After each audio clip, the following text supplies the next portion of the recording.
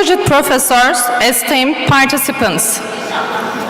Welcome to the 9th Intercontinental Emergency Medicine Congress. Now, I would like to invite you to the moment of silence to commemorate Mustafa Kemal Atatürk and his hero of friends, the ones who fell for this country. Then the national anthem will follow.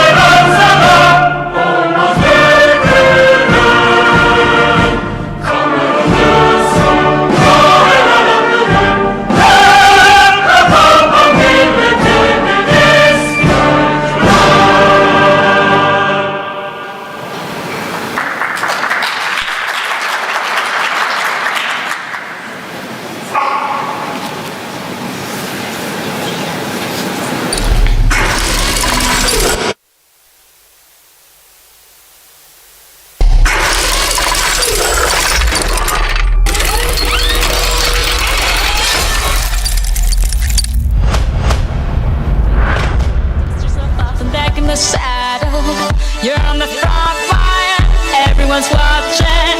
You know it's serious, we're getting closer, this isn't over.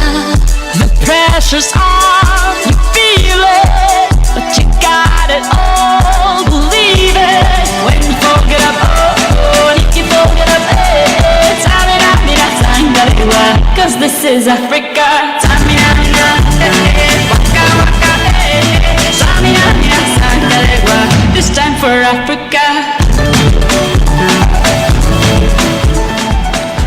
I would like to invite Dr. Roger Dickerson, President of the Emergency Medicine Society of South Africa. Listen to your life, this is our hour. Your time to shine, don't wait in line, vamos por todo.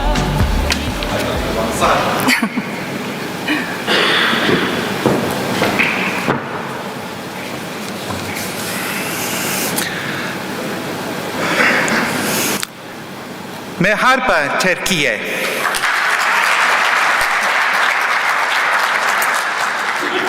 Professor Dr. Basha Kandar, Professor Dr. Zeynep Turkish, Bidunyanyan, her yerinden arkadaşlar ve meslektaşlar. Afrika'nın güney ucundan size sıcak selamlar getiriyorum.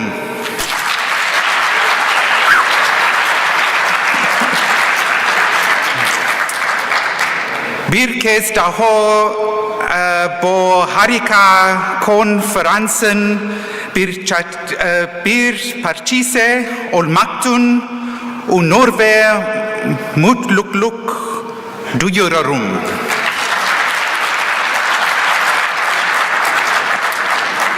Öğrenilecek eski arkadaşlarla buluşacak ve yeni arkadaşlar edinecek bir yaş. And now I'm going to switch to my home language. Goedemiddag, dames en heren. So that is my home language, so now I'll switch to English. Good afternoon, ladies and gentlemen. It's an absolute pleasure to be here in Turkey once again, to enjoy the hospitality of the Turkish people, to learn from distinguished international speakers that always join us here in Antalya, and to learn from the students who arrive, to listen, because it's their questions that drive our learning. I come from Cape Town in South Africa, which is really at the southern tip of the African continent, so on the other end of the continent from here. And though we live in very different countries, the problems in emergency medicine are the same wherever you are. And so on behalf of the Emergency Medicine Society of South Africa, it is my absolute pleasure not only to be here to share this conference with you, but also to bring our regards from the southern tip and look forward to working together into the future. I've no doubt that this conference will be completely like the previous ones. They will be of high quality, excellent times for networking, for asking further questions, and learning from each other. Once again, my deepest gratitude to the organizing committee for the invitation to join you once again in Antalya, and I look forward to this every year. So thank you so much, and best wishes with this conference.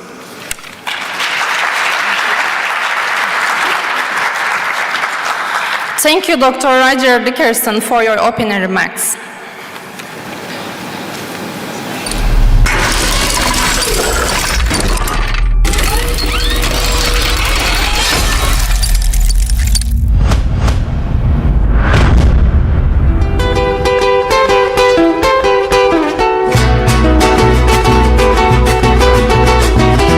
Soy un hombre muy honrado que me gusta lo mejor.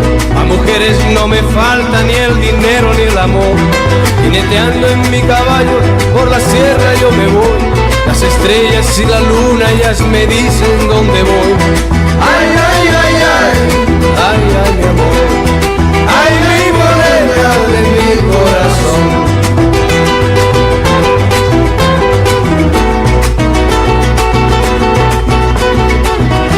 Me gusta tocar guitarra, me gusta cantar el son. Mariachi me acompaña cuando canto mi canción. Me gusta tomar mis... I would like to invite Professor Carlos Garcia Rosas, first president and founder of the Mexican Society of Emergency Medicine and Mexican Academy of Emergency Medicine.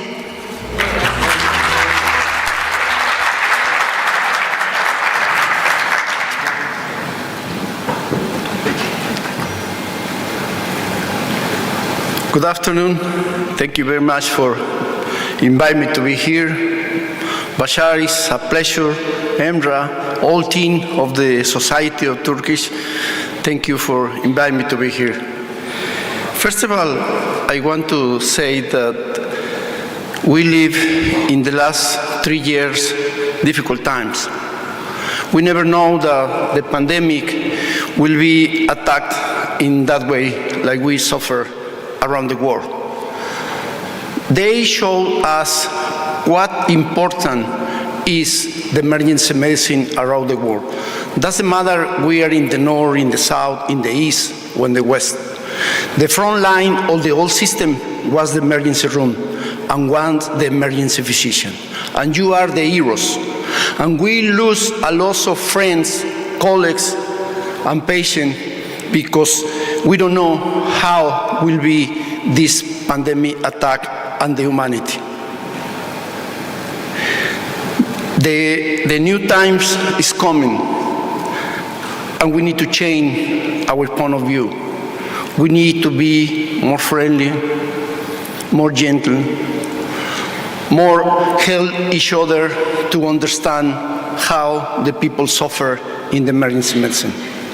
Thank you to invite me to be here in this excellent Congress and to share experience and knowledge with my colleagues for other countries and different places around the world. And thank you, and I hope this conference will be great like the other ones. Thank you, and I see you the next days.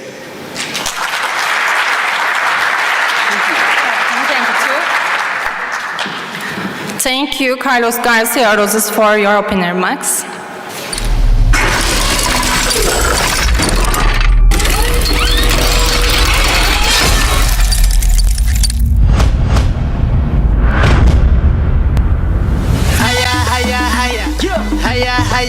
You know what it is. Hiya, hiya, hiya. Hiya, hiya, ha. Red one. Hiya, hiya, hiya. Hiya, hiya, ha. Davido. Hiya, hiya, hiya. Hiya, hiya, ha. I wanna walk the walk on every street. I wanna ball out with the world at my feet. Hit every discotheque and ask it for me, yeah. I wanna party 8 days a week. I promise you now. Everything gonna work out. Every tomorrow, no matter what go down. I promise you now. Gonna be sticking around. Every tomorrow, no matter what go down. Now, I would like to invite Dr. Ayman Elmanyar, Director of Clinical Research and Development in Trauma and Vascular Department, Hamad General Hospital, Qatar.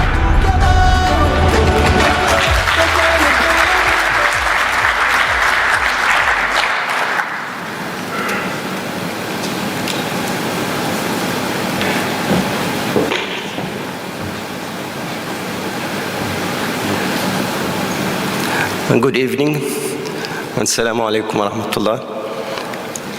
I would like to thank Dr. Bashar and the organizing committee for inviting me to attend such a great congress and to maintain a strong academic and scientific relationship with Hamad General Hospital in Qatar. And I hope that this Congress will be very successful, especially we are back in-person meeting. I came from Egypt and Qatar and USA. I know Dr. Bashar since a long time.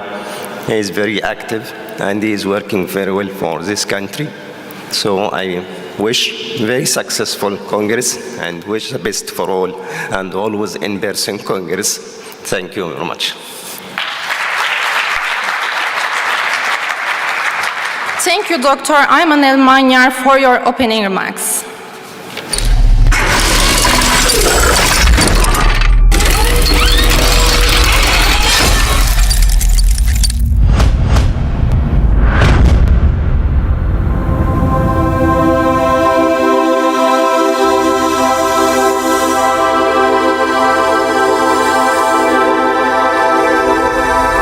Lasciatemi cantare con la chitarra in mano, lasciatemi cantare, sono un italiano. Buongiorno Italia, gli spaghetti al dente e un partigiano come presidente. Con l'autoradio sempre nella mano destra, un canarino sopra la finestra. Buongiorno Italia con i tuoi artisti, con troppa America sui manifesti, con le canzoni, con amore, con il cuore, con più donne, sempre meno suore. Salvatore Di Soma, President, Great Network Italy. Dr. Salvatore couldn't join us for an important reason.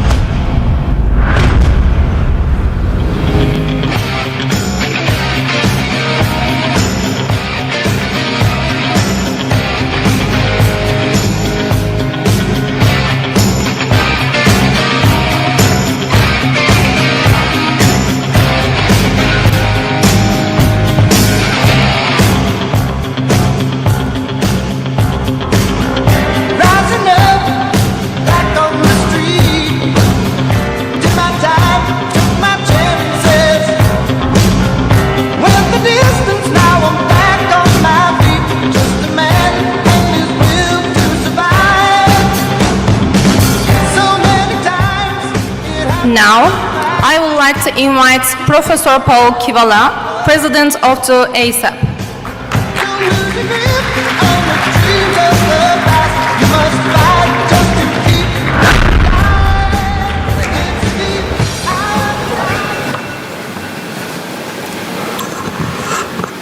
Thank you very much. It's a pleasure and an honor, and I'm never always sure what the introduction for me is going to be, but it was very impressive.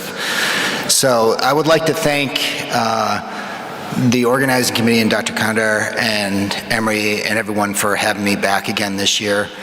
I'm echoing what a lot of the previous speakers said, and I wish I could have done it like my colleague from South Africa in Turkish. But unfortunately, I can say marhaba, and that's about it. I promise you, though, next year I'm going to up my Turkish if I'm invited back.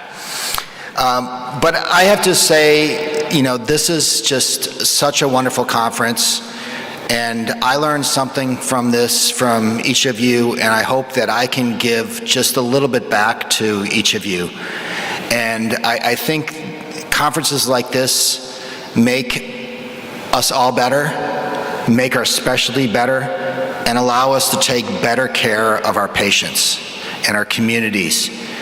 As was mentioned before, this has been a very tough time, and you know, to pull together a conference like this again at the end of the pandemic really requires some fantastic leadership. I think the organizing committee has done just such a wonderful job, but I would like to, I heard that do any of you guys follow, there's a TV show called Ted Lasso? It's about a football team in the UK that hires an American football coach to basically take over the program. And so I heard that Dr. Kandar was a big football fan. And in the United States, our football, we have American football. And we call football over here soccer. So in that, I'd like to have Dr. Kandar come up here for me for just a second.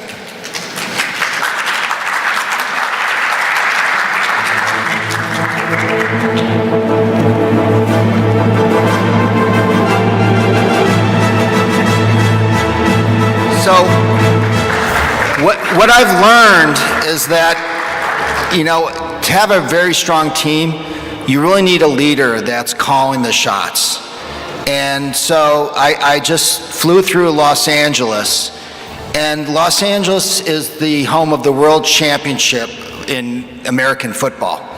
So what I know it's football, it's a little different football, but what I'd like to give you here is this is a quarterback jersey for the World Championship team. You gotta need a hat. And of course, you need the football. Thank you. So I would just like to end in saying that I'm looking forward to working with all of you, and I have to say I personally learned something from each and one of you every time. So please, I look forward, please come up to me. I look forward to speaking to each and every one of you, and if there's anything that I can do, help, advise, or just listen sometimes is all it takes, please don't hesitate. I look forward to seeing all of you over the next several days, and thank you again for your wonderful Turkish hospitality.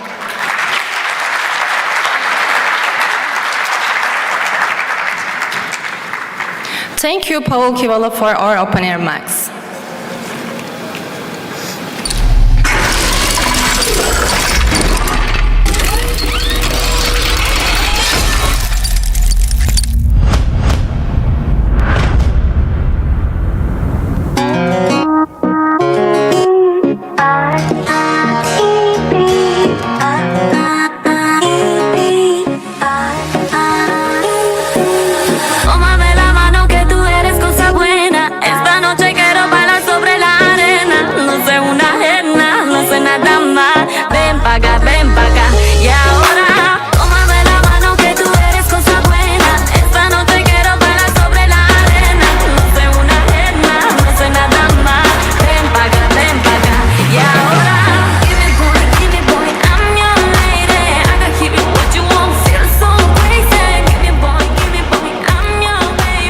Now, I would like to invite Josep Brugada, who is named by the Spanish cardiologist with Pedro Brugada and Josep Brugada, who reported is as distant. The clinical syndrome is 1992.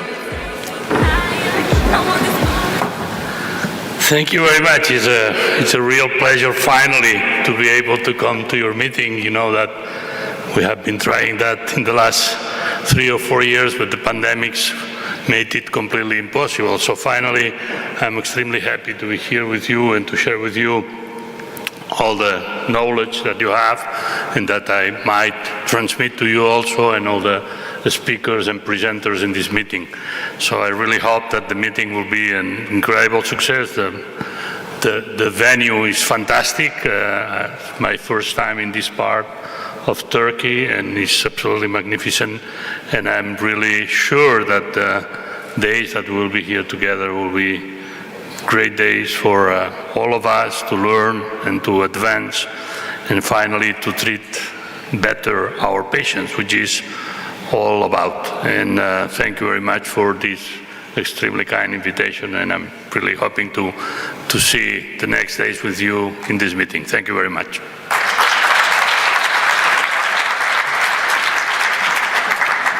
Thank you, Josep Brigado, for your opening remarks.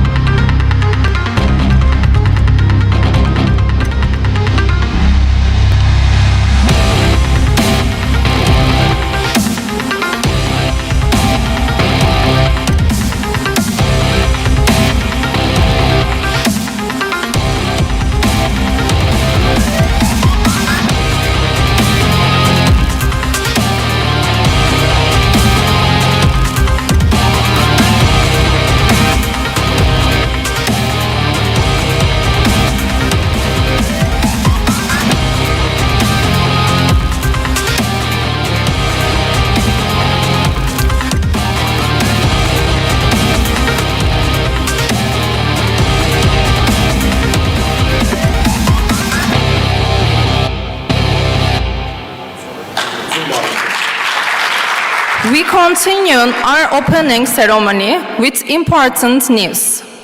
A World Congress will be held in Turkey in 2023, the centennial of our republic.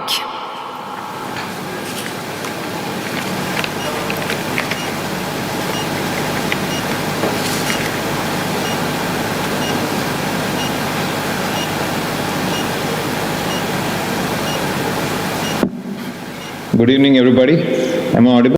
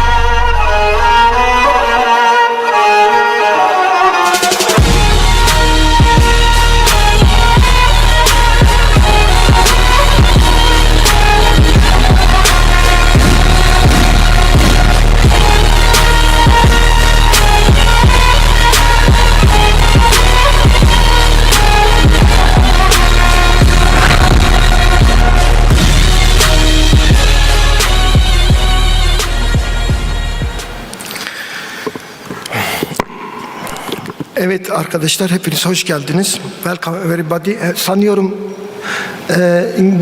şimdi biz tabii ki İngilizce konuşmak konusunda açılış konuşmalarını genelde Türkçe yapıyorduk. En sonunda Roger Dickerson'a Türkçe konuşturduk. And finally everybody speak with Turkish. We don't speak English. Everybody speak Turkish. Okay. Emre siz şeyleri getirin. Her zaman olduğu gibi geç. Bir şeyimiz oldu arkadaşlar. Tabii ki bu kongreye ilk defa katılmış olan birçok kişi bütün kongrelerin açılışlarının böyle olduğunu varsayıyor. Tabii bizim için bu çok sıra dışı, fantastik, birçok yerde göremeyeceğiniz bir açılış şöleni, bir bilimsel şölen. This is very fantastic, unique opening ceremony for the Medicine Congress. From each continent, from United States, from Asia, from Africa, from Europe. And this year, every year we have from 5 continent speaker, but this year we have from 6 continent speaker. Now we have speaker from Australia too, and I want to thank to this speaker. Welcome, hoş geldiniz. Avustralya'dan aramıza geldiler arkadaşlar. Bir Avustralya kalmıştı katılmayan. Bütün kıtaları biz aslında organize ettik. Avustralya kendisi katıldı bizim aramıza. Çok teşekkür ediyoruz. O yüzden aslında çok zor yollardan yürüyoruz biliyorsunuz. Yürünemez denen yollar yürüdük. Aşılamaz denen engeller aşıyoruz. Zirvelere tırmanıyoruz. Ve bu konuda sizden aldığımız güçle acil tıbbı daha ileriye götürmek için sürekli çaba sarf etmeye devam ediyoruz. Açılış törenini çok uzatmamak adına bu yıl yaptığımız aktivasyonların birçoğunu anlatmayacağım. Çünkü biz pandemiden önce yılda yaklaşık 400 aktivasyona ulaşmıştık. Bir gün gelmiş 3 ayrı ülkede 6 aktivasyon yapan bir dernek değil, büyük bir devasa güç haline gelmiştik. Tabii siz eğer zirveye çıkarsanız, zirvede olanların karşılaştığı 2 şey vardır. 1, yalnızlık. 2, onu zirveden düşürmeye çalışan insanlar. Ve dolayısıyla biz karşılaştığımız sorunları acil tıpta zirvede olduğumuza yoruyoruz. Buradaki tabloda aslında zirvede olduğumuzun bir göstergesidir değerli arkadaşlar.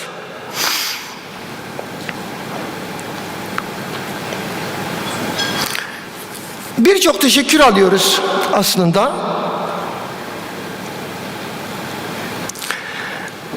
Değişik ülkelerden, birçok konuşmacıdan bunları göstereceğim bir kısmını. Ama burada Mehmet Gül hocamızın yaptığı teşekkür hiçbir zaman unutamayacağım bir teşekkür. Türk bayrağı altında yaptıklarıyla onurlu bir şekilde dimdik geleceğe emin adımlarla yürüyen adam yorumu yapmıştı. Şimdi Mehmet Gül hocamızla ilgili bir şey anlatacağım da. Mehmet Gül hoca bugün rektör ataması için YÖK'te olması gerekiyordu. YÖK'te rektörlük için görüşmeyi reddedip ATÜDER'de olmayı tercih etti. İşte bizdeki ATÜDER ruhu bu arkadaşlar. Bunun için bizi yere kolay kolay sırtımızı çeviremezler. Sadece Mehmet Gül hocamız değil, onları da anlatacağım. Mesela şimdi Salvatore bizi dinliyor, Sagar katılıyor. Florida, büyük bir kasırga. Kasırgadan dolayı ailemden izin istedim. Geleceğim diye son güne kadar kovaladı Sagar. Ve Salvatore bakın bağlandı, bugün bizimle beraber oldu. Dün gelmesi gerekiyordu. Kayınvalidesi vefat etmişti, başsağlığını ilettik. Yani bütün bu zorluklara karşı ATÜDER'de çalışmaların böyle bir ruhla yapıldığını bilmemiz çok önemli. İşte buraya dışarıdan gelen misafirlerimiz de bize bu şekilde katkı sunuyorlar. Bize değer veriyorlar arkadaşlar. Kongre sabahları biraz zor oluyor. Bunlar da umarım ki sesi geliyordur. Kaldırıyorum efendim. Hani bakıyorum güneşe, evet diyorum, doğdu güneşim. Tık elimi yüzümü yıkıyorum. Güzel bir şarkı, güzel bir banyo. Üstümü başımı giyiniyorum. Sağlam bir kahvaltı. Modumu yakalıyorum tabii. Yani bu gidişat çok kötü gidişat efendim. Türkiye'nin ekonomisi nanay. Neyse buradaki bu gidişat iyi değil diyorlar. Evet, gerçekten sıkıntılı bir gidişat var dünyada. Biliyorsunuz pandemiyi atlattık. Üzerine şimdi savaş, her dakika bir yeni sorun, ekonomik kriz derken bütün bunlarla birlikte mücadele etmek zorunda kaldığımızı ifade ederim. Tabii hayatta bazen bütün seçenekler doğru gibi görünebilir. Burada görüyorsunuz. Bilmem tercüme etme şansımız oluyor mu? 2-0, 2-4. Ama şıklar da böyle. Nereye baksan doğru görüyorsun. Ama bunlar için de doğruyu seçmek kolay olmuyor. Şimdi arkadaşlar tabii ki 6 yıl içinde acilde sorunumuz ne? Sesini açalım. 598 kere hastaneye gitmişsin. Yani yılda 100 kere gidiyorsun. Ben gitmem o kadar fazla. Daha önceden gittim, gitmedim değil. Hayatım işte kaydı var ya. Daha önceden gittim, gitmedim demiyorum. Yani 3 günde bir hastaneye gidiyorsun. 368'e vurursak 3 günde bir gidiyorsun. Ben daha önceden... Acile 119 kere girmişsin. 119 kere acile girmişsin.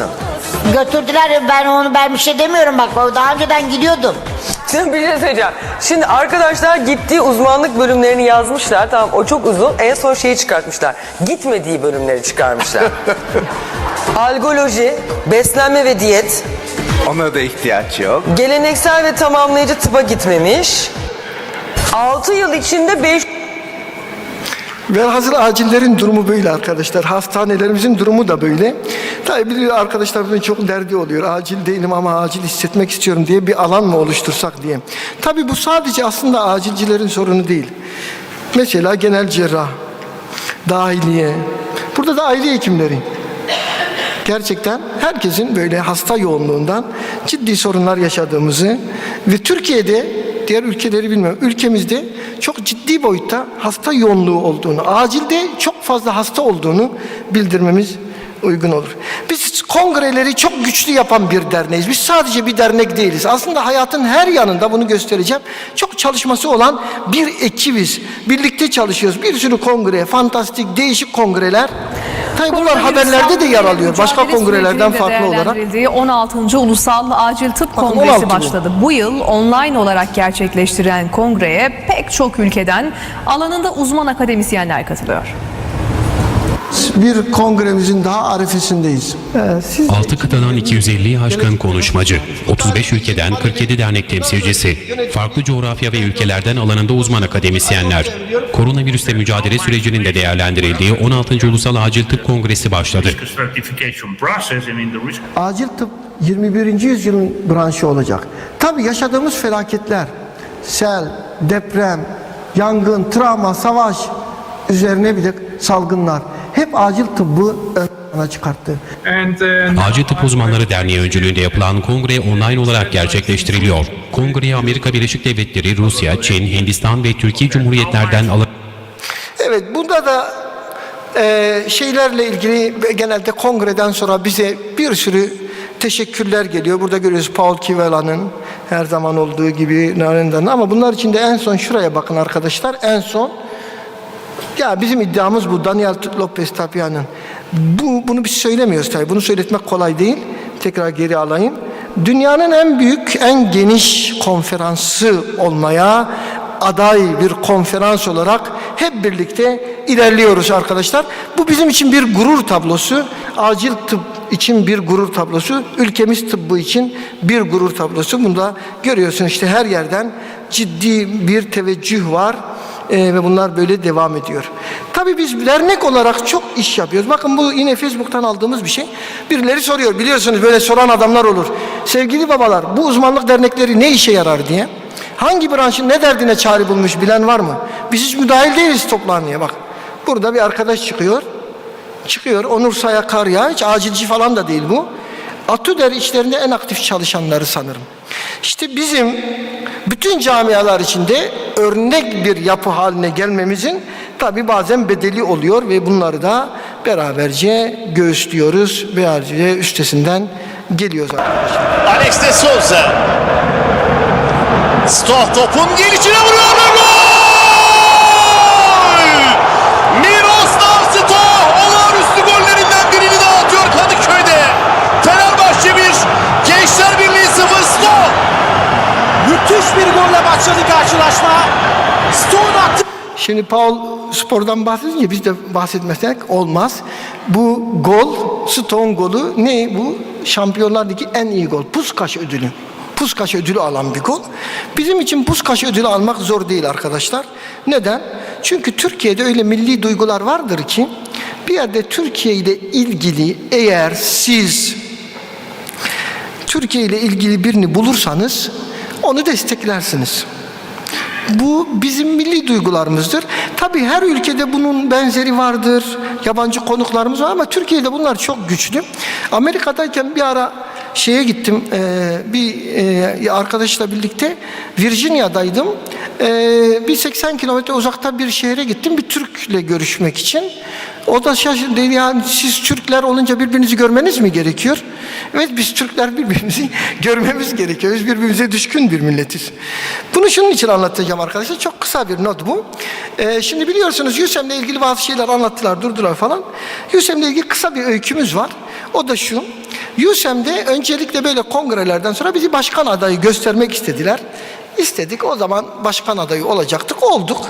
Ve biz seçimi o zaman kaybettik. Ama detayına girmiyorum. O zamana kadar başkan 100 oyla seçiliyordu. Biz çok daha fazla aslında durum var. Birdenbire başkan 300 oyla seçildi. Onu geçtik arkadaşlar. Herkese hiç değinmeye gerek yok. Ama sonra bir genç doktorlar seçimi oldu. Genç doktorlar seçimi olunca da biz onların hani 20 yılda yaptığı üye sayısına bir yılda ulaşmıştık. O zaman Türk adaylar çıkmış. Bizim de tanıdığımız değil. Derneğimize de üye değiller. Tabii Türkler milli duygularla bunları desteklemişler. Bir bakıyorsun genç seçim. Başkan yardımcısı Türklerden seçiliyor. Bizim konuyla müdahalemiz yok ama biz zaten bu konuda böyle bir güçüz yani. Biz nereye gidersek orayı güçlendiririz, oraya destek veririz. Ya, o yüzden bazı sorunlar önümüze koymuş gibi olabilirler ama biz o zaten hani acil tıbbın farklı bir kategorisindeyiz. Biliyorsunuz orada genelde pratisyen arkadaşlar burada da vardır yönetici konumunda. O yüzden biz o konuya fazla girmiyoruz ama detayını öğrenmek isteyen, merak etmek isteyen 4 gün buradayım. Bana sorabilir arkadaşlar. Biz çok kurs yapıyoruz. Bakın yoğun bakım kursu, ileri kardiyak yaşam desteği kursu, sempozyumlar yapıyoruz ve uluslararası birçok gördüğünüz hepsi başka ülkelerde Ukrayna'dan Suudi Arabistan'a, Ürdün'den, Katar'dan vesaire her yerde yaptığımız Makedonya, Kazakistan, Hindistan. Biz uluslararası bir organizasyonuz arkadaşlar. Burada EPAT'ın büyük gücünü gösteriyor. Sadece Türkiye'de değil, birçok yerde organizasyon yapıyoruz. Bu da ATLS kursu yapıyoruz. Biliyorsunuz Amerikan Cerrahi Derneği'nin onayıyla yaptık. Ya çok ciddi sayıda kurs yaptık. Bu haberlere yine konu oldu arkadaşlar. Bizim yaptığımız birçok şey gibi bu da haberlere konu olduğunu burada iletmeyi isterim. İtibaren tıbbın en önemli hastalıklarından biri ve genç yaş ölümlerinin en önemli sebebi travma. Travmalarda da hep kurtarılabilir hayatlar söz konusu. Gerek ATLS olsun, gerek Sonosukul olsun 50 ülkede kabul edilen çalışmalar arkadaşlar. Tabii bir de bizim bu dönemlerde medyada çok gönüllü oldu. Derneğimiz sürekli, ben çıkıyorum tabii medyada ama Atüder başkanı olarak çıktığımdan Atüder'i herkes sormaya başladı. Ya bu Türkiye'de Atüder nedir, konumu nedir? Başka uzmanlık derneği yok mu? Hep Atüder duyuyoruz. Bu konuda çok iyi çalışmalar yaptığımızı işte görüyoruz. Mesela Mehmet Ceyhan Hoca'yla, diğer şeyle Fatih Altaylı'yla vesaire sürekli bir şeyler yaptık. Tabii en sonunda böyle bir şey yakalamış arkadaşlar. Altını hep gösteriyoruz. Başkan olursa seslendi diye. Arkadaşlar da nasıl yakalamışlarsa. Evet görüyorsunuz yurt dışı temaslarımız. Bakın Katar'dan Elman var. Elman, you know. Evet, bu Ürdün'den aldığımız plaketler, Suudi Arabistan'dan, yine Katar'dan görüntüler vesaire, bunları geçelim arkadaşlar. Bu da ilk pandemi bitişinde ilk yaptığımız sempozyum.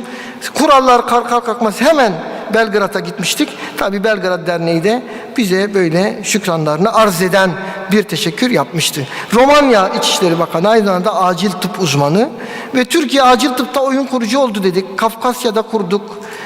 Baltık ülkelerinde kurduk ve tabii ödüller aldık. Özel davetler aldık. Hindistan'da, Özbekistan'da, burada da arkadaşlarımız var. Yine Carlos'un bizi tarif edişi, burada söylediği için tekrar gitmiyorum. Bir lider olarak önümüze gerçekten önemli şeyler veriyor ve bütün neredeyse ülkeden geçen yıl arka arkaya Atüder adına neredeyse 3-4 ödül, toplamda 12 uluslararası ödül almış olduk. Bu da VASEM'den aldığımız bir ödül ve tabii ki biliyorsunuz kitap olarak çok değişik kitaplar yazdık. Özellikle bakın bu Meksika'da kitap, orada da editör olarak bulunduğumu görüyorsun. Bu da bizim işte devasa, özellikle yabancı konuklarımız da buradayken 4000 sayfa 400 bölümden oluşan devasa bir külliyatımız. Dünyada en kapsamlı textbook olarak göründüğünü söyleyebilirim. Her dernek bir dergi çıkartırken arkadaşlar biz 4 dergi çıkardığımızı her seferinde söylüyoruz. Onunla da yetinmiyoruz. Kısa filmler çektik biliyorsunuz. Burada da bakıyoruz, artist olacak arkadaşlara da bakıyoruz. CPR yaptık. Görüyorsunuz. Gizem Karaca ile birlikte yaptık. Emre Kızılırmak ve ben vardım bu filmde. Bunun geniş versiyonunu izlemenizi tavsiye ederiz. Tabii sağlıkta şiddet hiç çözülmüyor, bitmiyor. Ben onlarla Biz elimizden gelen bütün çabayı yapıyoruz. Filmler çeviriyoruz, kamu spotu. Aslında biz tedaviyi biliyoruz da. Simsiz kahramanları onlar. İşte onu uygulamak önemli. Onu uygulayacak. Beni siz hayata bağladınız. Kendim ve sevdiklerim adına hepinize minnettarım. Ben şanslıydım. Ama sizin anneniz, babanız, eşiniz, çoluğunuz, çocuğunuz, akrabanız, arkadaşınız bu kadar şanslı olmayabilir. Ne olursunuz unutmayın. Size rağmen olmaz. Ama sizinle iyi olur. Evet, Türkiye bu filmi konuşuyor 80 milyon diye. Haber de yaptırdık ne olur ne olmaz diye. Şimdi gelelim bu kongremize. Arkadaşlar şimdi ben kongreyi çok anlatmak istiyorum ama vakit. Ya bizim kongrelerimiz dolu dolu. Her santimetre karede neredeyse bir aktivasyon var. Çok sıra dışı işler yapıyoruz. Çünkü çok güçlü bir ekibiz. Evet, burada bir futbol turnuvamız olacak. Karaoke olacak. Sonra tabu oynamayı ilk defa yapıyoruz. Uçurtma, bunları da yapacağız. Acil tıpçıların aynı zamanda bir sosyal bir aktivasyon yapması için şeylerimiz var, çabalarımız var. Tabi biliyorsunuz 99. yılı 100. yıla bağlayan geceyi burada birlikte kutlayacağız. 100. yıla burada birlikte gireceğiz. Gala gecesinde.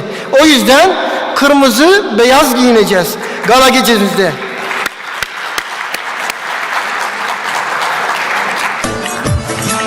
Tabii böyle bir performans istiyoruz.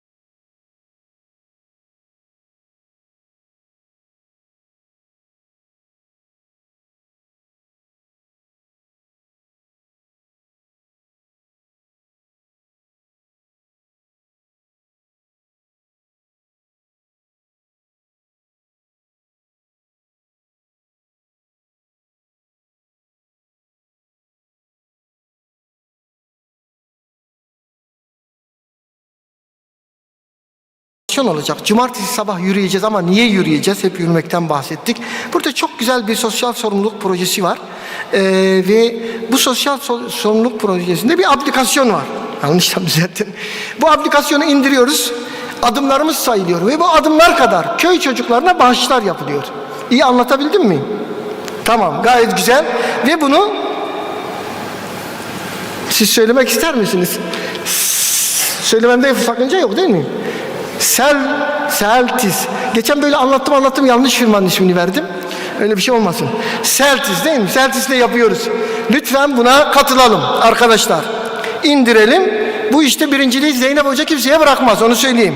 Zeynep Hoca 17.000, 18.000 adım atıyor. Bilmiyorum başka atan var mı?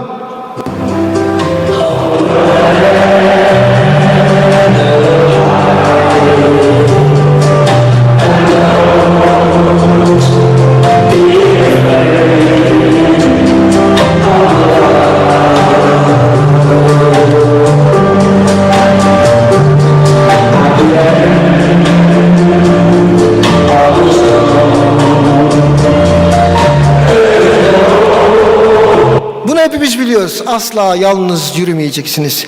Biz bu kadar işi nasıl yapıyoruz? Çünkü biz asla yalnız yürümüyoruz. Benim yanımda benimle birlikte mücadele eden, dimdik benimle birlikte duran arkadaşlarla devasa bir organizasyon yapıyoruz. Sadece kongre, sempozyum yapmıyoruz. Türkiye'nin geleceğine, dünyanın geleceğine faydalı olacak işler oluşturmaya çalışıyoruz. Tabii burada benim yanımda dimdik duran arkadaşlarım, hepsinin ismini zikretmek isterim ama başta Zeynep hocamız alkışlarla,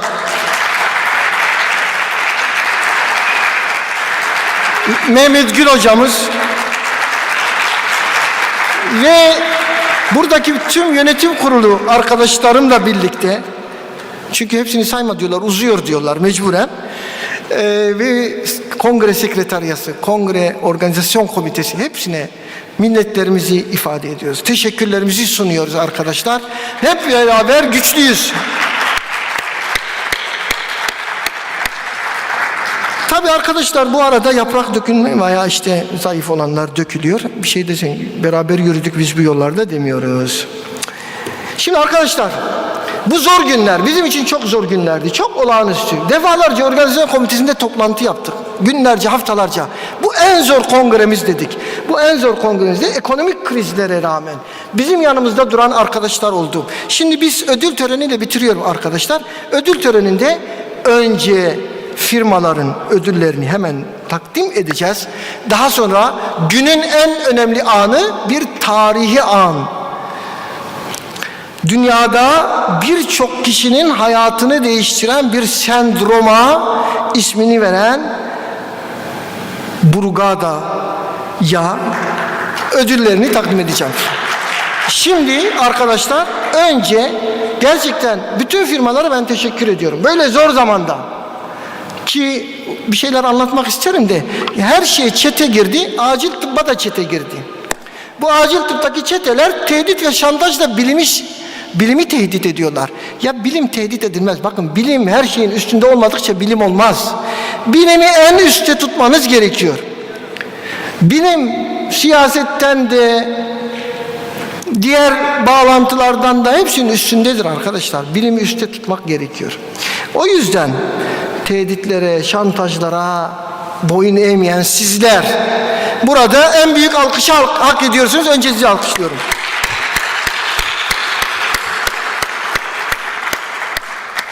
Bu günler değişir.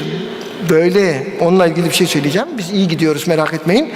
Şimdi bu günlerde yanımızda duran 3 firmayı diğer firmalar adına temsilen çağırıyorum. Önce bronz, yani üçüncülük, Ricordati Ufuk Bey buradaysa rica ediyorum. Hızlı adımlarla Ufuk Bey.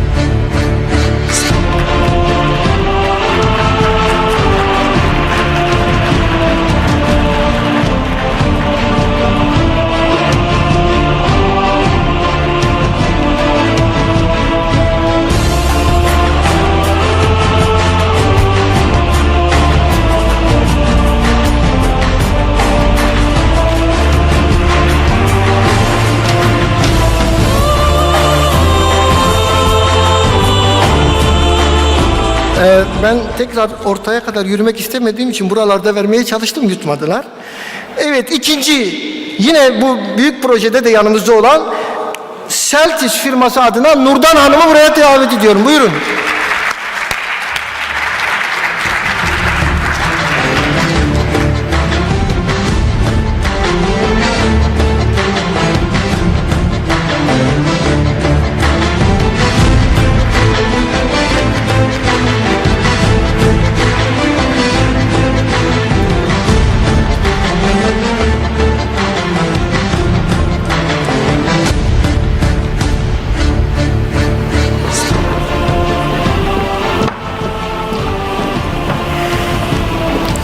Ve sen olarak altın sponsorluk ödülü. Gerçekten her zaman yanımızda büyük bir güçle durdular. Bütün ekibe teşekkür ediyorum. Menarini Grup, onun adına Aslı Hanım'ı buraya davet ediyorum.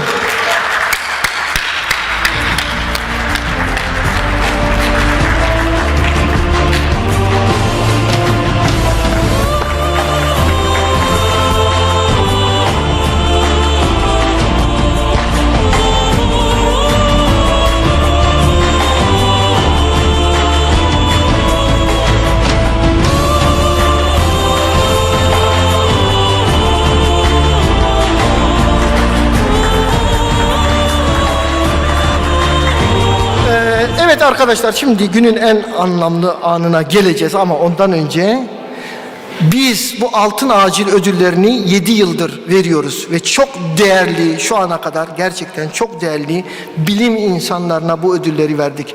Bakın, bu Gazi Yaşargil 2015'te ilk ödülü alan, şu anda da Milenyumun 100 yılın cerrahı. 100 yılın cerrahı, beyin cerrahisinde Türkiye'mizin gururu. Sonra Aziz Sancar'a verdik. Nobel'den sonra biz ona ödül verdik. Bakın neredeyiz yani, Nobel ödülü alıyor, sonra gelip bizden ödül alıyor. Ve ikinci defa altın madalyayı Aziz Sancar'a verdik. Üçüncü ödülü yine Amerika'ya gitti. Goldfrank, biliyorsunuz toksikolojinin babası kabul ediliyor. Dolayısıyla Goldfrank'ı getirdik. Ona da bu ödülü takdim etmiş olduk. Ve sonra Paul Kivera aramızda, ona da bu ödülü 2018 yılında takdim ettik. 2019'da Bingür Sönmez Hoca, yine bir kalp damar cerrahı, biliyorsunuz Türkiye'nin en tanınmış kalp damar cerrahlarından biriydi. Onu takdim ettik ve 2021'de Vincent de biliyorsunuz kritik bakımın kurucusu, dünyada gerçekten bu konuda lider olmuş bir bilim adamı. Ve şimdi en son ödülümüzü, gerçekten kendisiyle burada olmaktan büyük gurur, büyük onur duyduğumuz, bakın basit bir şey değil. Futbol sahasında bir arrest görüyorsunuz değil mi? Genç insanların kalp durması sonucu ölmesini görüyorsunuz. Ve bu sendromu tanımlayarak dünyada birçok gencin hayatta kalmasına vesile olan büyük bir buluşun, büyük bir bilim adamını buraya getirmekten çok büyük onur duyduk. Ve bu ödülü kendisine takdim etmek bizim için hayatımızda onur duyacağımız, gurur duyacağımız bir an olacak. Bunu da mümkünse Zeynep Hocam'la birlikte verelim. Zeynep Hocam buraya gelin ve Joseph Burgada'yı buraya davet ediyorum ayakta alkışlarla.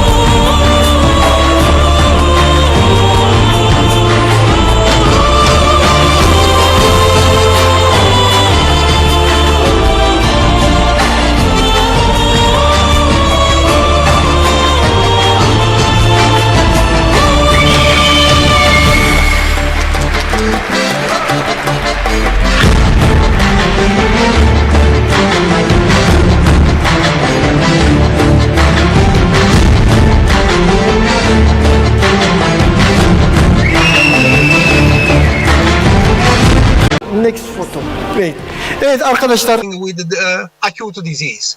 And in fact, from this paper from New England in July 2020 was very clear that from the COVID situation, pandemia, was really important to have this technology in order to monitor patients at home, but also at the end of the day, after this initial terrible pandemic, we got an opportunity, right? And this paper is very clear how we can really see the possibility to also apply in the future with this technology, telemedicine, also in other diseases, especially acute disease. This is what we did in our institution, La Sapienza University in Rome, try to take people out of the emergency room, right? Because during the pandemic, I remember very well that many patients, they immediately came to the emergency room, but not all of them were really very serious to be admitted. So what we decided to organize this telemedicine concept with the patients that was selected by doctor based on some criteria of score of severity. And then there was a nurses station that was able 24 hours a day, 7 days a week to monitoring the patients with this smartphone.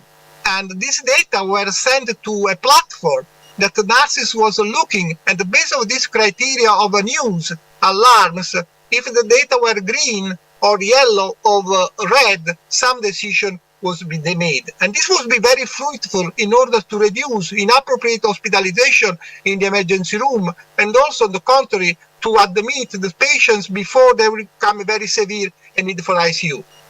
But let's see now, how can we really try to implement in our daily practice in the emergency room utilization of telemedicine? You remember very well that during the pandemic, many patients with other acute diseases such as stroke or myocardial infarction or acute heart failure, they died at home because they were a little bit concerned to come in the hospital. But at the end of the day, we have to see now which are the consequences of the increase of many acute diseases coming and expecting in the future in the emergency room. Therefore, cardiovascular acute disease, both because of neglecting during the pandemic and also because of the consequence of the COVID, we will have in next decades a lot of acute cardiovascular disease as a tail of the COVID that will come to the emergency room. So my question today is, should we apply telemedicine in fighting with this tsunami of patients coming in the emergency room with acute cardiovascular disease? You see from this paper from Nature Medicine just published a couple of months ago that heart failure patients will be really increased number need for admission in emergency room because even in patients that the COVID without severe lung disease, there is an expecting of an increased heart failure patients because, as you know, COVID-19 is not a lung disease, it's a vascular disease. So I think at the end of the day, let's sit together. Fighting with the most important reason to be admitted in the world, acute heart failure, how can we use telemedicine? I think this is just an example that definitely we can cooperate in the future in the network to see how can we really apply the experience of telemedicine in COVID, in acute disease in the emergency room. You know very well from this paper that we published as position paper of Association of Acute Cardiovascular Care, European Society of Cardiology, that first of all, we should distinguish between shortness of breath and when acute heart failure is suspected, we should definitely immediately approach in the emergency room by diuretics, oxygen, or nitrates, depending on what is the phenotype of the patient. I just want to remark that the job you do in the emergency room with acute cardiovascular disease is always the most important one. I just want to take the opportunity to share with you this fantastic paper just published that in the emergency room with acute heart failure, we can have a best opportunity to immediately treat better the patients using not only furosemide, but adding acetazolamide, 500 milligram once daily IV is going to reduce the need for furosemide increase. Now, let's see how can we use telemedicine in try to reduce the burden of overcrowding in emergency room with the patients with acute cardiovascular disease and especially with acute heart failure. In this position paper we published recently, it is very clear that what is important to immediately make a disposition, right? For acute heart failure patients, if the patient has cardiogenic shock or has acute pulmonary edema, or is right ventricular failure, definitely you should admit to ICU.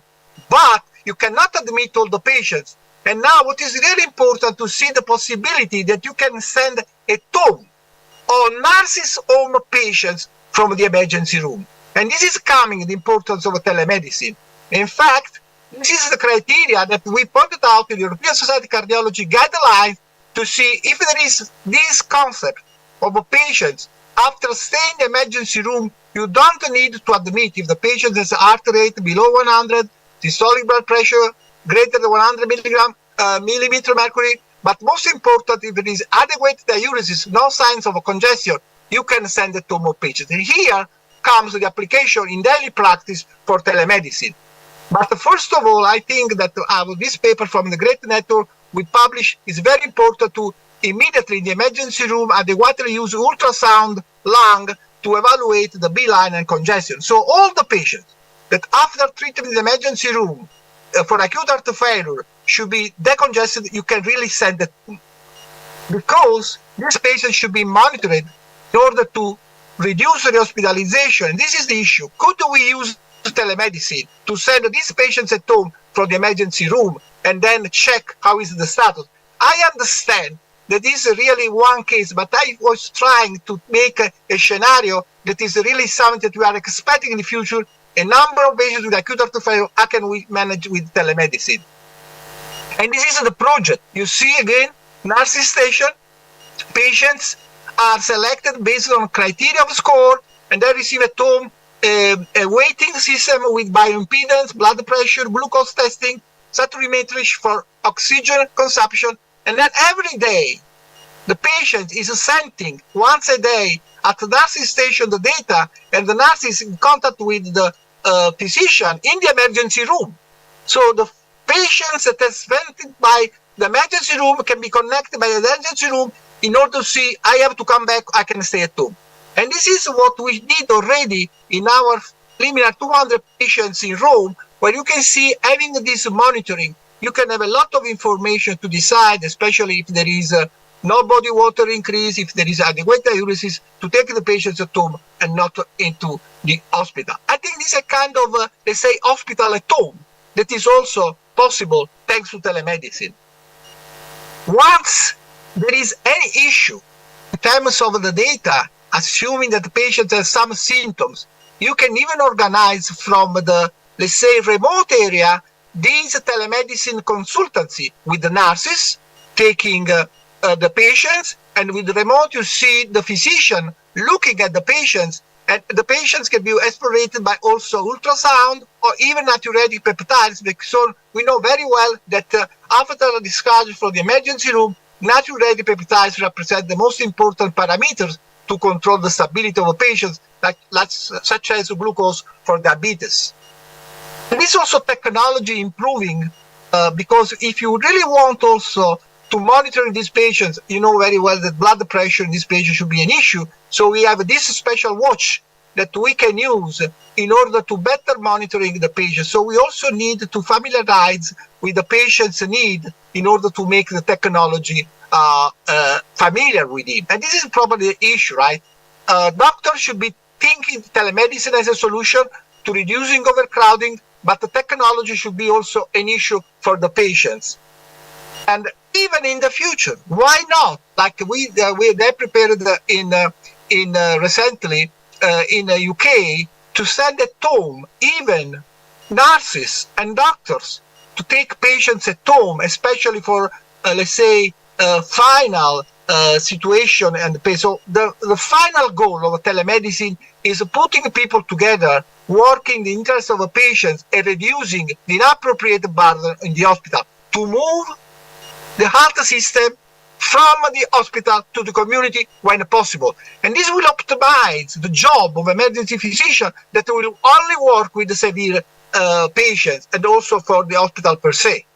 Now, within the WASM, we really were able to point out in this paper after the COVID that you see many people from the WASM group that I'm honored to be part of, to show which are really the need for improving telemedicine program for emergency medicine. And at the end of the day, these are the most four important pillars that we have to realize in the future patient safety and confidentiality, matrix analytics and reform, and this is also kind of institutional need. Recording audiovisual data and health record is very important to have the possibility that these data are going with the patient, with also electronic data, and also at the end of the day, lastly, the cost and the possibility to make this kind of activity reimbursed. At the end of the day, this is the last issue that just come out today, New England Journal of Medicine. There are also a lot of ethics issues that we should solve. First of all, the possibility of privacy, right? We should make sure that these data are utilized properly by the patients, and also we should really make possible, as much as possible, the future of improving telemedicine in conjunction with the patient's need. At the end of the day, I was trying to demonstrate that thanks to telemedicine, we can definitely manage acute disease outside the hospital, making a good connections from the emergency room, from the hospital, with the community. And I was taking the example of acute heart failure because we are expecting a lot of patients with acute heart failure as a consequence of the COVID-19. But at the end of the day, I just want to conclude my talk. Just say everybody, especially young people in the audience, that always is very important also to have a clinical approach. So telemedicine is not a kind of alternative to clinical setting. It's a complementary opportunity. And if you are using this technology in many acute disease, I'm thinking acute cardiovascular disease, but I'm also thinking sepsis, with utility of biomarkers, definitely we can do a better job. I hope that this was a good opportunity to take some thinking on the people there. How can we really implement the future using telemedicine for reduce emergency room overcrowding and to give patients better healthcare delivery? Thank you very much from Rome and from my residents. Unfortunately, I was not able to come that, but the Bazaar, you have to promise me that next year you will invite me again. Thank you very much.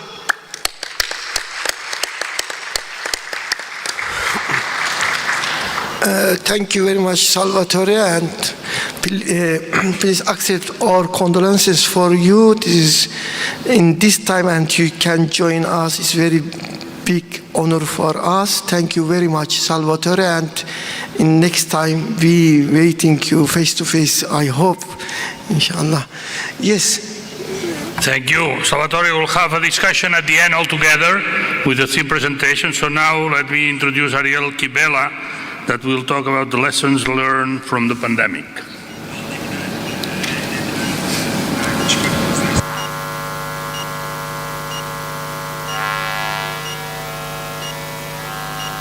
Oh, can you hear me? Okay, perfect.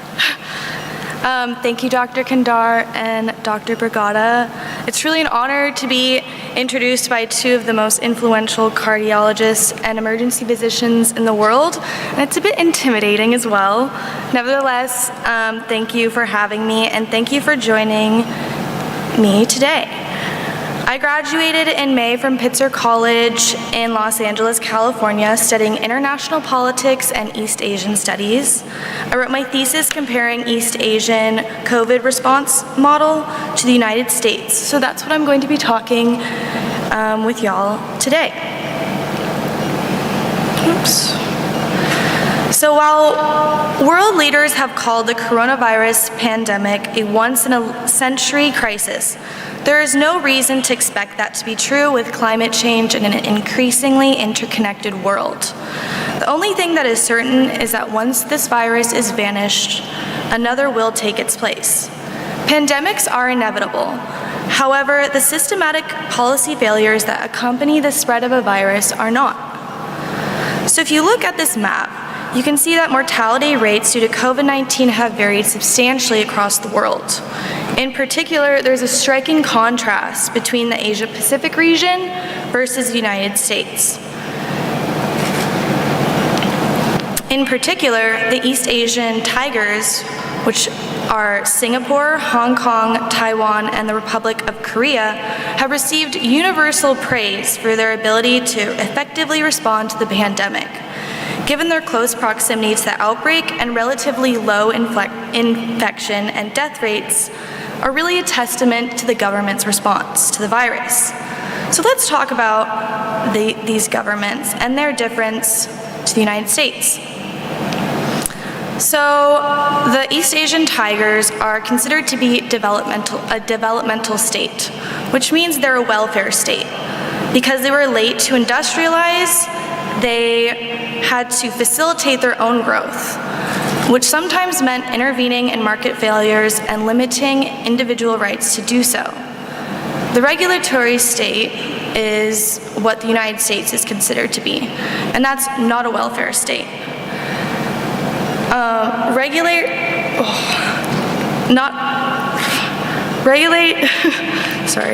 Regulating and rulemaking is more of a focus rather than providing. So basically, there are rules to prevent market failure, but there's not necessarily an intervention policy when market failure occurs. Also, they are not able to override politics in a time of crisis. So the East Asian tigers had a top-to-bottom approach. They started at institutions, and their institutions were made up of skilled technocrats and very educated elites. So these people made all the policies. Next, the institutions really partnered with had a public-private partnership, which means they connected with their companies and invested in companies to get things done. This created a trusting society. So when it comes to pandemic preparation, COVID-19 is not the first epidemic that has spread through East Asia. SARS spread rapidly across the region in 2002. While the global death toll of SARS was much lower compared to COVID-19, the SARS outbreak inflicted huge GDP losses to the tigers. So after the virus hit, the governments realized they needed to invest and create a protocol for other public health crises. So they all decided to create an institution to step up in case of a virus. So if warning of an illness arises, it acts as an operational command point for direct communication among central, regional, and local authorities. These disease prevention agencies are particularly robust because they can override politics in a time of crisis. They also used H1N1 and MERS to really practice these crisis management techniques. Masks also became a norm during this time, and they used masks a lot during COVID-19. So when word came out that COVID-19 had been spreading, institutions issued strict travel controls. And this was not recommended by the World Health Organization at the time. They then used transparent and clear messaging to the public through apps and websites. They instituted school closures and mandated mask wearing and lockdowns. Next, these government institutions banned private companies from exporting masks and invested in companies to ramp up private mask making. They then worked with companies to produce test kits and contact tracing application apps. While the Tigers' response to COVID-19 demonstrates the importance of a strong institution and private partnership, they are all insufficient without public support. So in Asia, there's a strong culture of Confucianism and collectivism, and this really emphasizes the importance of protecting elders, social responsibility, and it had a strong sense of duty. A number of scholars point to these cultural responses to really explain the success of East Asian tigers. But I argue that focusing solely on this simplifies the picture of public trust in government. Moreover, citing cultural values as evidence of the success in these countries really excuses the United States' failures. So I argue that this collectivist and law-abiding citizenship can really be outproven as these countries have a very strong sense of history and activism, and opposition towards political authority. I believe that really it came down to public trust that was gained through the government's ability to appear credible, consistent, and transparent when providing information to the public. Moreover, in a number of these places, testing became mandatory. Isolation and quarantine was enforced with fines for people who did not adhere to the standards. There were also fines for people who did not comply with mask wearing. So the United States prevails as the #1 global leader in COVID-19 deaths. The American botched response to the virus really reveals the nation's insufficient preparation, divided leadership, delayed response, regulatory failures, and a lot of political posturing as well. So taking a look at institutional hurdles, the Center for Disease Control and Prevention, the CDC, and the U.S. Food and Drug Administration, the FDA, made it illegal for private labs and even local public agencies to jump into action with their own solutions for test making. Instead of enlisting the private sector early on in the pandemic, like the East Asian Tigers did, the U.S. officials relied on test kits prepared by the CDC, and many of which proved faulty. So for at least 5 weeks, the United States had no idea where COVID-19 was. Another issue was that in the 10th Amendment, this made it impossible for the federal government to really have a national mandate that applied to every single state. So each state was kind of doing their own thing. Another issue was poor leadership. PREDICT, which is a research program for pandemics and epidemics, was disbanded and defunded during the presidential transition. And the Defense Production Act, which basically tells companies what to do in time of a crisis, was not used to its full potential. And also there was very unclear messaging to the public. So this obviously created a lot of public distrust. So if citizens do not trust their government, they're more likely to question or disobey government orders.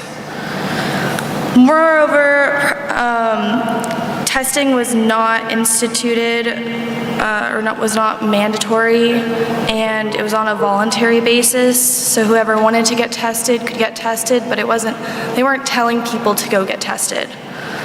Moreover, there was no universal mask mandate, and contact tracing efforts were only instilled recently.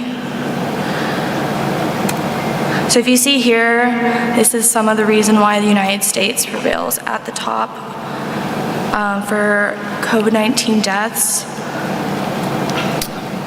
So quickly jumping over to vaccines, the United States was one of the first countries to develop a vaccine. However, this led to a lot of vaccine nationalisms. The United States basically hoarded a bunch of vaccines, and there was also a lot of vaccine hesitancy. So a lot of American citizens weren't very trusting in their government. On the contrary, East Asian Tigers had a bit more of a difficult time getting access to the vaccine, and also due to geopolitical conflicts, they had another issue just getting the vaccine. However, they were still able to overcome hesitancy, unlike the United States. So looking at this map, or this graph, you can see that Singapore, South Korea, Hong Kong, and Taiwan really are at the top of vaccines compared to the United States. So some ways that they were able to overcome hesitancy is they really trusted their health organization. They persuaded elderly to get vaccinated quickly. They fought fake news, and they made vaccines widely accessible. On the contrary, the United States, many people were wary of the safety of the vaccine. The vaccine became very political, became an argument of Democratic versus Republican sort of conflict, and there was a ton of social media misinformation. There was also an issue with racial racial concerns in many different groups. So thank you for listening to me today, and let me know if you have any questions later.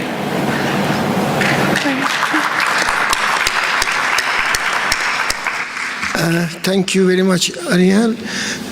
I think we will take question and the last of discussion. Yes.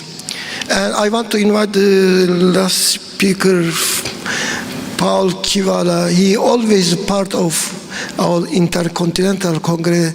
Welcome again, Paul Kivala, please.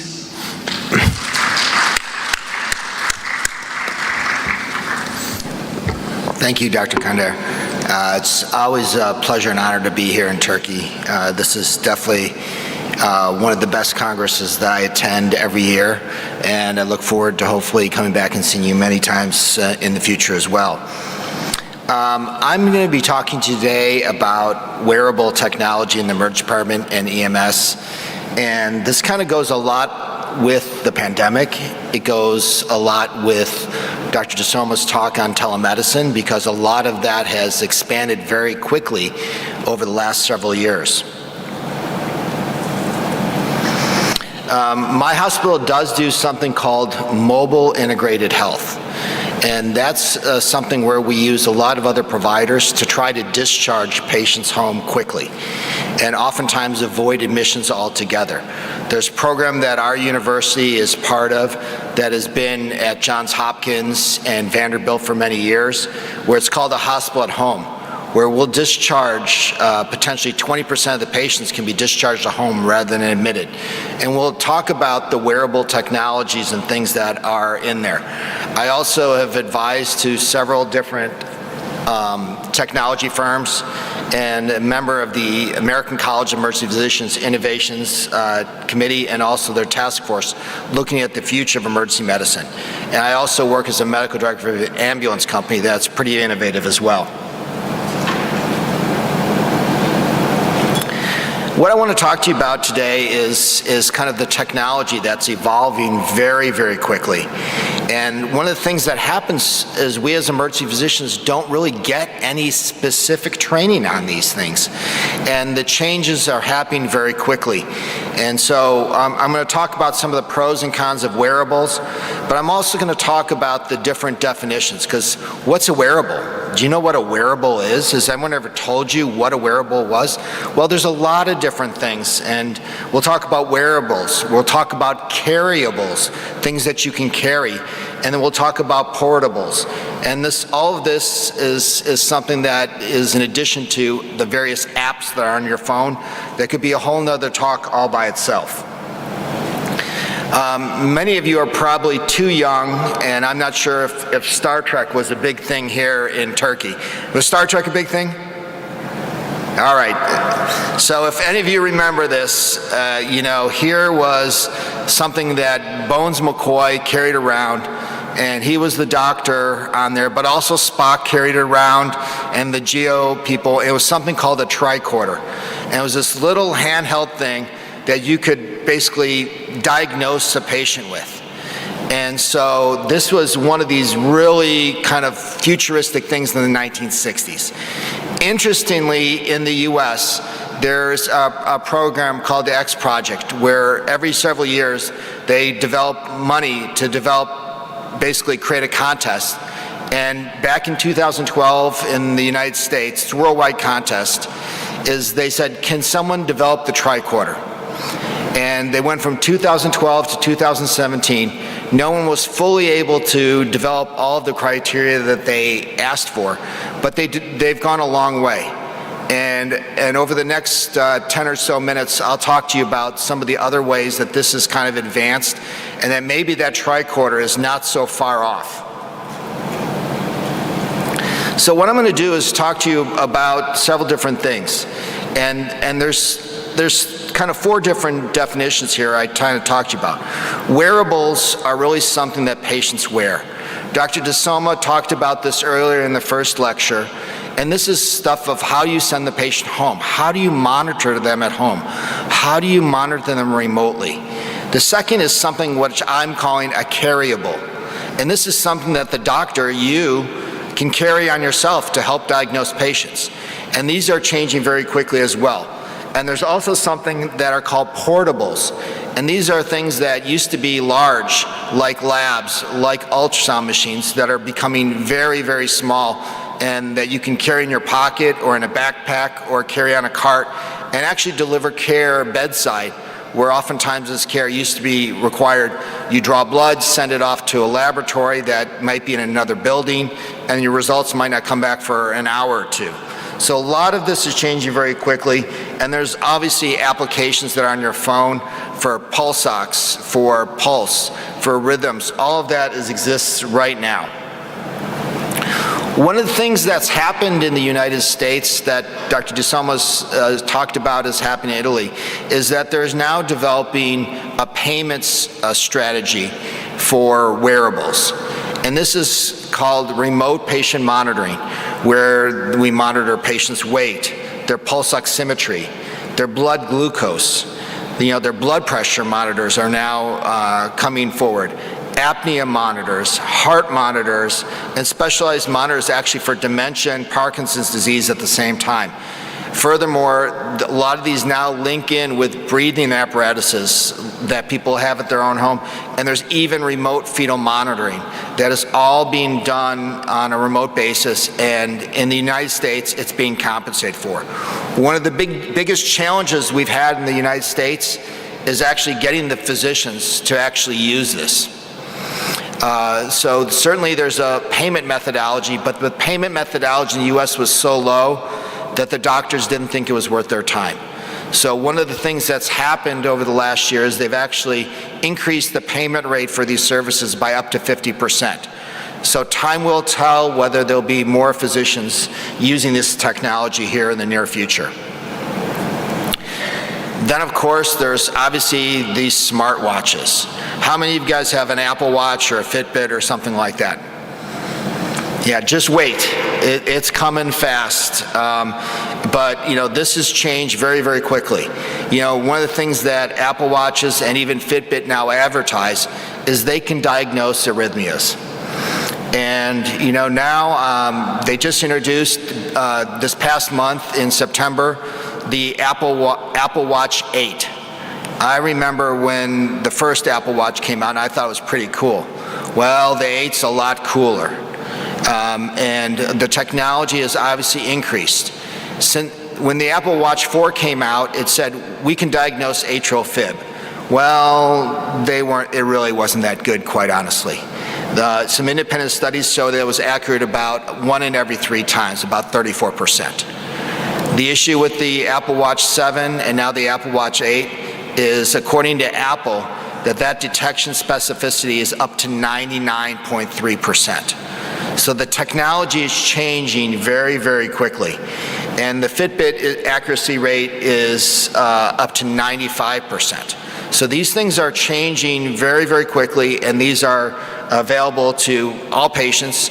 And how many of you have had patients come in and said, I think I have atrial fibrillation because my watch told me so? Have you seen that here yet in Turkey? Well, we see it in the US, and so I'm figuring out how to download the technology from their watch to actually figure out if they were reading it correctly. So a lot of that is happening now and something you will see here in the near future. The interesting thing about the smartwatches is this is the 8. It can have high and low heart rate notifications. It can obviously diagnose, or not diagnose, but record irregular rhythm notifications. There's an EKG app that you can get on these watches now with additional technology. We'll show that in a few minutes. There's low cardio fitness. The new Apple iWatch 8 does oxygen saturation levels and also temperature. And there's even a fall detection monitor that you can get to older patients. If they fall down, it will potentially help notify emergency services. One of the things that we do see in the United States quite a bit now is glucose assessments and LVADs or LVADs, or left ventricular assist devices. And so we are now using these, and we're learning how to record these, how do we use these to monitor patients' blood sugars without sticking them for additional blood, and making sure that their cardiac assist devices are actually working appropriately. The interesting thing is when the Apple Watch 8 came out, there was a big rumor that the Apple Watch 8 was going to be able to test your blood sugar measurement without poking you. Turns out the Apple 8 came out and it wasn't ready for prime time. So is it going to be ready for the Apple Watch 9, which is supposed to be out in somewhere between 12 and 18 months? Time will tell, but clearly the technology is getting very close to be doing remote monitoring of blood sugar and other things without even sticking the patient. So the real question, I guess it comes down to for us as physicians in the room is this stethoscope obsolete? Is something going to replace it? And I don't know if you've seen these. Again, I bought one of these a few years ago, and this is called an Echo. It's a stethoscope that will, number one, it can transmit the sounds to your smartphone. It can also do an EKG tracing, and it can potentially even interpret what the sounds mean. It does it mostly for cardiology, but now it says it's working on algorithms for lung sounds as well. So there's the potential of being able to do this in low volume or in inadequate situations. This is a patient that I took care of when I was working on ski patrol. And this person came in with chest pain, and with my stethoscope, I was able to diagnose the patient as having an acute myocardial infarction. I'm not sure if you can see these too well here, but the lead on the left is the anterior leads, and if I placed it on the left side of the patient's chest wall, those are the lateral leads. So I saw ST elevation in the anterior leads and depression in the lateral leads, and I called for an ambulance, and it turned out the patient had a heart attack. So I was right in using my device. So these things are changing very quickly. The other thing that exists out there are portable ultrasound machines. These are becoming more and more handy, particularly in our younger physicians. We can use it to look at the heart. We can look at it to look at bones, joints, muscles. We can do it for a fast exam in the abdomen. We're using it to help start IVs. And we're now looking at it for more and more for lung assessment. So I can argue with you that very soon, if not already, the stethoscope is obsolete. There's so many things that these devices can do, and maybe we should be carrying these and certainly learning about these more and more.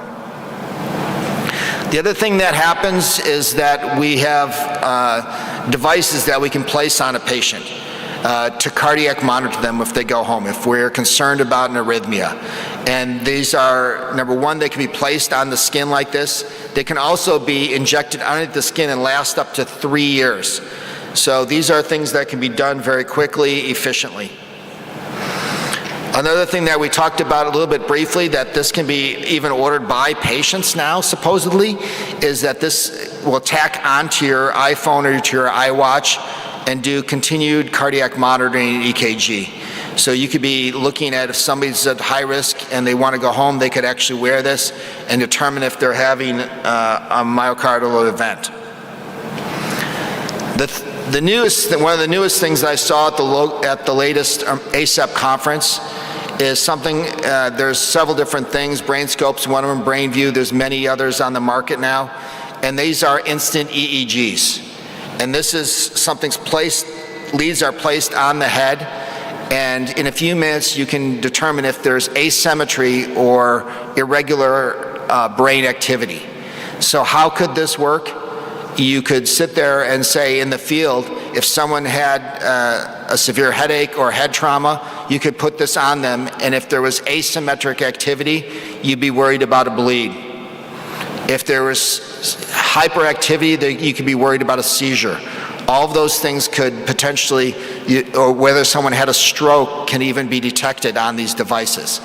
So at our hospital, sometimes patients wait 4 hours for a CAT scan. Potentially, this is a device that we're looking at right now to determine who needs the CAT scan first. When we have to figure out who needs it first or second or third, this is one of the devices that's available. The other thing that's been around for quite some time, but probably underutilized, are smart glasses. There's multiple devices. The main issue has always been connectivity, but this is improving very, very quickly.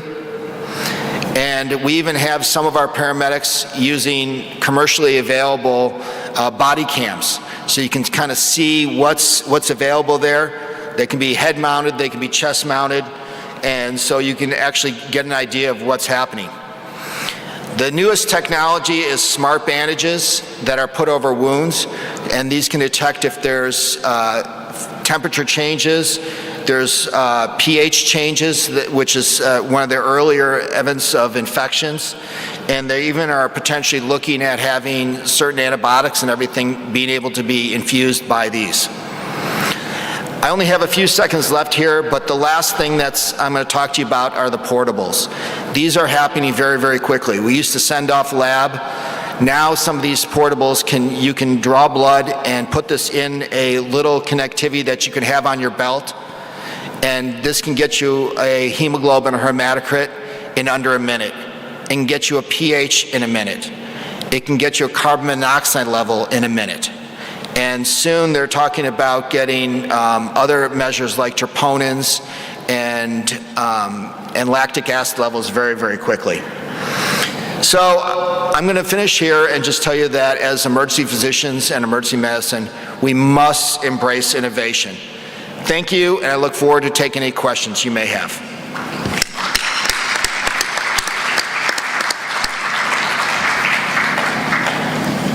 Thank you very much, Paul. Thank you very much, all the speakers. We have something like 9 minutes for discussion and questions. So if there is any question from the audience, and while somebody, yes.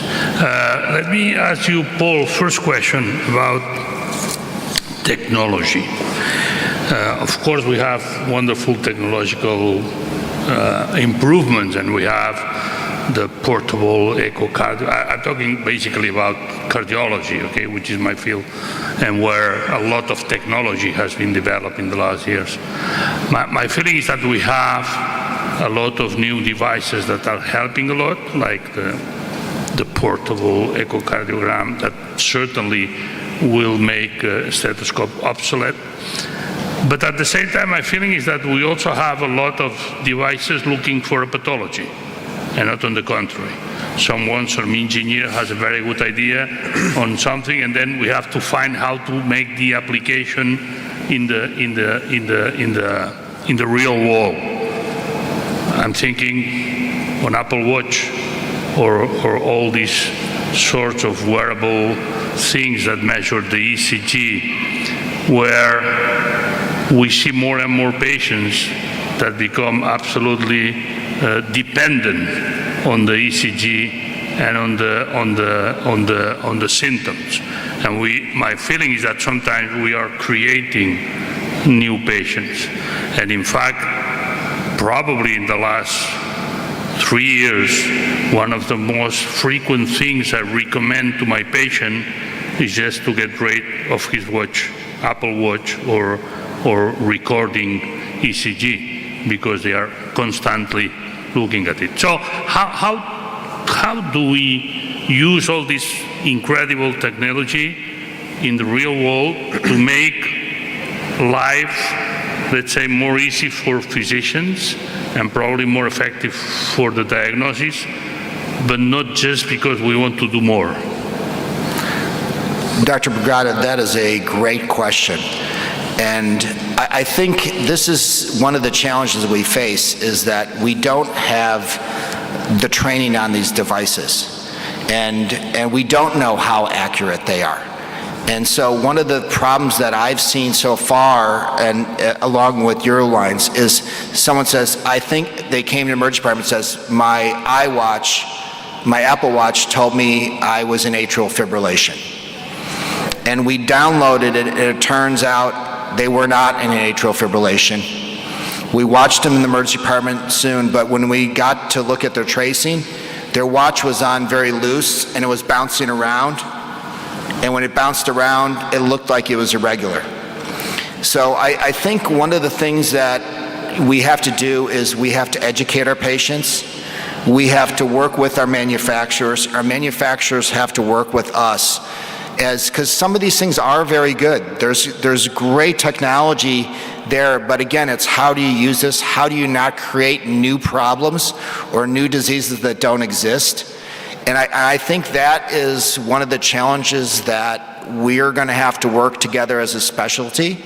We're going to have to talk about this of what we, of doing more studies on these, but also to make it easy for us to interpret this is how do you get this off of somebody's Apple Watch if they have it? I don't know if too many of us have ever looked at that. And I think that's something that needs to be part of our training as we go forward is how do we use this in an effective way? Did that answer your question? Sure. If I can, how do you perceive that we are going to arrange the legal issues that will come with that? Because many patients, when we give them a home monitoring system, whatever that monitors them, they are strongly believers that we are watching them 24 hours a day and that we will react immediately if something happens. And this is not true. We are not doing that. We are not going to do that. We don't have the capability to do that. And if, for whatever reason, we decide to do that, we will get big legal problems. How do you perceive them? Yeah, I think the legalities of how do we send these patients home, at least I can speak in the United States, is being worked out. And what we do is we do shared decision making with the patients. We give them options of what they can do or can't do, the advantages and disadvantages. Because as you're right, patients think that if we're going to send them home, they're going to be monitored to the second every minute. And even if something does go wrong, they're still 10 to 12 minutes away from paramedics and an ambulance. So it is a problem as we go forward, but the technology is coming, and I think for us to sit back and do nothing is not the right thing to do. I think what we will have to do is potentially legislate or certainly develop very, very clear communication to patients so that they don't we are all on the same page with what the potential risks and benefits are. Thank you. A question for Ariel. Your presentation was a very political one, of course, and I'm not very sure that the Republicans will be very happy with your presentation after some picture. Of course, this happened everywhere, except maybe in your comparison in the countries where they really trust the system and the recommendations, like the countries the tigers that you were explaining, because this exactly happened the same in Spain, okay, where we have the opposition and the government left and right, and they were, fighting all the time, and if one says one thing, the other one says the contrary. And so why the technicians, the physicians, the people that know is not taking the lead in all that? What are we doing wrong? We, the physicians and the society, the scientific society, what are we doing wrong not to be able to manage and to really lead this type of circumstances? How can we do that? Well, I think the main issue comes down to creating like an institution at the top that can really provide transparent messaging to everyone, which doesn't allow for people to make their own path and do their own thing. So I think creating laws and fines for everyone to have a sort of unified response would be the best thing. Thank you very much. Yes. I have a question. Yep. Yeah, please. Ariel, I have a question. If you are the President of the United States, suppose that you will be the next president, how do you fix it? Because the system show of the rest of the world that the system isn't working well. You have the big numbers, the number one in the world about the effect of the COVID in the rest of the world. If you will be president, how do you change it?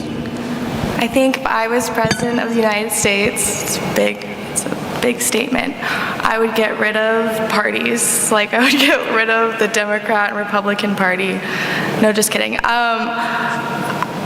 I mean, I think that's a really big question and very important. I think really what it comes down to is having people trust their government, which is a big issue right now. And trusting your government comes down to believing that the people at the top deserve to be there. So having sort of like an educated elite, a technocratic elite, really would be important. And having that sort of partnership with your government and believing that your government is doing the best for the people. So that means the government needs to be investing in private companies to really get things done adequately and effectively, especially in a time of a crisis. And I think when you have those two things, I think the trust will follow. But yeah, that's what I think. Do we have Salvatore online? Yes. Emre, Salvatore is online? Okay. Can you hear us, Salvatore? Yes, yes. Can you hear me? Oh, hello. Let me ask you something about the monitoring of the patients with heart failure at home. Because there are some information that has been published some years ago that basically the most important issue is not to record a lot of things, but just to have contact with them. So if you have a nurse that calls them every morning and reminds them that they have to take the pills and that they have to eat, let's say, healthy and exercise a little bit, and if you do that every morning, this is more powerful than any information you can get, except maybe for weight, okay? That's probably the only two things that have been demonstrated to be very, very effective. No control of weight, and if the weight increases, take more diuretics, and remember them to take the pills, because 50% of the patients do not take the pills appropriately every day.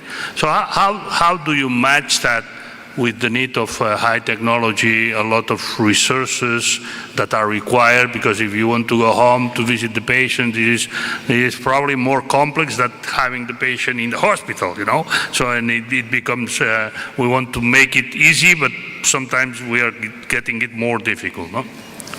Yeah, thank you, Joseph. This is a very good question and allows me to, let's say, put the solution that we put into our telemedicine Italian program. I am a part of the government in trying to have a nurse station is crucial. And this is also a solution for your previous questions in terms of legacy issues. So if you have some nurses dedicated to control the system, is also making the possibility that you have less problem with the results. But as you pointed out, the most important solution is the satisfaction of the patients at home, to have somebody, and in our group it is the central nurse station. You know, in our recovery fund in Italy, 55% of the funding coming from European community will be invested in nurses system. So these nurses call the patients can absolutely improve the adherence to treatment. That is one of the most important reasons for patients to come back of worsening heart failure.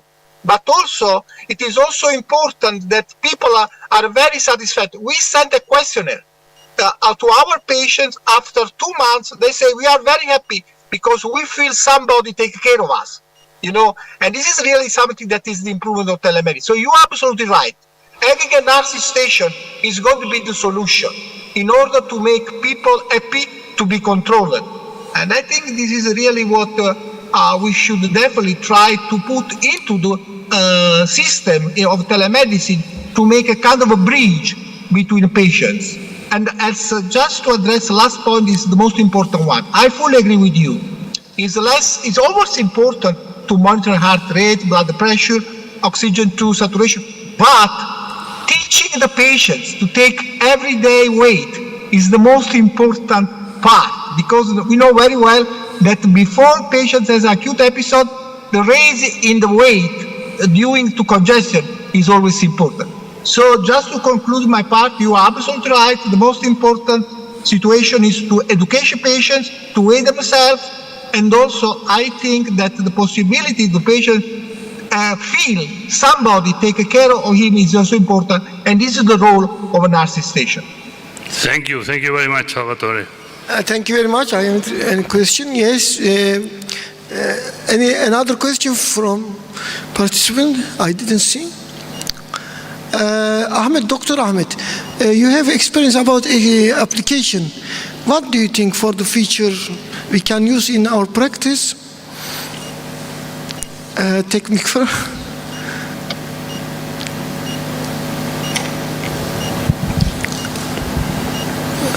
I use scoring system apps mainly in my phone, but maybe in the future I was really interested about the glucose monitor without the pinprick, but I don't see how it's coming to the iWatch before it's developed as a glucose monitor separately without a stick. Do you know if that technology exists currently?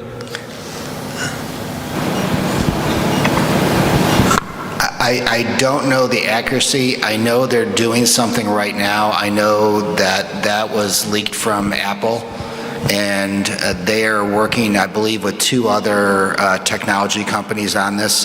How they do it, I have no idea. But that was, I know it's there. I'm assuming it's not very accurate, and that's why they didn't introduce it on the 8, but could it be the 9, the 10? I don't know, but I think, you know, we all talked about how are they going to do it with the iWatch for pulse oximetry, and they can do it. And now they're looking at blood pressure, and they're actually fairly accurate. You know, they're not super accurate, but they do exist. So I think, you know, the technology is coming very quickly, and my thought is if you can envision it, with the young people out there doing the advances right now, it's just a matter of time. Thank you very much. I think we haven't more time. We will finish. Thank you very much. We're waiting all to after 20 minutes for fantastic opening ceremony. Thank you very much for joining us. That they have in different fields. Let me introduce one of our speakers is Dr. Hikman Amarov. He is from Uzbekistan, and he wants to talk about the stent graft in emergency, challenges and achievements. Thank you, Doctor, for being here.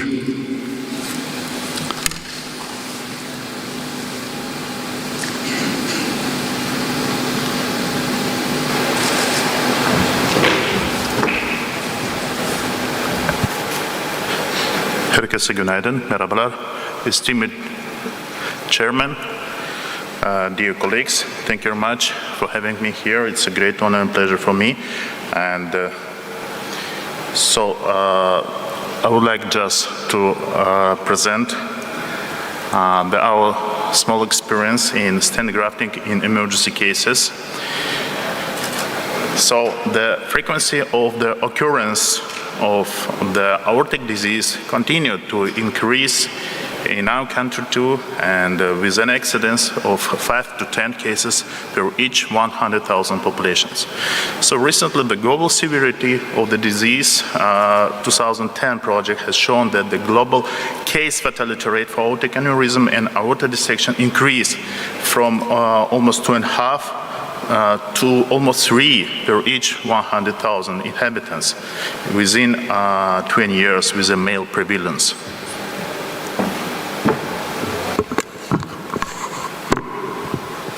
Okay, now it's good? Yes. Okay.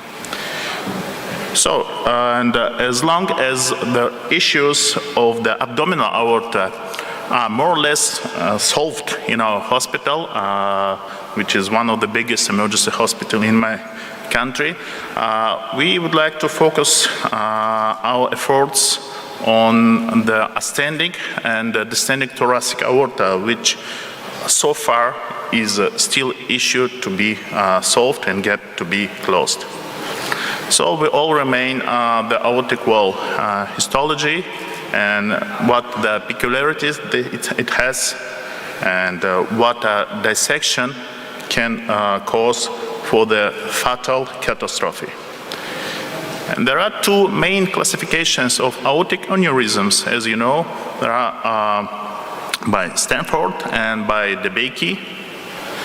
And mostly the aneurysm of the valsalva sinus, aneurysm of ascending, as I said, aorta, aortic arch, the descending aorta aneurysms, abdominal aortic aneurysm, and aneurysm of combined localization or general. And of course, it's caused to rupture and the very, very sudden death. So let me demonstrate some cases from our hospital. The three patients, mostly male, which referred us with several stages of the thoracic aortal aneurysms and what we succeed to do with them. So the first patient is a male, 40 years old. All the patients appeared to the emergency this year. So the male, 40 years old, with a periodic pain in the chest, increased blood pressure and infirmity. So, of course, it's male again and a beta blocker consumer and suffered in history chest injury due to the accident. This is just to be noticed. On the CT of the chest organs revealed aneurysm of descending thoracic aorta. So here we can see the aorta aneurysm is a sac formed. So here is a moment of the stent graft installation. You see the wire is inside the left atrium, and 22 G's grafting is going down. Hello? So after the stent graft installation, we got this picture. You can see the mesh of the aneurysm now is isolated from the general vessel. And you can see the contours of the graft. And this is the final result. You see the stent graft, so we succeeded to use only one segment. It's about 30 centimeters long. And on the descending, so it's type B by Stanford.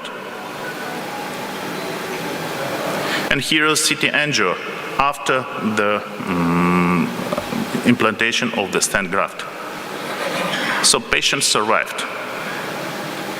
The next patient is 47 years old, male again, with a pain behind the sternum, dyspnea for little physical, for very less physical exertion, increased blood pressure again, and general weaknesses. So I think the main clinical factors of this.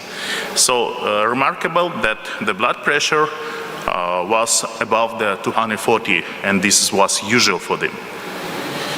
So this is a chest CT again before the procedure. You see again the aneurysm of the descending thoracic aorta. Again, this is a type B by DeBakey.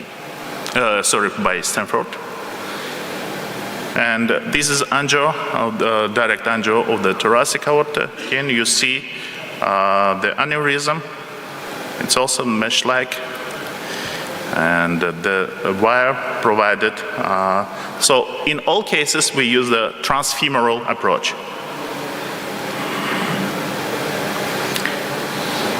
So this is angio for abdominal aorta.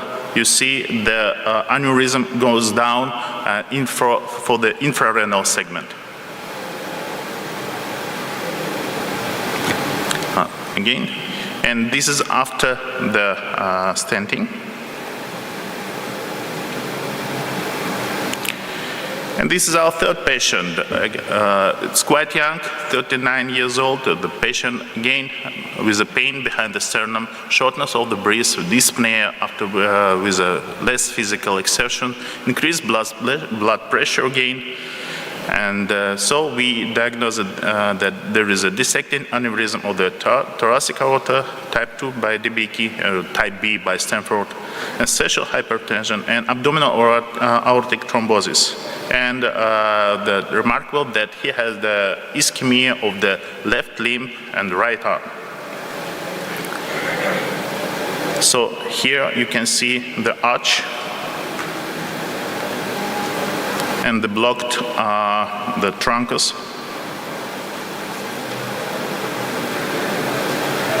Now it's restored.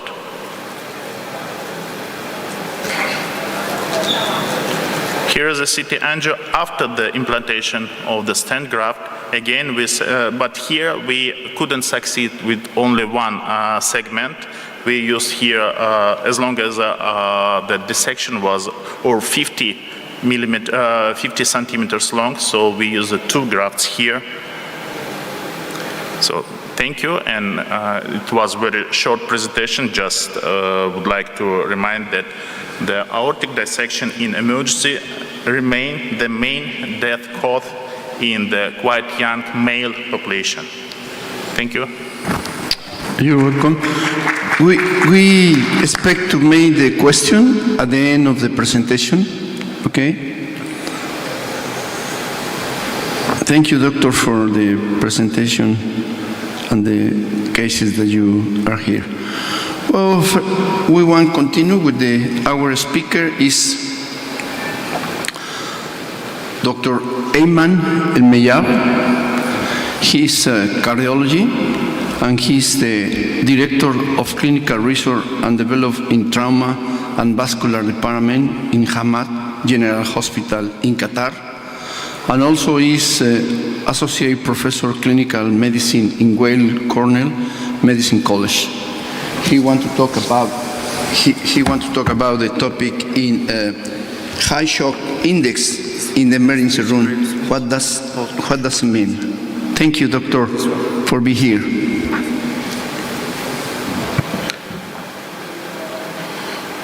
Thank you. Good morning.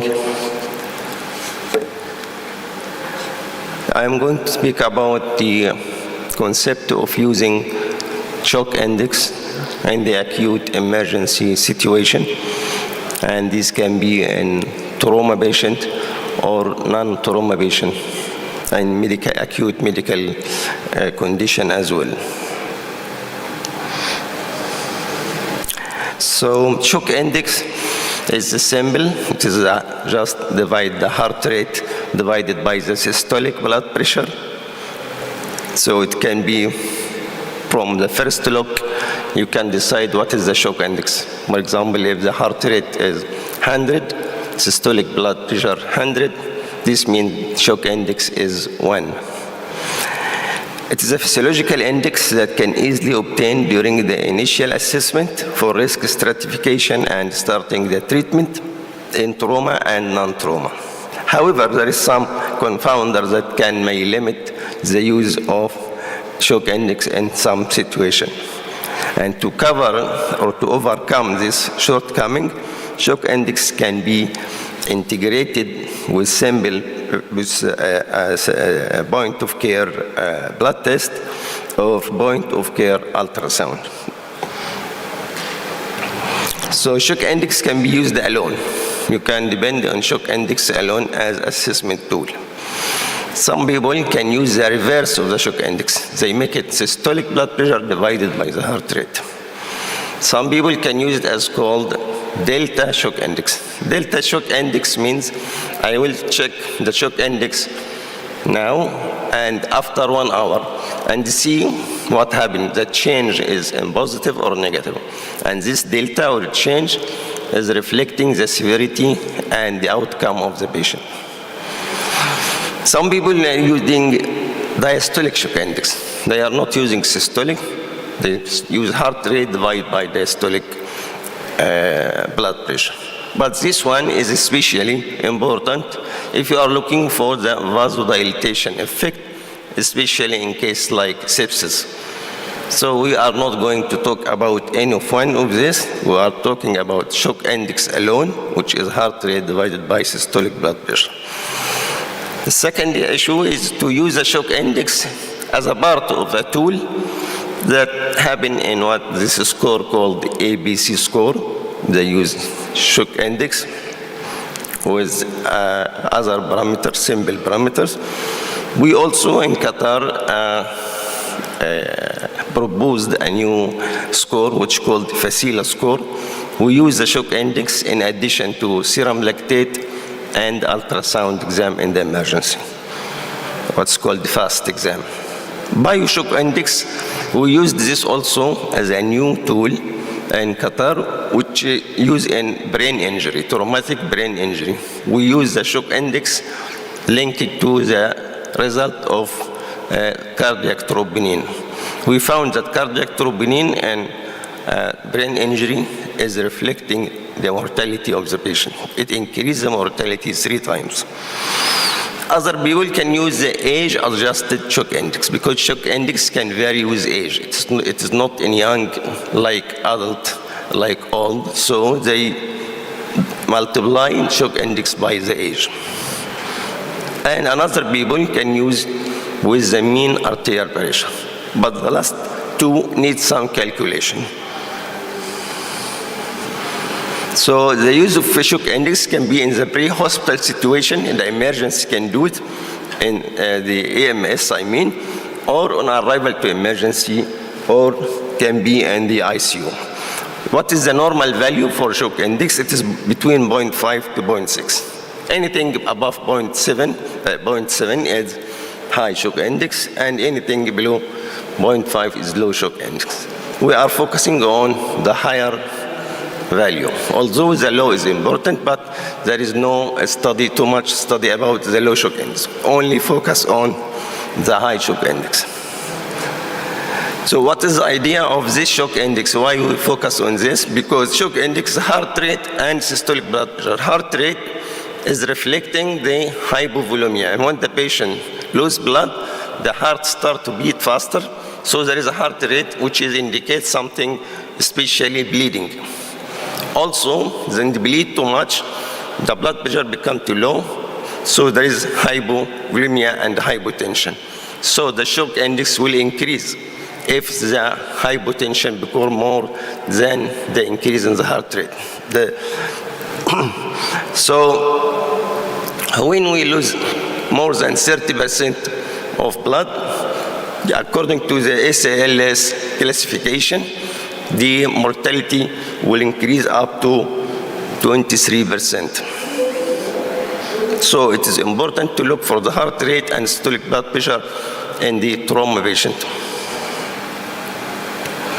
So we use the shock index in chest trauma, and we classify a patient who has less than 0.8 and more than 0.8, and we found that in chest trauma, the patient who has shock index more than 0.8, they need chest intervention quickly, they need blood transfusion, massive transfusion, and the mortality is increasing. It reaches 7% in comparison to less 1% if the shock index is less than 0.8.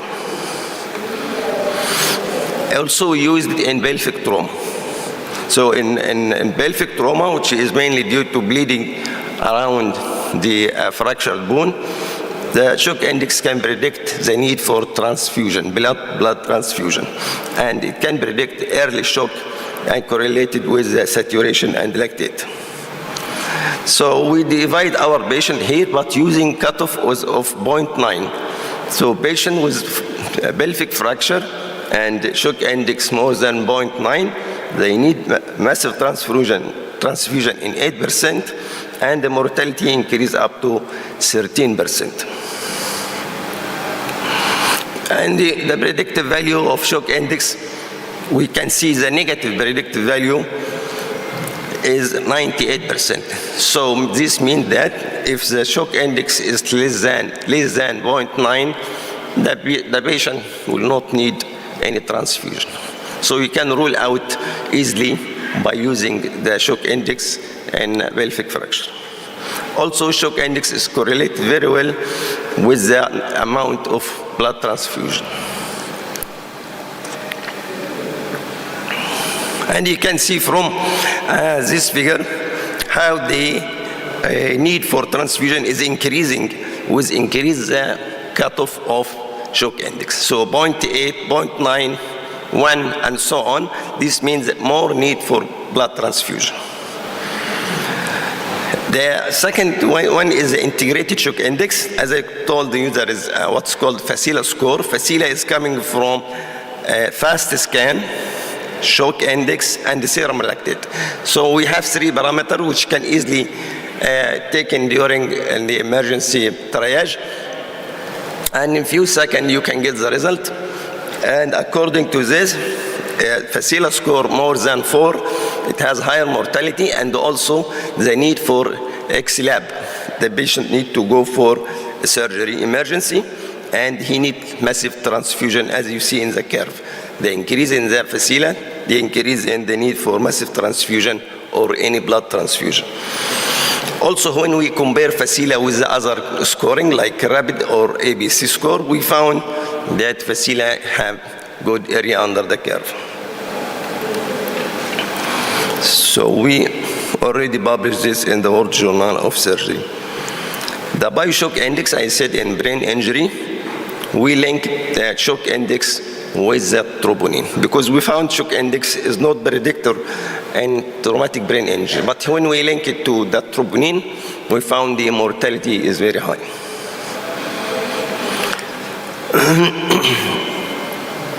So shock index in non-trauma emergency will take you now away from the bloody field in the trauma to the non-bloody area in the emergency, with like myocardial infarction, acute coronary syndrome, heart failure, and so on. So we have tested the shock index in 24,000 patients in our region, in the Gulf region, patients who presented with acute coronary syndrome. The idea that shock index is a predictor of microvascular damage and the extent of myocardial injury. It also predicts short-term and long-term mortality in ST elevation myocardial infarction. And also it increased the hospital mortality in non-ST elevation myocardial infarction with poor 5-year prognosis. Higher shock index may reflect the sympathetic overactivity, which is associated with fatal ventricular tachyarrhythmia, which is also a reason why high shock index can be associated with high mortality, because this means sympathetic overdrive, which can cause tachyarrhythmia and myocardial infarction, which is very serious. Elevated shock index is suggestive of more severe cardiac dysfunction. We analyzed the data from 7 Arabian Gulf registry and 24,000 patients. And you can see here from the multivariate analysis, the right part of the table, as the arrow showed, that it predicts mortality.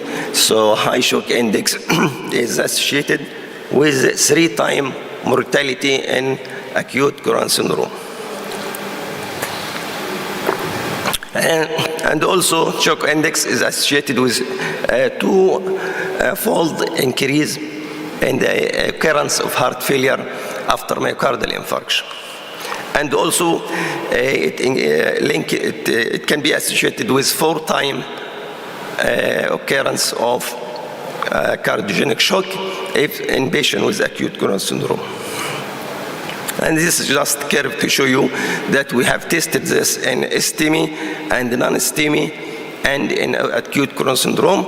And you can see that the shock index is going up, then the mortality is going up. We also tested the shock index in patients with acute heart failure. And this is also multi-center, multinational observational study. And this was done on around 5,000 patients admitted with acute heart failure. The cutoff of shock index here was 0.9, and we compared those who had less than 0.9 and more than 0.9. And also we found that the symptom of the heart failure or the manifestation of heart failure, each manifestation is a severe manifestation is going with the higher shock index. And you can see pleural effusion, basal crepitation, ascites. Each symptom or manifestation, there is a link between it and the shock index. And you can see here the mortality and the cutoff of shock index in heart failure patient is going up. Here the multivariate analysis for shock index in heart failure as a predictor of cardiogenic shock. We found that shock index has 9 times risk of developing cardiogenic shock. And for in-hospital mortality, shock index can cause 5 times increase in the mortality. For the 3 months mortality after heart failure attack, the shock index is linked to or can cause mortality by 3 times or 2.5 times in patient with heart failure. So shock index is a simple bedside tool that can use for triaging and risk stratification in acute heart failure, and you can predict the cardiogenic shock and the arrhythmia. In conclusion, the shock index is a simple, instant, bedside, easy tool for triage, risk assessment, early intervention, and prognosis in acute care, including trauma and non-trauma. However, confounders should be considered and overcome. Confounders here mean that some people in trauma, for example, or myocardial infarction, they have severe pain.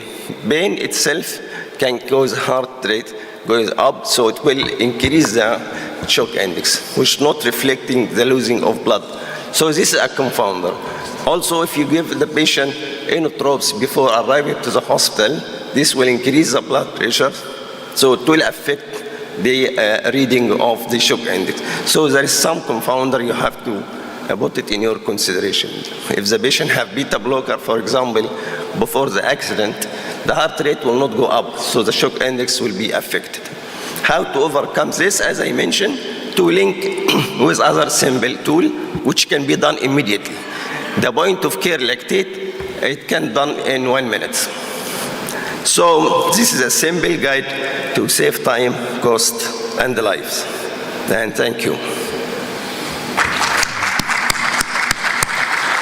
Thank you, Dr. Heyman, for the excellent presentation. And we want to continue it with our next speaker. Is by Zoom. Is ready, Dr. I think is there.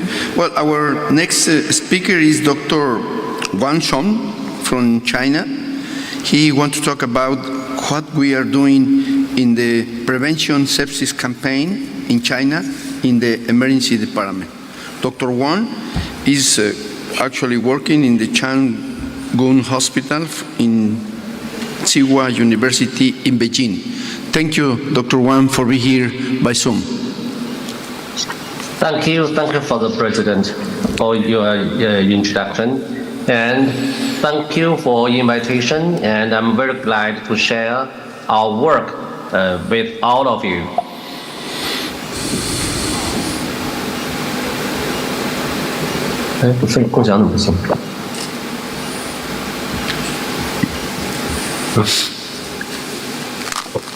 Okay, can you see the slide?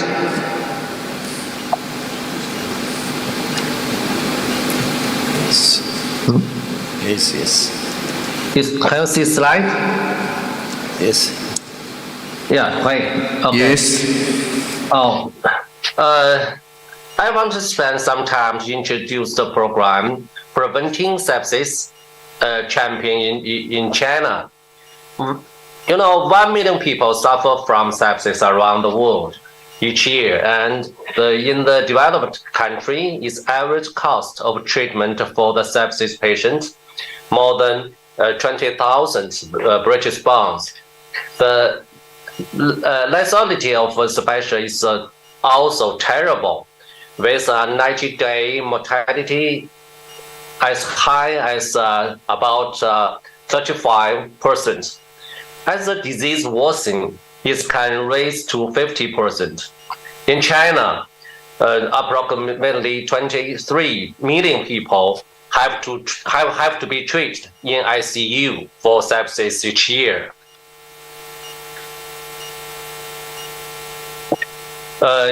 With the development of infected disease, the hospital length and in-hospital mortality is increased significantly.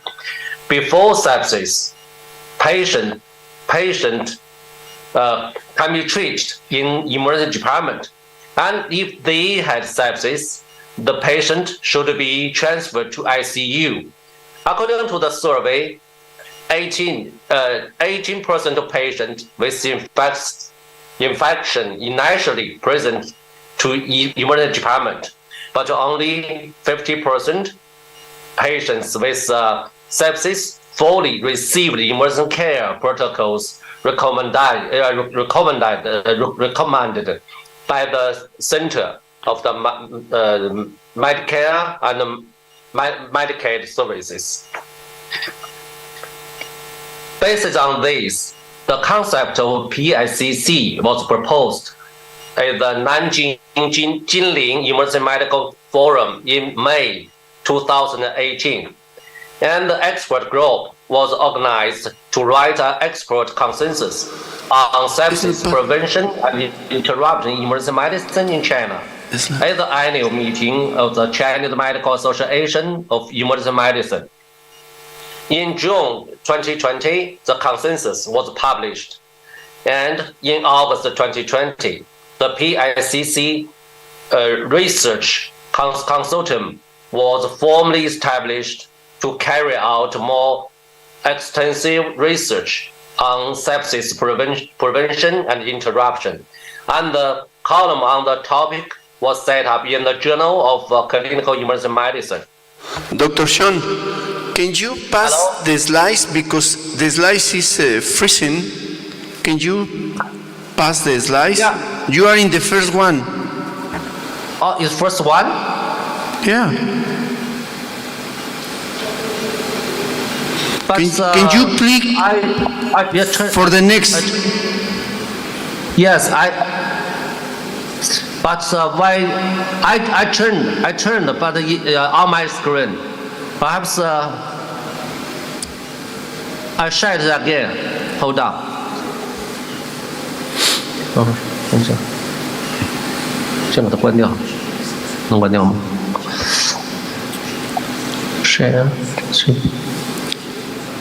Share the screen and then click. Yeah. Again.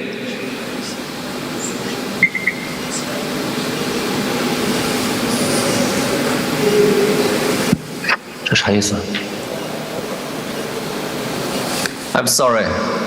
Okay. I see. I see. Okay. Okay. 要不就别全屏了，全屏我估计它是不是就 Is it changed? Now we are in the diagnosis of sepsis. Is the 8? The diagnosis of sepsis? Yeah, we are in the 8. Slide number 8. Okay. Yes. 8. Is correct? Based on. Sir, is correct? Okay, the 8 is correct. Okay. All members are located in Sichuan and Beijing and Tianjin, in different provinces in China, all of China, and so in different province and city, the experts do some work for the prevention and intervention of sepsis. In order to find the risk factor of sepsis in infected patient, we collect 17 participated according to the PIRO system 20 experts were asked for review the data through 3 rounds of surveying. We got 48 variables. So we set up a system. We call that early assessment of sepsis engagement, the EASE. The EASE model was created using multivariable logistic regression.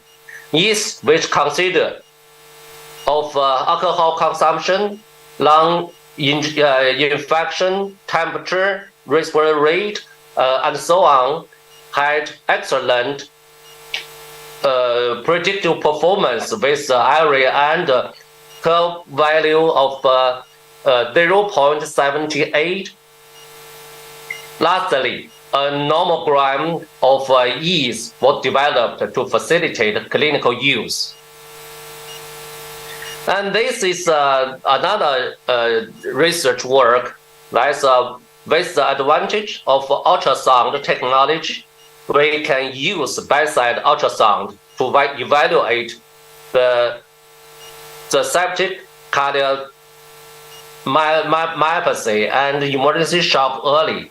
We use different color to represent different ranges of motion of the myocardium, so that we can find myocardial strain and myocardial work in sepsis heart.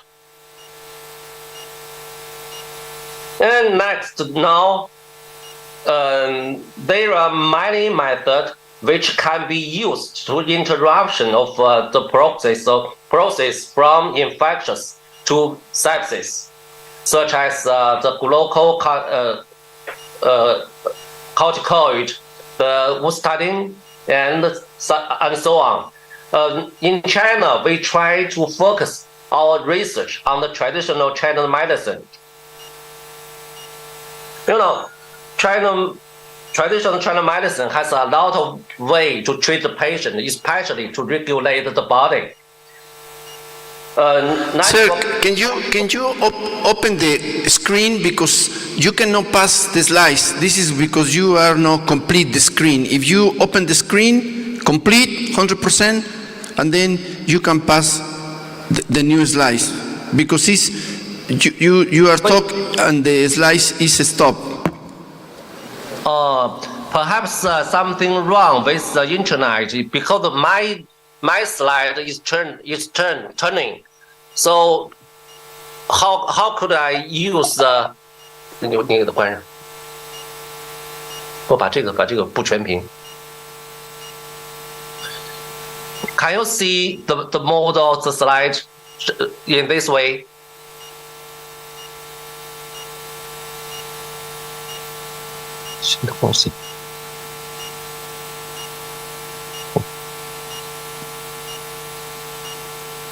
Can you see the slide?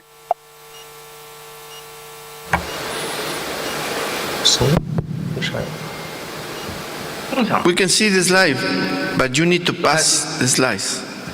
Okay. Can you see the slide more? Yes. Okay. Perhaps we cannot use the full screen.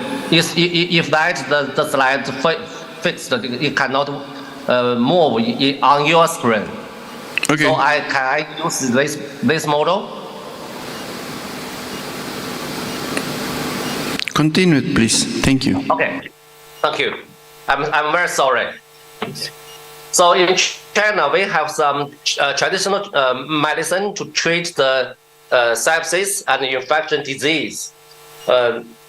Network pharmacology is the method of screening and exploring drugs in the short time and with high efficacy. Especially, it is a drug that responds to multiple targets or multiple drugs to the correspondent to one target, thus producing better therapeutic effect on the diseases. The disease target drug network diagram constituted by network pharmacology is in line with the idea of unity of the heaven to man in traditional Chinese medicine. we use the pharmacologic database and analysis platform of TCM system to the composition of 热毒宁 is a kind of Chinese traditional medicine, RDN, and we use GO analysis of KEGG pathway enrichment analysis of the gene symbol associated with sepsis. We use molecular blocking and molecular dynamic stimulation to measure the binding tightness of the stability of the quercetin and sepsis target molecules. And finally, we found that the quercetin, one of the compounds of 热毒宁, can protect endothelial cell with the PI3K AKT pathway acting on AKT1 in sepsis state. And as confirmed by Western blot and cellular immunofluorescence PAK2 and PI3K level increase and apoptosis associated protein level cascade-3 expression decreased in LPS-induced sepsis cell after the addition of 热毒宁 intervention compared with the sepsis group. And another research is routine can prevent septic cardiomyopathy by reducing mitochondrial damage in cardiomyocyte and inhibiting cardiomyocyte apoptosis. A result had republished in the journal Frontier in Physiology in 2022. And we have some basic research. Glycocalyx is the multifunctional layer in valley-like cellular structure covering the surface of the endocellular cell, which can regulate leukocyte adhesion, migration, and inhibit intravascular thrombosis by affecting microvascular tone and regulating endothelial permeability. And it is a key factor in the regulation of intra and extravascular fluid balance. The glycocalyx catabolic fraction was elevated the patient with sepsis compared with those with no septic infection. Silicon-1 was moderately associated with albumin damage, oxygen index, and duration of the invasive mechanical ventilation. And HS was associated with oxygenation index and calculated positive fluid balance in the first 3 days of ICU admission. In mechanism of endothelial barrier injury, glycocalyx change from infection to sepsis. Destruction of glycocalyx by autophagy in sepsis. In sepsis, stage 3 mediate autopsy leading to the degradation of glycocalyx in endocellular cell. We have another research about involved PIRK1 and the iron death in DC cells in sepsis. So this is the long river in China. We call it the Yangtze River. It's a very famous river in China. In our mind, the infection is the start of the response of the body, but it's small.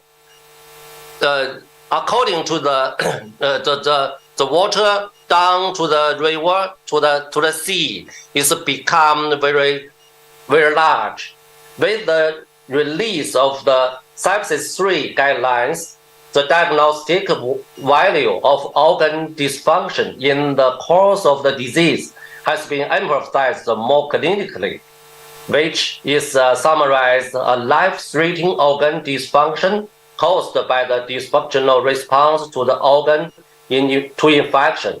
However, there are many pathophysiological aspects in the process from infection to sepsis, which make it possible to prevent and interrupt sepsis in emergency department.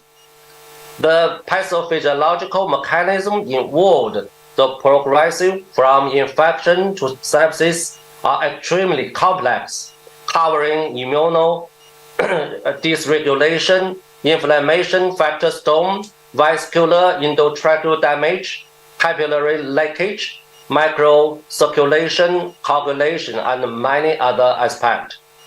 The main studies in our group currently include regulation of immune response, barrier protection of endothelial cells. In order to ensure the implementation of the program, we also structured a platform. We share our project philosophy with our colleagues through events such as Talking Inflammation Storm and Sepsis Prevention and Intervention Summit.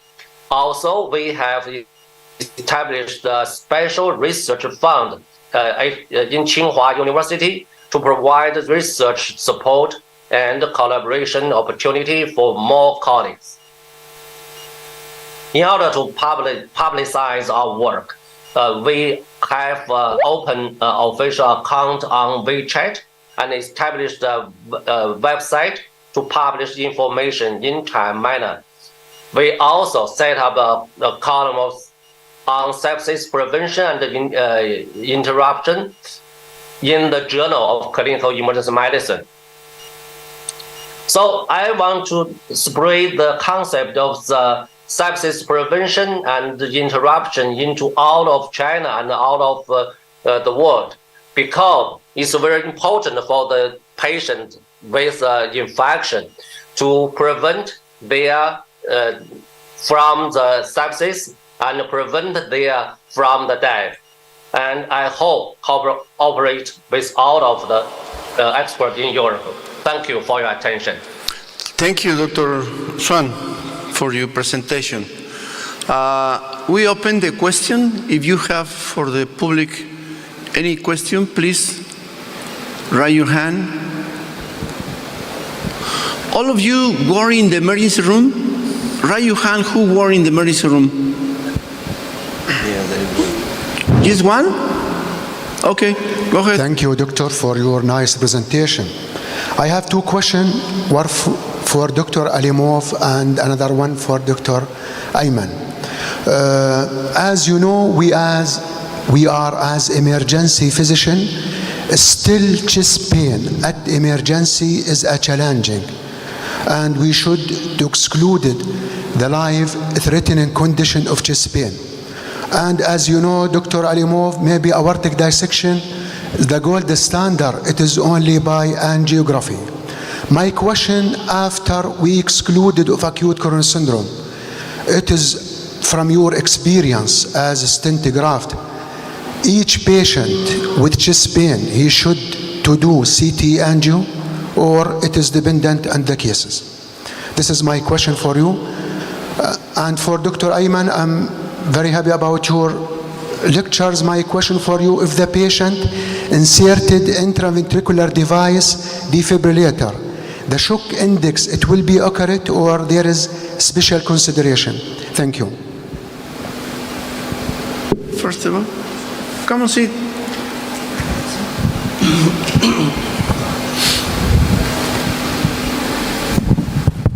Thank you very much. So yes, chest pain is most frequent symptom in the ER, and of course, the first we have to exclude acute coronary syndrome, and there is no doubt.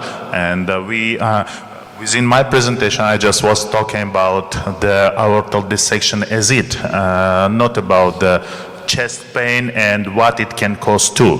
Of course, firstly, we have to exclude acute coronary syndrome, and only after that thinking about some things about aortal dissection or the rupture of it. And exactly for these cases, the CT angio is, by our standard, is a first step. We as a society, there's too many, we call them merit badges. It's everyone's another badge. And so philosophically, we believe that all of that training is already incorporated into our residency, so we do not necessarily require each one of these badges, so to speak. So I hope that answered your question, but yes, it's important that we're all doing the same thing. You know, we incorporate ATLS into our training programs. We obviously do ACLS, we do periodic updates for all of our doctors, not just our doctors in training, but our doctors beyond training. And so once they get certified in emergency medicine, you know, every 7 to 10 years, they have to recertify. This used to be a big problem for us in the US, but now what we do is we do a little bit each year. And we find that to be a better situation than having to retake a test every 7 to 10 years.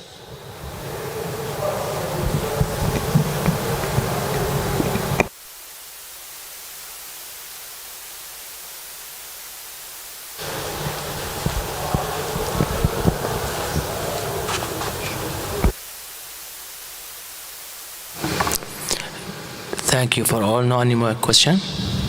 Thank you for all. Our session is finished. 5 minutes later, we'll start the last session of today. Okay? Thank you.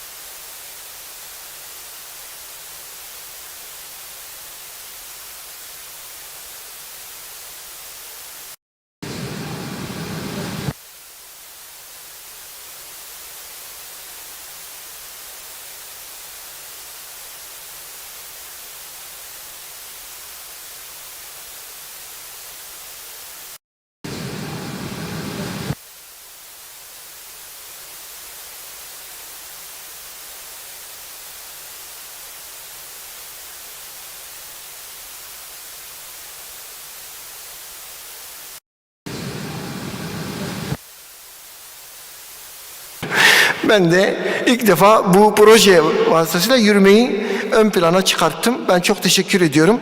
Çünkü projenin katkısı gerçekten çok önemli bir sosyal proje. O yüzden de yani böyle bir katkıda bizim de payımız olsun. Atuder'le birlikte böyle bir çalışmayı da yaptığınız için ben firmaya özellikle çok teşekkür ediyorum ve şükranlarımızı arz ediyoruz. Çok teşekkürler. Şimdi evet. Yürümek önemli, biliyorsunuz. Açılışta 2-3 defa yürümekten bahsettim. 20 yıldır beraber yürüdük biz bu yollarda var. Şimdi Liverpool, biliyorsunuz, asla yalnız yürümeyeceksiniz, onu göstermiştim. Yürümeyi nasıl yaptığınız önemli. Bu yüzden de özellikle bu bölümü de hani acilleri nasıl adım adım inceleyebiliriz, başka bakış açıları sunabilir miyiz? Onunla başlayacağız. Evet arkadaşlar, şimdi hepimiz acilde yıllarca birçok şeyle karşılaşıyoruz. Ama mesela saatlere göre acil başvuruları nasıl? Mevsimlere göre acil başvuruları nasıl? Yaşa göre acil başvuruları nasıl? hangi mevsimde hangi hastalıkla daha çok karşılaşıyoruz? Peki buna göre bir dizayn yapılmalı mı? Acil servisler buna göre yapılandırılmalı mı? Bunlar çok önemli konular.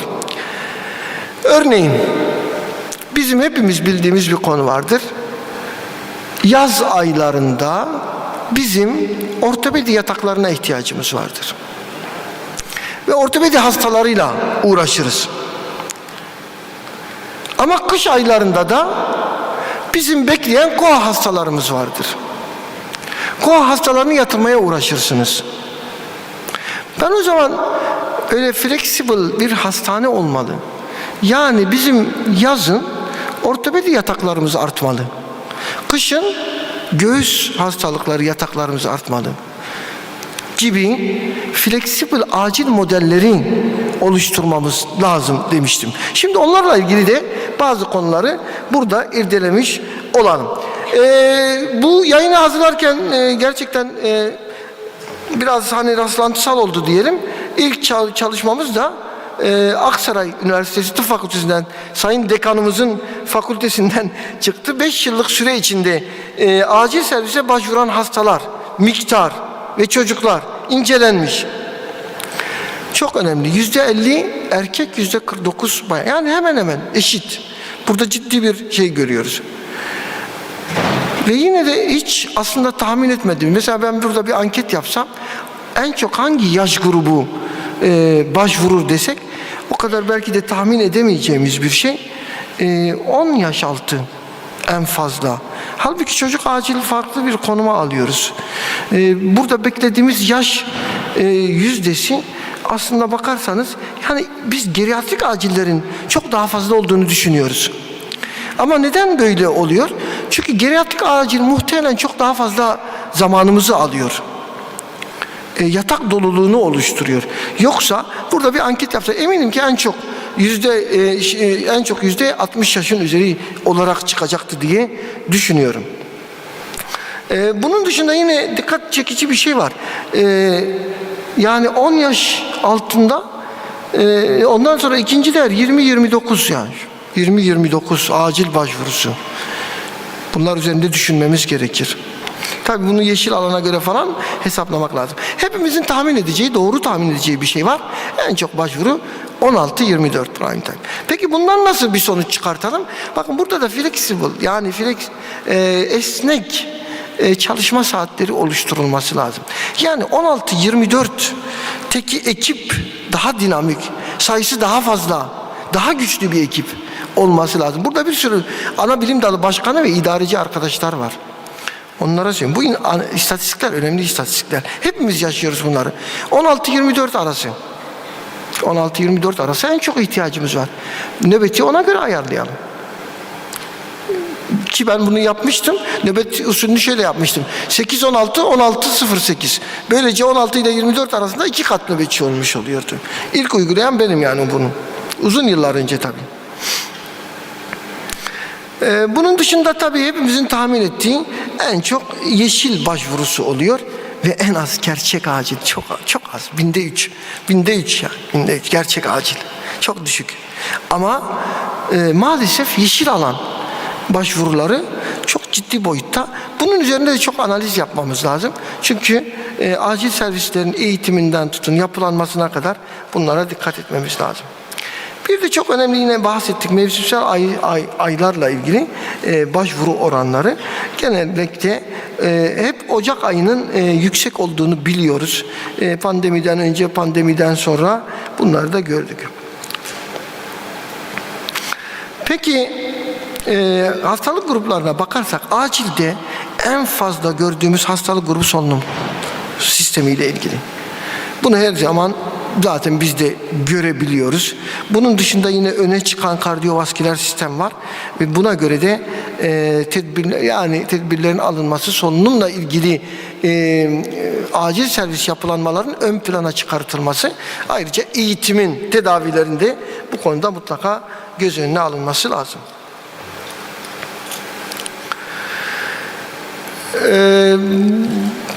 Biz biliyoruz ki Kasım, Aralık, Ocak koha aylarımızdır. Bakın pandemiden önce şunu yaşadık. Bilmiyorum siz de karşılaştınız mı? Mesela solunum yetmezliği olan bir hastada non-invazif ve mekanik ventilasyon ihtiyacı o kadar oluyor ki koah atakta. Maalesef bir hastadan alıp bir hastaya taktığımız oluyordu yani. Aralıklı vermek zorunda kaldığımız yoğunlukta koah atakları oluyor. Bu yüzden ileriki slaytlarda değineceğim.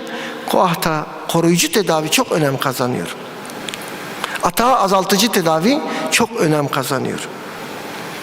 Önümüz koah dönemi, önümüz grip dönemi. Bir de üzerine pandemiden çıkmış bir dünyadayız. Yine Eskişehir'den arkadaşlar vardı, onların yaptığı bir çalışma var. Bakın burada. Balgam atılması, azaltılması, bütün bunlar bir şekilde ne yapıyor?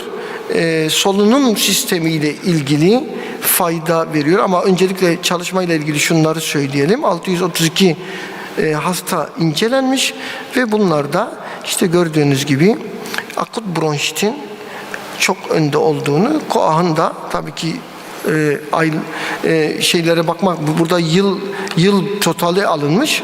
Eğer mevsimsel olsa tabii farklı olur. Atak çok fazla başvuru oluyor. Özellikle bu aylarda dedik. Bunun dışında da akut bronşit en sık karşılaştığımız gruplardan biri. O yüzden atak tedavisinde bazı ilaçların yeri farklı oluyor. Pek kullanmıyor olabiliriz. Ben burada atak tedavisini söylemeyeceğim ama özellikle asetilsisteinin askorbik asitle birlikte koah alevlenme oranını azalttığını görüyoruz. O yüzden bronşit vakaları çok fazla, kronik bronşit vakaları çok fazla, koah vakaları çok fazla, acil yığılmaları çok fazla. O yüzden özellikle C vitaminli formunu biraz ön plana çıkartar. Çünkü iki formu da var değil mi? Oradan gel, şöyle gel. Ama bunlar ikisi de faydalı. Ama N-asetilsisteinin burada koruyucu etkisi mutlaka irdelenmesi lazım. Çünkü hepimiz muzdaribiz. Koah hastalarını yatıramamaktan, ataklarıyla uğraşmaktan ve bizi böyle bir kış bekliyor şu anda. O yüzden yeterli solunum cihazı hiçbir yerde olmuyor. Yani ne kadar olsa o kadar hasta oluyor. Yine böyle bir çalışma yapılmış, meta analiz bu. Akciğerde oksidatif hasarı azaltarak akciğer fonksiyonu ve serum antioksidan sebebini arttırdığı gösterilmiş. Tabii meta analiz olması daha bir değer katıyor. Üstelik 2022'de yayınlanmış bir çalışma bu. Araya karışmış bir şey mi bu ya? Dur bir dakika, nereye gittik biz? Emre, biz nereye gidiyoruz? Geriye şöyle gidiliyor. Dur karıştırmayalım. Geriye gitmeyi buldun mu?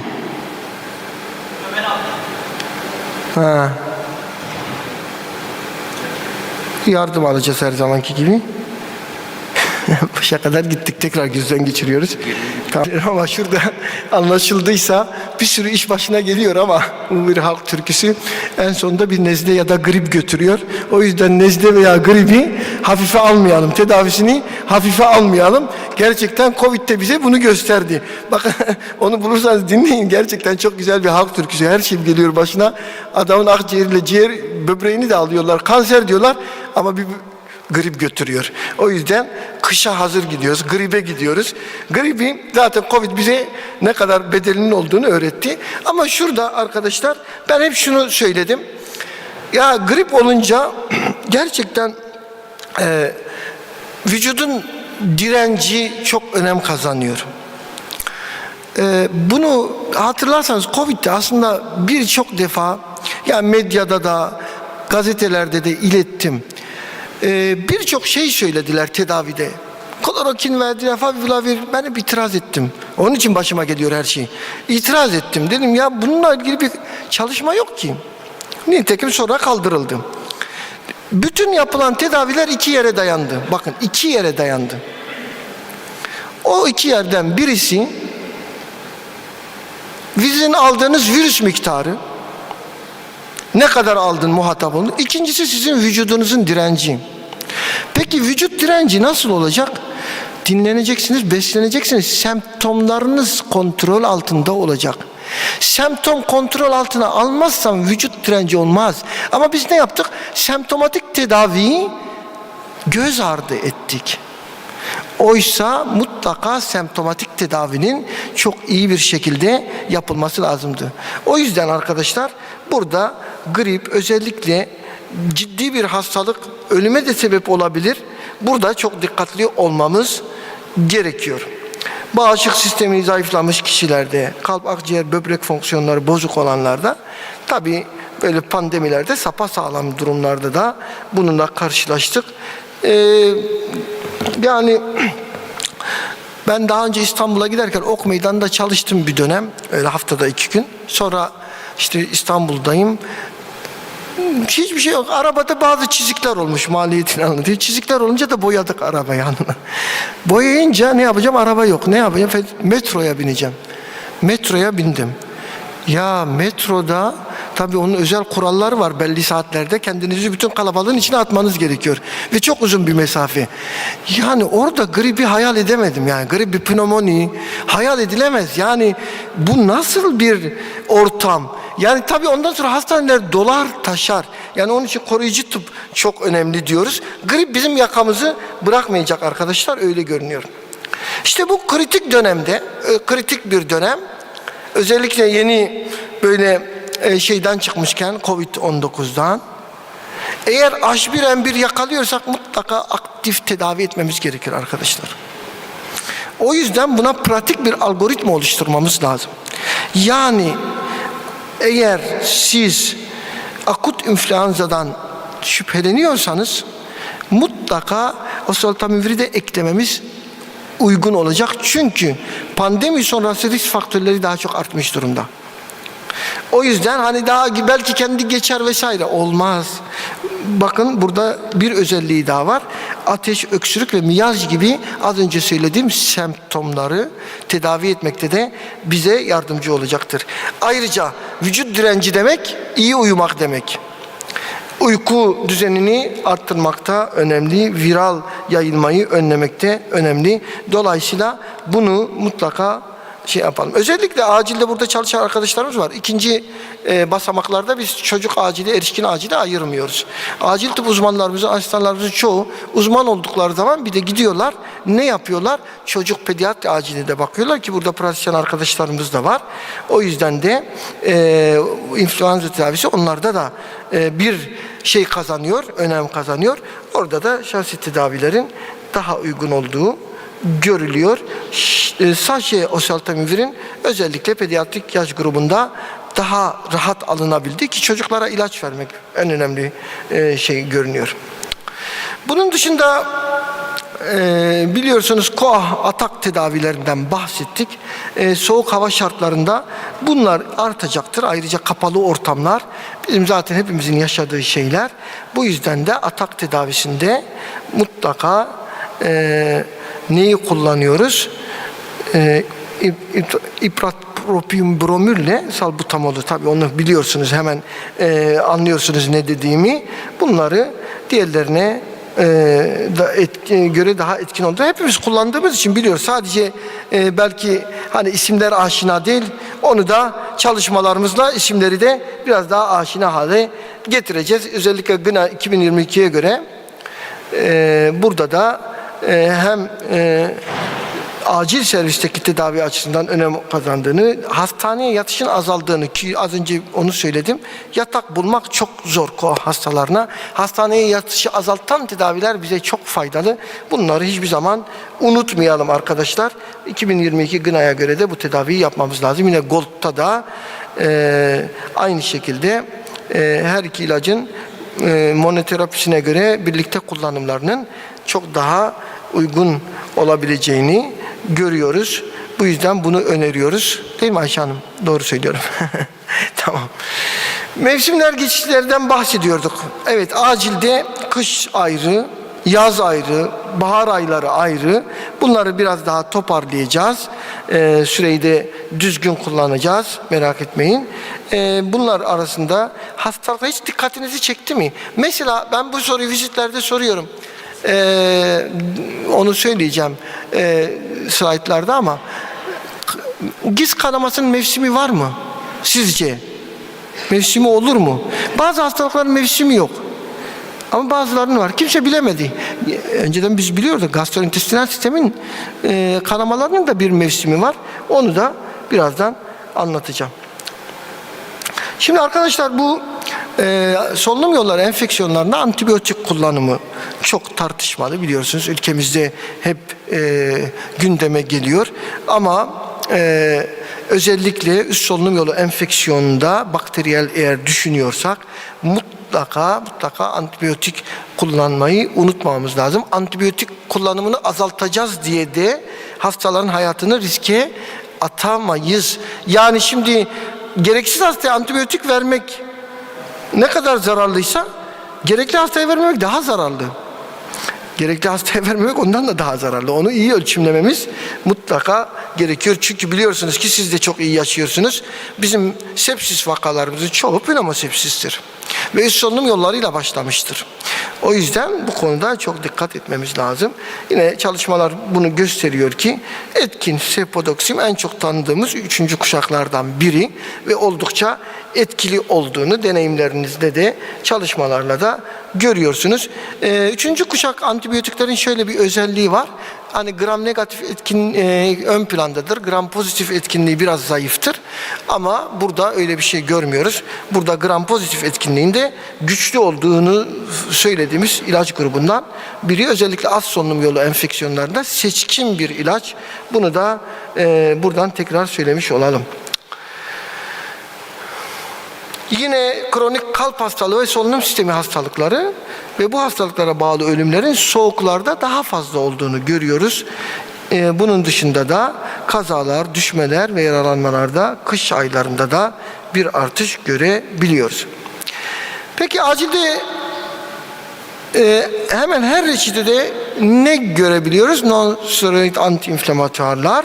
Bu yüzden de özellikle düşmelerde, çarpmalarda mutlaka reçetelerimizde oluyor. Az önce bahsettiğim semptomatik tedavide de mutlaka bu ağrı kesicilerin bir şekilde reçete edildiğini biliyoruz. Bunun için de tabii neler önemli? Hızlı etki etsin, yan etkisi az olsun. İki şey istiyoruz. Bir, hızlı etki etsin. İki, yan etkisi az olsun. Bunu incelemek lazım. Burada da işte görüyorsunuz gerçekten 1909 hasta bu konuda parasitamolle kombinasyonun daha iyi olduğu gösterildi. O yüzden de dexketoprofen trometamolla birlikte kombinasyonun etkili olduğu ve bizim de deneyimimiz var zaten, ben soruyorum. Bu konularda iyiyiz. Bunun dışında alerjik problemler bizi ilkbaharda bekliyor. Alerjik rinit, alerjik solunum yolu problemleri ve astım dahil, onlar da şeylerde görüyoruz arkadaşlar. İlkbahar aylarında özellikle atopik yapıda çok insanımız var ve bunların da ciddi bir şekilde tedaviye ihtiyacı oluyor. Yine burada söyleyebileceğimiz semptomatik konularda özellikle alerjik rinitte hapşırma, kaşıntı, burun tıkanıklığı ve rinore gibi birden fazla semptom var ve bunları kontrol altına almakta pseudoefedrin de içeren preparatların kullanılmasında fayda var, ama biz bunları gripte de üst solunum yolu enfeksiyonlarında da semptomları kontrol altına almak için önerdiğimizi söyleyelim. Yine az önce bahsettiğim arkadaşlar, ilkbaharda ne olur? Stres faktörleri vesaire, mide kanamaları. Mide kanamalarında da mutlaka PPI'larla kontrol altına almamız gerekiyor. Ve burada da dikkat ederseniz acilde bir infüzyon tedavisi yapıyoruz. Bunu hep söylüyorum. Burada tekrar söyleyeyim. PPI'da infüzyon tedavisi ayrı bir önem arz ediyor. Çünkü acildeyken ne yapıyoruz? Mide pH'ini 6'da tutmaya çalışıyoruz. Neden 6'da tutmaya çalışıyoruz? Çünkü pıhtılaşma faktörlerinin en iyi çalıştığı şey o. Onu da ancak infüzyonla sağlarsınız. Onun dışında da mutlaka bir PPI ile tedavisini devam ettirmek gerekiyor. Burada da hızlı etki, uzun etkiyle rapipronazolun ön plana çıktığını söyleyelim. Peki yaz aylarında neler bizi bekliyor? İşte gastroenteritler hemen orada kendini gösteriyor. İdrar yolu enfeksiyonları biraz daha yaz aylarında. önümüze daha fazla çıkıyor arkadaşlar.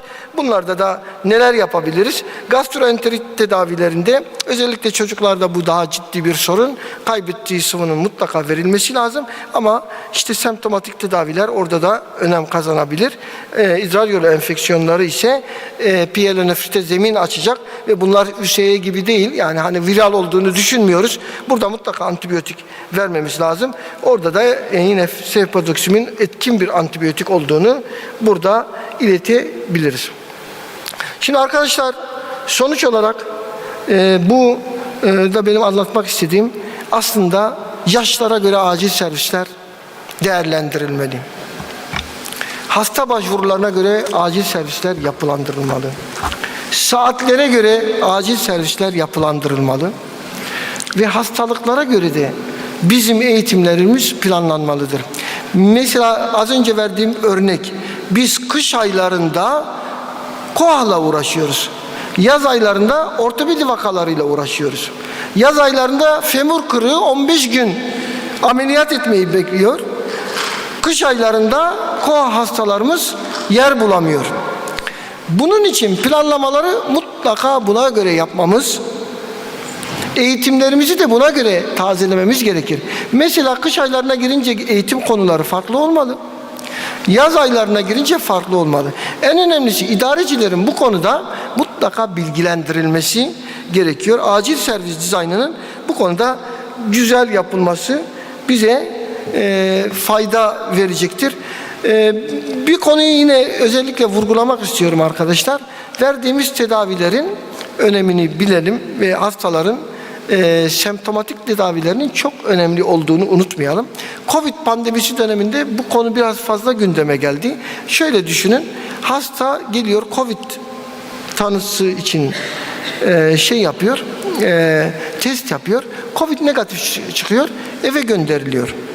Ama Covid negatif hasta niye sana geldi? Semptomu var. Semptom için tedavi yok. Çünkü Covid polikliniği ayrı. Orada ilaç yazılmıyor. Oraya git. 4 defa kuyruğa giriyor adam. Bu yüzden de semptomatik tedavilerde biz geri kaldık. Bunun bir alışkanlık haline gelmemesi lazım. Mutlaka semptomatik tedavilere önem verelim. Gerekli hastalarda antibiyotik tedavilerine önem verelim. Ve bu konudaki yaklaşımlarımızı da mevsimsel olabileceğini, yaşlara göre farklı olabileceğini bilmemiz gerekiyor. Bu sosyal sorumluluk projesi kapsamında da uydu sempozyumunda bana konuşma fırsatı verdiği için ve bu önemli konuyu gündemimize taşıdığı için Celtis İlaç'a ben çok teşekkür ediyorum. Soru ve katkılarınız varsa buradayım Sayın Başkan. Çok teşekkür ederiz Sayın Başkanım. Başkandan başkana diyor ya. Güzel sunumunuz için. Ben salondan katkı, destek ya da farklı bir şey olursa onları alabiliriz. Tam da bu kış öncesi bir dönemde kış hazırlığı diyor ya, kış hazırlığı açısından alert olmamız gereken hastalık gruplarıyla ilgili ve özellikle ülkemizin farklı bölgelerinde. Sinop'tan gelen var mı aramızda? Bir tane gelmeye yakalamışız. Bir acil uzmanı arkadaşımız söylemişti de Türkiye'de en yaşlı nüfusun olduğu şehir diye Sinop. Ne kadar doğru biliyorum da. Yani daha çok geriatrik hastaların ağırlıklı geldiği bir yer. Tabii böyle ülkemizde çok farklı yerlerde çok farklı hasta profili olmakla birlikte acil servisler tüm hastalıklar için her mevsimde zaman zaman farklı hastalıkların gelebildiği, başvuru yaptığı yerler. Dolayısıyla farklı deneyimler de olabilir. Salondan katkı anlamında, bu anlamda. Sayın Başkanım, siz tahmin ediyor muydunuz mesela en çok başvurunun 20-28 yaş arasında olduğunu, ki sizin yayınınızda böyle çıkmış? Evet. Yayını yaparken 20-28 yaş arası en fazla başvuru. İşte ben de onu diyecektim. Yani bölge bölge, şehir şehir. Şimdi ben Sinop örneğini verdim ama ülkemizde çok farklı. Mesela hakikaten önümüzdeki kongrelerde de acaba böyle bir şeyimiz olur mu? Bölgesel, atıyorum X bölgesinde şu hastalıklar veya daha fazla, daha yoğun karşılaştım. Türkiye çok farklı bir şey var. Heterojen bir yapısı var. Bilmiyorum, o çalışmada çok şeyim yok ama muhtemelen o şekilde. Evet. Evet Hasan.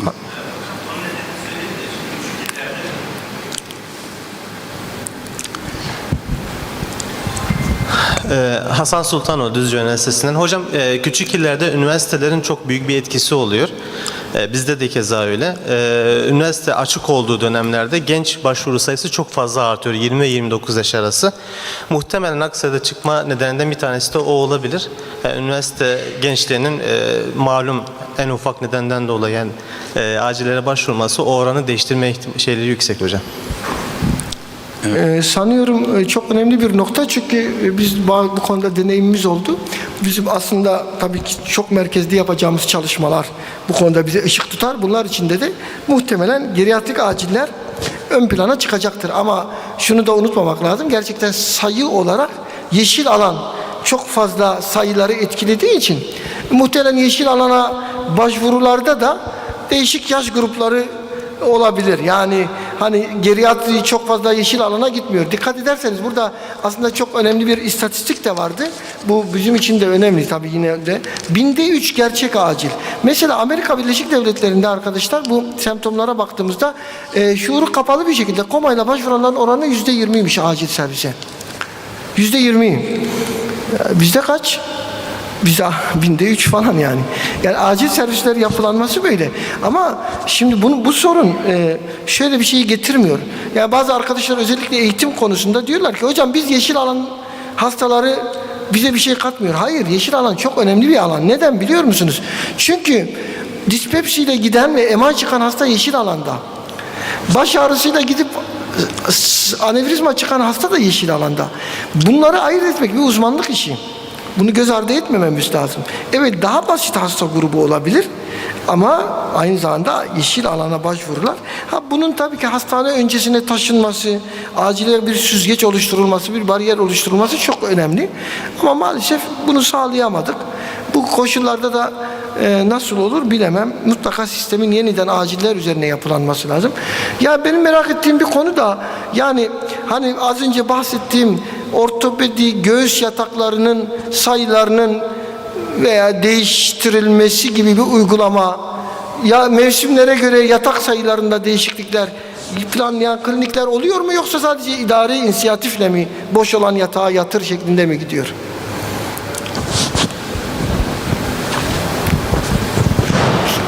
Hocam sizin yönetici olduğunuz birimlerde böyle uygulamalar düşünülebilir mi?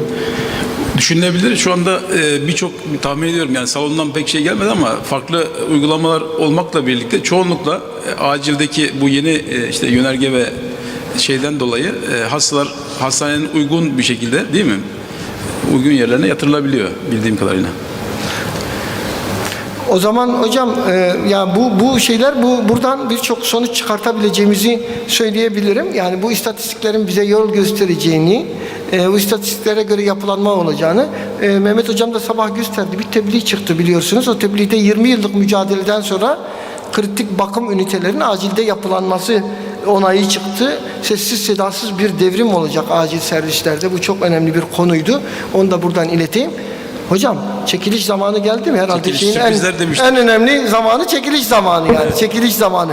Tabii yürümeler de ödüllü değil mi? En son 1, 2, 3'e ödül var mı? Var. Tamam, herkesi bekliyoruz cumartesi sabahı. Ben hızlı yürürüm. Hızlı yürümenin bir faydası yok değil mi? Adım sayısı önemli. Yapma ya. O zaman adımları küçük atmak önemli. Adımları küçük atmak mı iyi? Pekala. Evet, çekilişi Mehmet hocamız yapıyorsunuz değil mi Sayın Başkanım? Sunumun başında söylemiştik sürprizlerle dolu bir toplantı diye. Şimdi bu şanslı katılımcıyı bulmak için bayağı bir karıştırdım şöyle. Biraz kendimi arıyorum. Evet arkadaşlar. Tek bir çekiliş yapacağız değil mi hocam? Bir tane yedek çek istersen. Önce yedeği çek, olmaz. Bir tane çek, olmazsa yedeği. Şöyle en sıkı sarılmış bir tanesini çıkardım. Heyecanla bekliyoruz. Boşmuş. Pardon. Evet. Çalışayım. Doktor yazsa herhalde. Doktor Muhammed Çakas.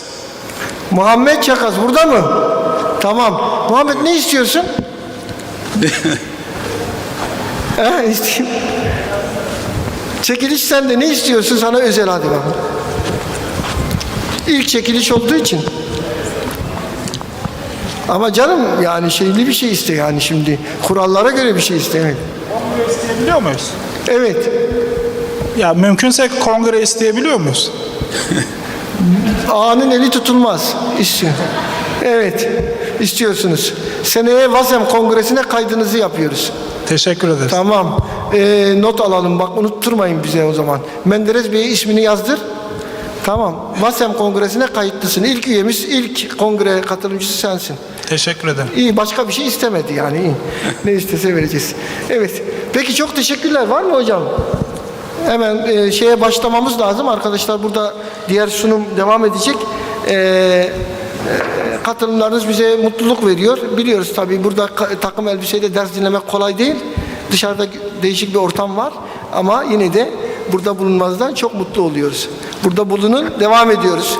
Diğer tarafta görevli olanlar da çıkabilirler. Çok teşekkürler. Evet. I'll ask him to introduce himself in a moment. We are looking forward to the session. Just some rules of engagement. Each of our speakers has prepared a presentation which will run for 10 minutes each, and then we'll be able to have a 20-minute discussion thereafter amongst all of the panelists, looking at this very important topic of concerns for the future of emergency medicine in the various areas. So with that, I'm going to hand over to my colleague to introduce himself. Good morning, everybody. My name is Anwar Lawadi. I'm from Kuwait. My background is emergency medicine, international EMS, global health and public health, and disaster medicine. I would like to thank the organizing committee for this, wonderful opportunity, and to meet colleagues from, internationally to share all these experiences. We also would like to thank also Roger for the introduction, and without further ado, we'll start the session. Right, so our first speaker is coming from India. Srinath Kumar is an emergency physician. He has been a pioneer of emergency medicine within the Indian region, and he is passionate about the work that he does. And I'm also told he is a fantabulous ballroom dancer. So time to dust off those twinkle toes and get him out to the stage.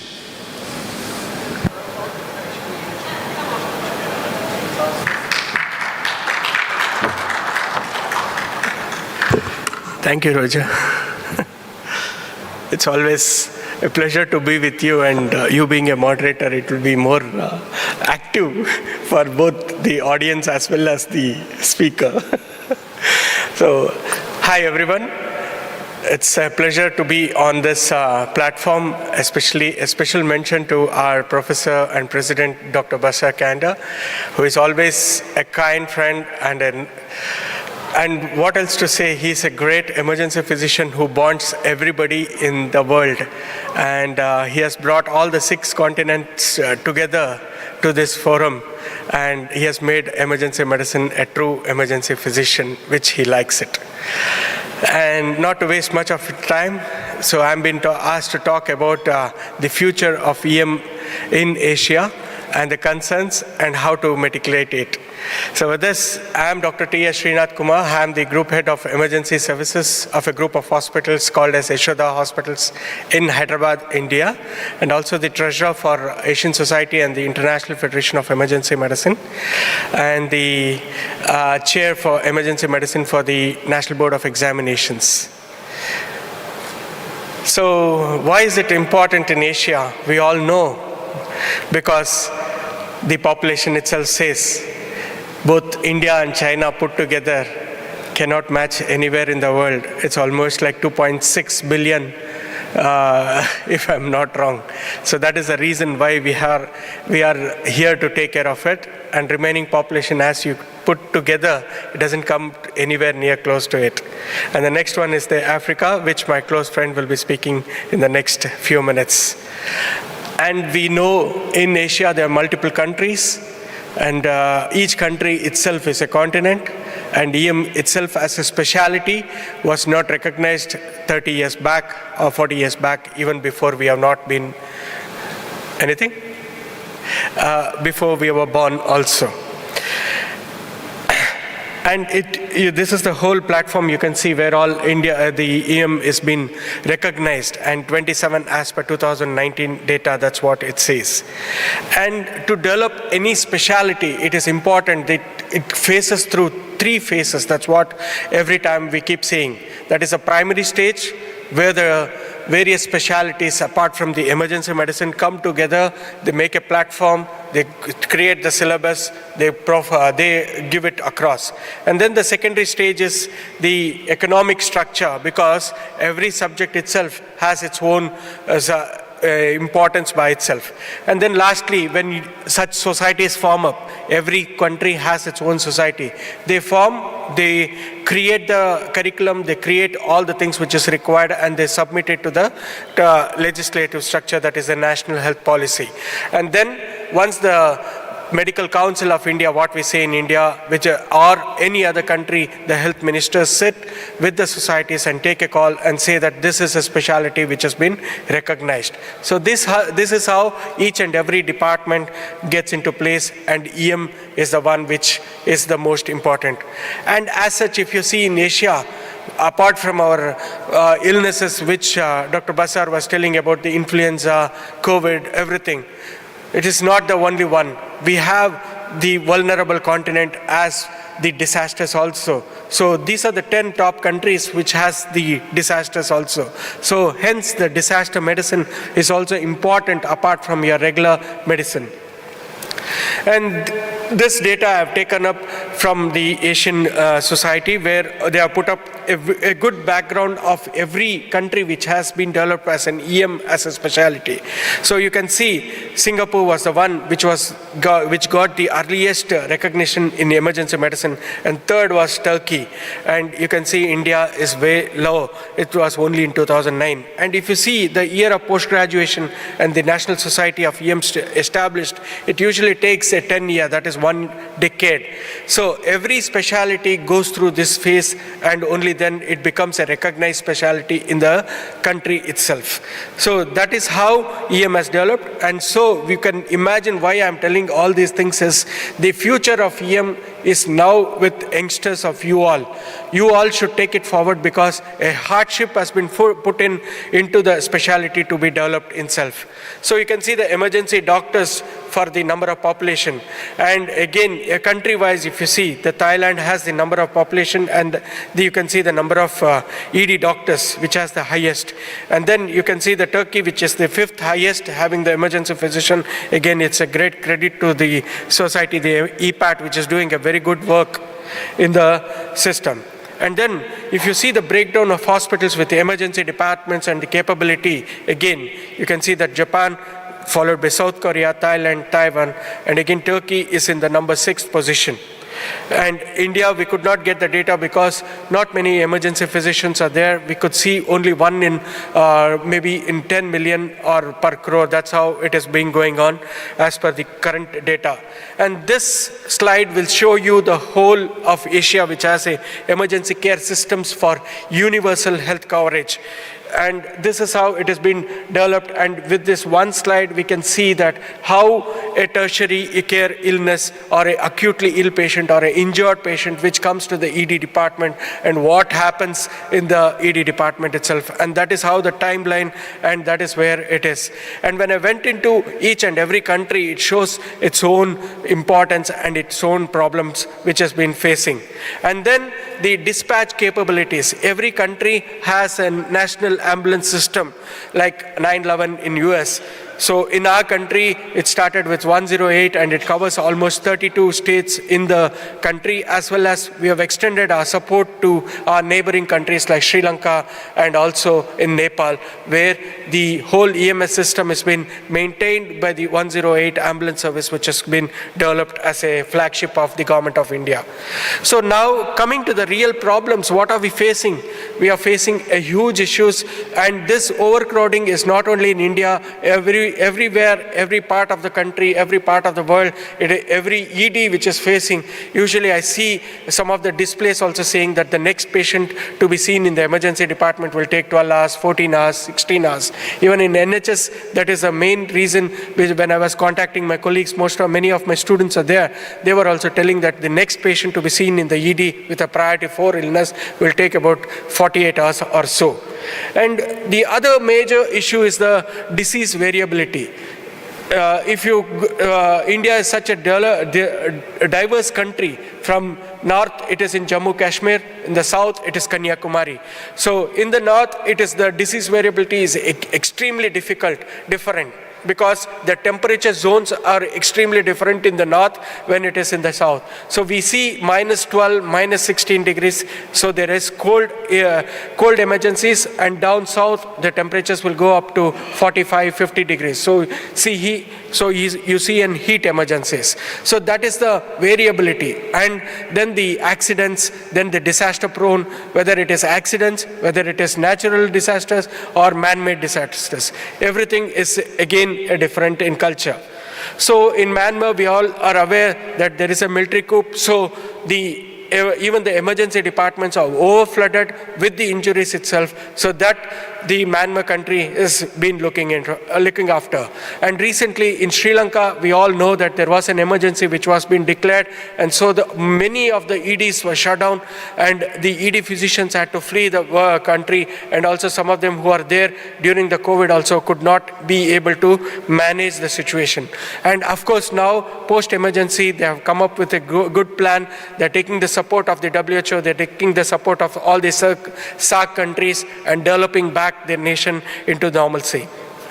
In Philippines, we see now and then it is the disasters which is happening, hurricanes, the earthquakes, everything. So they are more into the disaster-prone area, and they are being taking into that considerations.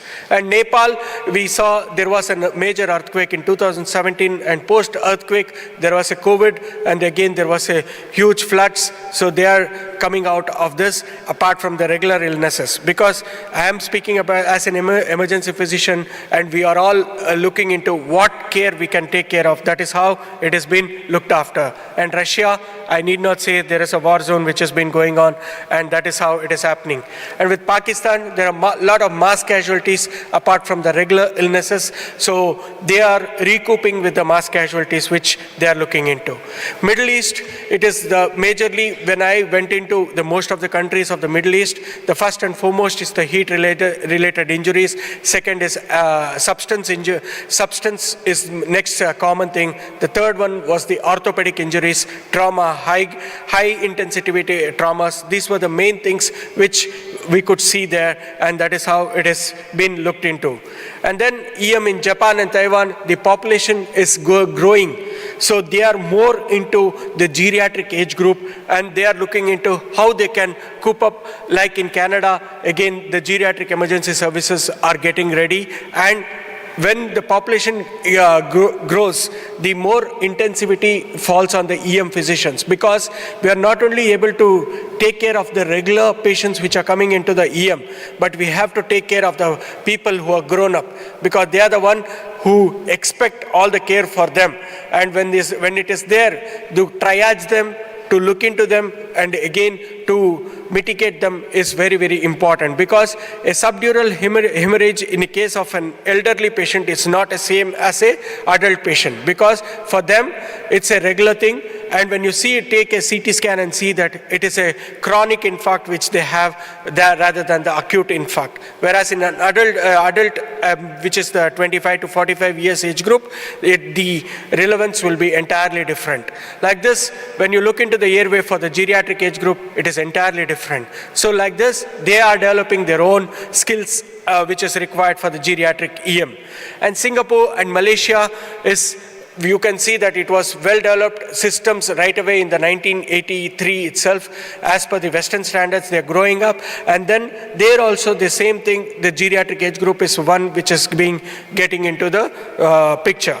And lastly, we are in Turkey, and we all know what are the issues going on. I saw yesterday, I saw today, what are the things is major is overcrowding, everybody wants to visit an emergency department because it is free in care, and then when they come to the emergency department, they want everything to be done on their table itself. So this major issues are being seen. When you put everything in common, there are 4 things which I would like to tell. One is overcrowding. Second is the infectious diseases which we are just coming out of COVID. 3 waves, 4 waves, 5th wave is gone through, but we have forgotten our regular medicine. The regular medicine is your non-infectious diseases, that is your hypertension, diabetes. These are the 2 things, and which is going in for the myocardial infarction and the stroke illnesses. So this 4, which is the non-communicable diseases, which is still a major burden for emergency departments. And post-COVID, we have seen a spurt in the cases of these 4 illnesses again. So that we have to overcome. And how can we overcome? There are 5 things which I always keep telling: A, B, C, D, E: airway, breathing, circulation, disability, and exposure. In the same way, it is nothing but we have to look into and mitigate our own plans. How can we do it? It's a very simple one. I just looked into A for aggression. Being in emergency department, we should be aggressive for the illness, look into the plan and detail it and do it. So B is for branding yourself, because most of the emergency departments feel that we are not being brandized, we are not being taken into consideration, we are not being looked into. So branding ourselves, like what Professor Bashar used to keep on telling in his communication skills, it's very important to communicate ourselves. That is what is C. So you communicate, you will be in the top. If you don't communicate yourselves, you will always be let down. The third thing, that's communication. 4th is your detailed planning. Plan is important. Conferences like this is important for every country, where you can sit down, plan it out for your country, mitigate it, and show it to the public that this is how an emergency department works and what are the things we are looking into the future. Lastly, environmental injuries, especially the climate change which is happening and which we are seeing across the world, is bringing in a lot of diseases which are unknown to us or not heard of it. So with this, thank you very much, Dr. Bashar, and the whole team of EPAT, which is always keeping in team. So welcome to India for our next program, which is the Emergency Medicine Congress, which is happening in this month end, November, month end 25, 26, 27. Thank you. Jai Hind. Thank you, Srinath. We're not going to take questions at this stage because we've got a segment scheduled for discussion at the end of the session. So if any audience members do have any questions, if I could ask them to hold on to them for the discussion period. But thank you. Thank you.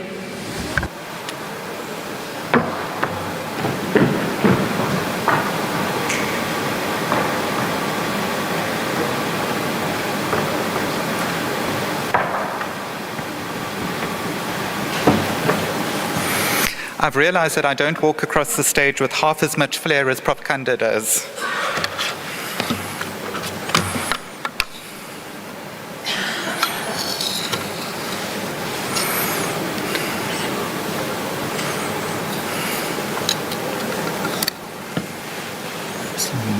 Sound.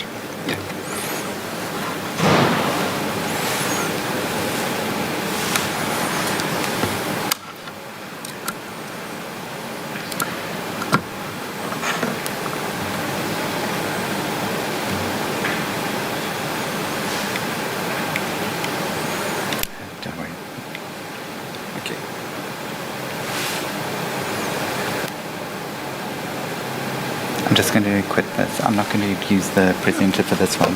I've got my own one as well, so it's not a problem. But thank you.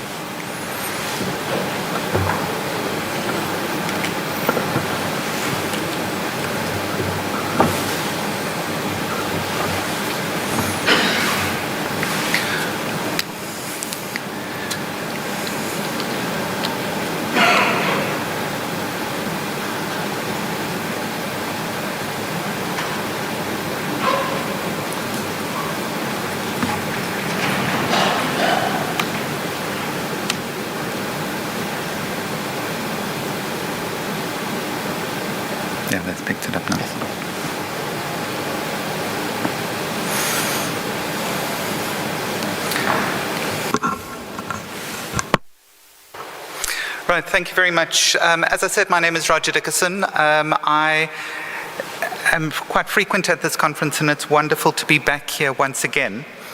I am from the beautiful city of Cape Town. That is a picture of my hospital sitting in front of Table Mountain. But we are sitting in this beautiful part of the world at the moment. What I'm going to be looking at during this little while is looking at some of the concerns with regards to the future of emergency medicine on the African continent. And I'll be using some of the examples from South Africa and where they can be extended into the continent. Now, I just have to state from a declarations perspective is that I am an emergency physician. And because I'm an emergency physician, I do come with requisite warnings. I can do problem solving, I can do multitasking, but often I'm filled with bad language, and especially if I have not had coffee.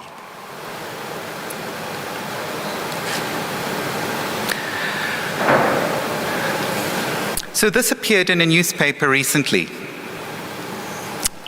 And admittedly, when I saw this, my first thought was this at my hospital? When I found out that no, it wasn't at my hospital, I then started to look and I thought, only 3, knowing how much overcrowding is crippling emergency departments across the world.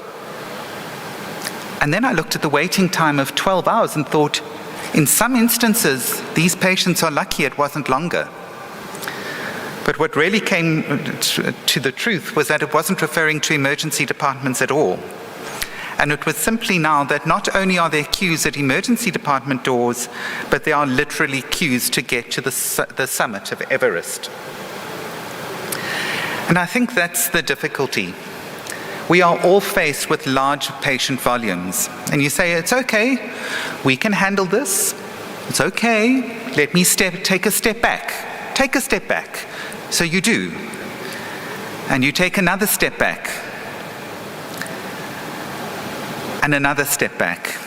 And you realize these are the patients who are needing our care. And how do we, as emergency medicine, cope with this? And I think this is one of the big difficulties, is that if we don't cope with it, it's going to lead to death. And that is something that scares me. It's something that keeps me awake at night. It's not about the numbers of sick patients in my department. It's about the numbers of patients waiting to get into it, because they are really an unknown quantity. We don't know yet what's wrong with them, what their severity of illness is, and what we can do about it. So, if we look at most of our hospitals, I'm sure your emergency department looks like this. Squeaky clean, more beds than patients. Anyone? Certainly not like this on the African continent. In the African continent, this is what our hospitals look like, where we've got stretchers in hallways. And it's become so formalized that the stretcher positions are even numbered so we can find them easier. But let's take a step back. This is an internal medicine resident in her natural habitat. Okay? And I've got a photograph of an emergency medicine resident in their natural habitat. I've just realized that that looks very much like Professor Zainab. Do you wear your hair out to the side, Prof?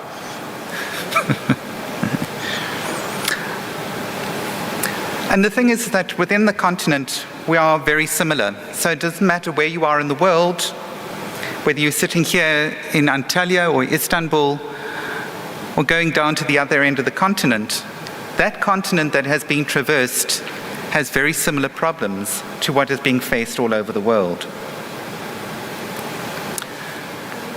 Emergency medicine is the new kid on the block when you compare it to other disciplines. And as the new kid on the block, we tend to make mistakes. We go from being the baby, not taken seriously. We then become the toddler. And just like any toddler, we always want to say, sorry, I don't think the sound is coming through.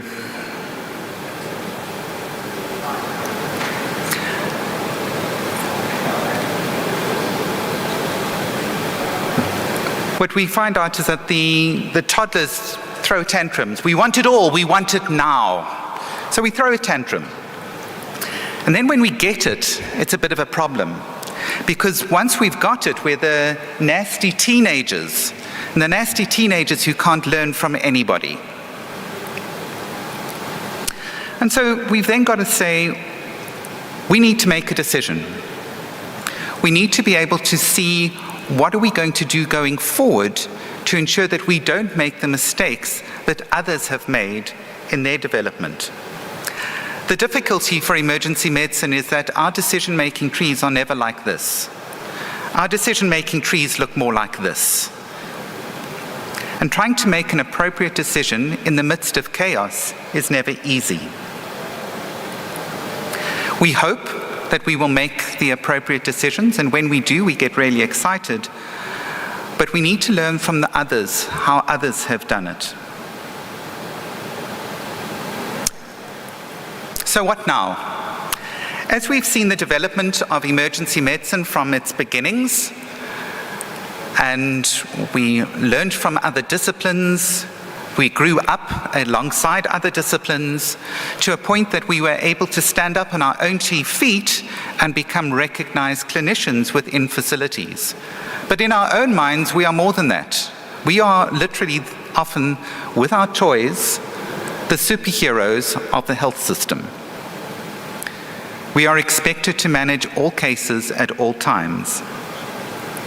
And admittedly, I do consider myself a superhero, but I don't look as good in spandex as others.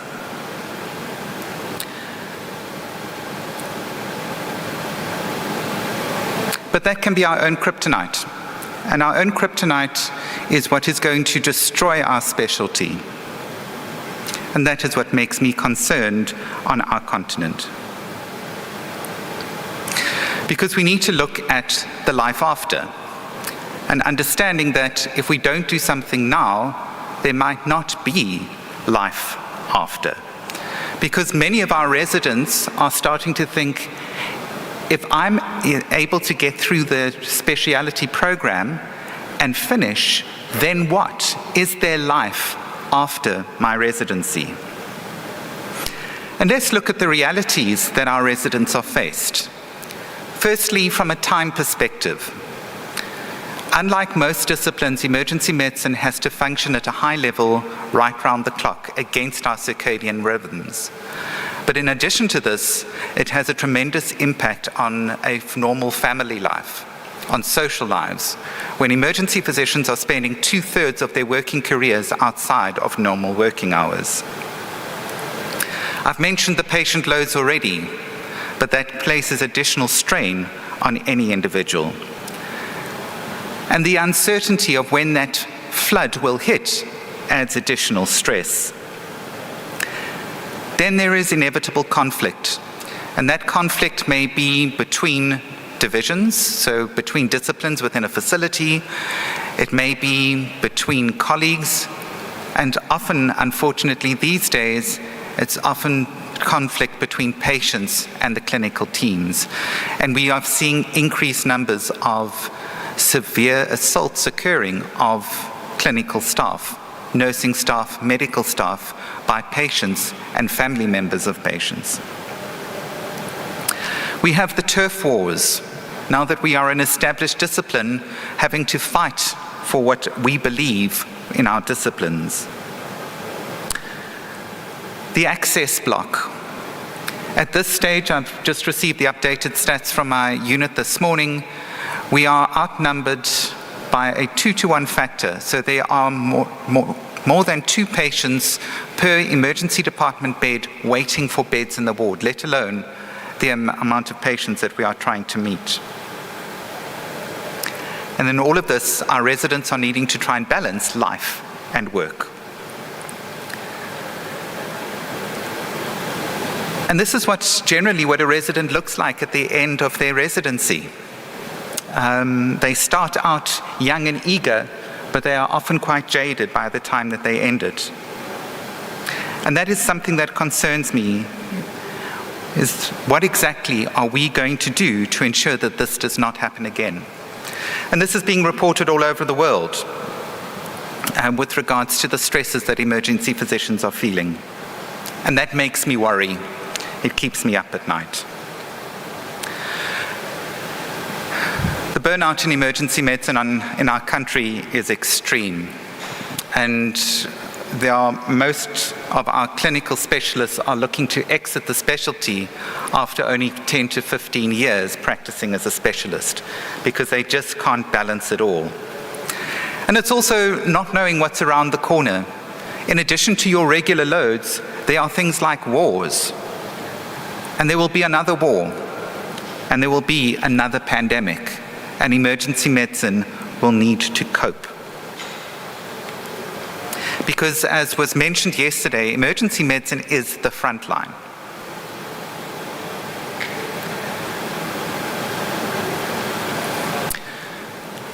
Finally, within our continent, job security has become a greater and greater risk. With financial meltdowns occurring all over, there are often not specialist posts for our residents to go into once they have graduated. And because of this, we see that many of these specialists that we've spent a lot of resources training are leaving the countries and leaving the continent simply in order to put food on the table. It makes me worry. This photograph is quite a unique one. This was the night shift welcoming the day shift. And trying to impart their words of wisdom of what they'd learned overnight. So I've painted quite a bleak picture about emergency medicine on the African continent, that we are literally hanging on by our fingernails to keep services together. But it's not all doom and gloom. We are able to put band-aids on, and we can survive because of the spirit of emergency medicines. And what we need to ensure is that that spirit isn't extinguished. And this is when I start saying, I've spoken about the bad, let's talk about the good. So in South Africa, emergency medicine has just turned 20. It is almost an adult. But within the African continent, it is still a toddler in some areas, a teenager in others. But what has assisted is the formation of the African Federation for Emergency Medicine. It has helped societies get emergency medicine registered as and recognized as a base specialty.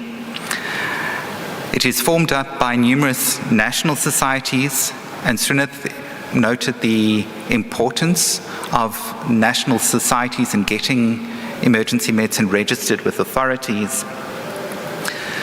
But you can see across the African continent, those are the number of sites that there are now emergency physicians in place.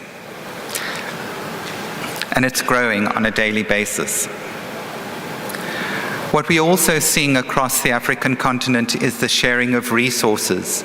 And these are not only from a financial perspective, but also from an intellectual one, where we are able to ensure that people have got a good training base, and residents are moved all over the continent in order to ensure that occurs. And then once they have been trained, they are assisted in the setup of more formalized systems in their base countries. And so there is hope. But whilst we are driving the development of emergency medicine in the African continent, we need to ensure that we are able to survive. We need to stand up for ourselves. And certainly we are not doing the greatest job in my neck of the woods. And so my last slide is just to say we need to keep calm and carry on, but perhaps not that calm. Emergency medicine thrives on the excitement, on the difficulty. We shouldn't shy away from it, but we also need to ensure that it doesn't damage us in the long run. We are not alone. We are not alone in South Africa. We are not alone on the African continent. Emergency medicine is a global force. And it's together that we are able to move forward, and it's together that we can survive any crisis across the world. And it's meetings like these that emphasize that. I apologize that the sound isn't coming through, but it is one of my favorite quotations from Winston Churchill, who said, "This is not the end. It's not even the beginning of the end. It is perhaps the end of the beginning." Thank you.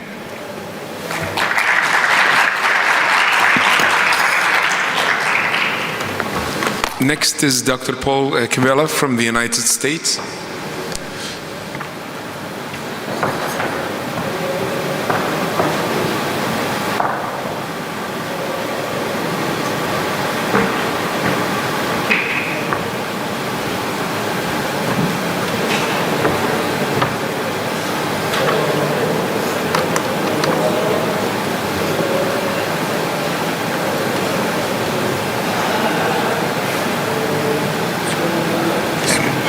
Next page. Okay, perfect. Next page.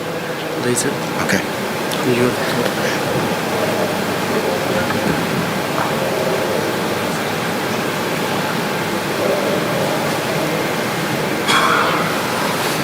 Well, thank you very much. You know, I'm giving a report on the Americas, and I'm going to be more heavily influenced on what's happening in the United States. One of the things that's happened through the Americas, as I understand, the volume in Canada after the pandemic is actually up. The volume, the volume in Mexico is up, and overcrowding is a problem in every country. But as Dr. Dickerson has said and pointed out, you know, the African emergency medicine organizations are about 20 years old. In the US, we turned 50 a couple of years ago. And so we're reaching some unique problems that I think all emergency medicine organizations, whatever their age, need to address. And these are some of the issues that we face in the US, which will be very different than some of the issues that face elsewhere. So I'm going to concentrate not on the same issues of overcrowding, but really what's happening in the US and is of concern to the emergency physicians there. The biggest issue that we have in the US right now is a workforce issue. For many, many years, we wanted to train more emergency physicians. We projected that there was going to be surplus, or there's going to not be enough emergency physicians in the United States. But unfortunately now, we probably have trained too many emergency physicians. And so we are looking at potentially in 8 years, in 2030, to actually have a surplus of emergency physicians. But the issue that's happening here is that no one, of course, saw the pandemic. But in the United States, emergency department volumes had gone up virtually every single year. And now when the pandemic hit, volumes obviously went down dramatically, up to 40% decreases during the pandemic. The issue that we have in the US is those volumes are still not necessarily back to 100%. And many, many people believe that we've plateaued in our volume of emergency department visits.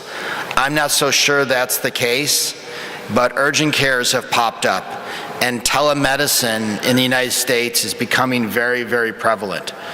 And insurance companies in the US, which is not an issue to much of the rest of the world, have scared patients from going to the emergency department, saying they're going to get a big bill, that was going to bankrupt them. So they're actually afraid to receive care. As I mentioned, there's these alternative delivery places. Telemedicine is taking off in the United States. It's amazing how many people will talk to their doctor on their phone now, rather than coming to the emergency department. You know, ED volumes are close, but again, our patients are much sicker than they ever were. The other thing that's happened in the U.S. is that we are always in the U.S., there's somebody trying to make things less expensive. And so oftentimes in some emergency departments, doctors are being replaced by what are called physician assistants. Whereas instead of receiving 4 years of college, 4 years of med school, and 3 to 4 years of residency or 12 years of training, these people receive 2 years of training, or 3 years of training, or 4 years of training. And so they're lesser skilled people replacing emergency physicians because they cost less money. And that is a big concern to many of our emergency physician graduates. Emergency medicine, again, as we came up through youth, we became one of the most popular specialties in the United States. We were well respected, and a lot of people wanted to go into emergency medicine. And hence, a lot of programs started popping up. And so the number of residents that we were graduating 10 years ago to today, it's almost doubled in the last 10 years. So now, perhaps we are training too many emergency physicians, which is a serious potential problem in the United States. The big question here is what's the need going to be? Are our estimates correct? What we've seen during the pandemic is a lot of emergency physicians basically quitting, saying, I'm not going to do this anymore. So perhaps we are going to have attrition, as Dr. Dickerson warned us about, that people are getting burned out and they don't want to go back to do their job. But this, again, is something that we're watching very closely. One of the biggest issues that's affect the United States has nothing to do with emergency physicians itself. It has to do with our nurses. Our nurses quit in huge numbers during the pandemic. And so now the reason that we have so much overcrowding is we don't have anywhere to send them after the emergency department. There are no beds in the hospital, or if there are beds, there's no nurses to staff those beds. So patients that are admitted are backing up our emergency departments. We have the capacity now in our emergency departments to see the patients if we could just get the patients out of the emergency department. Oftentimes, 2/3 of our beds and our hallways are occupied with patients needing to be admitted to the hospital, but there's nowhere for them to go. Another issue that's happening in the United States is the way that the U.S. payment system works for hospitals. It's now bankrupting the majority of the hospitals in the United States. So we're going to be looking for some type of healthcare reform here to make sure that our hospitals stay open. Right now, almost half the hospitals in the United States are losing money. And this is a dramatic change from 4 years ago. So they started right prior to the pandemic, but during the pandemic it made it worse, but there was bailout money and monies to fund that. But now as COVID is over, the realities of the payment process are coming into place, and a lot of hospitals are at risk of closing. And certainly one of the issues is our graduates want to work in urban and suburban areas. They don't want to work in rural areas. And many of the rural areas, even if they wanted to work there, don't have the payment methodology to support an emergency physician.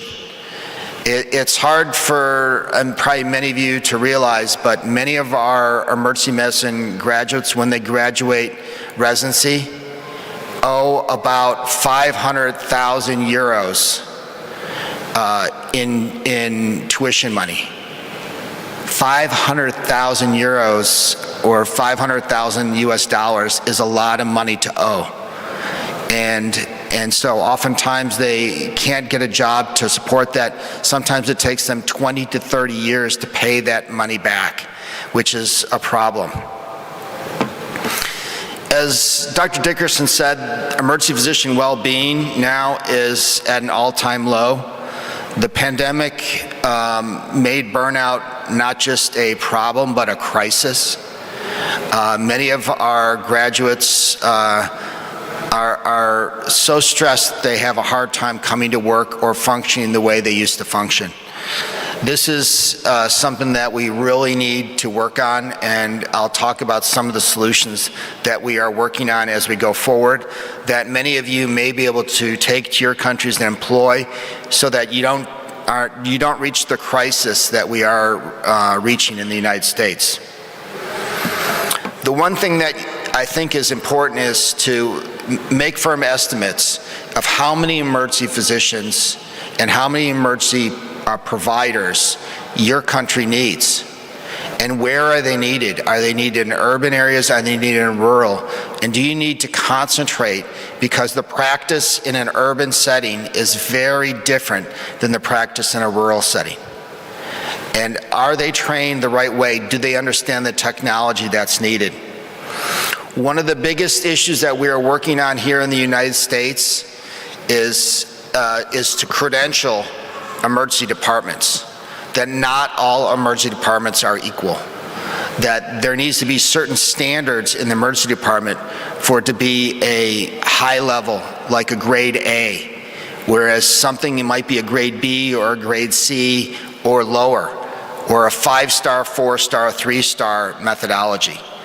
But we are looking right now to certify, to make sure that a 5-star emergency department is something where the doctors and the nurses feel safe, that they have the equipment they need, they have the nursing and support staff, that they have they enjoy their work there.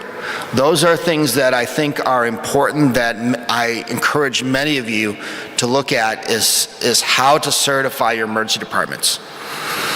And as Dr. Dickerson said, is where are these patients, or where are these physicians going to go? If they get tired of working in the emergency department, what is their next plan? What is their plan B? Can they work in an urgent care? Can they work doing telemedicine? Can they go into hospital administration? Can they do something where they still enjoy and practicing medicine, but maybe not in the emergency department? In the US, we're looking at other options for how and where emergency physicians can practice. We are also looking for alternatives to nurses. Can we provide additional support staff in the emergency department besides nurses? Are there some type of assistant that the physicians can get that will make their job a little bit easier and help them do the jobs that doesn't require a physician? Can there be scribes or people that fill out your chart for you? Can they get your information for you, set things up for you so it doesn't require the emergency physician to do those jobs? And again, to continue to figure out what are the items that are currently stressing the emergency physicians and how do we correct them? One of the things that I have said throughout my time as being in leadership in emergency medicine is emergency medicine is not a place, it's a specialty. I believe in the future that there will be less emergency departments in the United States, or at least certainly less hospitals. The question is how can you access that emergency physician and the emergency physician mindset? Can we do it via telemedicine? Can we do it mobile? Can we do it in urgent cares or very small standalone emergency departments that don't have a whole hospital behind them? You know, can we manage more of our patients at home? If our problem is admitting them to the hospital, can we send more of them home and monitor them in some way? I do believe that emergency medicine still does have a bright future, as Dr. Dickerson said. I think the pandemic and the armed conflicts, not just in some parts of the world, but in every emergency department, that we've all seen increased violence, that emergency medicine is the essential specialty of 2022 and beyond. And hopefully this will translate well, that we are the masters of the undifferentiated patient. And when I say undifferentiated patient, that's the patient that comes in with chest pain, or shortness of breath, or a headache that we don't know, it could be any diagnosis. We are the masters of anyone, anytime, soon any place, and the masters of doing more with less resources, less time, and less information. As I said, few have seen the challenges of the pandemic and the armed conflicts that we have, but we were there central in managing the front lines of the viral pandemic and still with traumas when nobody else really wants to do that job or is able to. And we managed not just injuries and illnesses, but we also hold patients' hands and comfort families in their greatest need. In my opinion, emergency medicine is still the greatest specialty, and I look to all of you to help solve some of these problems that have been created over the time, probably some by my generation, but I believe the future of emergency medicine is bright in the US, in Turkey, and throughout the world. Thank you very much.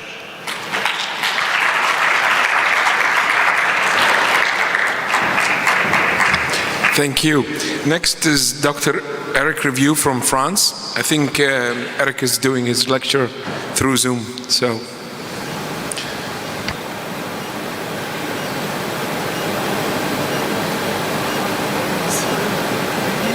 Hello, everyone.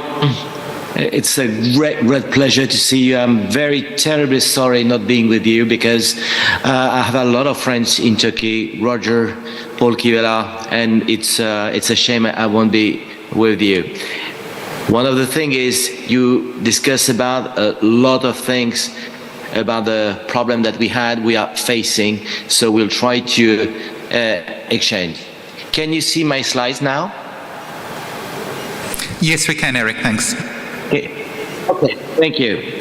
So let's take an overview of the situation about in Europe, not only in France, but in Europe. One other thing is, so I'm regretting not being with you because we have some friends, and emergency medicine is also that it's more than friendship, it's sharing experience and sharing a lot of things we have in common. So the situation in Europe, as we do have a rising number of ED visits for the past 20 years, and the situation is still changing, and we'll see how it could be changed. So we'll make a small tour of Europe, and through a questionnaire that can be made about the situation in Europe. You want to know how is the emergency department asked to the nurse, asked to the patient. In this study, we asked the European nurse how they can rate their own hospital and their own departments. And in these departments, and these are in Europe, nurses said that the quality of care is really low in Ireland, it's really terrible in Greece, and it's different in Switzerland. They have the feeling that they treat quite well patients, and as you see, the burnout situation is quite high, not in the Netherlands but more in Greece. The job dissatisfaction is really high in Greece, so they want to leave, and mainly nurses want to leave. And as Paul Kivela said, it's exactly the same situation after the COVID. So we have less than 1/3 of US nurses want to quit their job. It's exactly the same in France, and mainly in a lot of countries in Europe. If we compare in this study the situation in Europe and in US, it's exactly the same situation where the job dissatisfaction is really quite high now, and is very similar Europe to US. So we don't have a lot of difference about that. And when you focus on Europe, it's really a poor quality of care that globally that comes through from the nurses, and the situation of burnout and job dissatisfaction is quite high. When you compare to, as Paul Kivela said, it's exactly the same, and we are facing this situation now everywhere. When you look for in detail for some European countries, as you see, the worst situation for now is still in Greece, and we have a lot of colleagues from Greece just telling us that it's really terrible. They have a lack of nurse, lack of beds, job dissatisfaction, and a lot of doctors they want to leave. As you see, it's quite similar in different countries in Europe. We don't have all the countries, of course, but it is really terrible that we are facing. The situation is better in the north of Europe, in Finland, for instance, and why not in Switzerland? But that's globally just the exception that we are seeing. If you ask the patient trusts our hospital, patient trusts our emergency department, but they are still coming to the emergency department. And patient just when they we ask them to rate the hospital, it's exactly the same analyze that the nurses. They are very low, they trust, and they don't trust in Spain. They are quite, they trust the hospital in Finland, and they will recommend the hospital, they won't recommend the hospital in some country. They recommend in Switzerland, they don't want to recommend their hospital in Greece. So as you see, patient and nurses are saying exactly the same they are quite focused quality care, and the patient satisfaction is really quite low everywhere. So there are a few differences between, to summarize, between the countries. But we see that even when you pay much more nurses, it's not enough to change the situation. Ireland and Finland report the high level of quality, but the national level are really different from a country, from place to place. As when you see from USA, they have a fewer nurses per capita when you compare to European country, but the more nurses are not the same per patient in hospital. So how we have to have some difference between Europe and US, but it's really quite similar. And one of the things I remember, I gave a lecture 2 years ago in Turkey. We are in the day after the COVID. And as Paul Kivela said, it's exactly the same situation. It's really terrible because we are missing more than 20% of nurses in our hospital now. 20% of nurses, it's exactly the same number of beds we are lacking. So we are closing our departments everywhere in the hospital because of the lack of nurses. We need nurses. And it was due the day after, I could say day after, we are 2 years after the COVID, and it is the terrible situation. We had a congress a few weeks ago in Berlin with the USEM that was exactly the same situation in all over Europe. When you look at the old data about the situation, number of physicians, not a problem of number of physicians. I'm quite glad to see that they have a huge number of physicians in US. It's not the point in Europe because a lot of emergency departments don't have enough emergency physicians, so we are trying to find other specialty could work inside the emergency department. It could be family doctors, it could be internal medicine, it could be geriatrics. It's one of the main concerns that we should have in our emergency departments. And the second problem we are facing in Europe is the aging population. And the aging population, as you see, is quite different from place to place in Europe, but it will be a tsunami that we will face in the next 10 years. So the aging population will come more and more. And the situation is really quite worrying in Germany, for instance, because they have a high level of geriatric in the emergency department, but exactly the same in Spain, in France, in Italy, that we have a lot of patients, those patients. They are patients, they are geriatrics, but the problem, we don't care enough about them, particularly in the overcrowding situation, as you have seen in everywhere. The overcrowding, here is the map of Europe. Where are the overcrowding problem? Everywhere. everywhere. And as you may have seen, it was worse after the COVID period. So we have a lack of beds. And why our patients are coming? Here are the data from Europe. They're coming in emergency department because they don't have family doctors, they don't have a GP available, they have for financial reasons, they have many reasons for coming emergency department, but those patients are not responsible of the main problem of overcrowding. The other problem of overcrowding is the lack of beds, and it's the output patients, and as Roger said, it's access block also. So we have many reasons to have quite worried about the situation in Europe. And we have violence. We do have more and more violent patients in our emergency patient department because it's not a safe place in the emergency department. We have a lot of reason for that: alcohol, drug, and do not forget that the nurses and nursing staff are the higher risk of being harmed on the emergency department.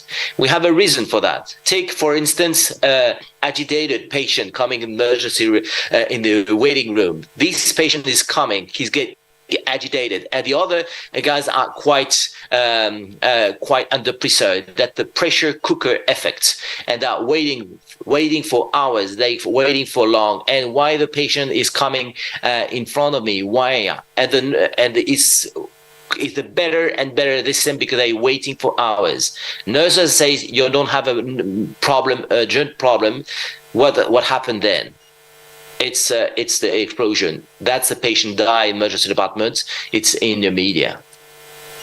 And the burnout, I could not come again about the situation. It's all over the world, and particularly now. And after the day after with the COVID, it's worse now. So the burnout, we have a lot of doctors and nurses that are living now. They don't have the feeling that they can stay. So what we can do now about some data, they said that maybe we need to organize the hospital with a better good work environment for nurses first, and we have to focus on nurse because we could have a better quality care. You can tell me that we need nurses also for that.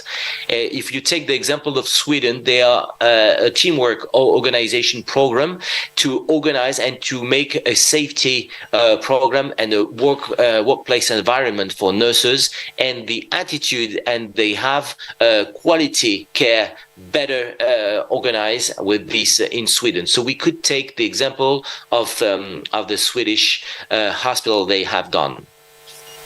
So the situation in Europe is not really quite high. We need to organize things together, and thanks to Bashar to organize an international conference, because we need to have our brains together, how we can face in a different way, because it's very important to work. We want to solve the problem very quickly for the overcrowding, of course, and the thing is we have to focus what are the main threats we are facing, how we can be attractive for our emergency departments, and because we need to reorganize our emergency department and organize and take our resources. So I would like to thank you, Teşekkür ederim, and sorry, Joe Roger, for the pictures, because it was necessary for me to make that joke. Thank you.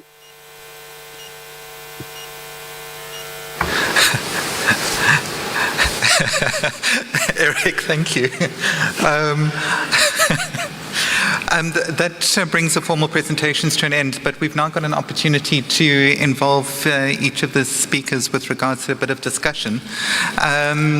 If I could just ask Paul and Srinath if you are still in the room.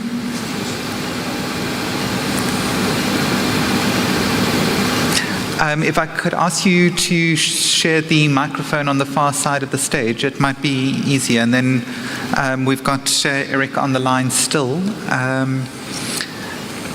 So, first of all, Paul, I want to say, thank you for training so many emergency physicians. Can you export? The question is, can we export some of our emergency physicians? Interesting you ask that.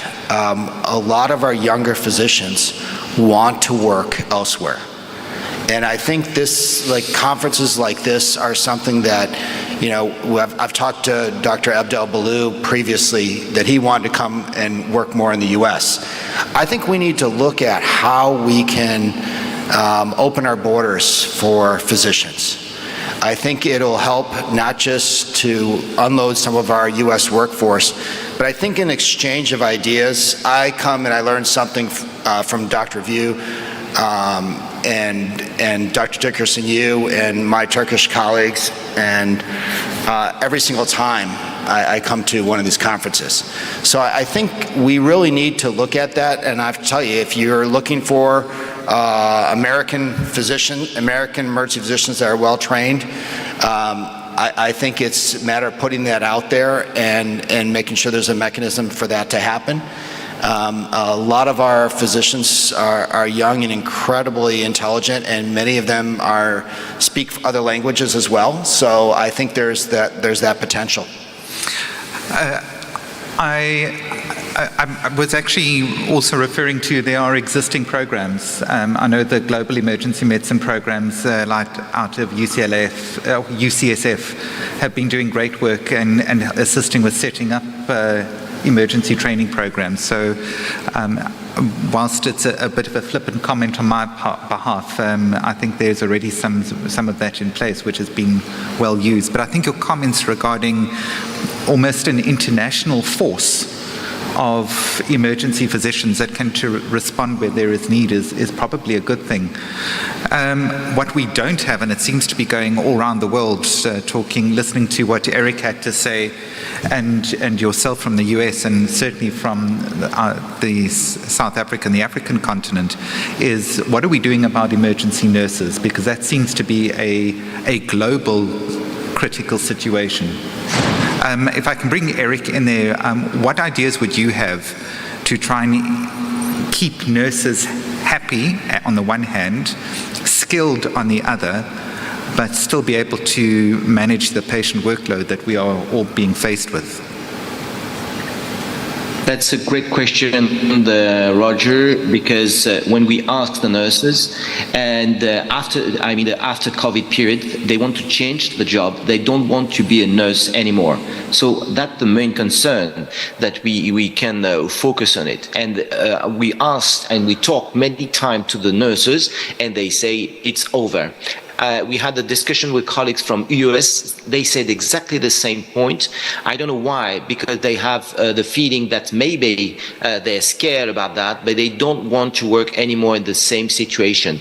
So to be attractive, of course, we could talk about the salary, but it's mainly working condition, training, and training our nurses, and maybe having a new perspective for nurses. For instance, we are working on a program in France to have the equivalent of the nurse practitioner we didn't have for 20 years. And so we are starting a new program for nurse practitioner training, for a 2 years training program for nurse. So maybe it could be a new job to be attractive for nurses.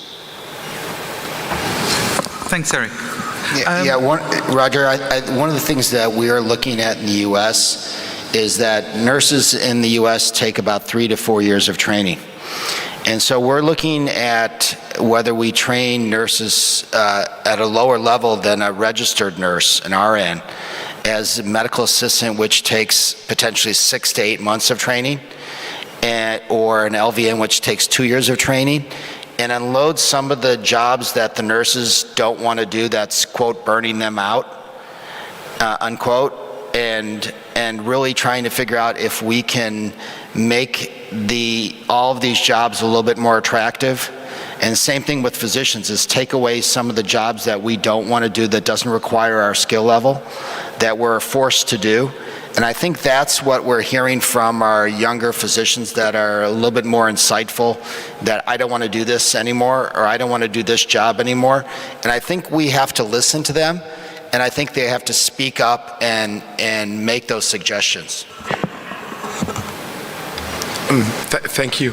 I just want to make a short comment on, the availability of, staffing and the future of emergency medicine. Basically, when people go through programs and they graduate and they train and they work in different sites, as we move along, throughout the years, some people they find that they have probably different interests, like in finance, in legal, in admin, or even in the specialty of emergency medicine. They look at emergency medicine probably at a stage and they want to do something like, something more outdoor like wilderness, or even something like special operation medicine, like HIMSS and Medevac and all that. So I think this is a tool that probably institutions around the world want to tap into. First of all, to avoid burnout for emergency physician. Second, to explore other skills that an emergency physician or an individual or a nurse or an EMT or a paramedic has at a stage that he was too busy during his residency or the first few years of establishing himself, is actually to have probably an international umbrella to train people like that and put them in a more probably accredited programs. Not only this will feed back into emergency medicine and disaster and a global event, but it certainly would probably have a better response in terms of disaster like flooding or pandemic, or even unify the scope for payment, for example. And that's just a thought. If I can pick up on two things, I think there's been some really great points made. So in our nursing system, we already operate on a 3-tier structure where the RNs are the chief nurses. We have nursing auxiliaries and staff nurses, which range from a year to 2 years to 4 years of training, and then there's specialty nurses on top of that. The difficulty that often comes is that from a financial perspective, the hospitals see that why would they need to have any registered nurses, because the physicians can take over that role and then you're paying a lower salary. So we found that we've not gained much from that. And with regards to, I think it's an amazing thing to be able to allow staff to develop in areas of their interest. The difficulty often, and I'm sure we've all sat when you're running departments going, yes, I want to support an individual, but in supporting that individual, I could threaten the rest of the team. And that is often the difficult tightrope that we are needing to walk. I am also quite staggered that there are more graduating emergency physicians in the US than there are on the African continent. And that's you graduating those numbers each year. But it brings me to my second question for you, Paul. You've stated that emergency medicine in the US is 50 years old. It's one of, or not the oldest country, or not the oldest country, shall we say the grandfather of emergency medicine as specialties globally. So it's something that we've not faced before, is looking at how can emergency physicians work until retirement at a pace that is often required in busy emergency departments. And the natural progression has always been into leadership or academics or something like that. But do you think that emergency physicians can be a pit doc till the age of retirement or death, whichever comes first? And I do note Lewis has got a question, so if I could ask Paul to answer that, and then I'll take Lewis. I think, Roger, this is a great question, is can you be a pit doc till your 60s? I have to tell you, I've worked alongside a lot of the physicians that I worked with were 60 plus. And I have to tell you, it's a more difficult job as you get older. I'm looking into the audience, and when I was 20, 30, 40, 45, doing a night shift was easy. It's more difficult now that I'm in my mid-50s. And I still do them from time to time, but they're much more difficult than I recall them being when I was younger. So I think the issue here is there probably needs to be some type of seniority for the older emergency physicians, that they work less nights. And so I think I think that is probably the best solution. Maybe they work a few more weekends and a few less nights. I think that seems to be the right mix. You know, that also takes off a little bit of the younger physicians that have time with their kids during the weekends. So I think that's the mix right there. It's, you know, not a perfect system, but I think that's how I would address it. Thanks. You've got a microphone. Great. Thank you. Hi, I am Carlos from Mexico. They are the grandfather, but we are the second one. We have 37 years, and we had 37 years of emergency medicine in the world, so we are the second one. One of the things happening in the emergency medicine is that we need to tropicalize the emergency medicine in different countries. Every country has its own problem. So if you try to compare with the United States or with France, they have problems for the states because the medicine practice in the states is defensive for the states. If they don't do it correctly, they sue, and they have big problem for this. So I think the emergency medicine, I see the evolution for the 37 years. So at the beginning, like Paul said, we have less tools and we resolve the problems. Now we have a lot of tools and we make more mistakes. Why? Because if we have, one of the things happen is when, I remember 15 years ago when in Bahia, Gunnar Ollner, probably you know Gunnar Ollner, was the president of the USEM. At that time, he came to Puerto Vallarta in Mexico and he said, well, now in Switzerland, we are closing the emergency room. And say, you are closing the emergency room? We are overcrowding all the time. How you can do that? So, because they start to organize long time ago.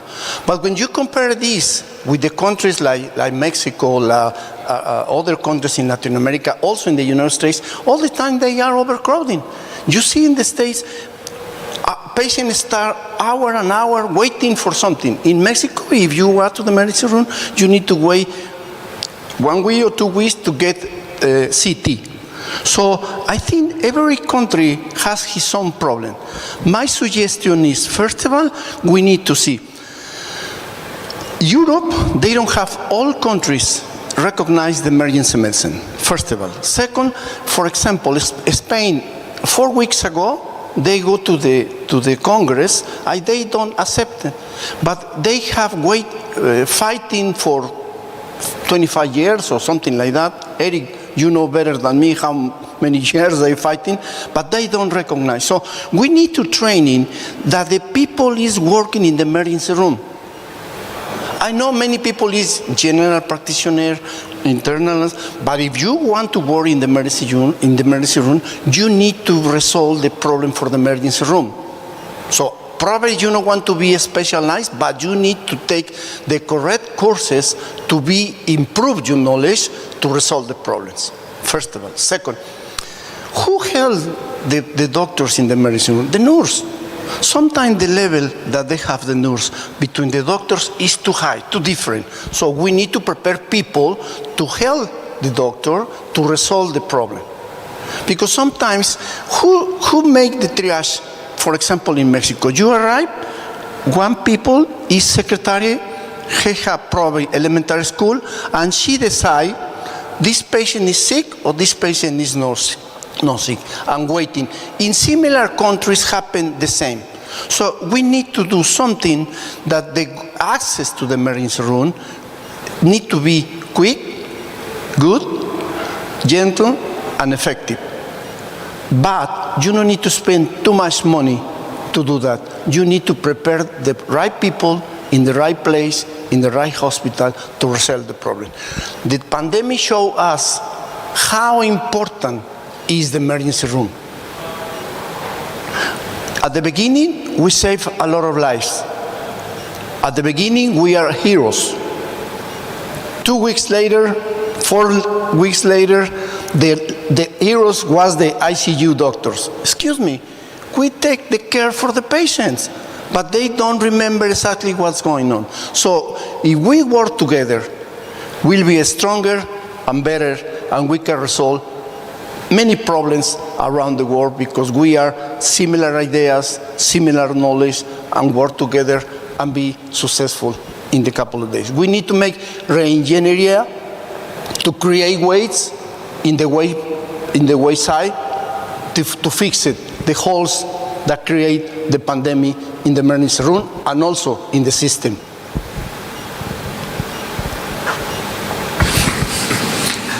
Carlos, thank you. I think there's some, if I can pick out some very important points that you've made, is that I call it the hero to zero phenomena, and it's something that we face in emergency medicine all the time.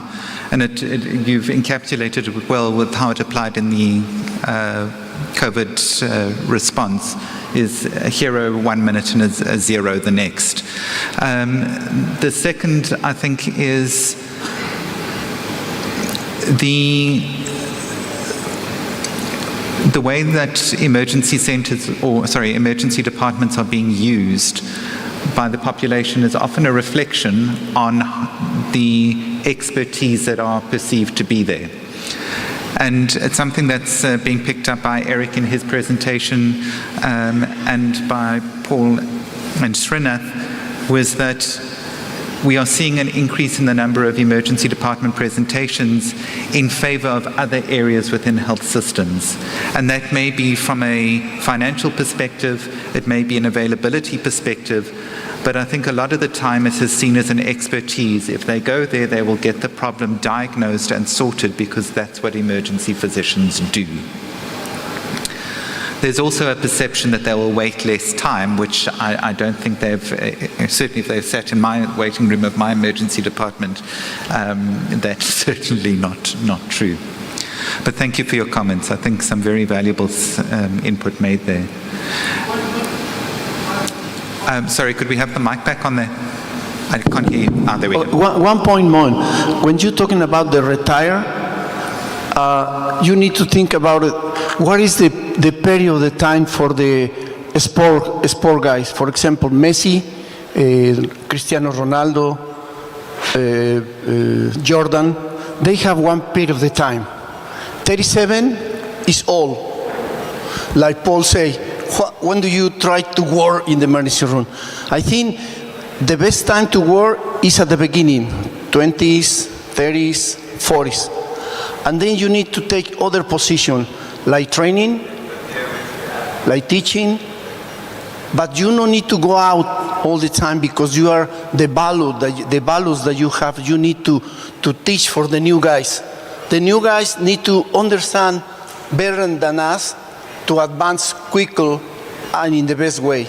Because one of the things happen now is that many of doctors, like you said, the burnout around Europe and around the world they affected our population. So we need to create, don't go away the old doctors, support for the teaching, support for the program, but stay there because you are very helpful for the system.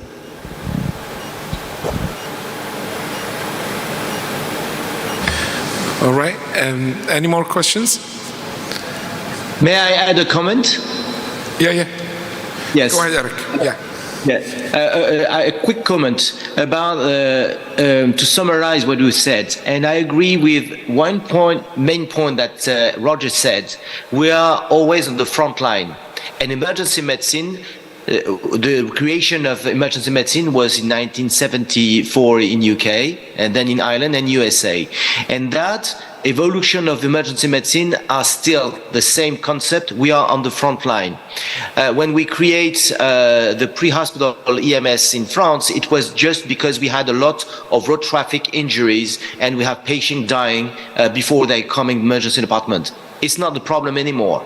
We reduce to 10,000 to 2,000 patients who die for road traffic injuries. But the main thing we had with the exception of India and China, they still have a lot of concern, and Turkey, about the road traffic injuries. In Europe, it's mainly medical problems that are coming through emergency departments. But the thing we are facing for now is we still are pioneer of emergency medicine, and we live day after day a new concept.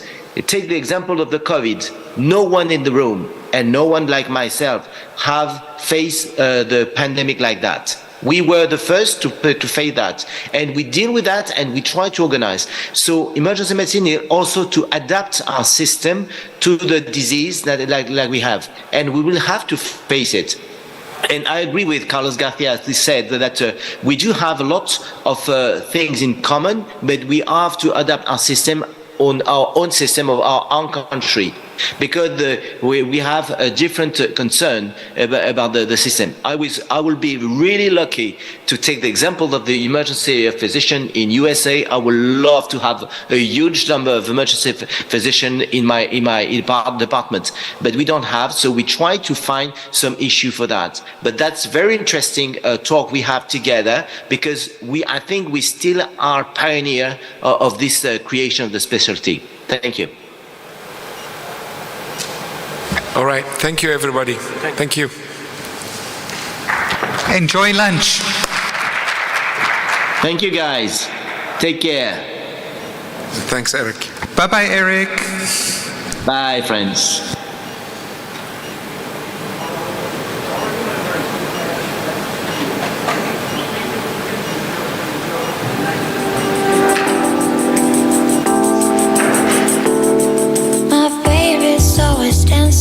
And I want to give the mic to my close friend Hikmet from Atayurdu, Uzbekistan. We are in very good collaboration between Turkey Emergency Medicine and Uzbekistan.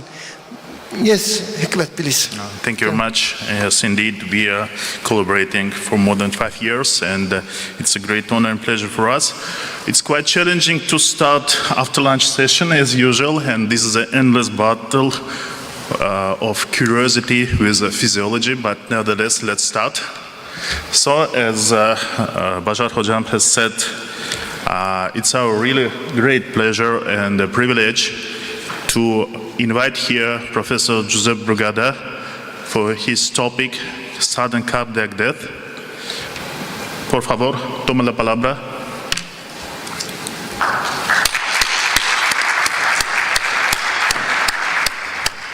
Thank you very much, Dr. Andarov, Dr. Kanderberry. This one, next page. Okay. Next page, and laser. This laser? Push, yes. Hold push. Yes. Okay.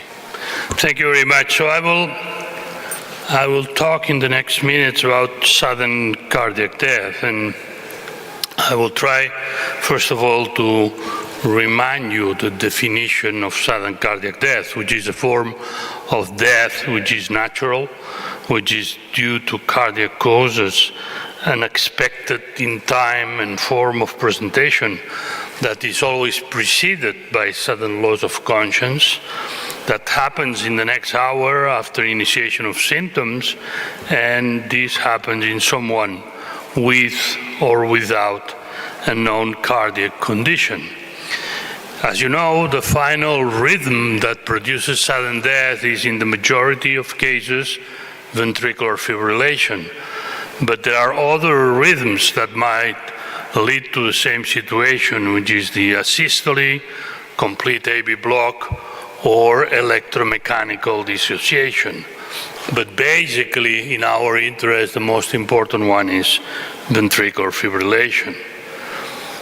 Practically any form of cardiac disease can, at the end, produce sudden cardiac death.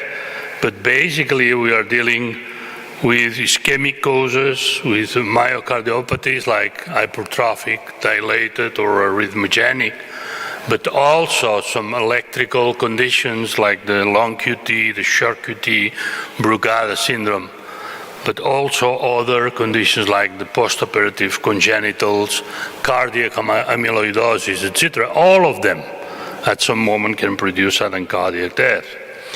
So if we talk about ischemic, we're talking about number one cause of sudden death in our environment.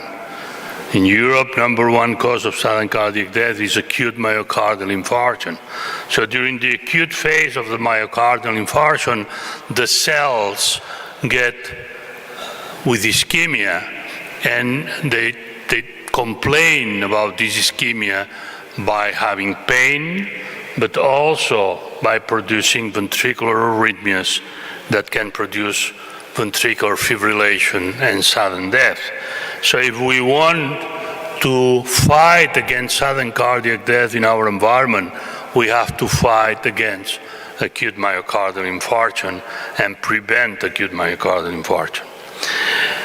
When we are dealing with patients that have already gone through an acute myocardial infarction and have survived the myocardial infarction, in the chronic phase of the myocardial infarction, there is also a risk of having sudden cardiac death because of the occurrence of electrical circuits in the area of the myocardial infarction. The bigger the myocardial infarction, the most chances that during follow-up ventricular arrhythmia or sudden death might occur. Although in the last years we have learned that it's not only a matter of the size of the myocardial infarction, but you see here that a small myocardial infarction, very homogeneous, is a non-arrhythmogenic scar, but also a huge myocardial infarction, but very homogeneous, it's also non-arrhythmogenic. On the contrary, you can have a small myocardial infarction which are very inhomogeneous, or large myocardial infarctions, very inhomogeneous, which are really arrhythmogenic. So the point is that probably in the future we'll be analyzing the risk of sudden death in a patient post-myocardial infarction, not only because of the size of the infarct, but on the quality of this infarct and the survival of cells producing an inhomogeneous scar, which is more prone to arrhythmias than an homogeneous one.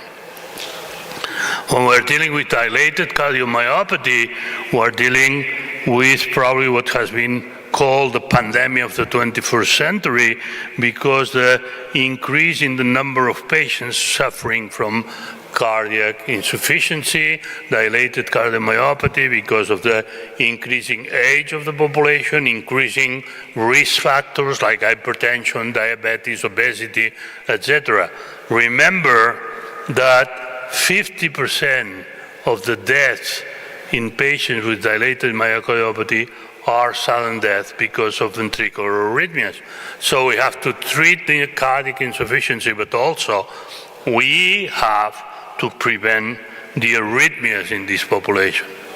When we're dealing with hypertrophic cardiomyopathy, here we are dealing with a genetically determined disease that produces a hypertrophy of different parts of the muscle, and this hypertrophy produces arrhythmias, many of them ventricular, many of them polymorphic, and many of them lethal, that might kill the patient by sudden cardiac death. And remember that hypertrophic cardiomyopathy is the principal cause of sudden death in patients younger than 40 years of age, especially sport practitioners. We also have arrhythmogenic right ventricular cardiomyopathy, which again is a genetically determined disease that produces changes in the muscle, basically in the right ventricle, but also sometimes in the left ventricle. And these changes produce the occurrence of islands of tissue in this muscle, being the basis for the occurrence of ventricular arrhythmias and sudden cardiac death, again in young population and again in sport people. However, there are a number of patients, around 20%, who had sudden cardiac death but do not present with a structural heart disease. They have a normal heart, and these are the patients like this one having ventricular fibrillation but a completely normal heart. In the last 30 years, we have learned about a new category of diseases that was unknown to all of us 30 years ago. That's what we call the channelopathies. And the channelopathies are the long QT syndrome, the short QT syndrome, the Brugada syndrome, catecholaminergic polymorphic VT, or malignant early repolarization. All of them are diseases that were unknown to all of us 30 or 35 years ago. And we understood that by looking very carefully at the electrocardiogram, we could identify some signs in the electrocardiogram that were explaining us that something was wrong in this heart, electrically speaking. Why we call that channelopathies? Because these are diseases which are familial, so they are genetically determined, but affect the channels that regulate the flux of ions across the membrane. And these channels, if they have a mutation, they will not work properly, and they will produce some signs in the electrocardiogram, but also might produce some electrical gradients in different parts of the heart. These electrical gradients leading to the occurrence of ventricular arrhythmias and sudden death. This is a patient with a long QT. Please look at the very prolonged QT interval, 640 milliseconds, corrected by the frequency at 584, extremely prolonged QT interval. When we have this type of ECG, and this ECG belongs to this lady here, you see that 7 members in her family have died suddenly because of the prolonged QT interval, and she was the only survivor in this family. So it's a very, very malignant form in this family of the long QT. This is a patient with Brugada syndrome. Look at the ECG, which shows this ST segment elevation in right precordial lead, simulating a myocardial infarction, which he has not. And when you find this type of ECGs, there is the risk in some patients that ventricular fibrillation occurs and the patient might die suddenly. Again, we are dealing with a familial disease. This is a family with Brugada syndrome. This guy here died suddenly. There are other 8 members affected in this family, and this allowed us to identify a mutation in the sodium channel that was responsible for the disease. This is the first patient we ever saw with the Brugada syndrome. That was in '86. In '92, we published the first paper. We defined the characteristic electrocardiogram. We understood the mechanism leading to these anomalies in animal models. We understood that the patient should be protected with an ICD. We could define in 1998 the first mutations in the families with Brugada syndrome. In late 2010, we could, for the first time, do some ablations in patients with Brugada syndrome in the epicardium, and certainly the future will tell us how to change the genetic defect in these families to normalize everything. Look, that it took 30 years to go from the initial description to the actual reality in the patient with Brugada syndrome, and we have learned a lot, we have advanced a lot in how to diagnose, how to risk stratify the patients, and how to treat the patients. We have also mutations in the potassium channels, like this one, producing this very prolonged QT interval. Look at this T wave, very abnormal, giant negative T wave in left precordial leads. This is a very dangerous situation. This is a very high instability from the electrical point of view, and this patient might go into ventricular fibrillation at any time because of this very highly unstable electrocardiogram and repolarization defect that might produce certainly some arrhythmias and producing sudden death. So when we're dealing with the long QT, we have the long QT3, which is the one affecting the sodium channel, but then we have the 1 and 2 that affect the potassium channel. So the result at the end is the same by different mechanism. The result is that the repolarization is prolonged, so the QT interval is very much prolonged, and at the end, ventricular arrhythmias, sudden death can occur because of this gradient between different parts of the heart.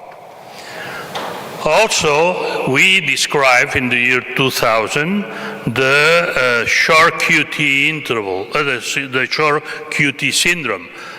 We saw these patients, these first initial patients in the year 2000, especially this one here, that was a lady, 25-year-old, that had a syncope. And we received the ECG of this patient, and we thought that it was a mistake because the QT interval in this patient is no more than 200 milliseconds, extremely short QT interval. So at that time, we asked for a repeated ECG because we thought that the machine was not working properly, and we received the same ECG, so we understood that this was probably the first case of short QT syndrome ever described. Unfortunately, this was a Friday evening, and we asked the lady to come to our hospital, but the lady was living 100 kilometers away, so she decided that she will come to our consultation on Monday because she had a very young boy of 5 or 6 months of age, and unfortunately on Sunday morning, this lady died suddenly. So then we learned that this was a familial form. Here you have some families with a short QT syndrome. Look at these very short QT intervals, very tall T waves, and very short QTs in families with sudden cardiac death. So probably this is the most malignant of all the channelopathies because of the very short QT interval. There is a huge window of vulnerability in these patients, and any arrhythmia, any extrasystole might produce ventricular fibrillation and sudden death. That's why probably there are very few patients described with the short QT syndrome all over the world, probably because they are dead. This is a bidirectional ventricular tachycardia, and this is specific from a condition called the catecholaminergic polymorphic VT. Again, a familial disease, genetically determined disease produced by a mutation in the ryanodine channel. The ryanodine channel is the channel that regulates the flux of calcium inside the cell. And during mental or physical stress, the flux of calcium increases. If the patient has a mutation in the ryanodine, this flux cannot occur, and there is an accumulation of the intracardiac calcium, and this produces an intoxication of the cell, and finally produce this type of arrhythmias that you see here appear during a stress test or mental stress test. This is the ryanodine channel and how the calcium accumulates inside the cell and produces this type of arrhythmias. Finally, the last situation described is what is called the malignant early repolarization, which occurs in patients having this abnormality at the end of the QRS complex, like an early repolarization that in some cases might be responsible for the occurrence of ventricular fibrillation. In some patients, there is an overlap between this early malignant early repolarization and Brugada syndrome, and still it has to be studied in the future. At the end All of these diseases produce ventricular fibrillation because of this electrical gradient between different parts of the heart. So we can say that genetic studies have identified a new category of diseases responsible for syncope and sudden cardiac death in patients without demonstrable structural heart disease. That's what we call channelopathies. The good news is that if you look carefully at the ECG, you will find the signs to identify the patients at risk. So be careful and read carefully the ECGs and learn how to identify the patients that might be at risk. So, of course, in the patients that are recognized as patients at risk, we have to protect them. And we protect them basically by using implantable defibrillators. As you know, implantable defibrillators are extremely reliable devices that identify the ventricular arrhythmia and treat them very effectively in the majority of cases. But we know, and you know as emergency physicians, specialists, that time is what counts. So not everybody can be identified and can have an ICD implanted. The majority of patients that are at risk for sudden cardiac death do not have an ICD implanted because they have not been recognized. And we know that every minute that lasts, we have 10% less chances of surviving. So we need early defibrillation, and early defibrillation requires, of course, very good emergency systems, but also we need public access defibrillation that might allow for the general public to use these devices and to treat the patient waiting for the emergency system to arrive. There is a study in Japan that compares the number of public defibrillators installed in the countries and the number of patients that are shocked when they have a cardiac arrest. And of course, the more devices you have in the street, the more probability that you will be shocked by a bystander if you have a cardiac arrest. And this is my last slide. This is the number of deaths in car accidents in Spain all over the last years. And you see that they did a very good job, because you see that from the 60s we had an increase maximum in 1989, and since then the decrease is dramatical. So they did a lot of very good jobs, a lot of investment, a lot of money, a lot of fees, a lot of fines if you were too fast in the street, you were not having your protection, whatever. So a lot of money invested to go from almost 6,000 to 1,000. Do you know how many patients died suddenly in Spain? 10 times this number. And the number or the amount of money that is invested is 10 times less. So, of course, this is very important, because the politicians should also understand that sudden cardiac death is a major public problem, and investment in preventing sudden cardiac death should be at the level that it deserves for the number of patients suffering from it. Thank you very much.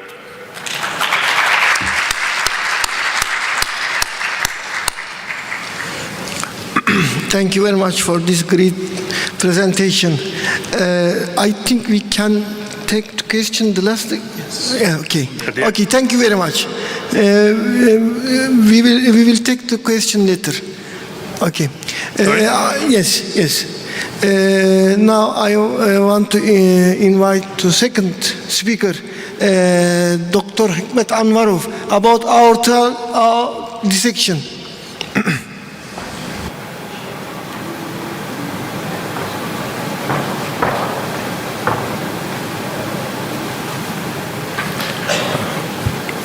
Thank you very much. Herkese merhaba. So it's a really great honor to me to be here with you again. And as I've taught you this morning, the main focus in our hospital in Uzbekistan is on the ascending and descending thoracic aorta. Yep. Closer. Okay. Is it good now? Thank you. So some protocol things, I have nothing to declare, only I would like just to stress the contribution of my angio and cardiovascular department in designing these slides. So the dissections of aortic aneurysm is, as you know, all the condition characterized by a rupture of the inner wall of the arteria intima with the formation of the false passage for the blood. And about 50% of patients with untreated aortic dissection will die within 2 days, maybe, is a risk of death within the first hour for acute aortic dissection is about 1%. So time matters. In large medical study, including almost 1,000 patients with aortic dissection, almost a third of them died within 2 days, and 2/3 within 2 months, and almost 90% within 3 months, and almost all of them within 6 months. So it's really a huge problem. The frequency of occurrence due to several studies is it's about 3 per each 100,000 population, and average almost 1,000 cases per year in my country with a population of 33 million people. So all of us, we well known about the types of classification of aortic aneurysms. There is 5 grades by Svensson, and also the most common things is Stanford's and DeBakey classifications.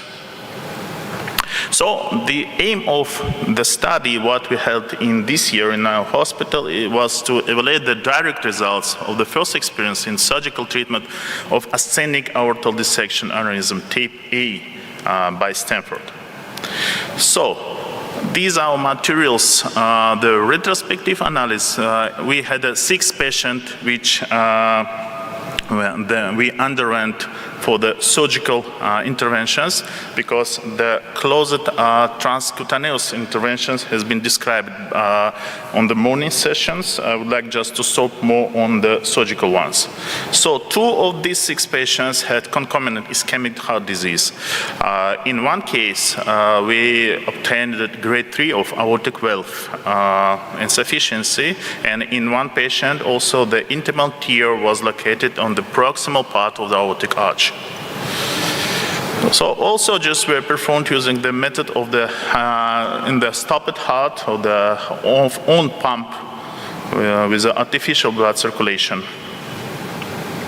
And here are the results. So average duration of the circular arrest was about 45 minutes, and the temperature we decreased it for less than 22 degrees. And of course, the retrograde hypothermic cerebral perfusion we provide in all patients. Here are some demonstrated things. We used the prosthetic for aortal arch and for descending aorta. Here are some stages from the surgical part. In 4 cases, the patient underwent supracoronary replacement of the ascending aorta. In one case, the aortic root replacement as a Bentel de Bono surgery. In one case, supracoronary replacement of the ascending aorta was supplemented with arch replacement. And Vascutech vascular prosthesis was used in all surgeries. Biological glue also we applied. We didn't apply it. And coronary artery bypass graft was performed as a concomitant interventions in 2 cases. As I said, this was that Bentel de Bono surgery. So, in postoperative period, we saw the 2 patients with signs of stroke, unfortunately, and the mortality also obtained in 2 patients. In one case, we obtained encephalopathy, but required early tracheostomy for prolonged ventilation. The average blood loss was about 900 milliliters. So in type A aortal dissection, about half of the patient within the first 48 hours, the perioperative mortality in half of the patients with ascending aorta. and more than 50% in aorta arch. In type B, the presence of the complications mortality is the same almost, and the perioperative mortality is in between the one third and half of the patients. And other types of the surgery in ascending aorta, it's average about 5%, no more than 5% in our hospital. In a big dissection involving the thoraco-abdominal elements, it's about 11%. And in abdominal aorta, we consider more moderately more easier. It's about 5% mortality nevertheless. So, obtained experience of surgical treatment of descending aorta aneurysm showed that timely detection and surgical treatment, of course, can achieve satisfactory result with, let's call it, satisfactory. Of course, in comparison, mortality is about 1/3 of all patients. Otherwise, all of them will die. And further improvement of our result associated with the increase of the experience, of course. Thank you. Teşekkür ederim. Thank you very much, Dr. Hikmet. We will take the question later, and I want to announce the last speaker. Everybody in Turkey know him, Roger Dickerson from South Africa. Please.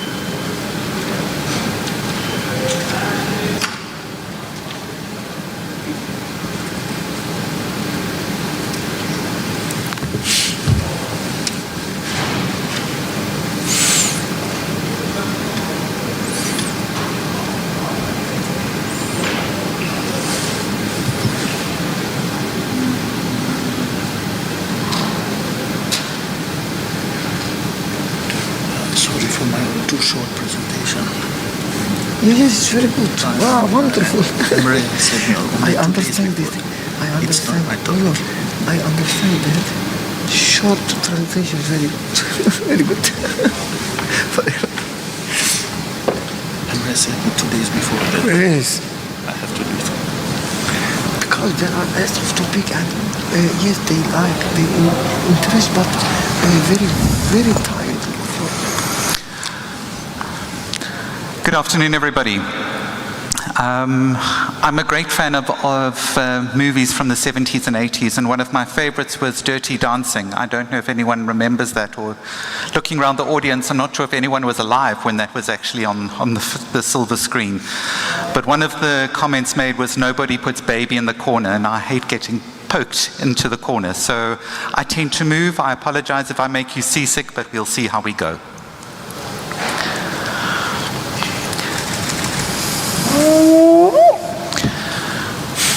So this is my hometown of Cape Town, and I work at New Somerset Hospital, which was actually the first hospital built in South Africa, purpose-built, and was actually the first teaching hospital of the university in South Africa. It is positioned in the waterfront, and so it's a really difficult place to work. But when it was first brought about, it didn't quite look the same, and this was when they were still constructing it back in 1806.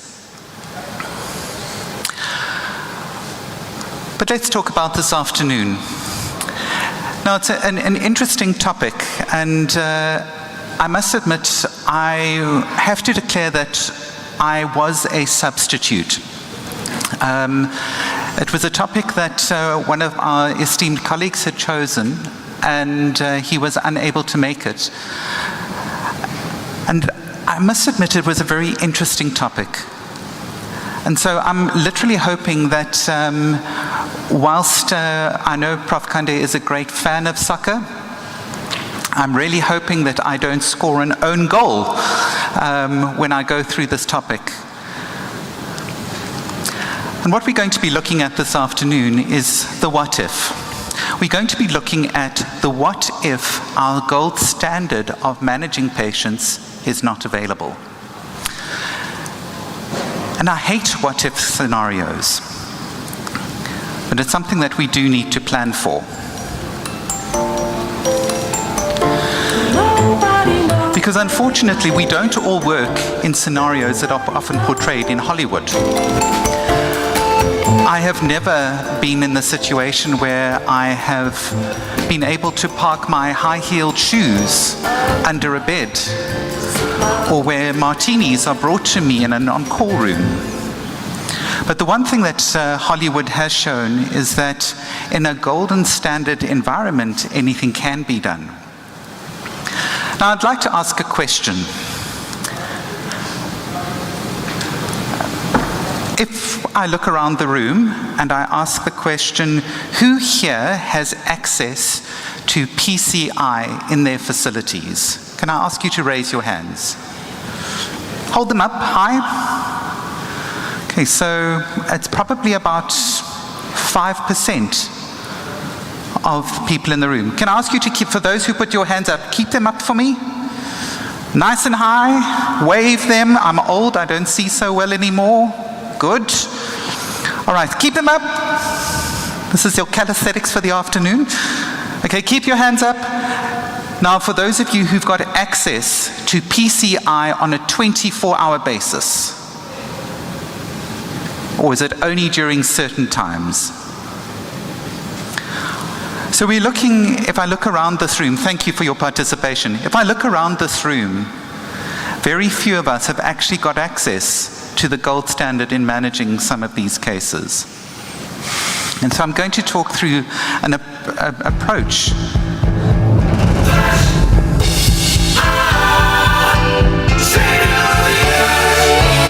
Now, for those of us who don't have PCI, thrombolysis does tend to be that savior of the universe. If we select it for the appropriate cases and we select it for the appropriate individuals, it can certainly save lives. Now, if we think about the indications for thrombolysis, there are many applications. Some of them apply to acute cardiological emergencies, but there are many others that apply. So looking at the management of acute stroke, for instance, or for pulmonary embolism, or looking at peripheral vascular matters. But if we're looking at it specifically with regards to cardiological emergencies, they tend to become far more narrowed.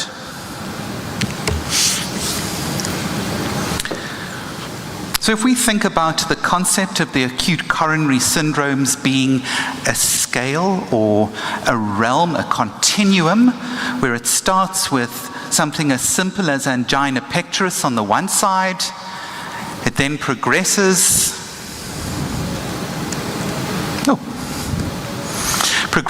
from angina, it will progress onto unstable angina.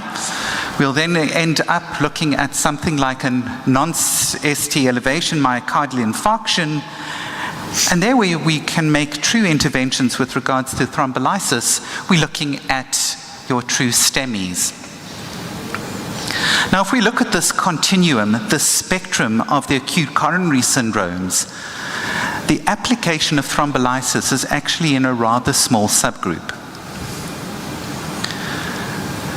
And the reason for that is that not only do you have to have a STEMI diagnosed, you need to confirm that it is not one of the channelopathies that Prof. Brugada spoke through, that we often can mistake it for. We also need to look at things like, do we have access to PCI? And if we don't have immediate access, what time frame would we have access to?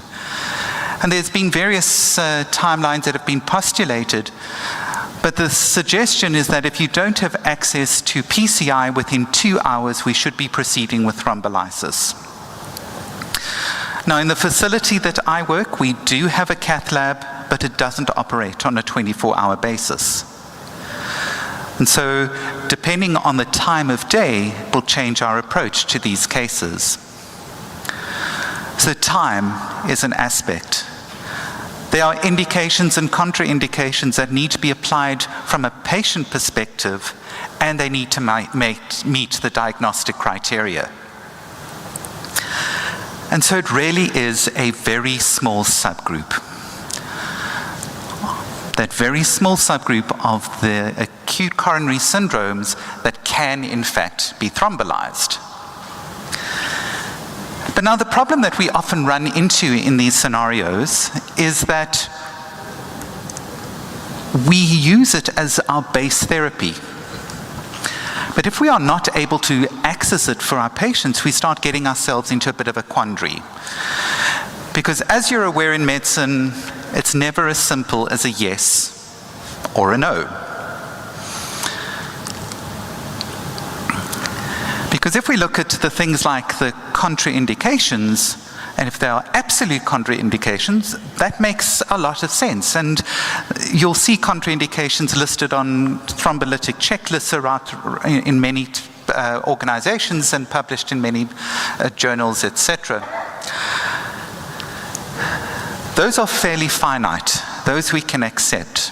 The ones that pose quite a difficult thing for us are the relative contraindications. Because here we are needing to apply our minds and balance risk. Balance the risk of an event occurring from the therapy that we are instituting versus the risk of a patient having a worse outcome from their primary pathology. And what it really does is that it ends up being a yes, a no, or a maybe. And it's the maybe group that gets us into a quandary. Because our decision-making isn't binary. Our decision-making in offering in emergency medicine is based on a lot of input with regards to how much information we've got at the time. And this can lead us to a vicious circle. We've got a patient who needs to be thrombolized, but meets a criterion that would be a contraindication. If we don't have access to PCI, what do we do? And if we look at all of the treatment protocols that have been published, it starts primary PCI is really the way to go. If you can't do that, then thrombolize. But now if you can't thrombolize, those patients should be going for PCI, but that's not available. And we end up getting ourselves into quite a vicious circle. I'm going to try and simplify this a little bit. And it's because I tend to operate best at 3 a.m., and when I'm operating at 3 a.m., I need to have things simple. So, you've diagnosed a true ST elevation myocardial infarct. You ask yourself, do I have PCI available? And the 20 or 30 people in the room that have got PCI at their facility and have got easy access to it round the clock, that's the route that they will go. They will say to themselves, that's great, let's say yes, we've got PCI and we're going to proceed with PCI, and we know that that does have the greatest, better outcomes. So that's a green, that's good. The difficulty comes is that if our PCI is not available, and that is where we are needing to consider the thrombolysis. But before we can do that, we need to look at those contraindications. And again, it's not a yes or a no. If there are no contraindications, the decisions are easy. We can proceed with thrombolysis, and we need to do that as soon as possible to restore perfusion and save muscle.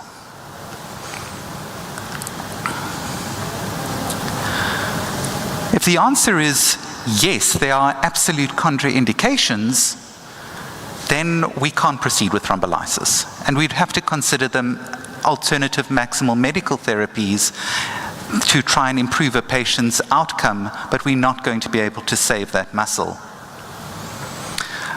But it's the middle group that often leads us to quite a bit of difficulty. And those are the maybes. And in that group of the maybes, we're needing to balance the risk. And I think this is where we find ourselves often in a position of difficulty. The green is the easy. The red is the easy. The difficult one is where we, as clinicians, are having to balance risk. Balancing the risk of an adverse outcome from our therapy versus the risk of an adverse outcome from the original pathology. And we can go round and round and round in ourselves trying to find a solution. But we know that in emergency medicine, there is something worse than a bad decision, and that is no decision. And that's often where we run ourselves into difficulties, that we're needing to make a decision with limited information at the time. And now there are a host of medical interventions which I'm not going to be going into here. We can look at the antithrombotic therapies, the good old aspirin, to try and stop that clot getting any bigger or propagating elsewhere. We can look at other medical therapies in an attempt to try and limit the damage, or if there has been damage, to try and improve the outcome. But it all comes down to that balancing of risk. Now, in the international session earlier this morning, Eric Review spoke about the pressure keg of the emergency department, and he very kindly put my head in a pressure cooker. And so, with tribute to Eric Review, who presented earlier today, I think we need to take an approach that I'm going to give his nomenclature. We need to evaluate the risk, the indications, and the contraindications. So we need to do an ERIC. And if you think about it, we're reviewing those factors, and we can do an ERIC review, or rather, an ERIC review.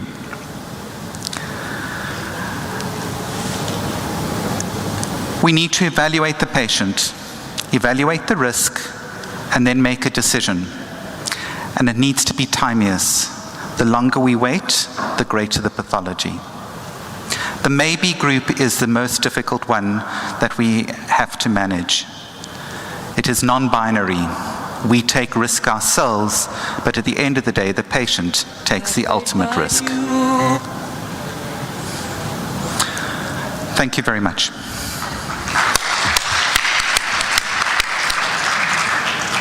Thank you very much. Baie danke. Dis 'n groot plesier. Baie dankie. Yes, thank you very much. I think we have time for the question or comment. Any question or comment for all speakers? Okay, we can start. Emre, you have a question?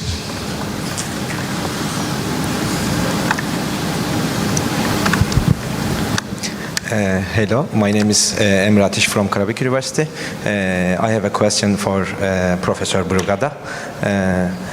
Before your presentation, Professor Brugada, we had a patient who suffered long QT and VTAC. After we analyzed the ECG, we found that ECG axis was changing constantly. Is it a common sign of long QT syndromes, or is a bizarre thing? Sorry, did you get the question? I'm sorry, did you get the question? Sorry, could you just repeat that question? We were just struggling to Yes. hear. Before your presentation, we had a patient with long QT and VTAC. After we took the ECG, we found that ECG axis was changing constantly. So is it a common sign for the VTAC with long QT syndrome, or is it a bizarre thing? I'm sorry, I'm having a result of the sound again. I'm getting close to you. Okay. It's a personal consult. Yes. I'm sorry. Before your presentation, we see a patient who had long QT and VTAC attacks. And after we took the ECG. Yeah. That the ECG axis constantly changing. Is it a sign of the long QT channelopathies or is it a bizarre thing? What was the sign? What the? Axis, ECG axis changing constantly. Oh, the axis. Yes. Okay. Sorry, I'm sorry for that. No, the T wave, yes, but not the axis of the ECG. I mean, the axis of the ECG, if you mean the QRS complex axis, this is not a long QT sign. This is a conduction system disease sign.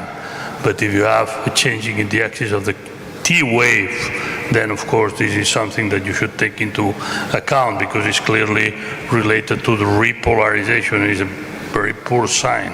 Normally indicates a very high risk. No. Okay, thank you. And Iqbal, okay.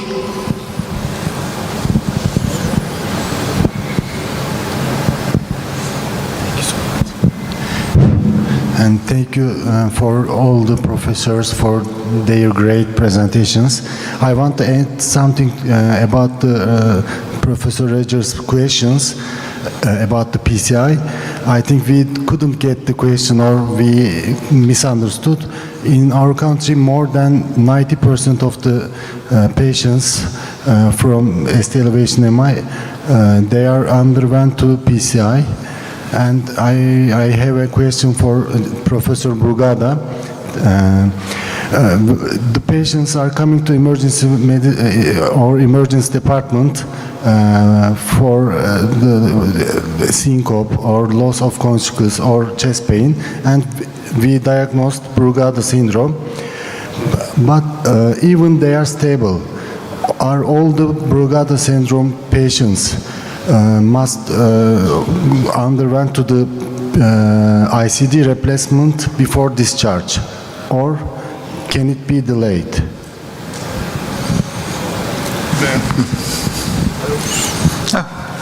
Brugada. Okay, so the first thing we have to make sure that he has a Brugada, and that's the first thing. Okay, why I say that? Because there are many patients that do have what we call a type 2 or type 3 ECG and not a type 1, and this should not be classified as Brugada. This is just an ECG which is suspicious, but it's not diagnostic, okay? So the first thing is that you need the type 1 ECG to make the diagnosis of Brugada. If the patient has a cardiogenic syndrome, I mean, if the patient has had a cardiac arrest and has been recovered, of course, you have to do whatever you have to do, and probably the patient should be on a defibrillator before it leaves the hospital. If the patient has a cardiogenic syncope, so syncope which is clearly cardiogenic with no prodromes, and you have a type 1 ECG, probably this is a patient that should receive an ICD. But be careful, because this is the minority of patients. The majority of patients who have a syncope or who have a chest pain or who have palpitations, and then they are diagnosed because they have a type 2 or type 3. Be careful. This is not yet a Brugada syndrome. This is not yet something that you have to treat as a Brugada. You have to do the test. Sometimes you have to do pharmacological tests to see whether you get the type 1 or not. And in our hands, you will always do an electrophysiological study to make sure that the patient is inducible before implanting the patient. You know that this is controversial in different departments, but we always do electrophysiological study. If I could just, it pleases me greatly that you've got access in so many of your facilities to PCI. It's certainly not like that in other parts of the world, where we find that healthcare is very stratified, and cardiology, for instance, in the system that I work in, is considered a super specialty, and it's housed at the tertiary level hospitals. So it is a very small minority that will have primary PCI. And it's not only with regards to getting the patient to, and so if I look in working in the metropolis of Cape Town, we should be able to get a patient to a PCI suite within the necessary timeframes. The difficulty is that we've got large rural areas with long distances, and getting a patient to those facilities becomes problematic. I previously worked at Krithani Baragwanath Hospital, which is in a township called Soweto, a very large tertiary academic hospital, but with a cardiology department that I used to have to pull out of the emergency department because they would come hunting for patients to take to PCI. And what it meant is that none of my residents ever learned how to thrombolize because the cardiologists were so active, it's not a complaint, it's great for the patients, but when I moved to, and our residents go to other places, they've never had the exposure to the difficulties that thrombolysis can have. And it's easy when it's a true yes or a true no. That's easy. It's making that maybe call, balancing the risk of the relative contraindications versus the risk of the patient actually dying from the myocardial infarct. And also the difficulties of which thrombolytic to choose. Do you go a fibrinolytic or a thrombolytic, or what is going to be best for the patient? It also comes down to finances. In my facility, we have limited access to the true alteplase or any of the TPIs, but we've got free access to streptokinase. And so it becomes that difficult scenario of not only deciding whether the patient should get thrombolized or not, but then which agent to do it with. And I think it thrills me that you've got such free access. May I ask just to sign who here has thrombolized myocardial infarct? Maybe that was a better question to have asked. Okay, thank you, Roger. Okay. Any another question or comment? Yes, Dr. Ayman, please. Thanks, Dr. Borogada, for this excellent presentation. Do you know sudden cardiac death is a disaster, actually, and it's common in poor country like South Asian. Do you have any recommendation to have a screening plan, for example, in the school, for the student to screen for ECG to pick up who has the channelopathy, and is this any patient who has channelopathy, the ECG finding, it's present since birth or it changed with the age? From this, we can know what age we can screen if it is possible. Thank you. Thank you. That's a very good question. That's one of my fights with administration and politicians, is that everybody should have at least one ECG performed during lifetime. I'm a teacher, professor in the university, and I always ask my people in the room, I will say how many they are, 22, 23 years old, my students, and I always ask them, how many of you have ever had an ECG? And it's always less than 50%. And these are medical students. So imagine in the normal population that is even less. So I've been fighting, and I keep fighting for the possibility that everybody has one ECG performed in life that will detect, of course, Wolff Parkinson White, long QT, short QT, Brugada. I might suspect hypertrophic cardiomyopathy, rhythm disturbances, whatever, you know. It's cheap, it's easy, it's innocuous, it's without complication.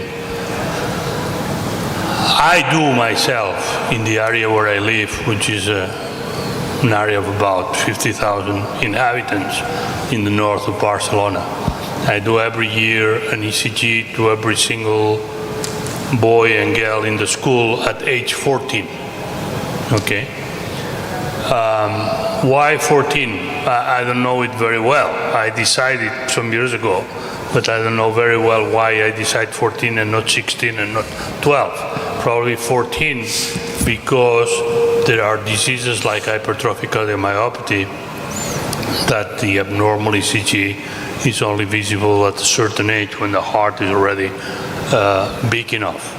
It's true that you might miss some patients with some conditions before that, but normally if this is a patient with a genetic disease, normally you have some suspicion in the family, and then of course you do the ECG. But as a general screening, I think 14 is a good age. You only have one valve, you only have one. in your life, I would say 14. If I have 10, then I would say at 2, at 10, at 20. But if you only have one valve, I would say 14 is a good age. But I don't know why, but that's my feeling. May I ask, in those screenings, how frequently do you pick up issues with these children? Okay, so we do about 500 ECGs per year, okay?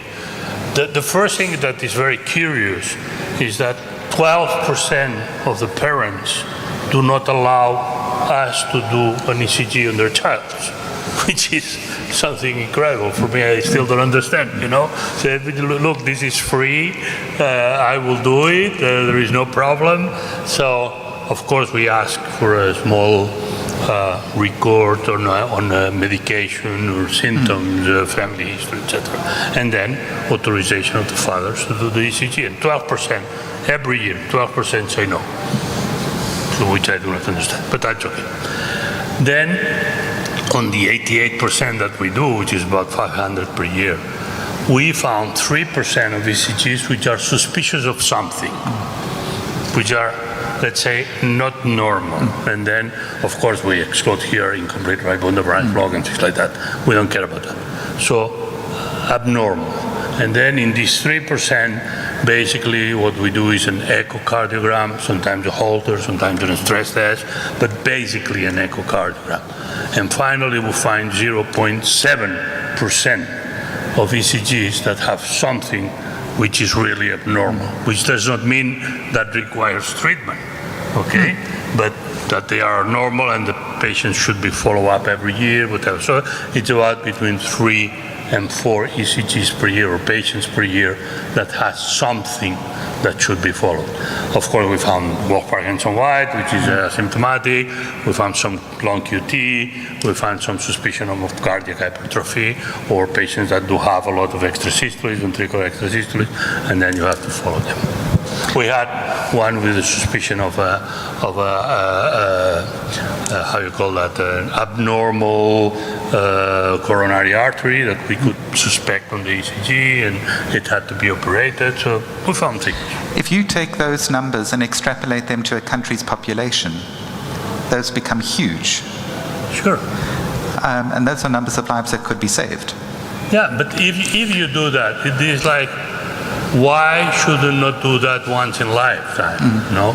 And we're doing at 14, but maybe when you get your driving lessons, whatever. At some moment that the majority of people do, not the military service, which was before, because now there is no obligatory military service, so you cannot have it. And of course, you will find things, and you will find things that you might, see every year, new patients coming, or patients that should be suspected of something, and of course you will have to do echoes and stress tests and whatever.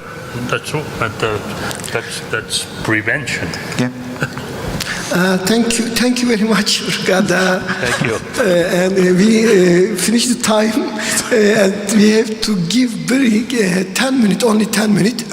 After 10 minutes we will come again for Satellite Symposium. Arkadaşlar 10 dakika sonra uydu sempozyumu sadece bu salonda var. Çekiliş yapacağız. İsimlerinizi yazdırın. İstediğinizi veriyoruz çekilişte, ona göre. Tamam. Thank you very much.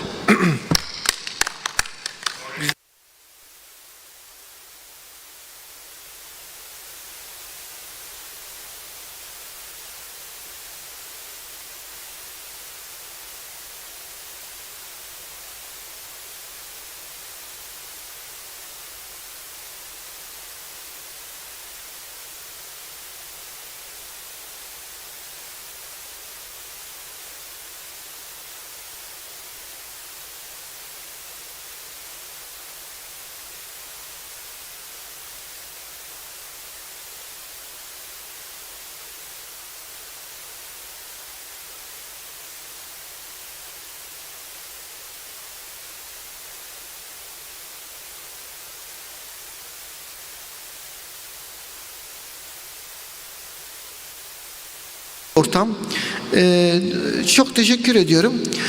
Burada bize verdiğiniz destek, kongrenin bir parçası olmak, burada bulunmak, hepsi her şekilde bize güç veriyor. İşte bu güç veren şeylerden birisi de uydu sempozyumlarımız. Bugün kardiyolojiyle başladık. Kardiyolojiyle devam edeceğiz. Biliyorsunuz akut koroner sendromlar acil tıbbın en önemli kısımlarından birini oluşturuyor ve bizim uzun dönemde baktığımız acil vakalarında büyük oran kardiyolojik aciller olabiliyor. Yani %20'nin üzerinde, %25'in üzerinde gerçek acil vakalar için söylüyorum. Kardiyolojik aciller oluyor ve bunlara müdahale ederken çok daha dikkatli olmamız lazım. Çünkü gerçekten iyi tedavi, iyi sonuç. Yanlış, eksik tedavi, kötü sonuç çok belirgin olan bir hasta grubu. İşte bu önemli sendromda çok önemli bir tedavi, eski bir dostu inceleyeceğiz. Şimdi eskiden bilirler, filmler, bilmiyorum, bir Mehmet Hoca var beni bilen, bir de Zeynep Hoca, Zeynep Hoca küçük bize göre de, o eski filmler olur ya Yeşilçam'da, göğsü ağrırdı, bir tane cebinden bir teneke çıkardı, sarı teneke. Üstünde ne yazar onun bilir misiniz? İşte bilene ödül vereyim. Efendim? Firma olmaz ama firma söylemesin, o bilir. Trinitrin, sarı bir kutu. Nitrattı yani, trinitrat. Onu alırdı, iyileşirdi. Şimdi o dönem bitti. Ondan sonra spreyler geldi ya. Spreyler çok avantajlıydı bizim için. Filmlerde yer almadılar ama iyiydiler. Sonra spreyler ortadan gidince biz tablete kaldık. Şimdi yeniden hani popüler olma, daha doğrusu yeniden önümüze gelme şansı yakaladık. Onlarla ilgili de güzel bir sunum olacak. Profesör Doktor Zeynep Gökçen Çakır alkışlarınızla kürsüye davet ediyorum.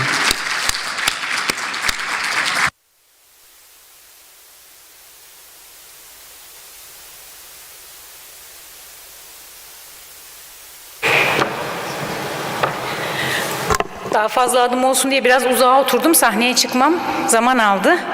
O arada adımlarımı da saymaya devam ediyorum. Ben kazanacağım inşallah diyorum. İndirdiniz mi uygulamayı? Evet, Başar Hocam zaten neredeyse benim anlatacaklarımı anlatıp bitirdi.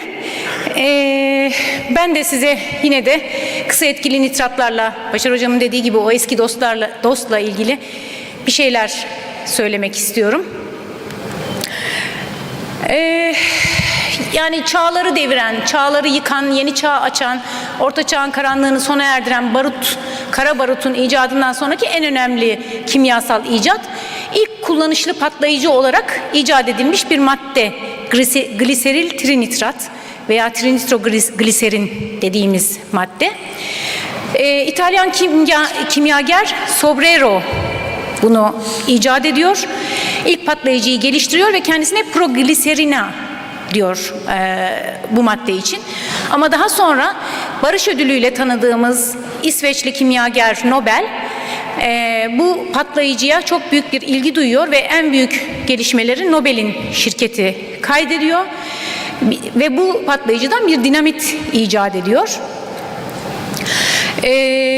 Bu patlayıcıdan dinamit icat ediyor çünkü hem savaşların hem teknolojide hem sağlıkta en önemli gelişmelerin yaşandığı bir yüzyıl. Çok önemli gelişmelerin olduğu bir yüzyıl.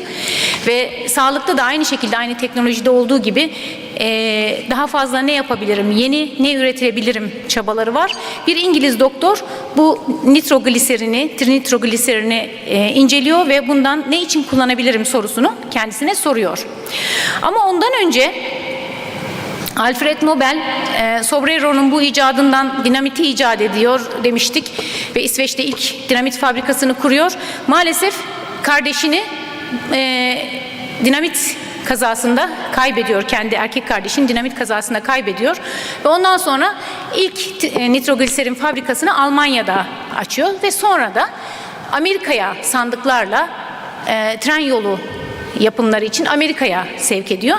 İşte Red Kit hikayelerine nitrogliserinin konu olması bu nitrogliserinin Amerika yolculuğuyla başlıyor.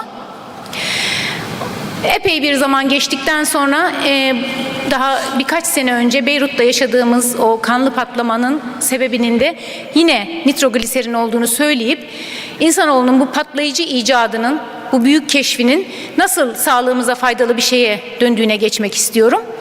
İlk kez William Murrow tarafından 1878 yılında anjina krizlerini tedavi etmek için kullanıldı ve aynı yılda Murrow bunu yayınladı, duyurdu.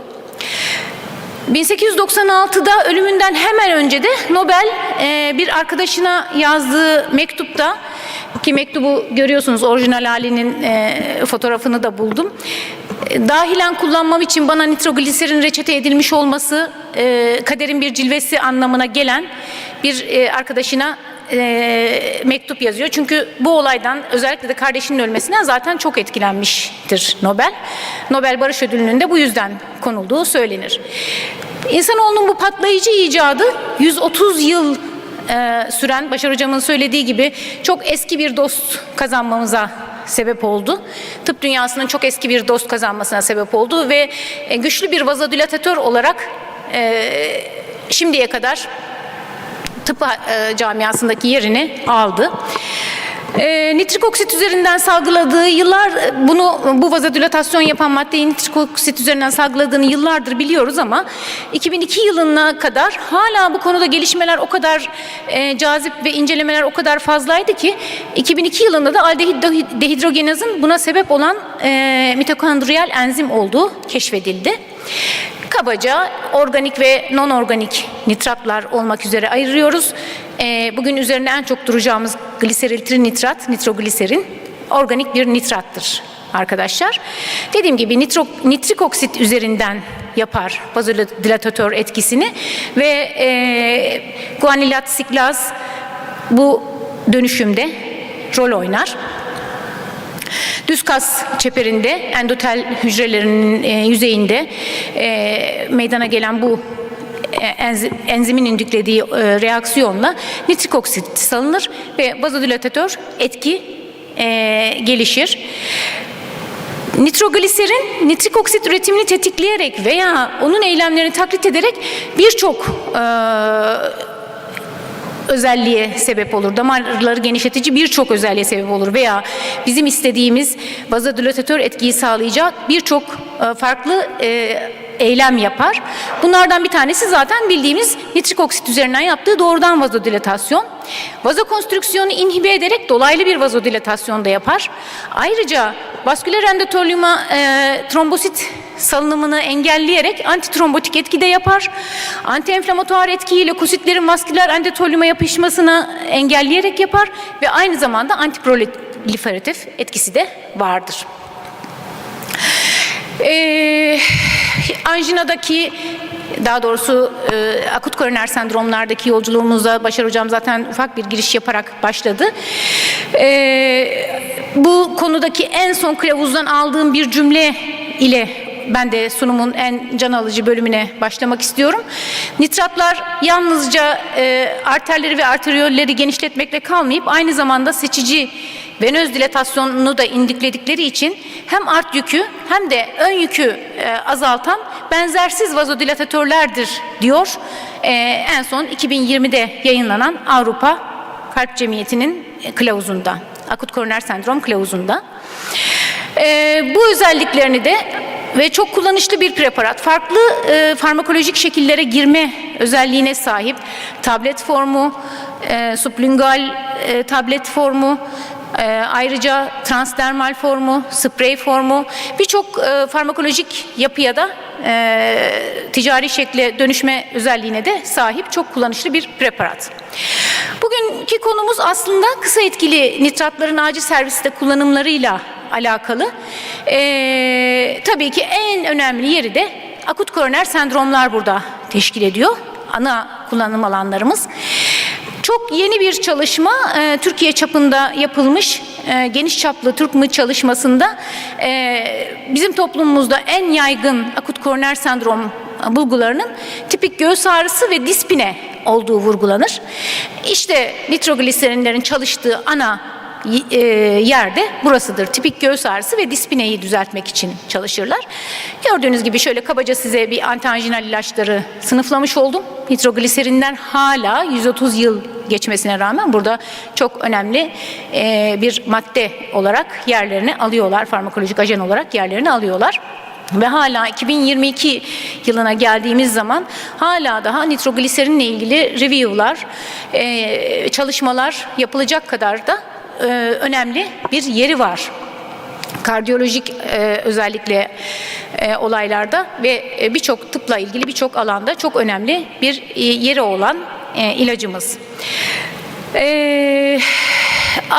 Acil serviste kullanımıyla ilgili aslında tabii ki akut koroner sendromlar ve şimdi sıralayacağımız birçok nitrogliserinin etkili olduğu tıbbi durum acil serviste gerçekleştiği için, ilk başvuru yeri acil servis olduğu için aslında nitrogliserinin de en çok kullanılacağı yerler acil servislerdir. Yine işte az evvel sunduğum çalışmadan aldığım bir bölüm diyor ki özellikle semptomların başlangıcından sonraki ilk 10 gün içinde mortalite başta olmak üzere erken kullanımın ne kadar erken başlarsa nitrogliserin kullanımı o kadar fazla etki eder. O kadar çok etki eder. Burada erken kullanımın altını çizmek istiyorum. Ne kadar erken başlanabilirse bu erkenlik saniyelerle, dakikalarla ölçülen bir erkenlik düzeyi. Onu saniyeleri, dakikaları geçtiğiniz zaman da günler içerisinde başlanabilmesi, mesela stabil anjinada bir an evvel reçete ediliyor olabilmesi çok çok önemli. Eskiden kullanıldığı, artık kullanılmadığı bir yer var güncel kılavuzların vurgu yaptığı. O da tanı amaçlı kullanımı. Eskiden göğüs ağrısının tipik vasfını değerlendirmek için nitrogliserin verilip eğer nitrogliserine cevap veriyorsa bu ağrının koroner sendrom olduğu yönünde, koroner arterlerden kaynaklandığı yönünde bir genel kanı oluşurken daha sonra özofagus üzerinde de özellikle özofagus spazmlarının da aynı şekilde nitratlara iyi cevap verdiği görüldüğü zaman bu ayırt edici özelliğinin olmadığı ve tanı koyma amaçlı kullanılmaması son kılavuzlarda özellikle vurgulanıyor. Bu görmüş olduğunuz 2014'ün AHA kılavuzu halihazırda 2020 en taze kılavuz 2020'de ESC'nin yayınladığı kılavuzdur ve Klas 1C bir öneri olarak sublingual veya IV nitrat kullanımını erken başlatılmasını çok şiddetle önerir. Herhangi bir kontraindikasyon yoksa der. Sınıf 1C oldukça yüksek bir öneri düzeyi bildiğiniz gibi. Ve hemen algoritmanın başında burada gördüğünüz gibi antianjinal tedavi olarak ağrının tedavi edilmesinde nitrogliserin yine tedavide yer alır ESC'deki akut koroner sendrom algoritmasında. Bu çalışmanın önemi benim için şu, burada yer almasının sebebi, sizlere sunmamın sebebi şu. Bu çalışma nitrogliserin dil altı spreyin 5. dakikasında, kullanımının 5. dakikasında hastaların %48'inde koroner dilatasyon yaparak iskemi bölgesinde reperfüzyon ile hasar oluşumunu gerilettiğini iddia etti. O yüzden benim için önemli. Güzel de planlanmış, güzel yapılmış bir çalışma. Tek merkezli, çift kör, prospektif, plasebo kontrollü bir çalışma.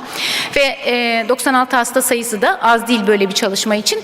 Dolayısıyla 5. dakikada hastaların yarısında neredeyse ciddi etkili olabilecek bir vazodilatasyon olduğuna vurgu yaptı ve tabii bu şekilde de Circulation'da yayınlanma hakkını elde etti. Bir review konuyla ilgili bunu şunun için koydum. Oral kullanım dozları için net bir öneri bulunmamakta diyor bu review'da. Biz IV dozlardan yola çıkarak oral dozları tahmin yoluyla buluyoruz diye hatta bir iddiada bulunuyor. Fakat klasik kaynaklara geçmiş, klasik review'larda, kitaplarda yer alan dozlarımız aslında belli. Translingual spreyde gördüğünüz gibi doz 400 mikrogram sprey 1-2 metreden puflanacak şekilde 5 dakikada bir tekrarlanabilecek şekilde ağrı iyileşinceye kadar verilebilir. Sublingual sprey için söylüyorum. Acildeki önemli kullanım alanlarından bir tanesi de acilin yine mayor hasta gruplarından birinde akut hipertansif kalp yetmezliği ve pulmoner ödemde tabii ki. Bildiğiniz gibi akut hipertansif tedavi ve pulmoner ödem, akut hipertansiyon ve pulmoner ödemin tedavisinde, temel farmakolojik tedavisinde vazodilatatör ve diüretikleri kullanırız. İşte nitrogliserin burada vazodilatatör olarak önemli bir rol oynar. Çünkü neydi? Az evvel gösterdiğimiz o kılavuzda yer alan cümleyle, vurucu cümleyle hem ön yükü hem art yükü azaltacak vurucu bir vazodilatatör etkisi vardı. Ve kalp yetmezliği belirtisi olan kişilerde oldukça faydalıydı. Bu da yüksek doz nitrat kullanımının düşük mekanik ventilasyon, düşük endotrakeal entübasyon yapılma ihtiyacı, kan basıncında iyileşme, miyokard hasarında azalma, hastanede kalış süresini kısaltma ve yoğun bakımda kalma süresini kısaltma ya da yoğun bakım ihtiyacını azaltma gibi kriterlerin iyiliğiyle alakalı olduğunu vurgulayan bir yayın. Ve yüksek doz IV nitrat kullanımının altını çiziyor. Fakat ben bu yüksek doza bir de erken kullanımın vurgusunu yapmak istiyorum. Ne kadar erken o kadar iyi diyen bir makaleyi de sizinle paylaşmıştım. Bir an evvel başlanmasının bu açıdan da yanınızda olmasının ve hemen kullanılabilmesinin, Başar Hocam'ın anlattığı Türk filmi sahnesi benim gözümün önünde. Çok da aradım aslında buraya görsel olarak koyabilmek için ama bulamadım. O beyaz saçlı amca cebinden işte ilacını çıkartıyor ve kısa süre içerisinde toparlıyor. Çok da aradım buraya koyabilmek için, bulamadım. Çok dramatik ve kısa sürede başlandığı zaman çok belirgin etkisi olan bir ilaç olduğu için bir an evvel başlanılması yüksek doz kadar önemli. O yüzden ben bu yayının yaptığı yüksek doz vurgusuna ve bir an evvel diye de bir etki faktörünü eklemek istiyorum. Bunun için de sublingual uygulama şeklinin hastanın cebinde taşınabilmesi, acil servislerde, prehospital ambulanslarda bulundurulması, bir an evvel kullanılabilmeye başlaması açısından bir artı değer olduğunun altını çizmek istiyorum. Bu sublingual tabletlerin burada kullanım dozunu görüyorsunuz bu hastalarda. Bu iki çalışmada yani özellikle hem prehospital hem de acil servislerde yüksek dozun diğer farmakolojik ajanlara bir üstünlüğü var mı? Yani zaten belirgin, kendisini ispatlamış bir tedavidir nitrogliserin kalp yetmezliğinde, ama yüksek dozun acaba burada ekstra bir etkinliği var mı? Bunu vurgulayan makaleler. Evet, peki aort diseksiyonu ve anevrizması yine mayor kardiyaklarımızdan, korkulu kardiyak hadiselerimizden bir tanesi acil servis için. Biliyorsunuz tipik olarak tip A ascendant ve tip B descendant diseksiyonlar başlıca diseksiyon tiplerimiz. Tip A tamamen cerrahi bir diseksiyon tipi, ama tip B'de başlangıçta süreç medikal olarak yönetilebilir. İşte bu medikal tedavi hasarlı aort duvarındaki kan basıncını azaltmaya ve hemodinamik stabiliteyi sağlama amacına yönelik olacağı için burada bir vazodilatatörün işimize yarayabileceğini kabaca tahmin edebiliriz. Bu guideline'da aort diseksiyonu ile ilgili guideline'da önceliğin labetalol ve ezmalol gibi beta blokerlerde olduğunu, çünkü aynı zamanda hem kalp debisini azalttığını, sol ventrikül hızını azalttığını ve refleks taşikardileri önlediğini, nitrogliserin veya nitroprusit gibi vazodilatatörlerin nikardipin veya klevitipinlerin ardından eklenebileceğini tedaviye vurguluyor diseksiyon kılavuzunda. Acildeki mümkün kullanım alanlarından bir tanesi, yani çok mayor kullandığımız, elimizin alışkanlığı olan bir alan olmasa bile preeklamsi ve eklamsinin sebep olduğu hipertansif durumlarda kullanabileceğimiz yönünde bir takım bulgular var. Tabii ki sizin de bildiğiniz gibi preeklamsi, eklamsinin asıl tedavisi bebeğin ve plasentanın doğurtulmasıdır. Fakat bu arada da anne ve bebek için bir risk dengesi gözetilir. En uygun doğum zamanı seçilmeye çalışılır. Doğum eyleminin başlatılması ile ilgili bir takım özellikler vardır. Ve biliyorsunuz ki oldukça mortal de seyredebilecek bir hastalık olduğu için bazen çok ciddi kararlar vermek gerekir. Bu arada antihipertansiflerle yönetmek durumunda olduğumuz klinik durumda hidralazin, labetalol, lifedipidin gibi antihipertansifleri kullanabiliyoruz. Preeklamsi özellikle kardiyojenik pulmoner ödemle komplike hale geldiyse, oradaki hipertansiyon kardiyojenik pulmoner ödemle komplike hale geldiyse, o zaman nitrogliserin bir olası tedavi seçeneği olarak aklımızda yer edebilir. Normalde çok birinci basamak tercih ettiğimiz bir tedavi seçeneği değil. Bunu ilginç bulduğum için burada yer almasını istedim. Çok yakın zamanda bir Cochrane derlemesi nitrogliserinin tokolitik olarak kullanımını araştırmış ve nitrogliserinin erken doğum eylemi için uterus kasılmasını da önleyebileceğini, özofagus düz kas üzerindeki etkilerinden dolayı mesela özofagus kasılmalarını önlediğinden bahsetmiştik. Aynı şekilde uterus kasılmasını da önleyebileceğini öngördü ve bunun üzerine bir derleme yayınlıyorlar. Bu özelliği açısından diğer tokolitiklerden daha üstün değil. Fakat nitrogliserinin yan etkileri, olumsuz etkileri daha az olduğu için yine de kullanılabileceği yönünde kafamızda bir işaret oluşuyor. Burada gördüğünüzde pardon, ne yaptık?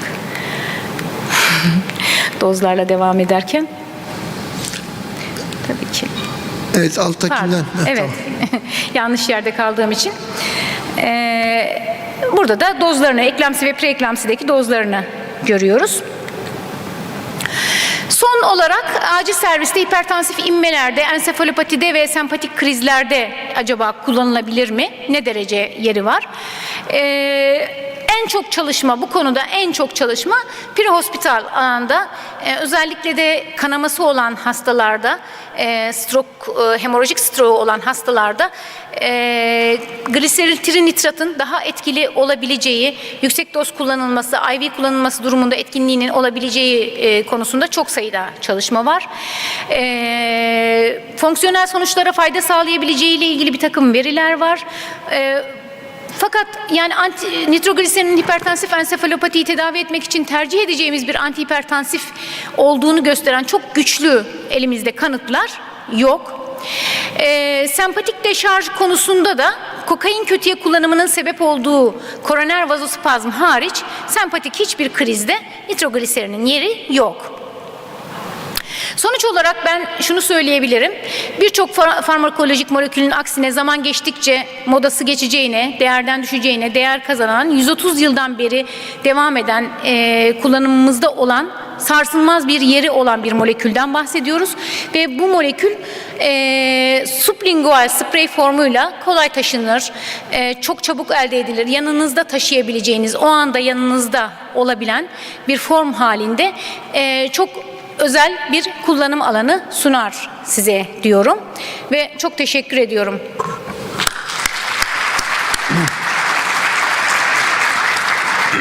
Evet, çok teşekkür ederiz güzel sunum için. Tabii konu hepimizi ilgilendiren çok önemli bir konu. Çünkü hepimiz kullanıyoruz nitratları. Hatta bir ara son slaytlardan nitrat hipertansif ensefalopatide de kullanmaya başlandı tekrar diye kafam karıştı. Sonra yaptık, yani hızla değişiyor, bir kullanıyoruz bir kullanmıyoruz. Ama özellikle sprey formu bu konu daha gündemimize geldi. Biz de bunu anlatalım istedik. Burada şimdi yönetici pozisyonda hocalarımız var, dekanlarımız burada. Hem Mehmet hocamız hem de Ayhan hoca da geldi, sağ olsunlar. Şimdi biz bunların acil servislerde kullanımını destekliyoruz. Mehmet hocam, ben bu konuda aslında 112'nin işte genel müdürlükle görüşüp ambulanslarda olmasın, çünkü prehospital alanda da dediniz değil mi? Olmasının uygun olduğunu düşündüğümü ifade ettim. Ne dersiniz, ambulanslarda kullanılsın mı bu hastane öncesi? Tabii ki, yani Türk filmi sahnelerinde kullanıldığına göre bundan yıllar önce çok ben prehospital'la ilgili makalelere özellikle de koydum Mehmet abi, bu konudan bahis açarız diye. Ambulanslarda kullanımıyla özellikle acil servislerde zaten bulunması Zeynep lazım. hocam, şöyle bir şey de var ama acil önce deneyimleyecek, öne çıkartacak. Yani bizde işler öyle yürür. Yani bizim önce acil serviste bir defa nitratlara ihtiyacımız var. O yüzden sayın dekanlarımıza iletiyorum. Bir defa acile alalım. Acilde olduktan sonra bu kullanım deneyimini biz mutlaka ambulanslara yansıtmamız lazım. Yani Ambulanslar acilden aldığı bilgilerle hareket edebilir. O yüzden direkt onlara şunu kullanın demeden önce bizim acilde önce bir şeyimiz olsun da kullanım alanımız olsun. Ondan sonra oluşturalım diye istiyoruz ama her halükarda sprey kullanımının avantajlı olduğunu görüyoruz. Nitratların kullanımının herkesin bir deneyimi var. IV nitrogliserin kullanmayan yoktur aramızda acilci olduğumuz için. Bir de böyle alternatif formların çıkması çok iyi. Soru katkı alabiliriz salondan.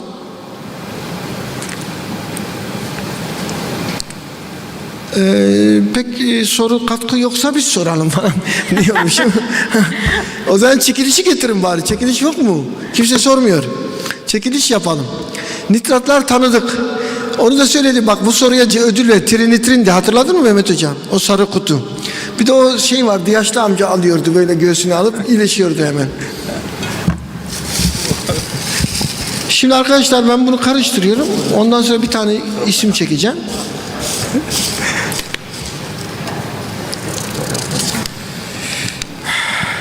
Emine Aykol. Emine Aykol burada mı? Yok, şansını kaybetti maalesef. Üzgünüm. Bence ikinci şans. Emine Aykol yok. Ona da söyleyeyim biraz içi yansın. Derste olmadı. Şimdi şunu çekiyoruz. Bir dakika şu geldi.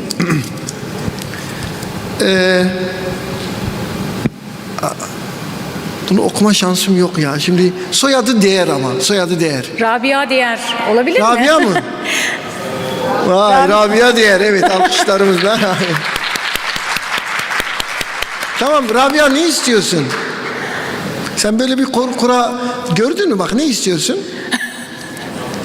Ona bırakalım. Vay, çok güzel. Yani hocam haddimi aşmazsam az evvel Menderes abiyle standın başında konuşurken ATLS kılavuzunu gördüm. Biz satmıyoruz dedi. Satar mı ne yapar bilmiyorum. Efendim? Çok da mütevazi bir isteği var. ATLS Yani ilk aklıma gelen oydu diye. Tamam, ATLS kılavuzu içeren bir kitap istiyorsunuz. Tamam, anladık. Ama çok mütevazisiniz. Ben de daha doğrusu bunlar kurs da isteyebilirim ama yani ilk aklıma geldi. Bir şey soracağım. Rabia, öncelikle cevap şöyle. Hocam canınızın sağlığını isteriz diye bir cevap oluyor. Bunları öğretelim asistanlarımıza. Önce can sağlığı. Evet. Şimdi Rabia Hanım'a o zaman ATLS kılavuzu içeren bir kitap istediniz. Tamam, bunu temin edeceğiz. Bence kongre falan istiyor. Ben kitabını kendi adresine gönderebilirim. Tamam. Becet Hoca sponsor oldu kitap. Becet Hoca mı gelmiş? O Becet Hoca mı? Odur, evet. Galiba Tamam, hoş geldin hocam. Becet Hoca size kitap gönderecekmiş. Tamam. O zaman siz başka bir şey isteyin. Behçet Hocam ATLS kursu hediye etsin Rabia'ya. Tamam. Behçet Neyse, Hocam yok, başka bir şey yok artık. Başka bir şey yok. Evet. Teşekkür ederim hocam, sağ olun. Becet Hocam, siz baklava yollasanız daha iyi olmaz mıydı? Neyse. Evet. Becet Hoca da geldi, renklenecek tabii. Kongremiz biraz daha renklenecek. Evet Mehmet Hocam, buyurun. Sayın Dekanım, buyurun. Şimdi bir devlet büyüğümüz bir seçim sonrası yüksek oy alması nedeniyle bir şehre geldiğinde ben benden ne dilerseniz diye söylediğinde şehir halkı demiş ki ya sizin sağlığınız Rabia da biraz öyle oldu ama buna cesur yapmak lazım. Behçet Hoca herhalde onu tamamlayacak. Evet. Tamam, ben de huzurunuza ATLS kursunu arkadaşımıza hediye ediyorum. Teşekkür ederim hocam, sağ olun. Becet Hocam, yanlış anlamadıysam siz hediye ediyorsunuz. Bizi karıştırmıyorsunuz değil mi? Tamam. Evet. Tamam. Tamam. Becet Hoca hediye ediyor, tamam. Ona göre. Tamam, peki. Teşekkürler arkadaşlar. Şimdi arkadaşlar, bugün performansınız için teşekkür ediyorum. Burada olduğunuz için teşekkür ediyorum. Daha fazla vaktinizi almayalım. Diğer şeye geçelim. Ama bakın, bugün Avustralya'dan gelen bir konuğumuz var. Kaç saatte geliniyor? En uzak uçuş herhalde Yeni Zelanda ve Avustralya. Yani lütfen arkadaşlarımız, özellikle buradaki arkadaşlar öyle hani Bu ne demek istediğimi hemen anlıyorsunuz. Bu misafirlerimize bilimsel saygımızı gösterelim. Ve burada onları dinlemeye çalışalım. Gerçekten elimizden geldiğini biliyorum. Bu çalışkan bir ekip var. Her tarafa koşturuyorsunuz. Bildiriler, A salonu, B salonu. Bir de diğer ekip var. Ona da bir o havuza, bir diğer havuza, bir şunun da tadına bakalım. Bir de şuraya bakalım. Ama ne yapalım? Biz böyleyiz işte. Onlar öyle, biz böyle. Bu taraf onun. Tamam. Biz eninde sonunda kazanan çalışan olur diye düşünüyoruz. Onlar da yadırgamıyoruz. Yani ne yapsınlar? Onlar da bir şekilde şey yapıyor. Ama artık buraya da önem verelim. Hemen yani B salonunda, C salonunda gitmek zorunda olanlar gitsin. Sayın Hocam, başka bir soru gelmiyor anladığım kadarıyla. O zaman sizi de yormayalım.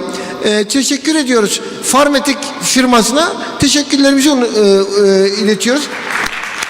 Ayrıca bu ürünü Türkiye'ye kazandırmanız da bizim için büyük mutluluk verici. Siz bakmayın, biz bunun peşini bırakmayız. Biz onu ambulanslara falan isteriz. Su sağlık için önemli yani, sizden bağımsız olarak. Biz bunun tecrübesini biliyoruz. İnsanlarımız için bunu isteyeceğiz, merak etmeyin sonuna kadar. Tabii burada bir sürü öğrencimizi de yerleştirdik oraya, biliyorsunuz. Onlar da yardımcı olacaktır bakanlıkta. Evet arkadaşlar, 4'te diğer sunuma geçiyoruz ve bugünkü son iki sunumumuz. Burada da yabancılar, kalabilen arkadaşların burada kalmasını istiyoruz. Hatta burada kalanlara sürekli şey yapalım, sürekli çekiliş yapalım. Madem birini de Becet Hoca verdi, burada kalanlara bir çekiliş daha yapacağız. Ama kaldıktan sonra. Teşekkür.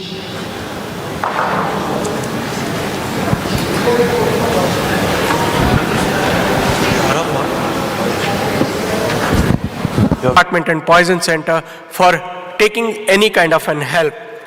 So with this, I thank you all very much for giving me an opportunity, and I welcome you all to MCON 2022, which will be happening from November 24 to 27th in India, in Trivandrum.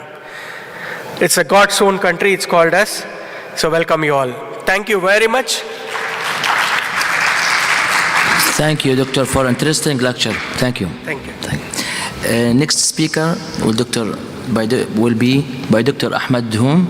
Dr. Ahmed is a Lieutenant Colonel in the Royal Medical Services, Emergency Consultant, European and France, Emergency Fellowship, Louis Pasteur University, ICU and Critical Care Training, Basket University, Director of NIMSIC. He will speak about the role of the NIMSIC Training Center at Royal Medical Services to improve the quality of the emergency medicine. From Jordan. Thank you, Doctor. Good afternoon.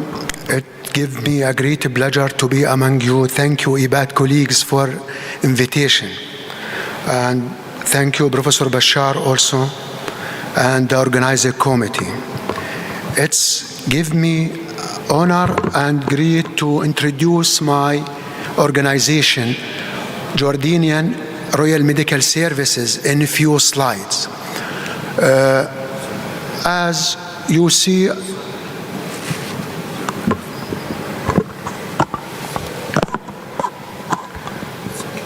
we have around 24,000 Royal Medical Service personnel, 11 or 12 institute and military hospitals, 4 military hospitals. Our Royal Medical Service mission, it's multi-focus organization working under the mission of providing, improving and developing efficient by optimal using of available resources. As I informed, the RMS Jordanian rules, military rule, national rule, international humanitarian rule, crisis and disaster management. Our Royal Medical Service structure, we have around 12 hospitals from north to south, east to west, 6 field hospitals, 4 military battalion hospital. This is our King Hussein Medical City, the largest and most disciplinary medical institution in Jordan. It contains around 6 special hospitals and preventive medicine, also nuclear medicine and ophthalmology center. The capacity of beds around 1,400 beds.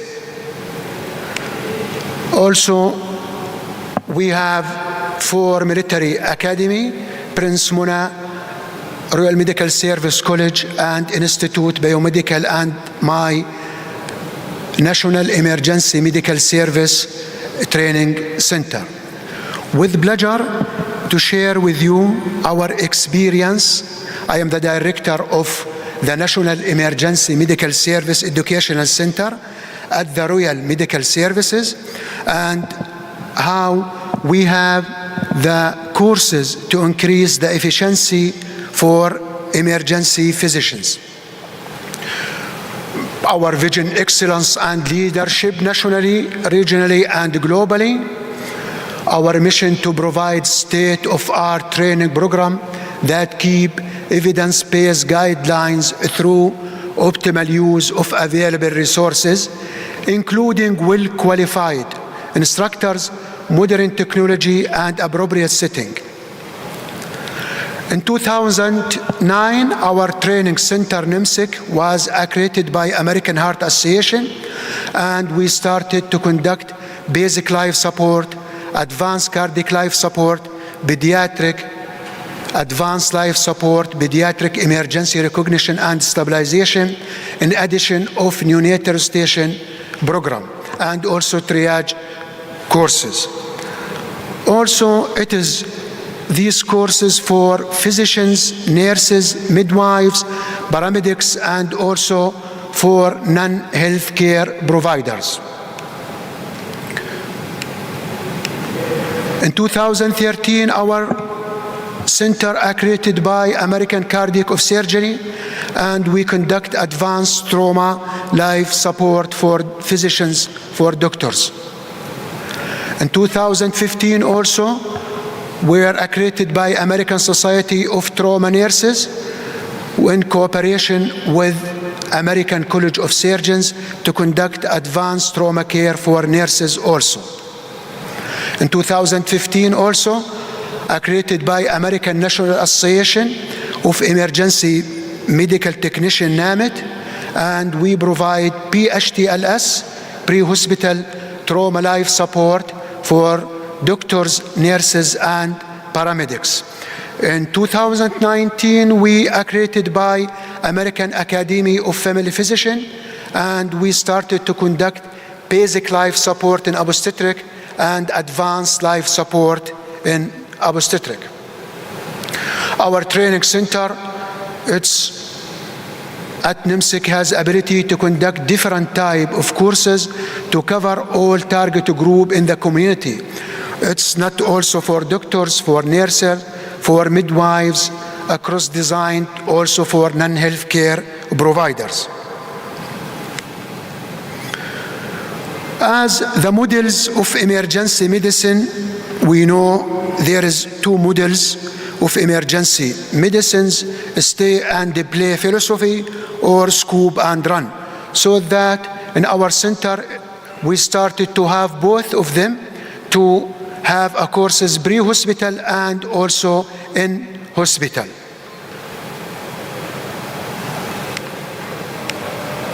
It is our accreditation from training center.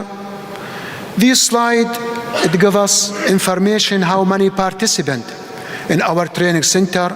It is not only for emergency physician, but also GPs. And what we are did that the all medical or Royal Medical Service doctors, they didn't have promotion from rank to rank, or from, for example, specialist to senior specialist or consultant, if he didn't pass some of these courses. As you see, basic life support around 150 per 1 year. We have advanced cardiac life support, pulse, peers for pediatrics, NRP also for program of neonatal, emergency triage, PALSO, and also basic life support, advanced life support for doctors. They are working in as pediatrician or gynecologist, advanced trauma life support for doctors. They are working with a trauma or surgeon, pre-hospital trauma life support also for all paramedics, and doctors, they are working in the field. Also, we have TCCC, Tactical Compound Casualty Care, Tactical Emergency Casualty Care, and also Tactical Medic, Emergency Medical Technician Basic and Intermediate. To rising the paramedics we have for newcomer and emergency medical technician qualification. As I mentioned before, our American Heart Association courses, it's basic life support. I think you are familiar with these courses: advanced cardiac life support, pediatric advanced life support, pediatric emergency assessment and recognition. Also trauma courses, advanced trauma life support, ATLS, and we congratulations Professor Bahjat that you are an instructor of ATLS, I think, in Turkey. ATCN also for nurses, as I mentioned before, pre-hospital trauma life support, and all of these courses, it's very important to raising the efficiency for emergency physicians. They are working at emergency or at the field. The importance of courses that conducted at our training center, that they provide concise of easy to remember framework for the medical personnel who involved in the courses. When they come across with any medical emergency, they will be able for optimal using of available resources and teamwork dynamics. Others courses we have like Diploma of Emergency, Neonatal Triage also, and tactical courses for non-medical health provider. This is the average of our courses during the year. We cover around 90% from our military Royal Medical Service, and the statistics 10% from the civilian people. Thank you very much.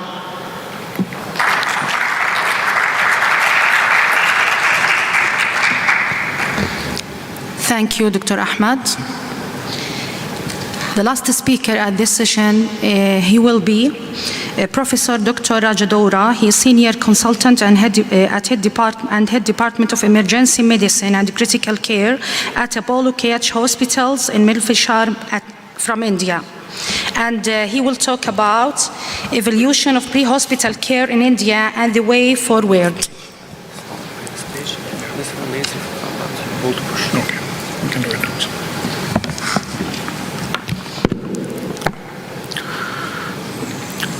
Thank you for that nice little introduction.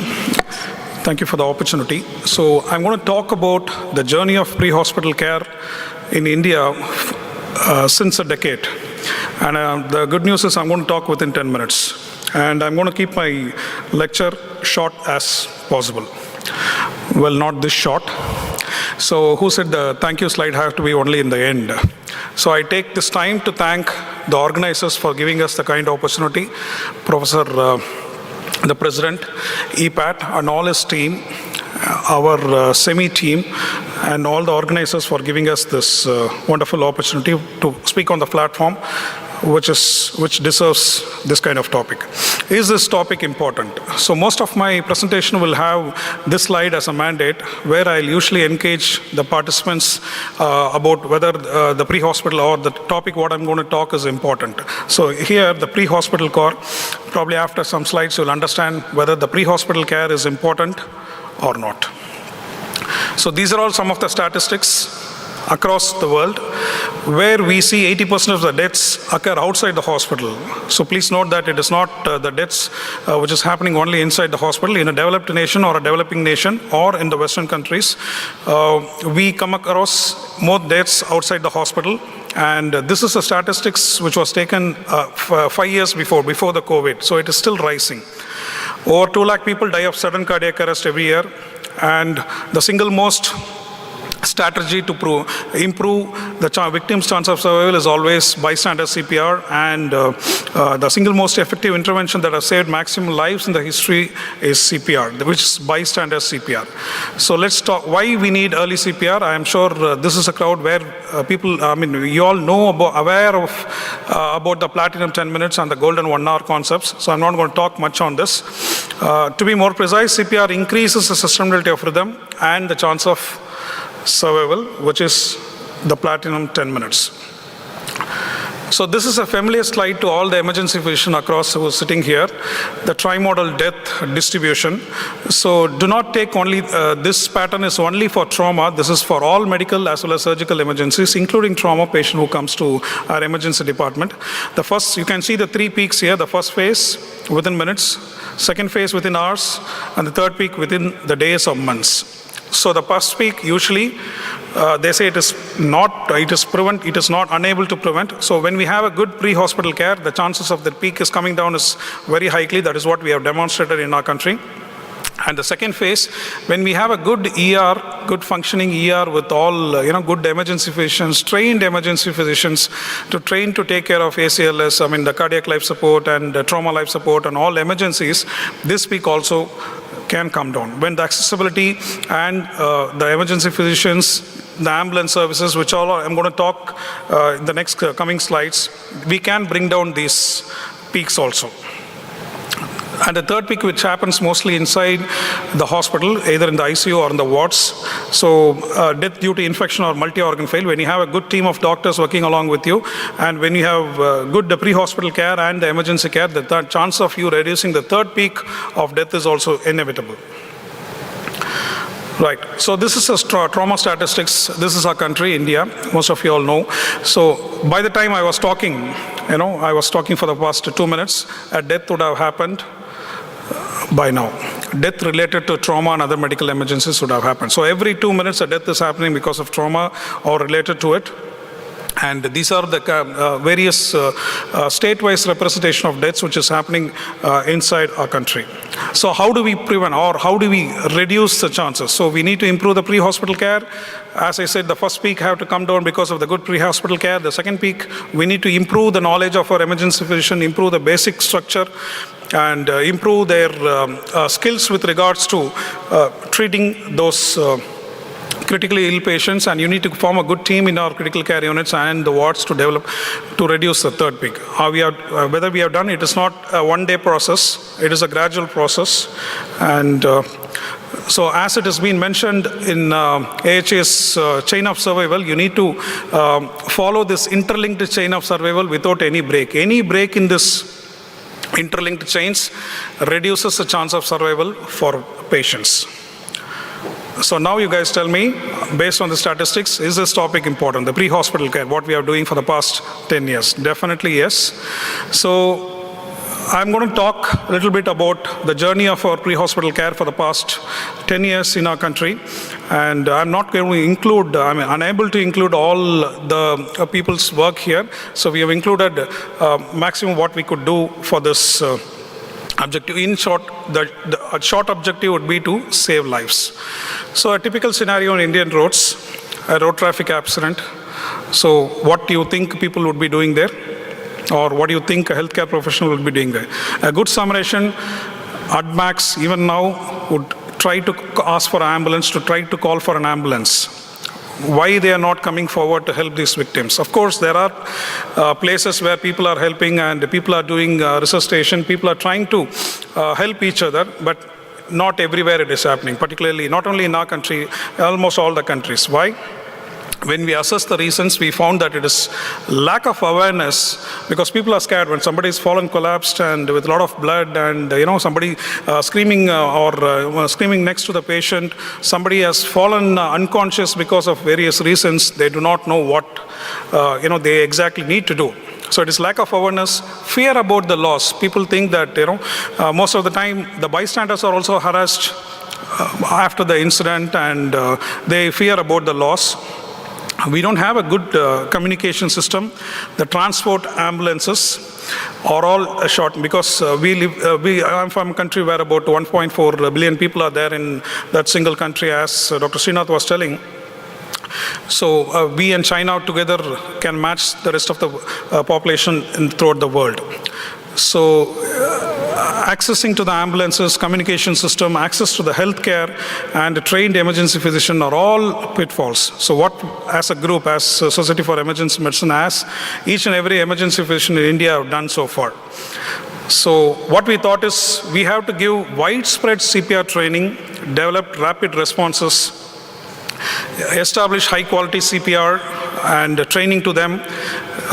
Where, like fire extinguishers in Western countries, we also need AEDs throughout our country, and we need to have a good definitive care. So this is a huge task, and as I told you, we didn't establish this in an overnight, and this is a decade of efforts which I'm going to show you all.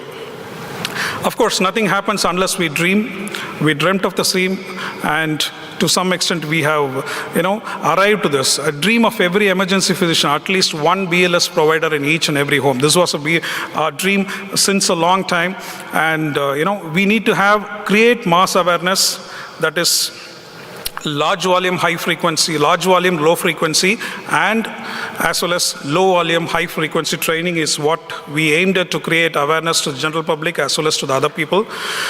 So this is, ladies and gentlemen, this is a red letter day for throughout all the emergency physicians in India on April 7, 2016. We trained about 50,000 people. Can you all imagine? We trained about 50,000 people in CPR, and it has been in the Guinness World Book of Records. We as a society have participated, and we have done it in the institution where I was working. So by this, we created a mass awareness. Each and every emergency physician society, after this, we thought, when I was having a meeting with the media, one of the media person asked me, when do you think this record will be broken? I told to them, I wanted this record to be broken the next day. Even the organizers was slightly not happy with me, having spent crores when I was telling that I want this record to be broken, because we didn't do record for records, we do this record for awareness. So more and more such records where it comes, more and more people will be aware, and as expected, like a chain reaction, a lot of people attempted. And of course, ladies and gentlemen, this record still remains unbeaten, and many of the people have done subsequent records in CPR in different categories. So this is one such scene from that. This is me. I think we need to, Dr. Srinath will agree, we need to perform Guinness World Record to keep ourselves slim, isn't it? So this was me training about 5,000 people at one go. So we had about 8 sessions where we trained about 40,000 people, and subsequently there was a relay about 10,000 people. So on that particular day, that is on 2016 April 7th, we trained about 50,000 people, and this was marked in the Guinness World Book of Records. But creating a record, as I told, it is not good. It is a one-time event. It is not going to help much. We need to focus on the low volume, high frequency training, which we are aware, and we identified the end users, the school, college students, police, fire, and district officials, and we started training for them too, which has been happening for the past, from the time we established as a society in emergency medicine. Each and every physician is doing their part to do the same, and we are also doing the same. So this is the present hospital where I was working. Of course, every hospital, every emergency physician are donating AEDs to make AEDs available in different parts of India, and we are training people to the first aid thing. And this is the integration of first aid and school curriculum. Most of the emergency physicians across the world go to the school, train them in CPR, and then come back. Instead, what we have made in our group is, what we have made in our place is, we have integrated first aid in the school curriculum, like how the kids will learn maths or physics, they will learn CPR. CPR is a non-exam subject. So it is a compulsorily, it has been taught in each and every, the school student of that particular school, and he will be trained in CPR. That is our goal. So once he's trained, he's been certified, we have a process, and he's been certified, he's been retrained. So we see to that the integration of first aid in school curriculum happens even now in the right way. Of course, as I was telling you, the small volume, concentrating on the small volume, we as a SEMI was doing this national level basic life support and cardiac life support.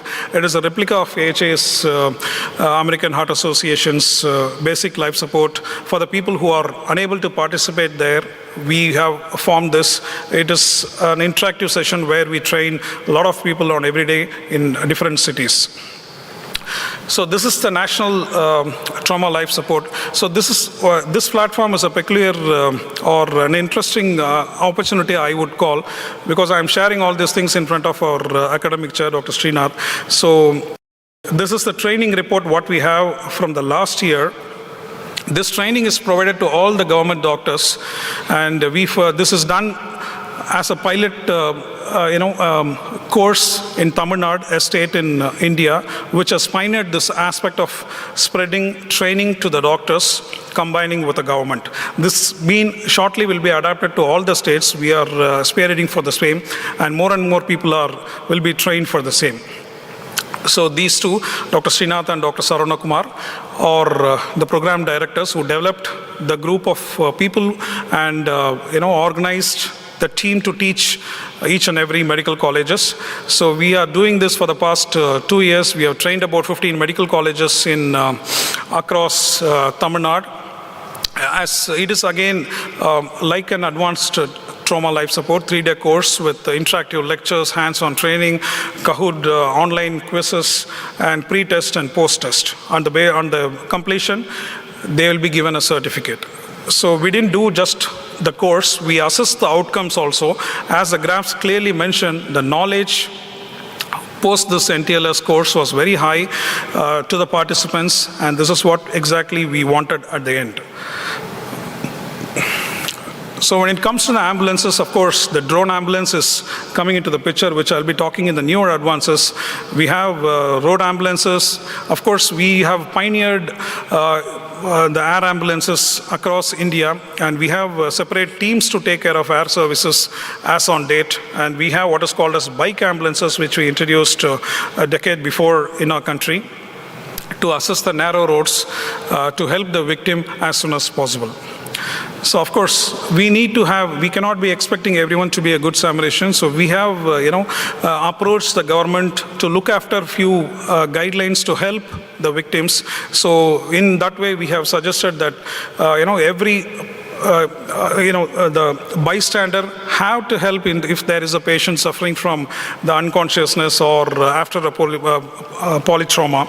So he has to be trained, and the legal system should not harm the Good Samaritan in any way, is what we have suggested to the legal system, and it has been carried out in a right way. Hopefully we have a system where people will be helping out and will be scared if they don't help out. Of course, I was talking about the innovations. We have drones. We have developed drones to help people. This is in the pilot project, and hopefully we'll have drones all across in the country in a short while. Of course, the telemedicine, Dr. Srinath was mentioning about the telemedicine, which has played a vital role during our COVID scenarios. And we have developed several applications for the patients to approach the hospital, the ambulances, in a way it is very effective. Right. So this is the slide which I am projecting again. So for your country to develop the pre-hospital care, you cannot do that on day one or within a short span of time. You need to have a specific period of time for which, and of course it is an ongoing, so you need to have widespread CPR training, both large volumes as well as small volumes. We need to develop rapid response and AEDs and definitive care. So there is no I in teamwork, right? Everyone can be a superhero if they combine together when it comes to emergency medicine. Once again, thank you for the opportunity given to me.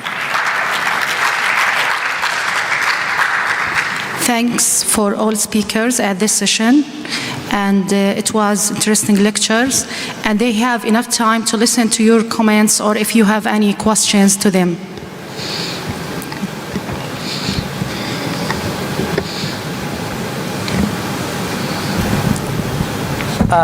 Thank you very much. This is Dr. Behçet from Istanbul.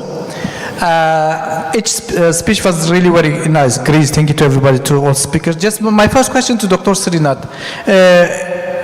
Can we hope for new antidotes in toxicology This is for you, in future especially. And for the Dr. Ahmed, Prof. Ahmed, is it necessary to have all these trainings in Jordan? Is it must? I just want to learn it. Then for the last one for Raja, thank you very much for your sharings. Just firstly, I want to appreciate and say congratulations to the Savitri University in India for their basic life support and first care that they teach to the community. But the photo should be specific to India. It must be really very difficult to teach basic life support or first care to 1,000 people in stadiums. But it is specific to India. As you mentioned, over 18% of the deaths happen in outsourced hospitals. So I'm really agreeing with you. Your question is really very important, definitely, very important. As you mentioned about the dreams, I think all the reality should be given from the dreams. You know, there is a philosopher in your country, one of your previous presidents, he says, the dream is not the thing that you saw while in your sleep. The dream is thing that doesn't make you to sleep. So that's why I want to appreciate you. You are teaching the community about the first care, first aid in India. This is one of my dreams. I just have a suggestion. Can we achieve it? To teach all the students graduate from the university, and it could be must to teach the basic life support or first care to all the couple that are going to marriage. Thank you very much.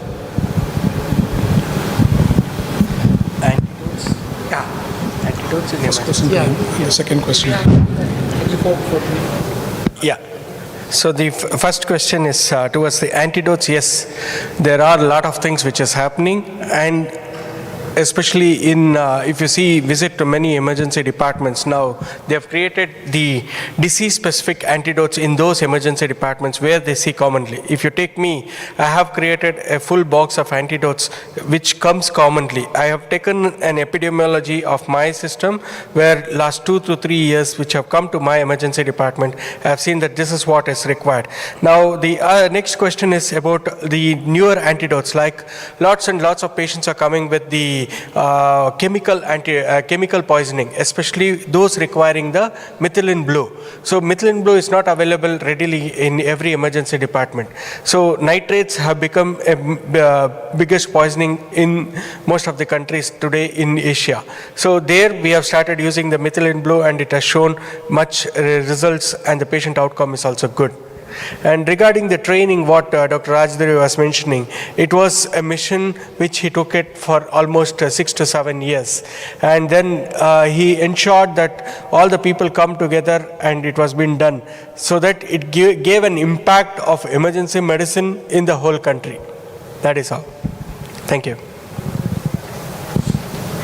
Thank you. Thank you, Professor Bahjat, for your nice question. Really, we are share a knowledge. Our technical training department. We as a society, there's too many, we call them merit badges. It's everyone's another badge. And so philosophically, we believe that all of that training is already incorporated into our residency, so we do not necessarily require each one of these badges, so to speak. So I hope that answered your question. But yes, it's important that we're all doing the same thing. You know, we incorporate ATLS into our training programs. We obviously do ACLS. We do periodic updates for all of our doctors, not just our doctors in training, but our doctors beyond training. And so once they get certified in emergency medicine, you know, every 7 to 10 years, they have to recertify. This used to be a big problem for us in the US, but now what we do is we do a little bit each year. And we find that to be a better situation than having to retake a test every 7 to 10 years.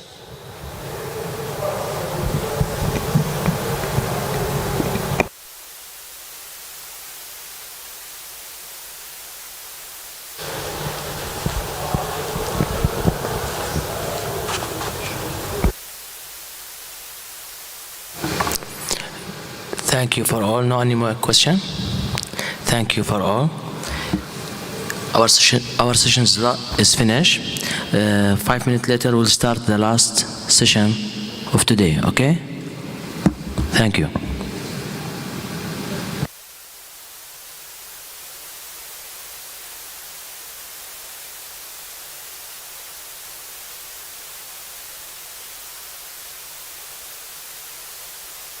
It's quite an exciting session. My name is Athar Ali Mohammed. I'm one of the ED physicians from Australia, and I have got Dr. Ahmed Al-Joom with me. So there's a slight change in the program. I think the first session we will be kind of starting with the pediatric ocular trauma by Dr. Hesham Kaftan. Thank you, Dr. Kaftan. So Dr. Kaftan works in the emergency trauma team at the King Hussein Medical Services in Jordan, and he works in the head and neck emergency trauma division. Next page. Next previous page. Laser. Okay. Good evening. I'm glad I'm here with you. Our lecture is about the pediatric ocular trauma and emergency.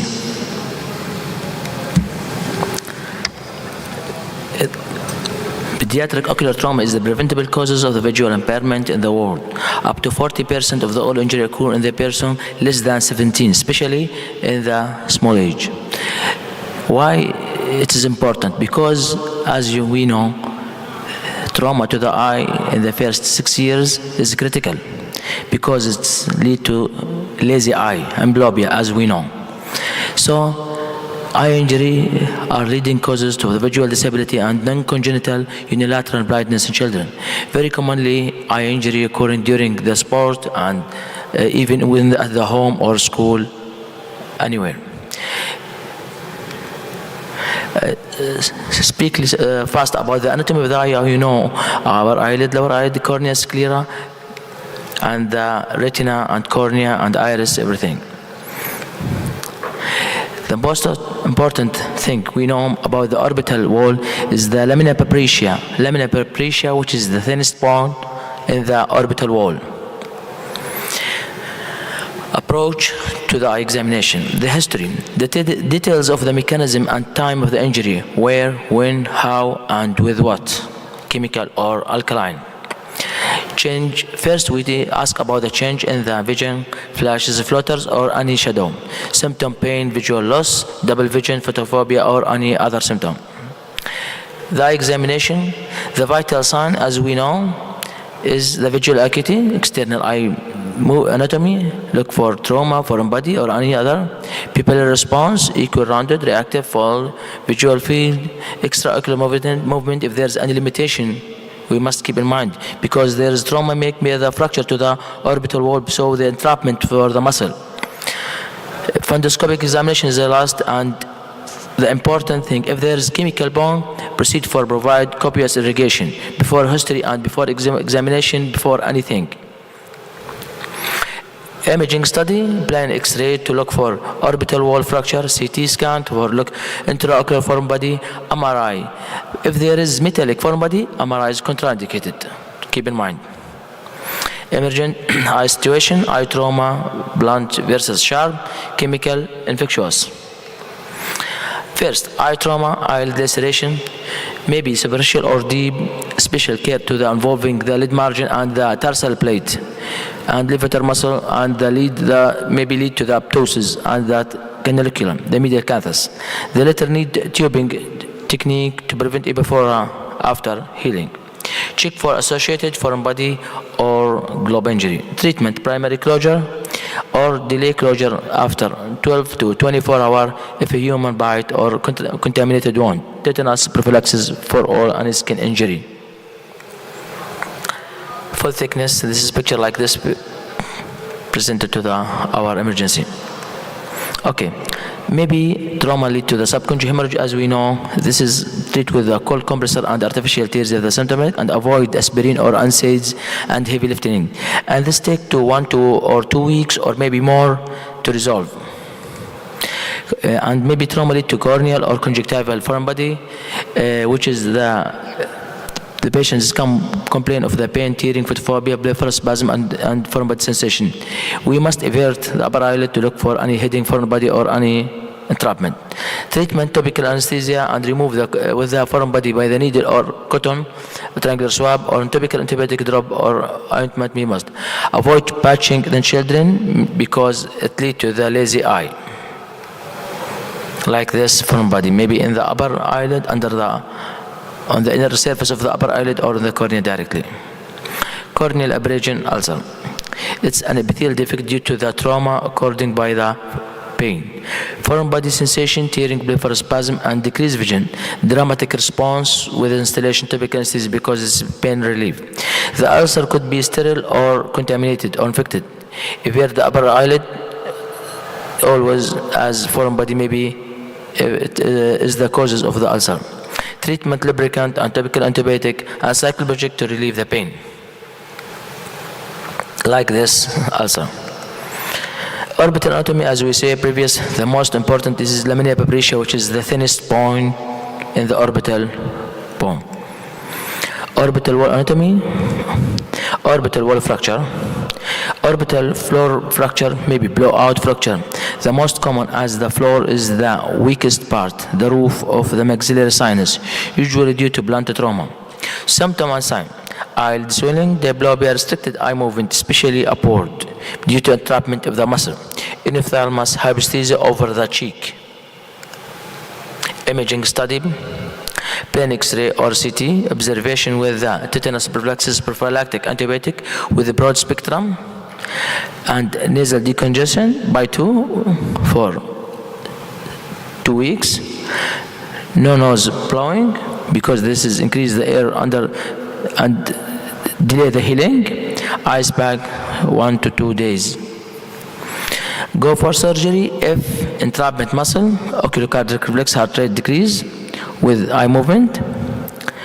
Facial hypoesthesia, sympathetic diplopia with minimal improvement over the time, or large floor fracture leading to the enophthalmos. Surgery is the most commonly performed if indicated after 1 to 2 weeks if indicated. Like this, there is restriction as we see in the picture because the entrapment of the muscle inferior rectus. Define hyphemia. Hyphemia is the blood in the AC. The anterior chamber usually results due to blunt trauma, projectile, or penetrating trauma, but can be spontaneously, as in juveniles and the granuloma. Commonly in the pediatric population, signs, symptom: pain, decreased vision, and irregular pupil. Clinical grading from 1 to 4 according to the level of the blood in the AC. Complications: secondary hemorrhage, rebleeding, high risk in the first 5 days, and high rate in young children, and cerebrohypemia. Corneal blood vessel stain, anterior, posterior synechiae, optic atrophy. Prognosis: outcome: the lower the grade of the hyphemia, the better the prognosis. Management of the hyphemia: complete bed rest, risk of hospitalization or outpatient. Most important is bed rest. Risk of the bleeding, grading of the hyphemia, according to all this control. Treat the patient as hospitalization or as outpatient. Elevate the head 30 to 45 degree. Eye shield to prevent the rubbing of the eye. Pain control: avoid antiplatelet effect, certain NSAIDs. Topical cycloplegic, atropine, atropamide to reduce the ciliary muscle spasm and dilate of the iris to decrease the rebleeding risk. Topical maybe need drugs to decrease IOP, and topical or systemic steroid to decrease associated iritis and development of the synechiae.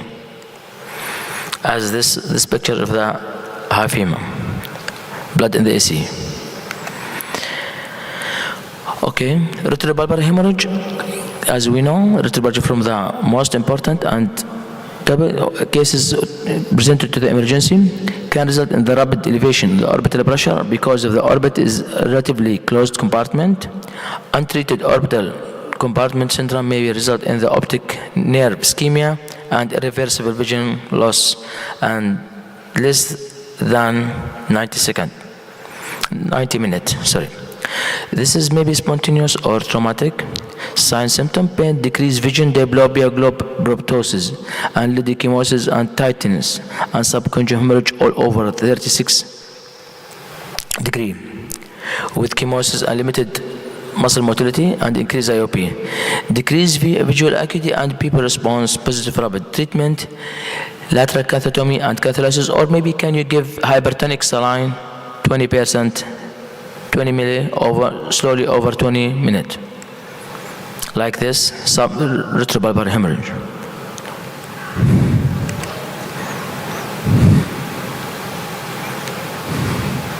Okay.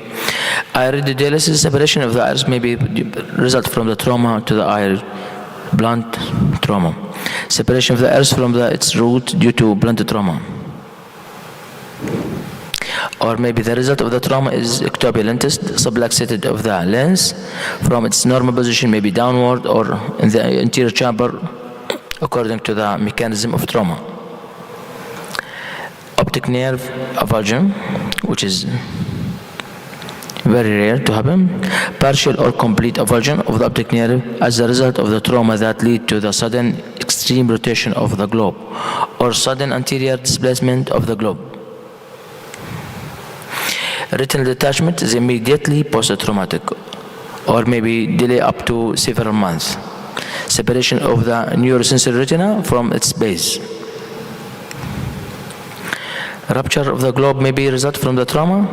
Full thickness laceration of the globe as a result of the trauma that may be within blunt or penetrating or perforating object.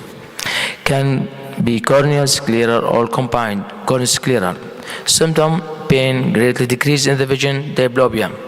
Sign, low IOP, teardrop pupil, prolapsed iris, hyphema, maybe with normal or high IOP, 360-degree subconjunctival hemorrhage all over. Management, if suspected rupture, minimize manipulation of the globe and apply the protective eye shield. CT orbital or brain axial, coronal with thin cut, coronal thin cut to evaluate for the intraocular foreign body. And keep patient NPO in order to prepare for the surgery under GA. IV antibiotic to cover, especially in the children, and antiemetic pain medication, surgical repair is the definite treatment. This is rupture of the eye, like this picture presented to our hospital. Okay. The most important, again, ocular chemical burn. Being irrigation immediately before complete history and examination. We must directly start it by irrigation, especially if alkaline, because alkaline is more detergent than acidic. Alkaline burn are worse than acidic burn. Acidic burn lead to coagulative necrosis, denaturation of the tissue protein, act as a barrier to prevent further diffusion and further penetration for the acid, as battery fluid and chemistry lab solution. Alkaline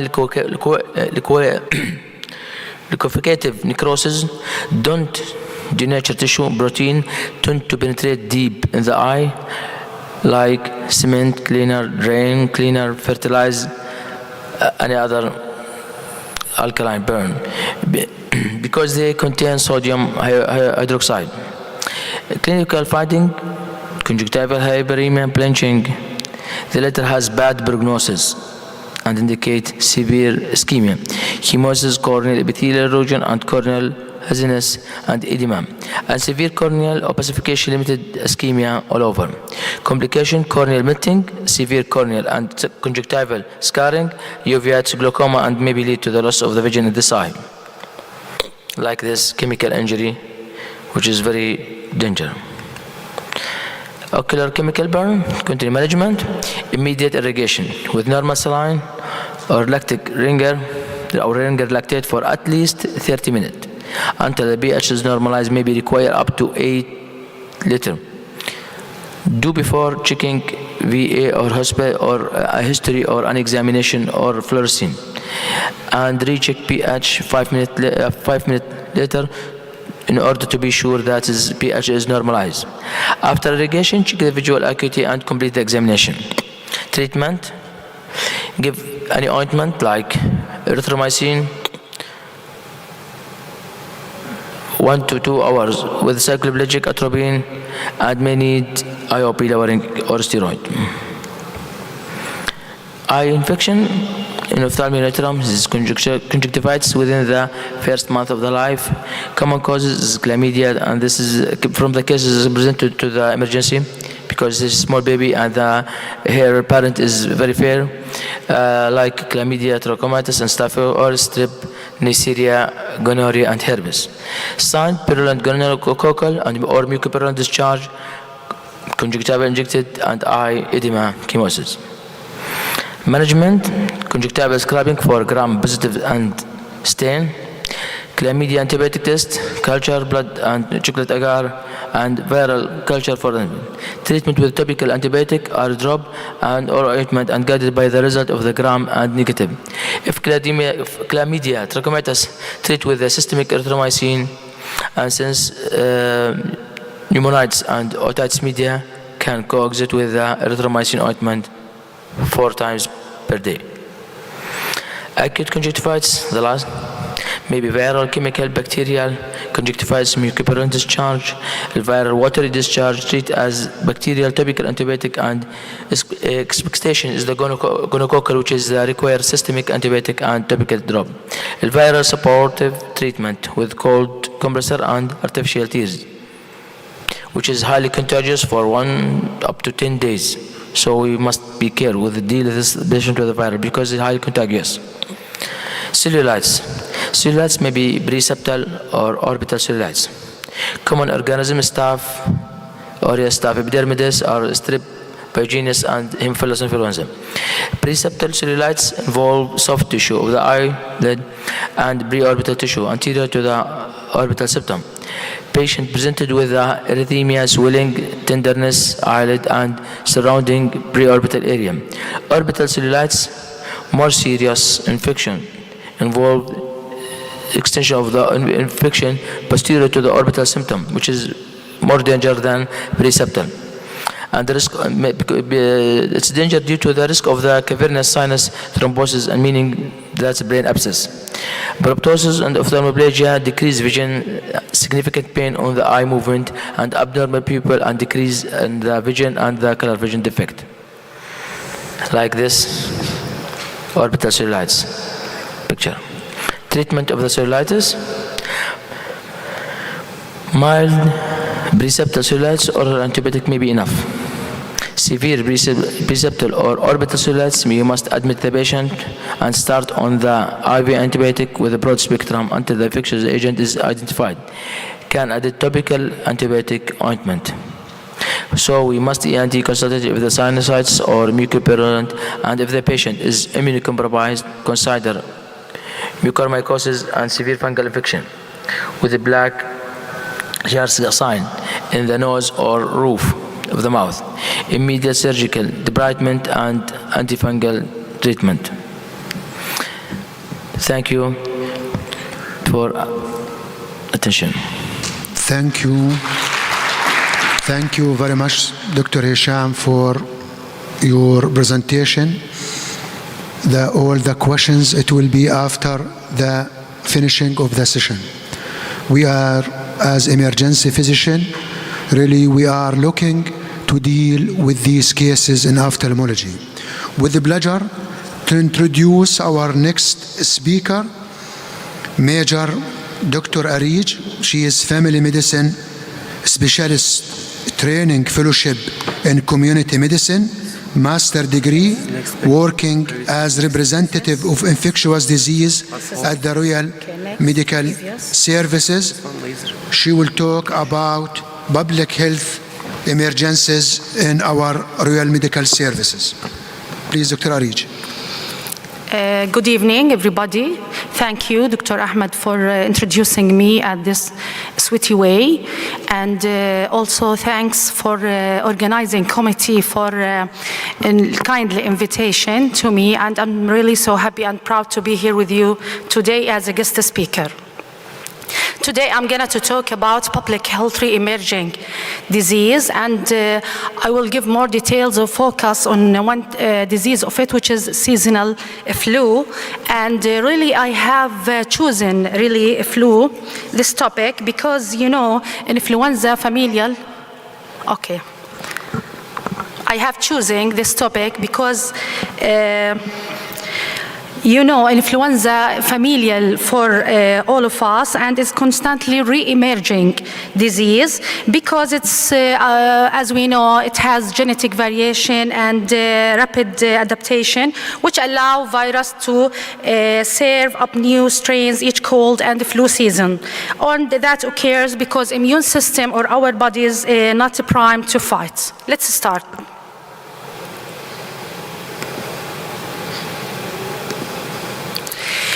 First, we must differentiate it between, both of it are epidemiological terms, which is emerging and re-emerging disease. Emerging disease defines as disease that haven't really appeared in a population or have existed, but are rapidly increased in incidence or geographic range. And the most important example, it's a COVID-19 of emerging disease. About re-emerging disease, we can define it as diseases that reappear after they have been on a significant decline, or re-emergence may happen because of breakdown in the public health measures for disease that were once under control. And the most important example for it nowadays, which is cholera. Cholera in most Middle East countries and all over the world, we can see more cases of cholera, but now in Syria we have epidemics of cholera. And what we mean by epidemics, it's also epidemiological terms, it's occurrence of disease in normal of expectancy. And all the countries around Syria or had refugees from Syria now prepare new guidelines to control these cases if we have more cases in our country. They can also happen when new strains of unknown disease-causing organisms appear. I will give more details about influenza, seasonal flu. It's RNA enveloped virus. It's related to family called Orthomyxoverdi. It's very, very, very small. This picture, it's under microscope. It's about 80 to 200 nanometers. We have more than 400 types of viruses, but we will focus mainly on the 3 types, A, B, and C. And about the B and C, we have not genetic mutation over it, more the mutation we can see with the strain A. So also we will focus on the serotype A. About the A, it have something which is called glycoproteins over the surface of the virus, glycoprotein antigens, which is called H and N. H refer to hemagglutinin and N refer to the neuroaminidase. These pictures give us more details about how these glycoproteins present on the outer surface of the virus, and if we have any genetic mutations, it will be happen at these glycoproteins.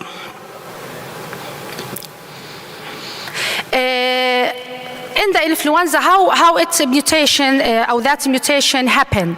It through something which is called antigenic shift and drift. What we mean by antigenic drift and shift, at what's the main differences between it?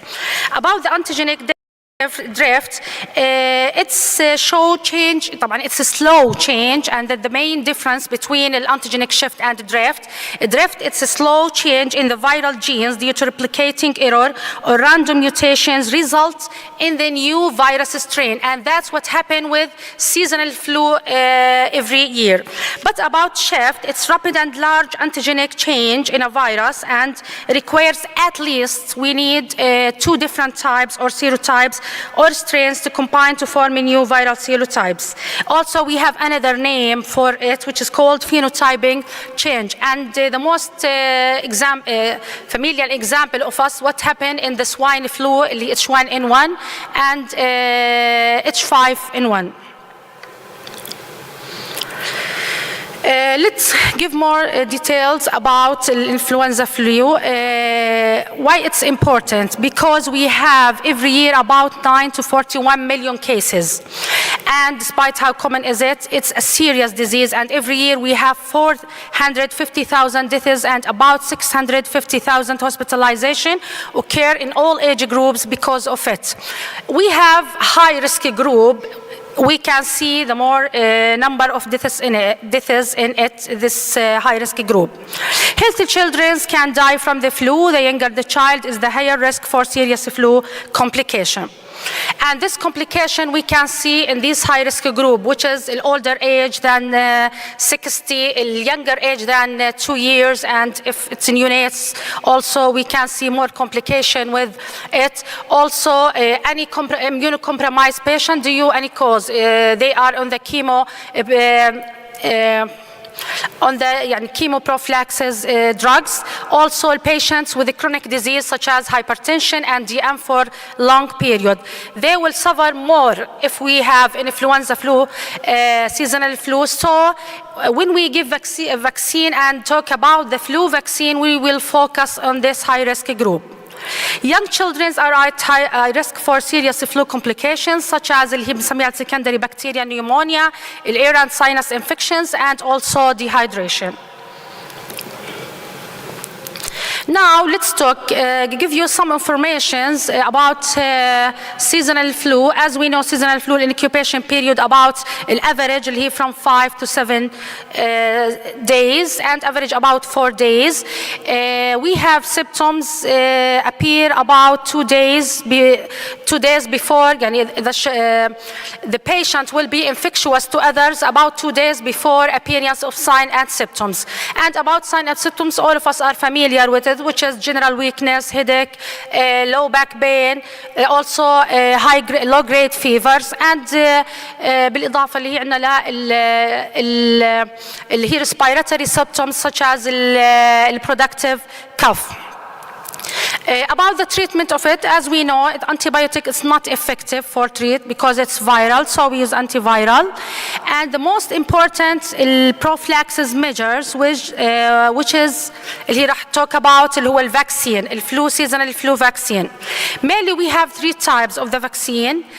Contains اللي هي عندنا أول شيء the first weakened pathogens اللي هي life attenuated, which we called life attenuated vaccine, and inactivated, or which we called inactivated vaccine or killed vaccine. It's the same pathogen. It can't make us sick. And also we have, if we have made the vaccine from subunits of the virus, which is a smaller part of pathogen like an antigens.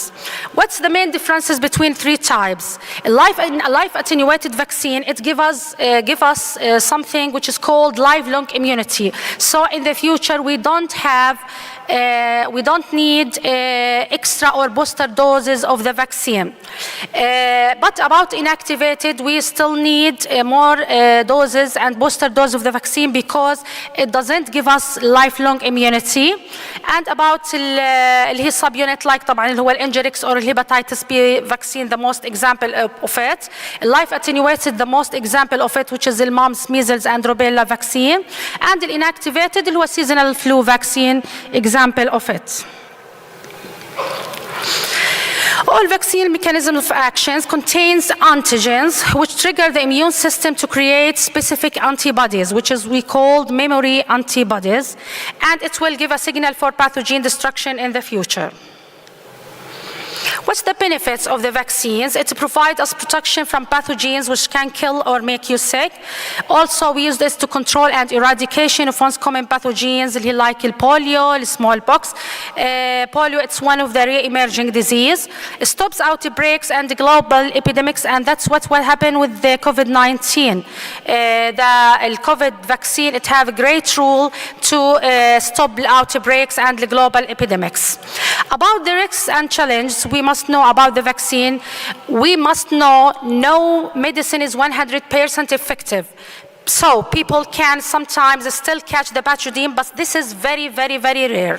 Side effects, maybe we have side effects, and we can classify it into local and systematic side effects. Local side effects such as swellings and fevers, and also we have the most dangerous side effects, but also it's very rare, which is anaphylactic shock, and it's need emergency.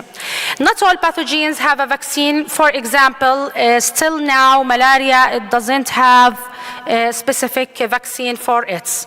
The benefits overweigh the risk, so vaccines are given to people. We must give it, and also scientists work to make and improve vaccines.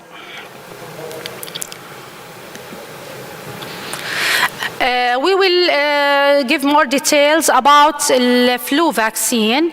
Who should get vaccinated? As I said, mainly focus on the high-risk groups. Who are high-risk groups? Everyone, we can give it for everyone 6 months and old. We have mainly two types of the vaccines. We have injectable one and nasal spray one, and I will discuss, I will give more details about the main differences between them. About that اللي هو هون بحكي I'll talk about الشوت flu vaccines. Who should get vaccinated? Everyone 6 months and older can receive it, especially individual at high risk of developing flu-related complications, and or if you live with or care for people with high risk for developing flu-related complication, or if you are medical staff, so especially in emergency rooms, so you are always in close contact or direct contact with patients, maybe they are flu patients. What's the absolute and relative contraindication for the vaccine? Who should not get vaccinated? People who have severe allergy to chicken eggs, and because the vaccine is prepared at chick embryo, anyone who had known allergy to chicken pox, it's absolute contraindicated, so we must take a good history from the patient before give him vaccine. People who had a severe reaction to the vaccine in the past, people who developed Guillain-Barré syndrome after prior dose of the flu vaccines, and people with moderate or severe illness. People with moderate or severe illness, it's not, it's relative contraindication. We will wait until the patient gets well, and after that, give him the vaccine. About the nasal spray, the injectable vaccine, it does about 0.5 ml. We can receive it IM, and as we said, it's given to the age from 6 months to the 65 years, and its type of it, it's inactivated or killed. But about nasal spray, we are in Jordan, we don't have just injectable type, we don't have nasal spray, nasal spray vaccine.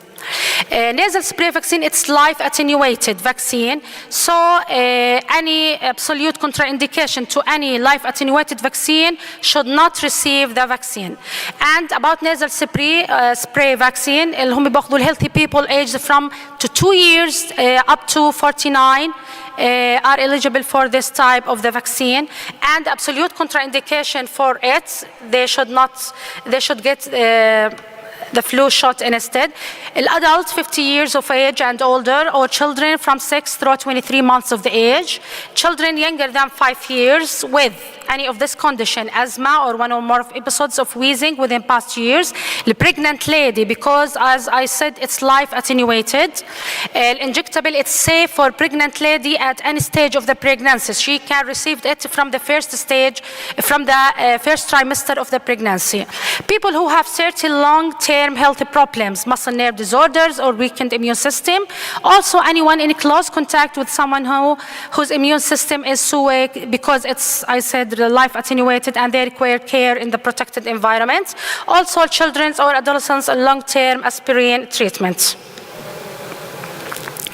Does the shot cause the flu? It's the most common questions we received from the patient? The answer, no, the flu vaccine doesn't cause the flu. Maybe it causes flu-like symptoms, but it's not a flu. The viruses in the vaccine are weakened, as we said, it's attenuated or killed, inactivated, so the shot and the nasal spray won't cause you to get the flu. The vaccine will promote your body to develop the antibodies necessary to fight, and it's the mechanism of action, as we said, of the influenza viruses, and a slight reaction to the shot, such as soreness, redness, hotness at the site of the injection, and maybe we have mild muscle or fever may occur. Thank you for listening.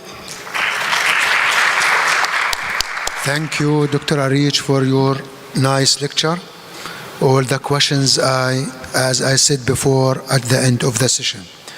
With the pleasure to introduce our last speaker today, Dr. Attar Ali Mahmoud. He is consultant of emergency medicine, clinical lecturer, University Melbourne, Director Advanced Life Support in Australian Station Council, Emergency Medical Service Trauma, Advanced Trauma Life Support Instructor, Stream Lead Clinical Service of Clinical Governments, and also Australian of Emergency Medicine. He will talk about transformative scenario planning in healthcare.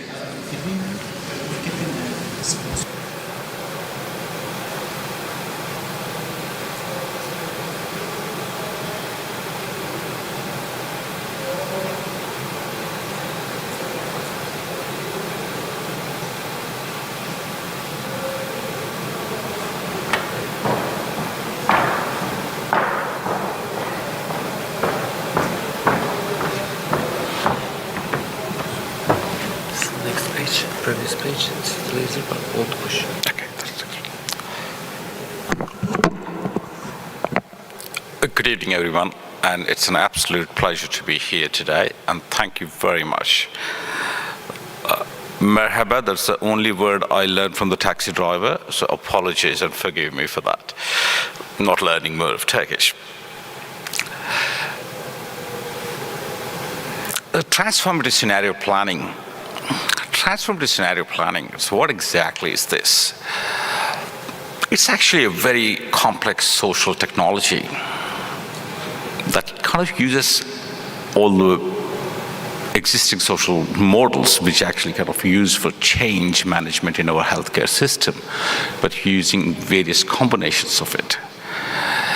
It's about a transformative leadership.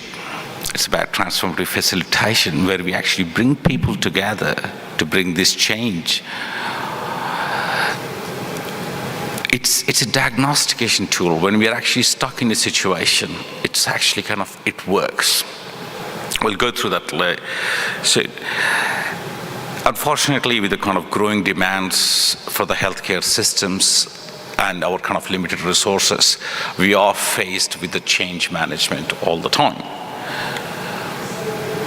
So when we actually have this systems change, processes change, or whatever that's happening, we either actually faced with this choice. Either we actually accept it, adapt to the situation, or we challenge the situation to change it.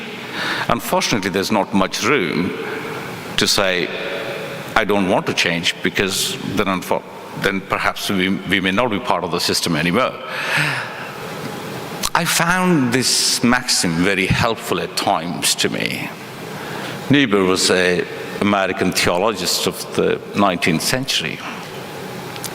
And he said, Lord, grant me the serenity to accept the things that I cannot change, the courage to change the things I can, and the wisdom to know the difference. The last line, I always look back to it. I want to know which I cannot change and which I can change. So in today's talk, what we're going to talk about is we're just going to talk about a bit of historical perspective about where this transformative scenario planning process actually has come in. We'll give a bit of introduction about how change management happened that you must all have faced in your institution, in your hospital, in your health service, in your country. we talk about my story, that the grandkids' health, we kind of took a major endeavor there, and how we use this technology, these systems in our health service. And we do a bit of more dwell into the principles of transformative scenario planning. Thanks to Adam Kahan. Adam Kahan done a lot of work, and he's one of the pioneers actually establishing transformative scenario planning. Adam Kahan, he used to kind of work first in the scenario planning division of Royal Dutch Shell Company. So Royal Dutch Shell Company was the 7th largest oil producing company at the time, and they had this division of team would actually write different scenarios. So what would happen? What could happen? What may happen? And they would write these scenarios across globally, across regions, governments, political, geopolitical, wars. But their interest was, if something happens, what do we need to do? Their interest was money. And they also say that their interest had environmental impacts and all. Kahan worked in this division for about 2 decades, and he did not stumble across. He did stumble on the transformative process. It's purely by an accident. He was invited to Montfleur scenario planning meeting. This is the transitioning of South African post-apartheid government into the new government, into the newer systems. There was a lot of conflict, the conflict between the government, conflict between the rebels, the unionists, civil societies. Everybody had a different vision for how they want the change to happen, how they want the country to change. And there was a very famous joke at that time in South Africa. We are faced with only 2 options, a practical option and a miraculous option. A practical option is we all kneel down and pray to some angels come and take our problems away. And that was the practical option. Whereas the miraculous option was we all sit together and work and bring this change forward, and that was miraculous. So Kahan stumbled upon Montfleur. And then what he noticed, that has changed, that has actually developed into transformative scenario planning process. He kind of worked after that in the Colombian transition, Guatemalan transition. He worked in Ethiopian, the conflict management. So initially it went on to the high conflict zones, then it actually came to some civil society movements, health movements. There's a lot over the next 2 decades. He has worked a lot, and if any of you interested, these 2 books would be very, very useful. I refer still often to these books, and it gives me always kind of a bit more insight about certain things. When I'm stuck, I don't know how I'm actually bringing this change.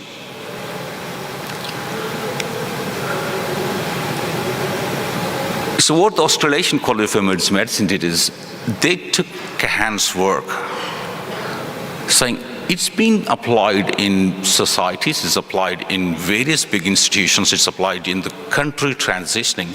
Why can't we use that in our healthcare? And they developed this changing module, leading change module. And I was fortunate enough to be the part of that module. That led to a second opportunity that we worked on that, to use those kind of principles into my next major project. So conventionally, whenever we are actually talking about change, we actually see these 2 models. Institutions, generally hospitals follow this longitudinal facilitation model. Once, because we don't have time, say what happens? The bosses decide, said, we have the right answer. Then they say, we need to agree. We know the way forward, and we will decide and we must fix this. With longitudinal facilitation, it's much coordinated. It could be cohesive because everybody in the organization knows that I have to follow. I don't have a choice. So this could be quite rigid, and it may not give you much opportunity to think laterally, saying, hey, we could do something else. Whereas most of the social change the conventional process uses is the horizontal facilitation. In horizontal facilitation, when the organization says, we have the right answer, the people say, we each have our own answer. We need to agree. And the people say, we each need to keep moving. Or they say, we'll each find our own way. We each decide for ourselves what we need. We must each put our houses together so that for change to happen. The problem with this is it could be too lateral. Sometimes containing could be quite difficult. In transformative facilitation, what happened is we're going to move the facilitator. That's a sign of leadership. They move forwards and backwards, stop, iterate, go backwards, go forwards. So they use various types, various decisions, and using this various combination, it's most like a spiral thing. The beauty of transformative scenario planning and the transformative facilitation is we don't push change. We bring people together. We kind of take the blocks away, remove the blocks, and the results from the change happens. It's like actually removing the boulders from the mountains so that the streams flow. It's done, but it's done, there is an art to it. So when does it work? Whenever we find our situation is unacceptable, unstable, and unsustainable. Pretty much that's the state of emergency medicine services or emergency department across the world. We are overwhelmed, and this is the situation we are facing. This also gives one more concept. When people realize that we cannot change by ourselves or my mates, I need to go across the aisle. And they also realize we cannot change our situation directly. That's when the transformative scenario planning works. So how we use these principles at my place. We are the tiniest state in Australia. For some reason, we have over 190 health services in this tiniest state. And you can imagine what happens. Each health service has to have its own compliance, its own governance structure, its own employment systems. That's a lot. There's a lot of duplication. And that kind of is giving a bit of big problem for us to kind of recruit people into smaller health services because everybody wants to be in Melbourne. So this is kind of a detailed map, and I'd just kind of like to point out, so I work at this place called Ballarat, which is about an hour from northwest of Melbourne, and we are the second largest regional receiving unit. So we were faced the task that we take this region. That's a huge region. Okay, please do not compare Australian population to the size with any European nations, because our population size is a lot smaller than for our geographical areas. So the 4 health services which is the Ballarat Health Services, was where I'm primarily based, and we were actually had to bring another 3 health services under a single entity of Grampians Health. Just a 2020 snapshot that actually when we looked into our service, that was the population in the first column, and then the second column actually talks about how much admission rates that we had. So what are the service challenges we were getting? The Wimmera Health Group, which is our second biggest hospital in there, we almost spend about 10 million for the year on locums. And there was issues with actually having these people consistency in providing the care. Whereas the smaller hospitals, which is the Eden Hope and the Stall, we actually seen there's a less public engagement there. The public did not have trust because of, again, the staffing issues and all other. As a result, we were kind of underutilizing those capacities there. Whereas at Ballarat, our surgical wait list gone up by 12%. Our bed occupancy was almost kind of 90. We were running at 90 to 95% bed occupancy per day. And we all have noticed our population is getting older. So we had to do something about it. Okay, we realized if we bring all these health services together, there are few things we can achieve. There's a local community access, so the people actually don't have to travel for long distances. We want to kind of build some strength and some capacities. As a bigger organizations, perhaps we would be able to do that. We want to deliver a more effective healthcare system. And plus, we want to have that community engagement that they don't have to travel 100 k's down the road to kind of just accept the same cases. So whenever we actually face this with change, this is the behavior change paradigm. What happens when there is a drive to change is very high, and also there is enough support for the change to happen, that change in behavior can happen. If there is any mismatch, unfortunately, this change doesn't happen. So we had to form kind of a massive project team. I don't want to dwell much into that. And I was leading the clinical services and governance structure of this team. So we have to make one governance structure, we have to make one clinical services plan. And there are a lot of factors, a lot of players in this. And the biggest thing would happen, the smaller units felt threatened, saying, oh, we're going to be actually, the big guy is going to come and tell us what to do because they are from a bigger unit. And the other hospital which was struggling, they were just taking anything we would say as threatened.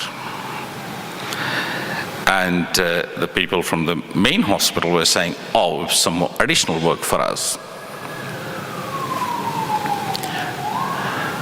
So we approached them by making 10 clinical divisions initially. However, once we started kind of working them, we realized the pharmacy services did not want to be part of it because they did not identify themselves as the part of the diagnostic group, which is fair enough. So we had to actually create an 11th division, and then we worked with the scenario planning process with each of these services. You have 5 minutes, Dr. Attar. Thank you. So what happens in the transformative scenario planning process? It's a 5-stage process. You want to start with co-initiating, co-sensing, co-presencing, co-creating, and co-evolving. The first step as a co-initiating is quite important. You want to kind of recruit people the system-wide representation. You want to have as much wider group that you want to recruit. But there's few things that you want these guys to be. Before you recruiting them, have a bit of exercise, whether it will be individual level, whether it will be systems level, that what barriers you would come across. And when you have barriers, you always find some enablers as well. That will give a good opportunity to see who do you want. You want a whole team, whole system people. They have to be a bit insightful, influential, interested people. And more importantly, you may notice that when you actually form this team, some people just don't want to be there.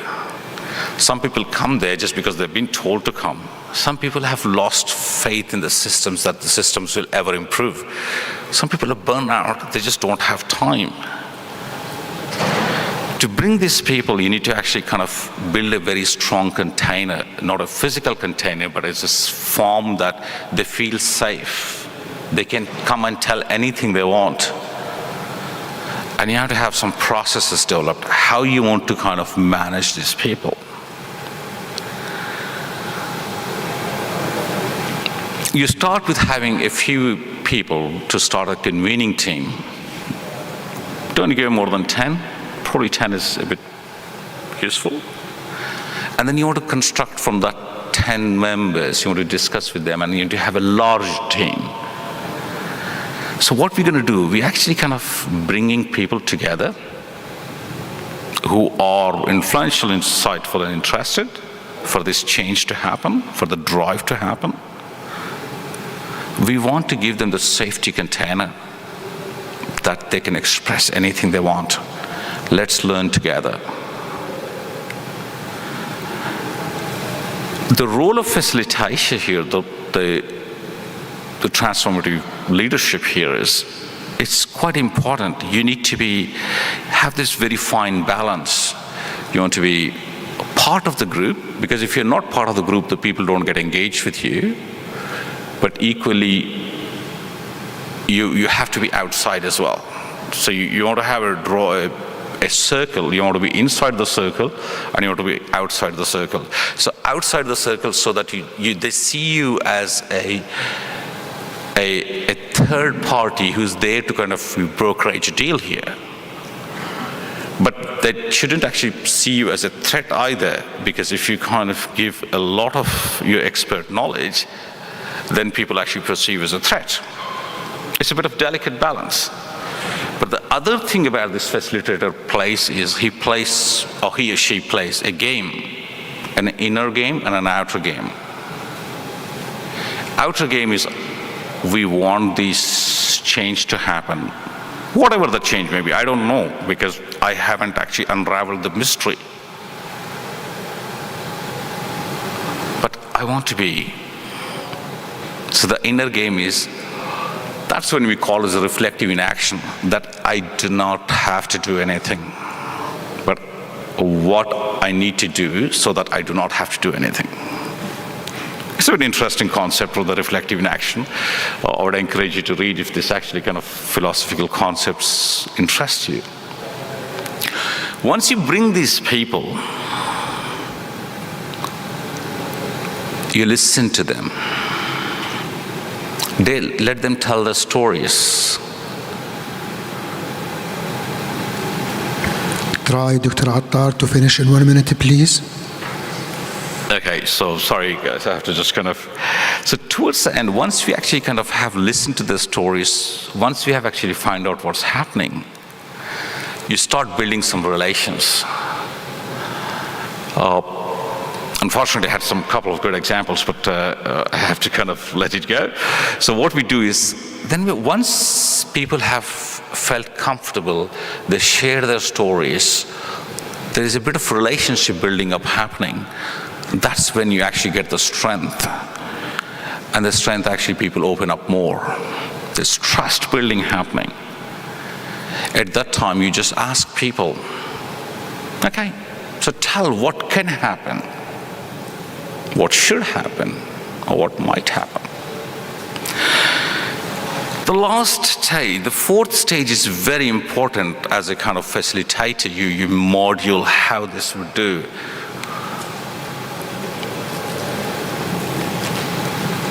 So this is a likely scenario when the systems is moving slow to fast. So from the left side is the systems. And on the vertical axis, if you use people moving slow to fast. The scenario one, what happens is when people and systems move, so one is moving very fast, the people are moving very fast, or the process is moving very fast. But so like an organization saying, we need to do this very fast, but the people are not ready. That's a disaster situation. That actually results in capsize.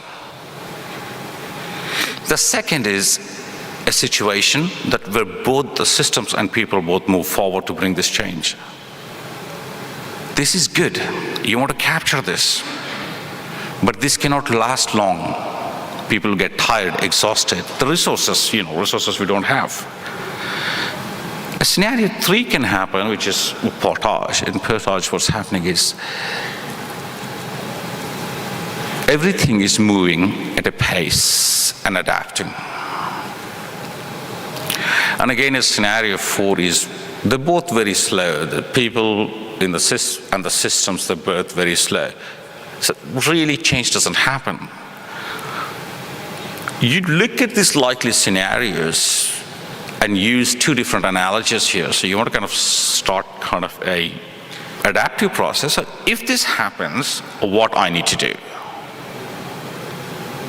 Whereas you look at a transformative process, in transformative process you say, hey, this is the possibility, which one I want. Which one is in my best interest? But once I know which one is my best interest, I want to write that scenario.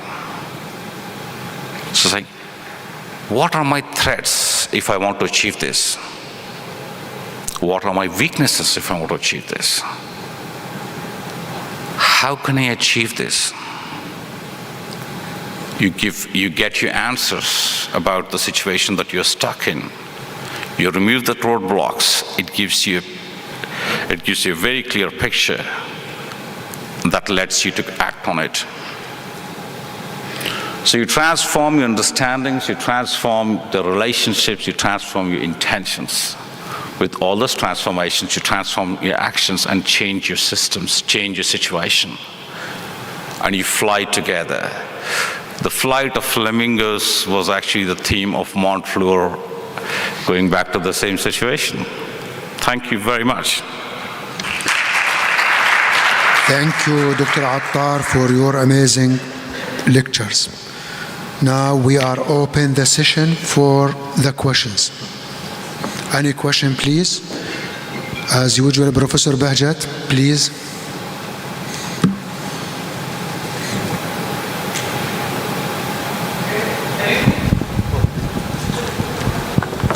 Please give microphone to Professor.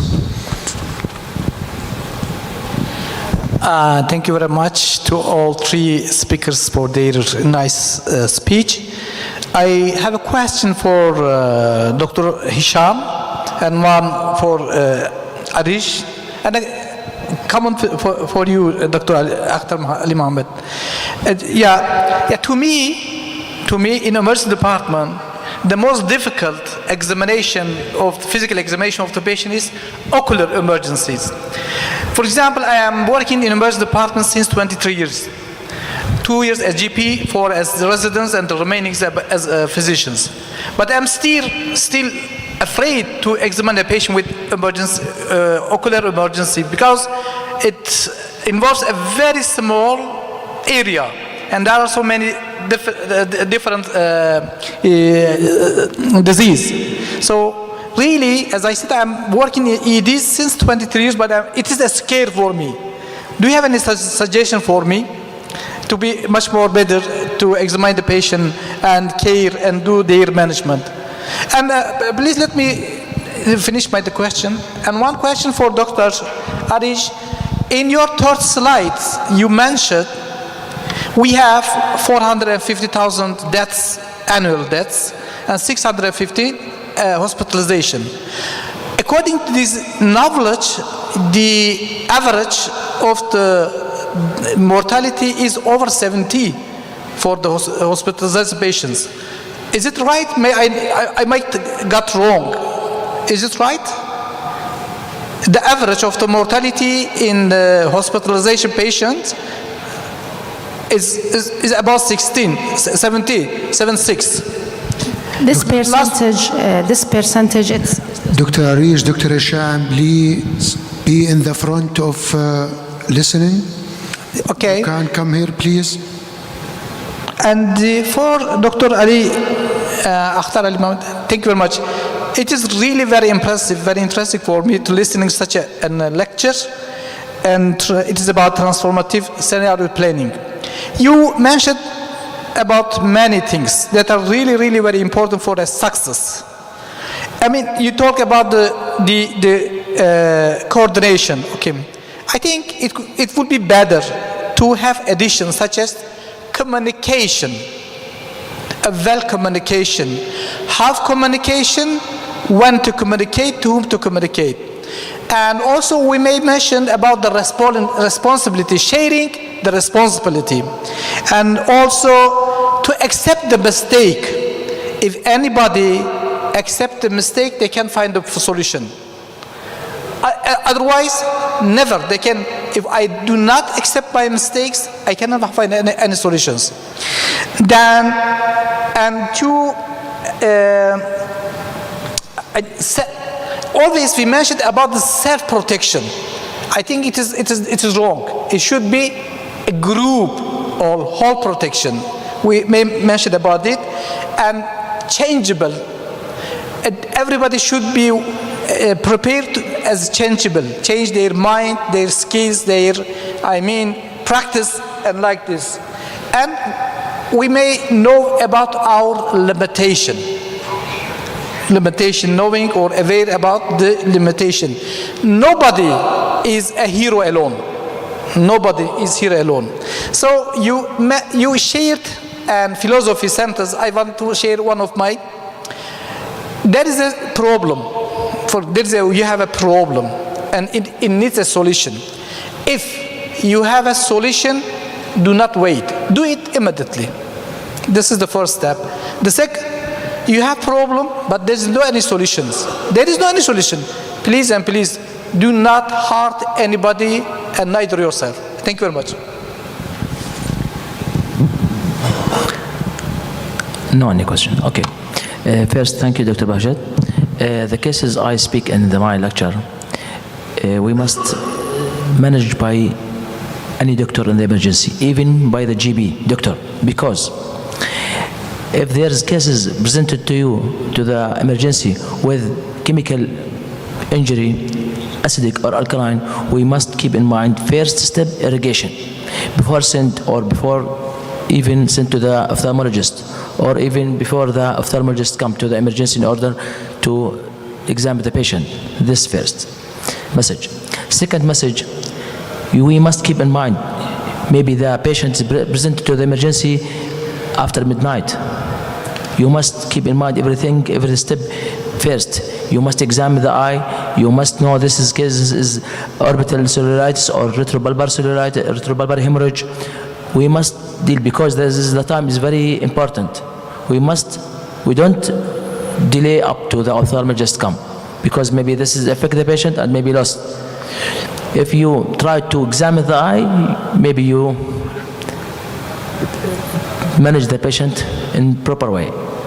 But maybe you fair because it's a small area. No, this is wrong. You can deal even before the ophthalmologist come. According to from the history, take the history of the patient and try to examine the eye. If there's foreign body, we can remove by triangular swab or by anything. If there's trauma or rupture, we can, by under the good light, we can manage the patient. And solve the problem before the ophthalmologist come, because the time is very important in these cases. Thank you.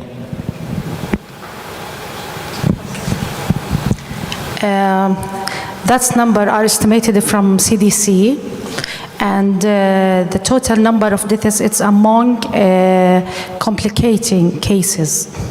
From complicating cases, not from all the number of all of total cases over the world. So it will be less than the world. You have any that else? No, I think, do we have time for Dr. Akhtar to share his story? Dr. Ahmed, do we have time for Akhtar to share his story? Yes. He has a story.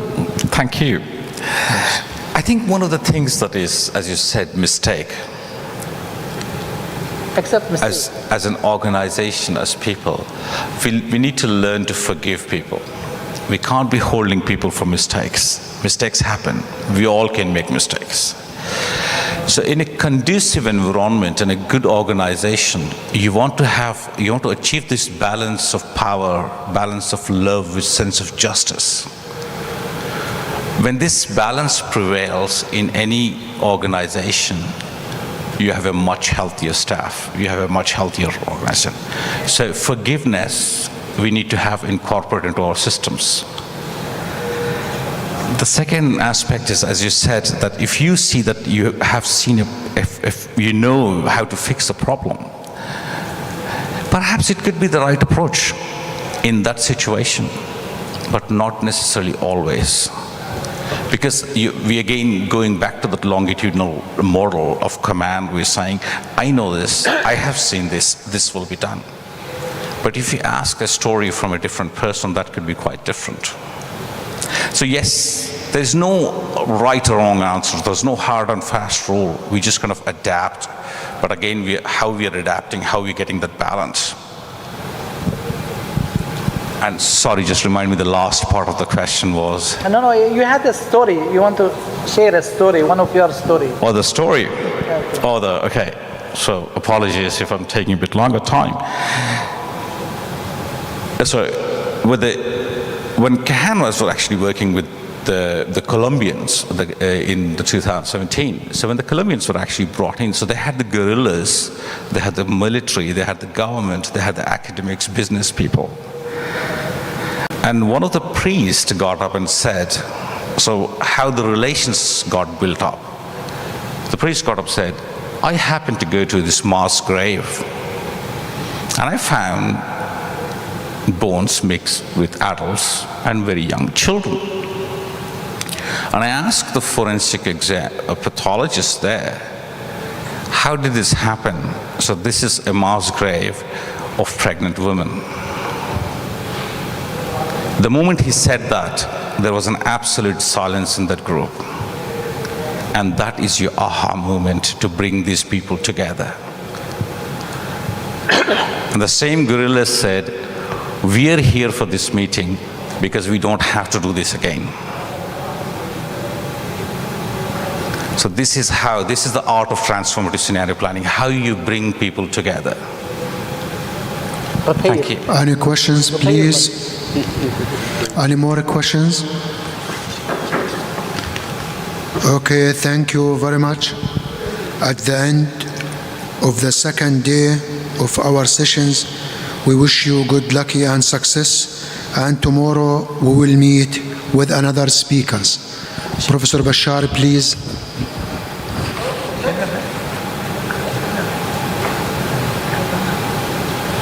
Okay, no. Thank you very much. Okay, time is very very hot and we have only lotto bir çekilişimiz var. They wait for the lotto. Okay. Çekiliş yapıp öyle göndereceğiz. We have a sweep scare. Sweep scare. There are so many names written in the piece of the paper. And one person, I think Dr. Akhtar is going to get Take one person, please. What is the gift, Professor Bashar? I will say later. Okay, after name. So it's a Ozan döndü oğlum. döndü. Okay. Ozan döndü. Okay, I will extend the gift.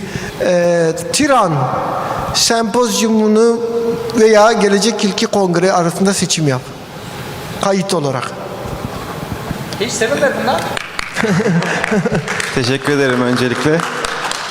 Gelecek Kongre'yi seçeyim ben. Okay, adam bilimsel ya. Tiran gideceğine okay. Choose for the next Kongre. He's going to be full sponsor. No. Well done. Congratulations. Thank you. Hayırlı olsun. Teşekkür ederim, sağ olun.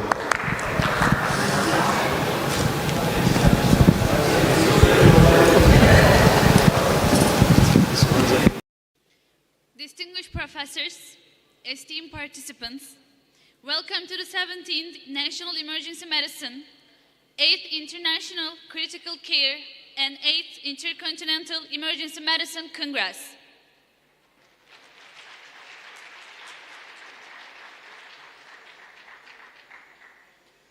Now, I would like to invite you to the moment of silence to commemorate Mustafa Kemal Atatürk and his hero friends, the ones who fell for this country. Then the national anthem will follow.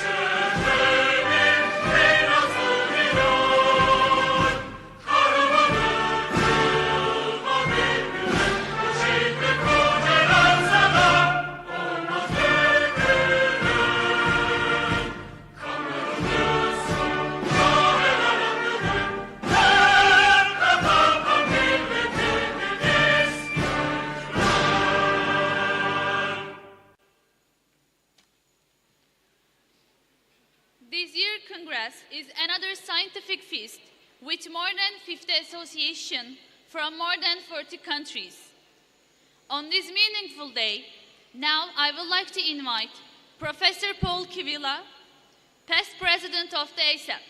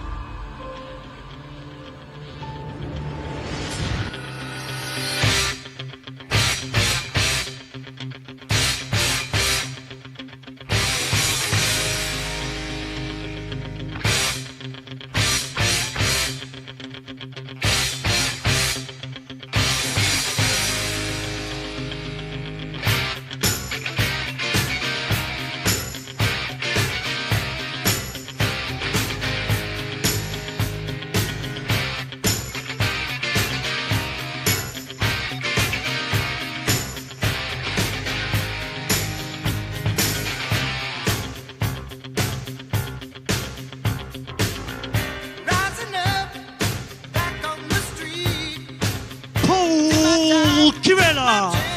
Alkışlarla sahneye davet ediyoruz.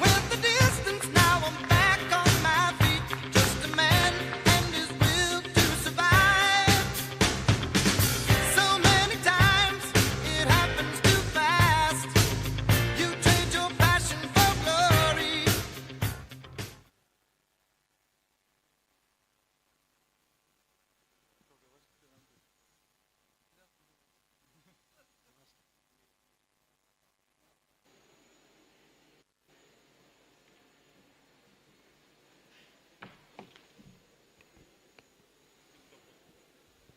Well, thank you very much. It's a pleasure and an honor to be back here in Turkey with my friends and you, my colleagues. Emergency medicine for the past 2 years, nearly 2 years, has faced an unprecedented worldwide pandemic. It's affected ourselves, our patients, our families, our communities in a way that none of us could possibly foresee. It's an honor to be here with you today, to be with you, to share ideas once again face to face, without masks and with masks, but here again face to face, which I think is the most important thing. You know, a couple years ago, I always wait for this video and I smile every time because it's always a special video presentation. A couple years ago, I was portrayed as a cowboy. And you know, a cowboy is a good thing. A cowboy is self-sufficient. A cowboy is strong. A cowboy is a leader.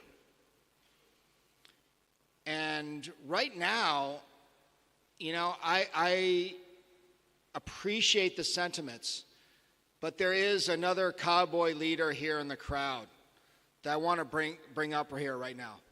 Dr. Bashar Kandar, where are you? Please come up here.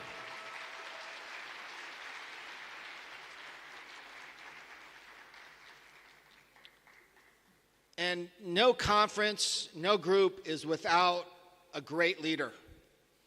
And there needs, as we say in the United States, and especially Texas where I'm at, we need a sheriff in town to wrangle 30 countries of emergency physicians and all the emergency physicians.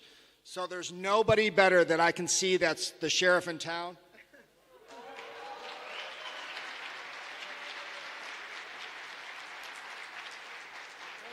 And I hope you all agree. I think he wears that hat proud and well.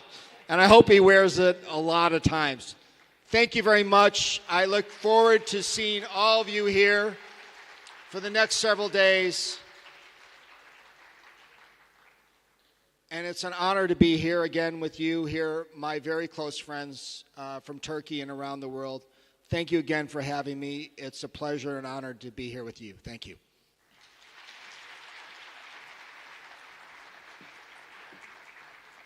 Thank you, Paul Kivila, for your opening remarks. Now I would like to invite Professor Srinath Kumar, past president of the Society for Emergency Medicine, India, SEMI.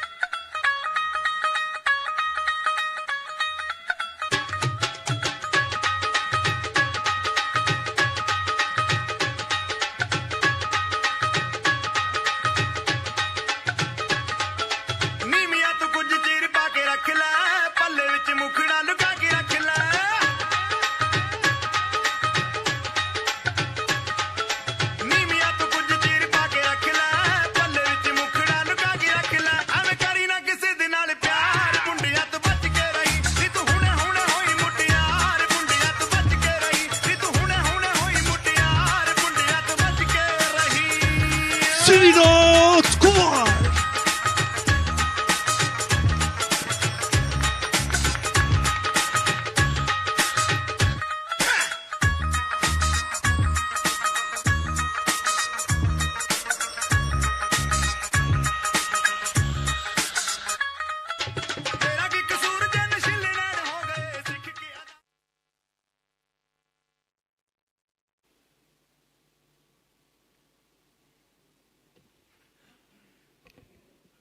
Good evening, everybody.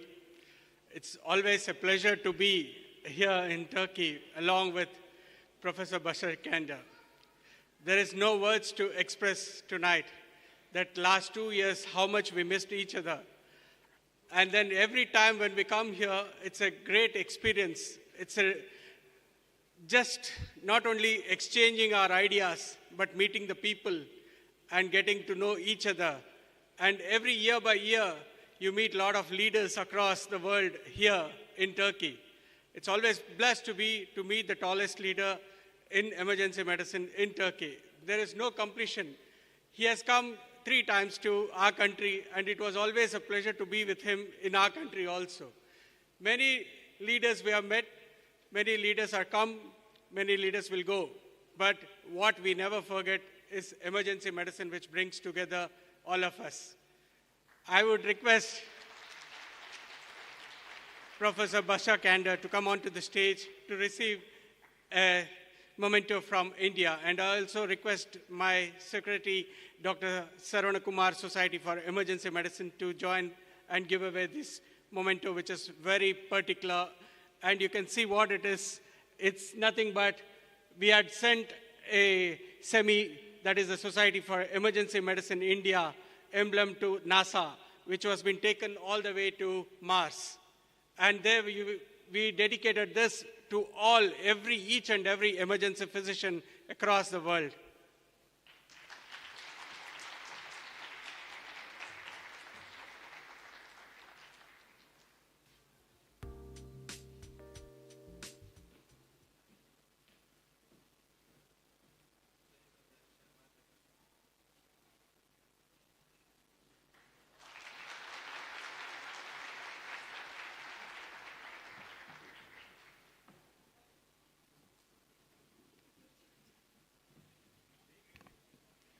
Thank you, Surenet Kumar, for your opening remarks.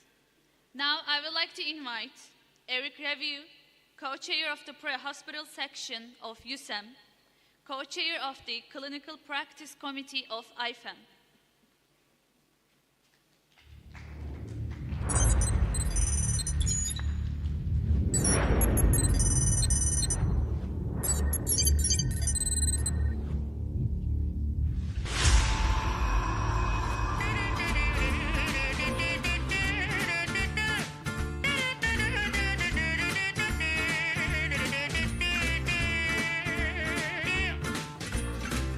Donnez-moi une suite au Ritz, je n'en veux pas. Des bijoux de chez Chanel, je n'en veux pas. Donnez-moi une limousine, j'en ferai quoi? Offrez-moi du personnel, j'en ferai quoi? Un manoir à Neuchâtel, ce n'est pas pour moi. Offrez-moi la tour Eiffel, j'en ferai quoi?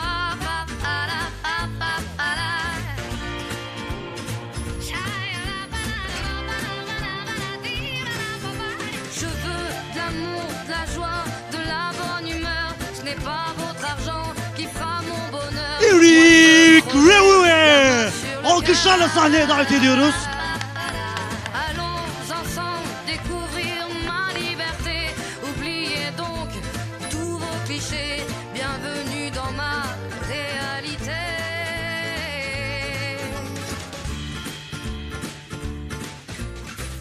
J'en ai marre de bonnes manières, c'est trop pour moi. Thank you. I didn't have a present, I gave it already to my friend Bashar. 2 years, it's too long. I miss you guys. And just let's have 5 minutes, about why we are here and why we love emergency medicine. This emergency medicine is the most interesting 15 minutes of every specialty. Who has the best story to give? We do. We are the good friends when we have dinners to speak about that. We give lots of funny stories about that. We are always on the front line, always. We are in terrorist attack, in overwave, in COVID. We do have always our EMS system, emergency department, physician and nurse. We are always here. That's why we have to be proud of. The thing is, we never sleep. Never. We always there. And then we are the best doctors of the hospital because we let them surgeon sleep. We are good. We are good emergency physician if the surgeon can sleep. That's why. That's our job. And our family knows that. We made mistakes, but we learn from our mistakes, and we exchange of our mistakes. And this Congress, we exchange of that. I made mistakes. I just give you my mistakes. You made a lot of things we have to exchange together. That's a lot of things we have together and to learn from you, from the others. Yeah, sorry, Barbara. Portugal had Ronaldo. Brazil had Neymar. Argentina had Messi. You had a team. Not anymore. We have a team now, a soccer team. I know that Bashar loves football. You have an excellent team. But you in Turkey, you are the first in the world from emergency department. No one has more than 1,000 to 2,000 patients per day. No countries has got. You have it. So that's the thing. I'm very proud to be here and to learn a lot of you and your experience. One of the things is emergency medicine, that's it. Normally, our part of life, home, work, community, and self. That's normally that we have to do. It's not always like that. Our job is bigger and bigger. It takes more and more for us. And we are far from home, far from our family, far from our friends. It's dangerous. And all of the colleagues from all over the world speak about the burnout system. The thing is, we know that maybe our life will have to change in another way. This way, you have to keep on ourselves. Work is very important. We have to take care of a home, of your community.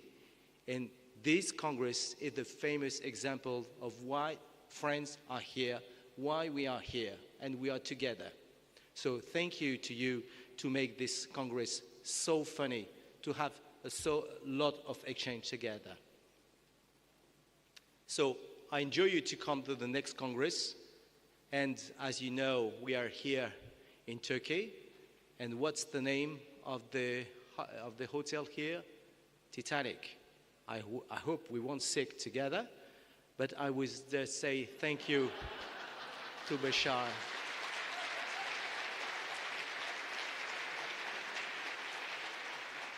Thank you. Thank you, all of you.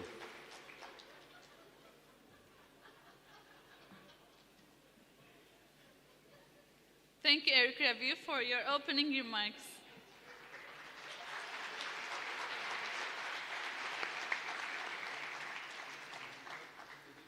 Now, I would like to invite Professor Daniel Alimov, Director of the Republican Research Center of Emergency Medicine.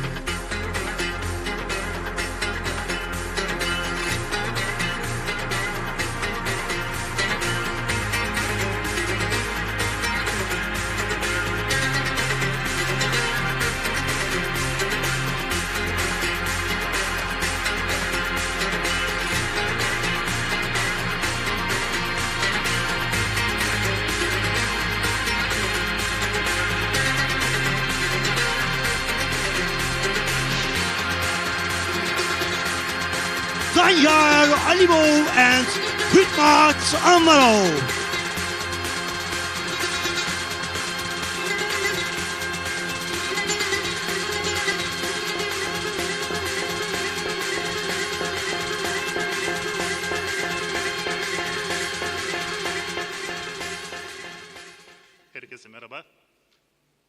thank you very much. It's a really great honor for us to stay here again and again. We wish to come here, and we came here again. Professor Bashar Jander, sorry for disturbing, but I would like to ask you to come and join us here on this stage, please, too.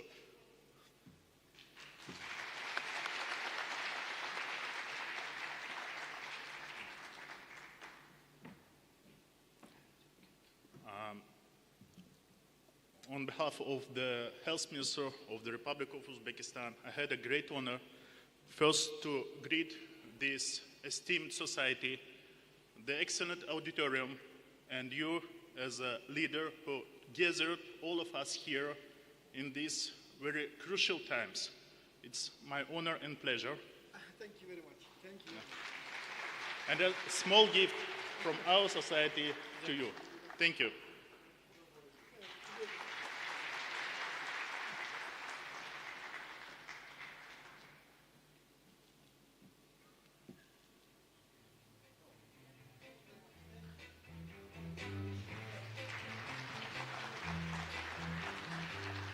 Thank you, Daniel Elimo, for your opening remarks. Now, I would like to invite Professor Luis Garcia Castrillo-Riesco, past president of the USEM.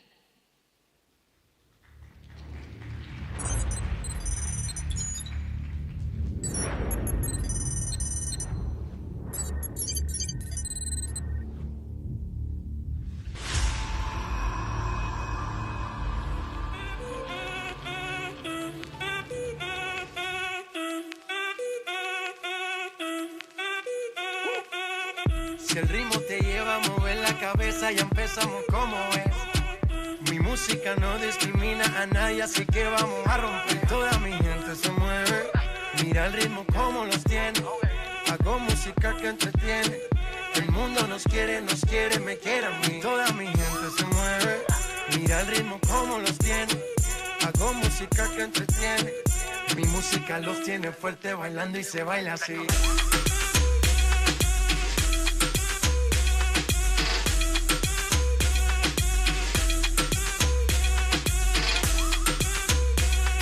Luis Garcia. Estamos rompiendo la discoteca, la fiesta no para, apenas comienza.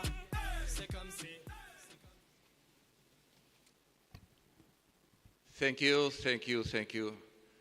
I say this 3 times. I should have said 5 because this is the 5th time I am joining you, and I am really honor and pleasure. But in this occasion, for me, this situation is more emotional. After 2 years of very bad moments that you know better than me, to see old friends, to see that things seem to be improving worldwide, and to have the expectation that in the future we are going to have more meetings like this is something that touches my heart. And I have the best wishes for this meeting, and I suppose that in the future this is going the normal situation, not the past. As USEM past president, I would like to thank the organizers and, of course, Bashar Kander for his effort, not only for this Congress. This is an historical Congress, and you all know that to organize just one meeting is something really difficult. But to keep this historical activity year after year and having the attractions for so distinguished guests and participants in these meetings is something exceptional. So I will thank Bashar for organizing this for many, many years. And I give my best wishes, my personal best wishes, and the wishes of USEN as an organization to keep this. That is the life of emergency medicine, not only in Turkey, but worldwide. Thank you, Bashar, for this.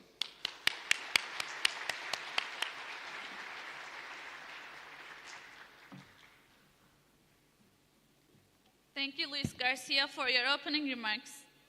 Now I would like to invite Jesus Daniel Lopez Tapia, President-elect of the Latin American Federation of Emergency Medicine.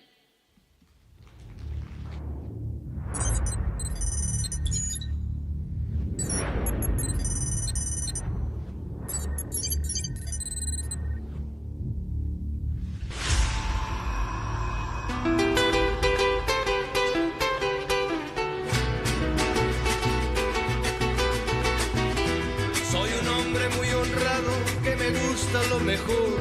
A mujeres no me falta ni el dinero ni el amor. Jineteando en mi caballo, por la sierra yo me voy. Las estrellas y la luna ellas me dicen dónde voy. Ay, ay, ay, ay, ay, ay, mi amor. Ay, mi morena de mi corazón.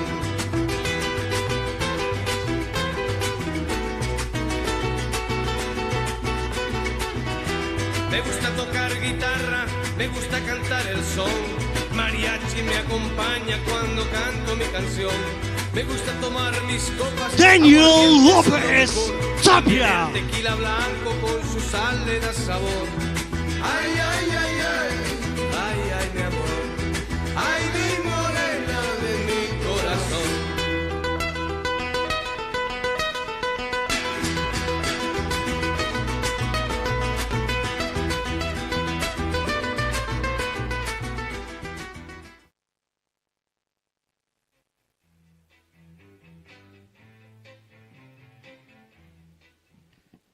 Sorry, Dr. Rebu, I'm very bad to dance. Well, all my colleagues told all about this conference. I just can't repeat. Dr. Bashar Kander, thank you very much for this invitation. For me, it's really a honor to be here. When the people ask me if it's a long trip, yes, 28 hours to be here. But it's nothing. It's nothing because be here is a great experience. Congratulations, Dr. Bashar. I'm sure it's one of the most conferences in the world. Thank you very much.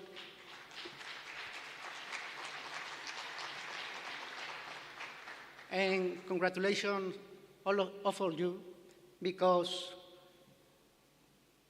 we were the front line, the 2 years. We lose many people, but we are here again. Congratulations, all emergency physicians in the world. Dr. Bashar, I don't have a gift, but my gift is all the heart of the emergency physician from Mexico for you. Thank you very much.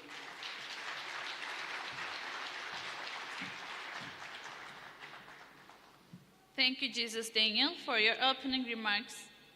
Now I would like to invite Professor Jean-Louis Vincent, Professor of Intensive Care Medicine, Université Libre de Bruxelles, Department of Intensive Care, Erasmus University Hospital.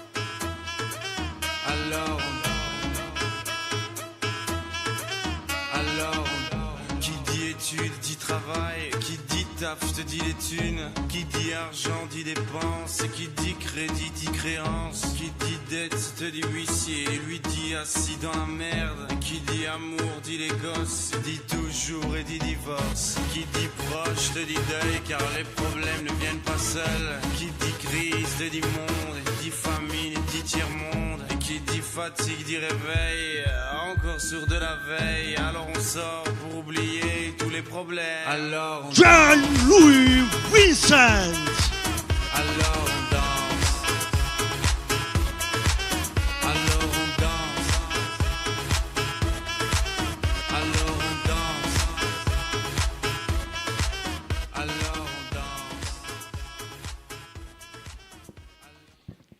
Dear colleagues and friends, I feel really very honored to be invited here and also very pleased to be again with our Turkish friends in this very nice environment. I like the Turkish flavor of the meeting and I like the international flavor as well. So many thanks to Professor Chander, to Bashar. I do believe that intensive care doctors and emergency medicine doctors should work together, hand in hand. I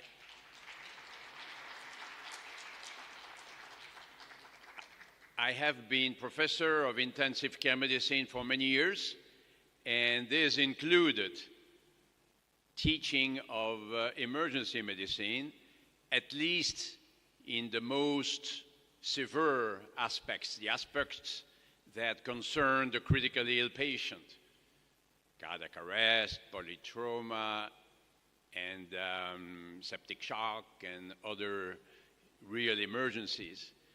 The other aspects of emergency medicine were covered by the teachers in the various specialties. And indeed, personally, I am less interested in minor cases. I like the real stuff. And I like to see that this meeting is also an international critical care and emergency medicine congress. And we have organized in Brussels for 40 years now the ISICEM International Symposium on Intensive Care and Emergency Medicine, combining the interests of the two specialties, again, when they deal with critically ill patients. And I really think that in the hospital too, there could be some kind of umbrella for our two departments. That's the reason why, as I say in my talks, I like the American approach of critical care medicine. In Europe, we speak about intensive care medicine, but in the US, there is the intensive care unit, of course. There is the ICU, but there is a critical care medicine umbrella, which is broader. And it can cover also the rapid response systems in the hospital. So in one word, I can tell you that in our institution at the University Hospital of Brussels, our two departments of emergency medicine and intensive care medicine are very close to each other. And we have an area in between that we call the shock lab, but that's just a name, with 4 beds for critically ill patients arriving either from the emergency medicine department or from the floor, and we work together, emergency medicine teams and ICU teams together in a very good atmosphere, and we all love it. We all love to do that. And I think it's a little bit of a model. In too many institutions, people are far away and the emergency department is there and the ICU is there. It shouldn't work like this. We need to break the walls. We need to work together with all other stakeholders, all other people working on the acutely ill patients. And so I love to interact with people who do primarily emergency medicine, as I do primarily intensive care medicine. And I'm sure we will continue to learn from each other a lot. So it's a pleasure to be with you, and many, many thanks again.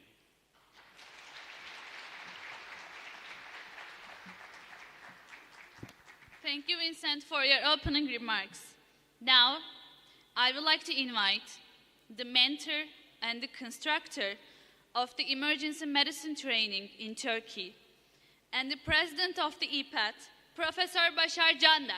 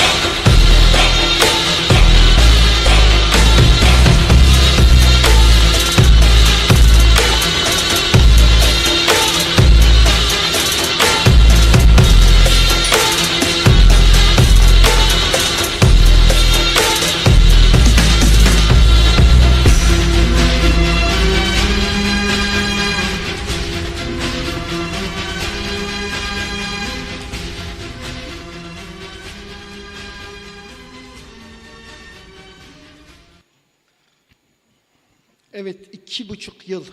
Bu arada ben Türkçe konuşacağım. Kulaklıkları verdiniz değil mi arkadaşlarımıza? 2,5 yıl. Nasıl geçti? Aralık 2019. Ne hayallerle girdik Aralık 2019'a ve çok farklı bir dünyayla karşılaştık. Şu anda biz tarihi anlar yaşıyoruz. Tarihi anlar. Neden? Çünkü 100 yılda bir olan bir pandeminin şahitleriyiz. Biz daha önce söylemiştik ama. Ne demiştik? Sağlık böyle önemlidir demiştik. Acil servisler önemlidir demiştik. Acil tıp uzmanları önemlidir demiştik.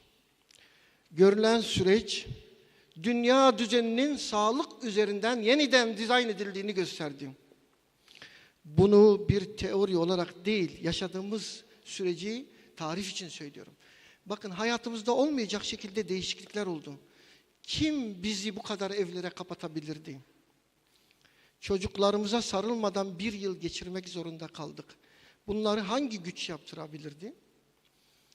İşte hiç hesaplanmayan bir süreç bizim en iddialı olduğumuz kongreden 2,5 yıl ayrı kalmamıza sebep oldu. Ama şimdi her şeyin bir sonu, her gecenin bir sabahı olduğu gibi 2,5 yıl sonra çok özlediğimiz insanlarla bu büyük organizasyonda birlikteyiz. Hepiniz hoş geldiniz.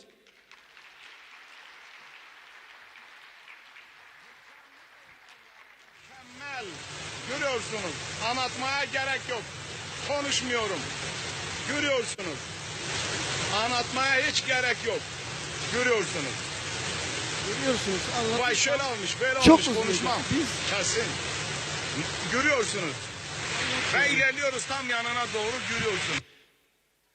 Şimdi Sayın Erik de bahsetti. Biz hep ön saftayız dedik. Ön saf. Evet. Front of line. Ön saf. Ama burada görüyorsunuz. Ön saf değil bizim artık yerimiz. Bizim yerimiz ön safın en önünde komuta eden kahramanların yerine yerleştik. Zaten öyleydik de biraz daha süreci yönetecek bir yere geldik. Ve bu süreci böyle yendik. Şimdi arkadaşlar tabii ki acil tıp bu dönemde ne kadar önemli olduğunu gösterdi. Gerçekten özellikle pandemi döneminde biz bütün pandemiyi acil servisler içinde yönetmek zorunda kaldık. Karargahlar acil merkezler oldu. Acil servisler merkez oldu. Türkiye'de yoğunluk o kadar çoktu ki biz biraz sağlık sistemi olarak bunu daha iyi idare ettiğimizi söyleyebilirim. Tabii doktorlarla konumuz yani düşünün ya biz böyle bir konumdayız yani. Aradayız yani. Birisi yakalar, biz onun hayatını kurtarırız. Bizim işimiz hayat kurtarmak. Doktorluk. Tabii acil tıp için beklentilerimiz hiç bitmiyor. Bu 100 yıl gelecek ve bu benzersiz branşı hep birlikte bu kitle olarak, bu tarihi anları yaşayan kitle olarak ileriye taşıyacağız. Tabii bizim bu pandemi şartlarında bütün çabalarımıza rağmen güvenlik problemi hiç bitmedi. Sayın Genel Müdürümüz burada, Sağlık Bakanlığı yetkilileri burada. Güvenlik biliyorsunuz bizim müdahalelerin hepsinde ilk öncelik güvenliktir. Artık biz kendi güvenliğimizi korumak durumundayız. Yakında böyle kıyafetlerle acil serviste hizmet vermek zorunda kalmayız umarım. Bir türlü bütün işlere rağmen virüsle savaşalım mı? Virüsle mi savaşalım? Hasta yakınlarıyla mı uğraşalım? Gerçekten sıkıntılı. Tabii bunun İngilizcesi yok maalesef ama tercüme ederler. Yani şiddetin sebepleri böyle analiz edilmeye ihtiyaç olan sebepler. Tabii en sonunda da bu şiddetin sonu herhalde buraya gider. Tabii biz şiddet konusuna ATÜDER olarak en çok eğilen sivil toplum kuruluşu olduk. Ve bu dönemde, bakın pandemi dönemine rağmen biz daha önce hazırlıklarınızı yaptığımız bu kısa filmi şiddet konusunda gösterime sunduk. Tabii süremi biraz daha uygun kullanmak adına şu baştaki konuşmaları biraz geçeyim, onu internette takip edin. Evet, kurtarmaya çalıştığınız Yapabilirsin. bir can. Yapmalısın. Bak ben senin yanındayım. Hadi tut elimi.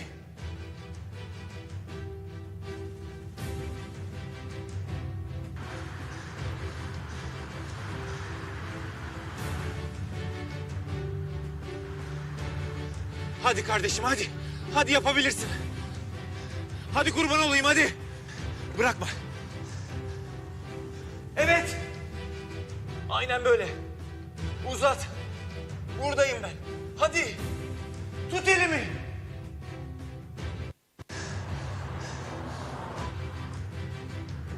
Nabız geldi. Hadi çabuk çabuk çabuk. Ne oluyor şimdi? Elimi bırakmazsan ben seni buradan çıkaracağım.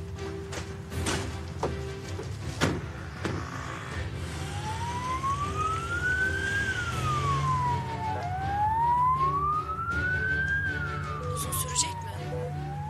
Evet. Olsun. Ben bırakmam elini yolda.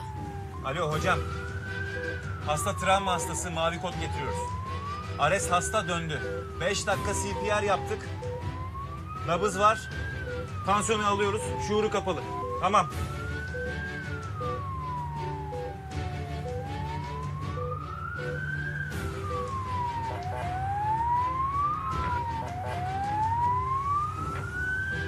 Acilin önünde kalabalık olacak.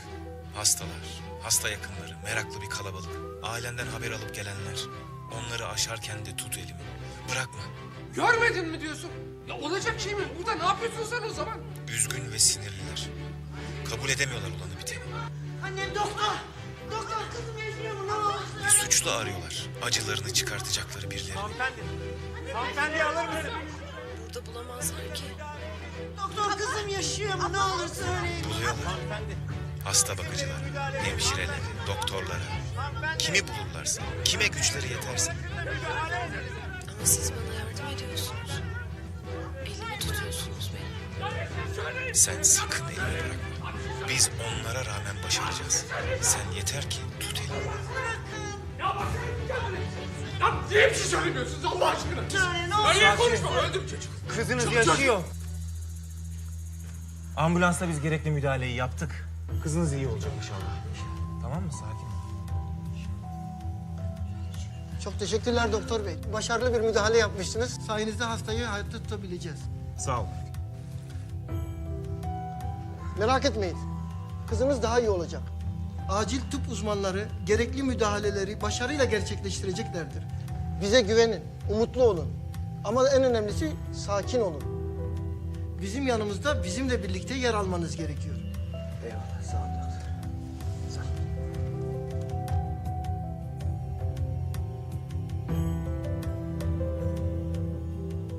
Ben onlarla hayata tutundum. Hayatla ölüm arasındaki o ince çizgide fedakarca çalışıyorlar. Sağlık ordusunun isimsiz kahramanları onlar.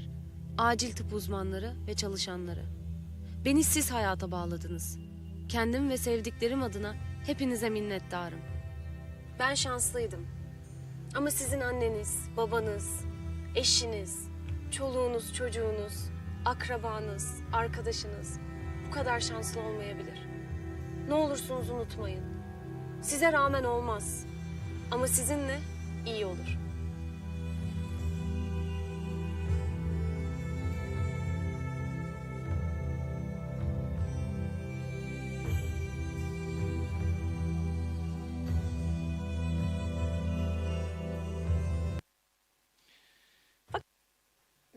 Evet.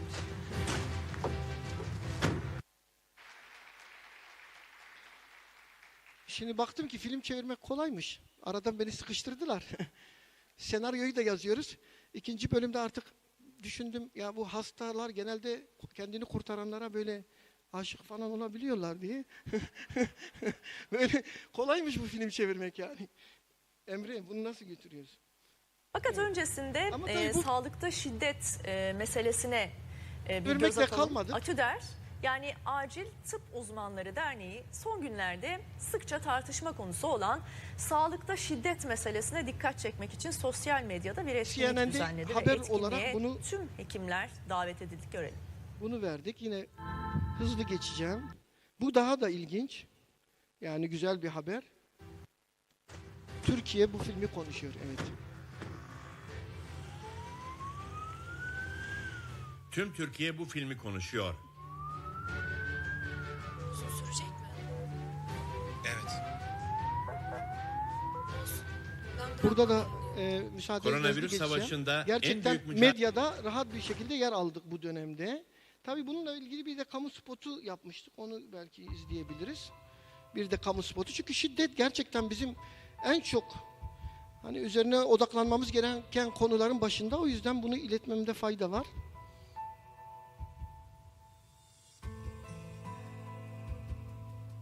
Acil tıp uzmanlarına ve sağlık çalışanlarına yöneltilen şiddet, hastalara, hasta yakınlarına, topluma ve tüm insanlığa yöneltilen şiddettir.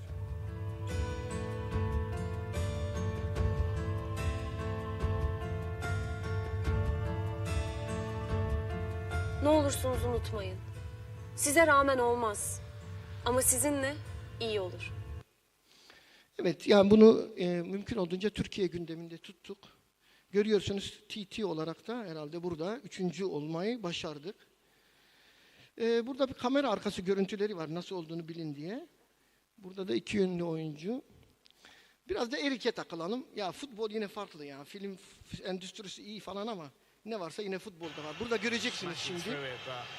Kim atıyor? Evet. Garcia da burada tabii İspanya'ya atılan bu golü izlettirelim. Evet, gayet güzel bir gol.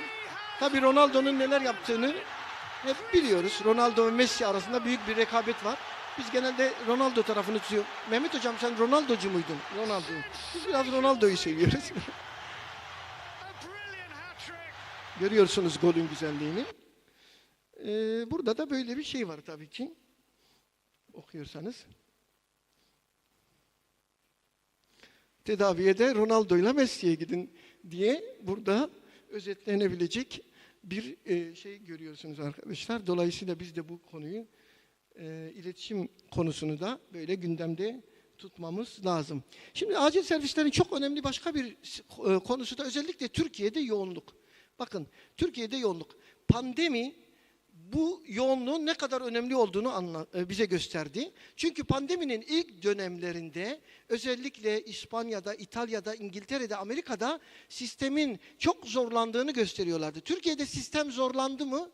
Zorlanmadı. Çok fazla zorlanmadı. Neden? İşte Abdelbello aramızda değil, o da Covid olmuş. Kendisine selamlarımızı iletiyoruz. Bu yazısında gizli. Bakın diyor 3000 hasta geliyor ve bunlar gülümsüyorlar diyor. 3000 hasta geliyor ve gülümsüyorlar. Zaten Covid gibi bir afet geldiği zaman acil servisler bunu kaldırıyor. Bakın bu kanunun önünden bir görüntü, rutin. Hani yoğunlukta çektiğimiz bir görüntü. Bu da içeriden bir görüntü. Yani adım atacak yer yok. Bu Covid öncesi tabii. Acil servisler böyle yoğun olunca. Bakın burada bir hastanın baktığı, bir günde baktığı hasta sayısı var. Bilmiyorum Hindistan bizimle yarışır mı? Srinath ve Saravana ne diyor? Bir doktor 500 hasta bakıyor 24 saatte. Bu rakamlara ulaşıyoruz acilde. Tabii bu çok olağanüstü bir güç. Ama her yerde bu sorun var. Tabii gereksiz başvurular. Mesela burada Amerika'dan bir örnek. Yani dünya hep aynı değil. Yani metal gibisi başka şeyler de var.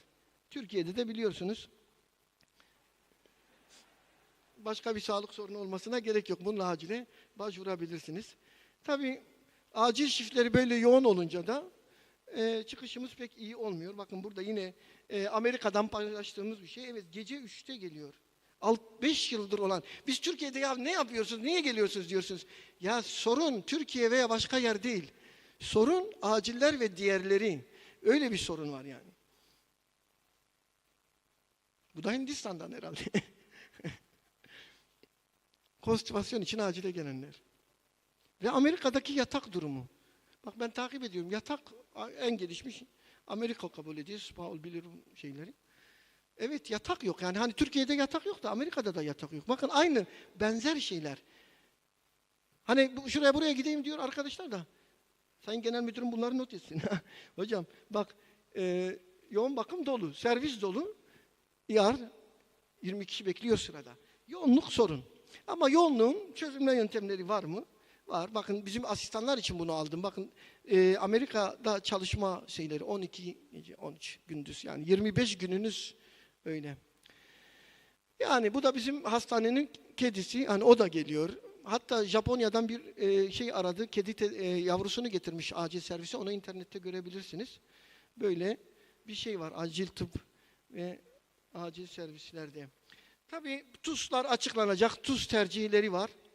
Şimdi bu oftalmolojist, radyolojist, dermatolojist bunların off day yani tatil günü. Bu da acilcilerin tatil günü. Genel olarak böyle bir yapıyla karşı karşıya kalırız. Tabii böyle olunca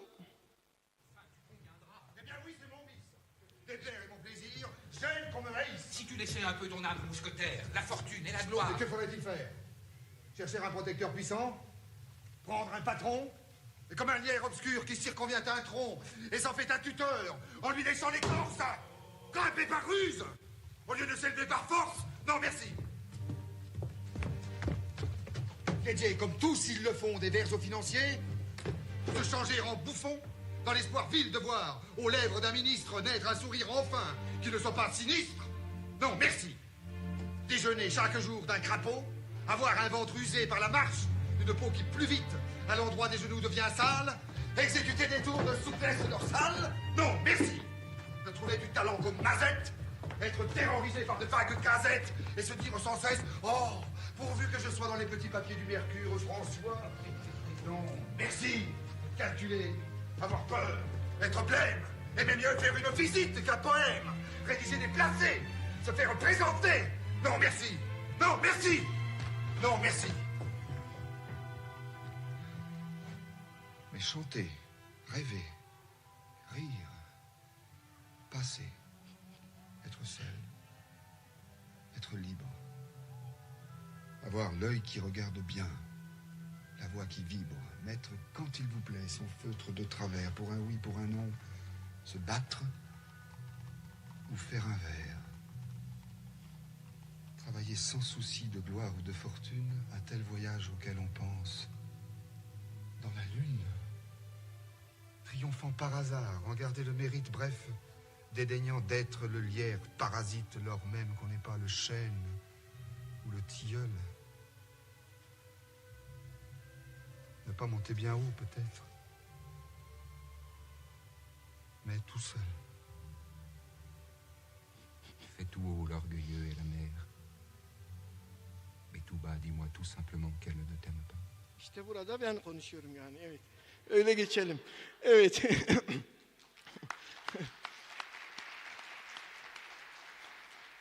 Bakın buradaki aslında acillik seçmek için çok sebebimiz var. Bu sebepleri USM'de paylaştık, başka yerlerde paylaştık. Ama bu cümlelerin hepsini ben Türkiye'de duydum. Aslında biz de bunu söylüyorduk. Hepimiz bunları bilerek seçiyoruz acili. Yani mesela her gün birbirinden farklıdır. Ama burada özellikle şu cümleyi ben çok seviyorum çünkü çok kullanmıştım. Sen acili seçmezsin, acil seni seçer. Ve biz hep böyle seçilmiş kişiler olarak hizmete devam ediyoruz. Yani sonuç olarak aynı dili konuşanlar değil, aynı duyguyu paylaşanlar anlaşabilir. Ve Erik'e yine ithafen söylüyorum, o da aynısını söyledi. Biz aynı duyguları yaşayıp aynı hizmeti veren farklı insanlarız. Burada da bir araya bunun için birlikte geldik. Tabii bunu göstermek çok doğru değil. Bunun muhtemelen şeyi çok güçlü değildir, kanıt düzeyi. Ama böyle bir çalışma olduğu söyleniyor. 20 yılımızı geçelim. İletişim kurmak çok önemli acilde. Yani neyi ne zaman anlatacağımızı çok iyi bilmemiz gerek. Evlilik konusuna baktığımızda da biz fena değiliz aslında. Ortalarda bir yerdeyiz ama göğüs uzmanları daha uyumuş. Yani bizimkisi de bir CPR hikayesi gibi bir şey diye geçelim. Tabii aynı şeyleri her yerde yaşıyoruz. Yani konsültasyon, görmeyeyim, hastayı göreyim mi, görmeyeyim mi? Ama hepsinde biz sakin olmaya devam edeceğiz. Ve hastalarımıza bu şekilde soğukkanlı davranmaya devam etmek zorundayız. İletişim bir sanat tabii. Burada da böyle hani CV'sini hazırlayan insanlar için bunu da koydum. Onun için CV yazarken de bunlara dikkat edin. Tabii burada da böyle bunu biz yaparsak yeni iletişim metodu olarak 112'yi ara derken bu da böyle bir meslek hatırası olarak karşımıza çıkmasın diye Bunu da burada gösterelim yani. Böyle olmaması lazım iletişimin. Medya bizde çok önemli rol oynuyor ama bir türlü düzeltemedik bu medyayı. Artık biz gireceğiz. Bir tane Rusya'dan, bir tane Türkiye'den, bir tane. İşte bu da bizim Covid günlerimize geldik. İşte Covid'de mücadelemizi anlatan bir resim. Burada da yani bu çok izlediniz bunu ama burada günün önemine itibar. Bunu hep söyledik ama birden her şey değişti. På kirurgi, da. Det er ikke så ille som det ser ut. Her er halve hodet ut, ja. Det går så fint, så. Hva skjer her? Jeg føler meg litt sånn pjusk. Å, herregud, slipp alt dere har i hendene! Vi har en mann som er pjusk her! Få den rullestolen! Få ut. Få den ut. Hvilke rom er det vi har som er ledig? Og så få ut han der jævla vibrasjongen. Sånn, få han med. Så få tak i noen store puter fra barneavdelingen! Herregud, han har nesten 38 i feber. Sånn ja, sånn ja. Şimdi biz buna güldük hep değil mi? Covid'de bu gerçek oldu biliyor musunuz? Ateşi olanı aldık, hepsini bıraktık yani. Demek ki hiçbir şeye gülmemek lazım. Önümüze çıkıyor. Tabii futboldan bahsederken bu da aşı karşıtları için bunu anlamak lazım. Burada Burak mı var? Onun gibi bir şey yani. Anlayan anlamıştır. O Kanuni'de dolu dolu gösterdiğim şeylerin fotoğrafını çektim Covid'de. İlk dönemde bakın. Gerçek acil diye bir şey yokmuş. Bomboş koridorlar. İnanılmaz. Kanuni'nin boş koridorları. Benim çalıştığım hastane. O 3000 gelen hastane. Covid'den sonra. Bomboş. Şimdi sunumun bu tarafında tabii ki bir de başkanlık sistemiyle ilgili bir şeyimiz var. İstikrar her zaman önemlidir diyoruz. Burada da bir tweetleri buraya koyalım. Ne de olsa defol git diye söyler. Okuyan okumuştur yani. Şimdi boşanmak da işe yaramıyor yani. Hemen hızlanacağız. Şimdi evet kongre açılışlarımız çok renkli bizim gördüğünüz gibi. Burada hemen bir eskileri analım.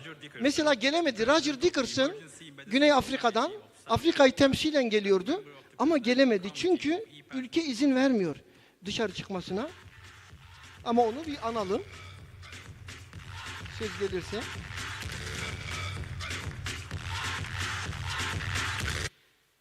Evet, Roger Dickerson.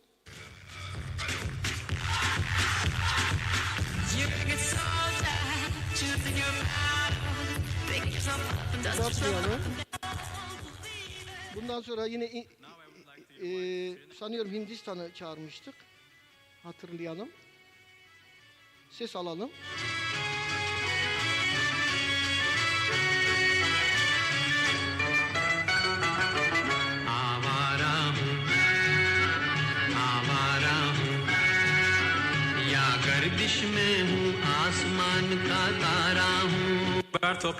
Roberta burada değil, onu da analım.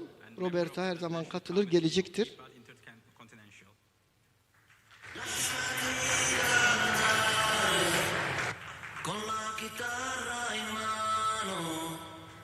Lasciatemi cantare, sono un italiano. Now I would like to invite. Geçelim. Şimdi avareyi gösterdik de bizim de avare varmış. Onu da bir görün biraz. Bizim avare filmini gören olmuş mu? Onu da gösterelim. Hem de Hindistan'a bir mesaj atalım.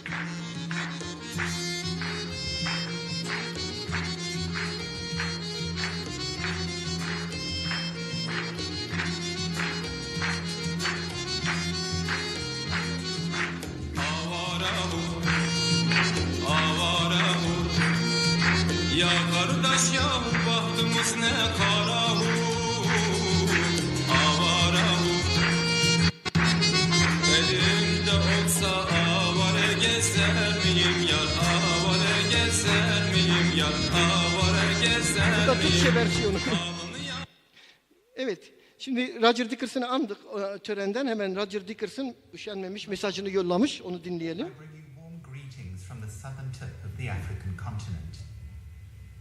I'm greatly saddened that I'm not able to join my friends and colleagues in person in Antalya this year and participate in this fantastic conference. Unfortunately, visitors from South Africa are not permitted entry to Turkey under the current COVID-19 regulations. I have been fortunate to participate in previous years, and I know the quality of the presentations will be excellent, and the organization of the conference exceptional, and of course, the warm hospitality of the Turkish people unparalleled. So on behalf of the Emergency Medicine Society of South Africa, I wish you everything of the best for the conference, and I look forward to joining you in person in years to come. And to Professor Basha Kanda, our friend and colleague Eric Review has in the past described you as the Godfather and a character from the Game of Thrones. I would like to suggest an African spin this year. You are Mufasa, the ultimate king of the lions. The very mention of the name makes us shiver with anticipation. Thank you. Best wishes for the conference, and I look forward to joining you in the future. Bye-bye. Roger. Thank you, Roger. Burada da 2019 ama bunu hemen geçmem lazım çünkü vaktimiz yok ama Çin'den bahsedelim. Biliyorsunuz bütün ülkeleri toplamaya çalışıyoruz. Bütün kıtalardan ama bu takılması olmazdı zaten biliyoruz. Takılmamız gerekiyordu. Ne yapacağız Emre? Hemen devreye girebilir misin? Hı? Tamam. Evet, bu arada ben hemen şunu söyleyeyim. Arkadaşlar çok uzatmayacağız, rahat olun. Birazdan bitireceğiz. Sonlara doğru yaklaşıyorum. Öyle terk etmeyin salonu falan. Biliyorsunuz dronlar, İHA'larda çok geliştik. Biz de dronlarla takip ediyoruz şu anda. Dışarı çıkınca hemen drone yakalıyor. Onun için tabii bu işin şakası. Biz aranızda olmaktan çok mutluyuz. Pandemi dönemi biz biraz da kontrollü yaptık bu işleri. Özellikle burada fırsat bulmuşken onu da söyleyeyim lütfen. Pandemi kurallarına uyarak kongreyi geçirelim. Ben 2,5 yılda hiç sarılmadığım kişiye bugün sarıldım yani. Kişilere yani o kadar sayıya. Akşama Covid olursa yani çok kötü. Biraz daha mesafeli duralım. Maskelerimizi koruyalım derslerde falan. Çok kişiye sarıldık yani. Herkes özledi, sarılmak istiyor. Ama o da mesafeleri korumamız gerekiyor. Efendim? Bu arada bir haber var, onu da paylaşayım. Şu anda Twitter'da nasıl? Evet, 1'e gidiyoruz. Kaçıncı sıra? 5'teyiz, ilerleyeceğiz. Şu hemen şeyi al, boş ver. Çin'in mesajına gidelim. Yoksa biz oraya bir daha takılırsak işin içinden çıkamayız. Yukarı al. Ben mi alacağım? Evet, hemen yukarı gelelim. Gelin bitiriyoruz hemen. Fazla uzatmayacağız. Daha nasıl uzar ki? Evet, devam et.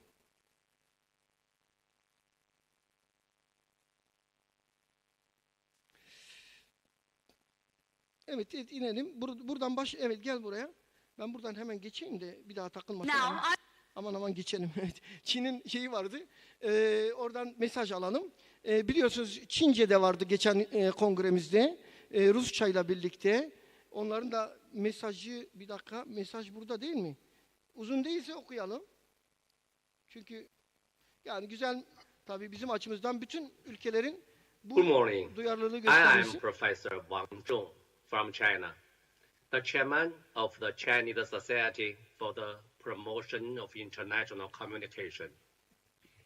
I am very pleased to be invited by President Basa to participate the Turkish Emergency Medicine Annual Congress. Unfortunately, due to COVID-19, we cannot go to the beautiful Antalya to attend this wonderful meeting face-to-face. But emergency medicine will contact us, no matter how far away we have. Thanks again for the invitation of President Basa and the conference. I hope to meet all of you in not far away future. With my best wishes, hope the conference accomplishes great success. Thank you. Thank you, China. Okey. Dediğim gibi şey vardı ve son mesajımız bu herhalde Sagar. Şimdi Sirinat. Sagar'dan bir mesajımız var. Evet. Academic Director of the World Academic Council for Emergency Medicine. On behalf of the Council, its members, and our institutional experts across the world, I send my best wishes to Professor Basar Kandar as he moves ahead and hosts EPAT 2021. We would have loved to be there in person, but as you know, travel restrictions have restricted us completely. We hope to be there with him next year, but I also look forward to reviewing all the scientific content which was exercised during this great meeting. I hope you all have a great time with this academic feast, which the whole world looks forward to. I hope to be with you all next year, and my best wishes to everyone. Thank you. Evet. Bununla ilgili bir de müjde verelim. 2023'te VASEM Türkiye'de planlanıyor. Daha doğrusu aldık. VASEM'i Türkiye'de yapacağız. 100. yılınızda yapalım dediler. Allah nereden biliyorsunuz 100. yılımızı diye sordum. EPAT aracılığıyla biliyorlarmış. Evet, fiziki kongremiz. Bu videoyu göstereyim arkadaşlar. Bir geçen şeyi hatırlayalım ki bu yıl için bir şey olsun. Daha videoda da göstermem fazla. Evet. Geçen kongremiz, evet.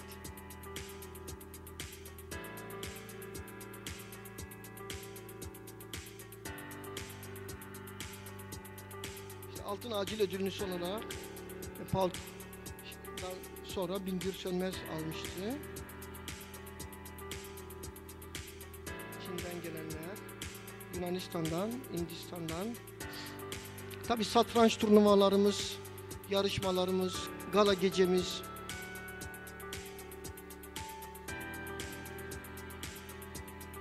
Ve futbol turnuvasıyla çok güzel anlar geçirmiştik. Özellikle galada yine sizi güzel, eğlenceli bir geceye bekliyoruz. Burada arkadaşlarımızla birlikte. Böyle bir resimle bitireceğiz. Şimdi online Covid'in bizi çok etkilediğini söylemek durumundayım. Covid bizi çok etkiledi çünkü çoktan çok gider denir ya. Onun için bunları geçeceğim. Ama biz dünyadaki ilk şeyi burada yaptık. Bakın şurada ilk Covid online sempozyum Mayıs'ta. Yani Türkiye'de Mart'ta Covid göründü. Nisan'da tedbir oldu. Mayıs'ta biz kongre yaptık. Sonra ilk acil online kongresi dünyada yine 23-25 Temmuz'da yaptık. O kongreden yine görüntüler ve bu kongremiz yine haberlerde, CNN'de, bunları geçmek zorundayım. TRT'de, TRT'yi geçsek şöyle dur, TRT'yi bir verelim. Koronavirüs salgınıyla mücadele sürecinin de değerlendirildiği 16. Ulusal Acil Tıp Kongresi başladı. Bu yıl online olarak gerçekleştirilen kongreye pek çok ülkeden alanında uzman akademisyenler katılıyor. Bir kongremizin daha arifesindeyiz. 6 kıtadan 250'yi aşkın konuşmacı. Yani bu kongremiz Türkiye'de büyük haber oluyor. Onu da geçelim. Bunlar da teşekkürler Paul'dan, Abdülbeli'den, Avdi'den, Sagar'dan. Bunlar hep bize yapılan gerçekten teşekkür konuşmaları çok bizim için değerli. Biz EPAT olarak biliyorsunuz uluslararası çalışıyoruz. Onunla hemen devam edelim. İstanbul, Katar, Kitahani burada sonra olacak inşallah diye umuyoruz ama olmasa da temas kuracağız. İstanbul, Katar, Amman, Mısır, ondan sonra Sonos School'da yaptığımız çalışmalar ve 6 Nisan. Burada da Mehmet Gül hocamıza atfen Yahya Kemal Günay'da da olabilir. Paradan 6 sırrı atabilir. Tarihte aslında bu da bizim 6 Nisan aktivasyonumuz. 6 aktivasyonu aynı günde 6 aktivasyon yapmıştık. Bunlar da uluslararası yaptığımız bakın Sri Lanka, Kıbrıs, Ukrayna. Ukrayna'ya teşekkür ediyorum. Burada onları da çağıracağım. Wait, please. Makedonya, ondan sonra Azerbaycan, Gürcistan, Kazakistan, Hindistan, Katar'ı söylemiştik. Burada Kıbrıs'ta arkadaşlarımızla yaptığımız çalışmalar. Evet, kurs yani 15 başlıkta kurs veriyoruz arkadaşlar. Bunları söyleyeyim. Ama ATLS için ayrı bir teşekkür yapacağım şimdi. Çünkü ATLS'yi 1,5-2 yıl uğraşarak Behçet Hoca, Mehmet Hoca ikisinin çalışmalarıyla bunu ülkemize kazandırdık. Arka arkaya 4-5 tane yaptık. Bu yüzden Behçet Hoca'yı da Mehmet Hoca'yı da burada alkışlıyorum.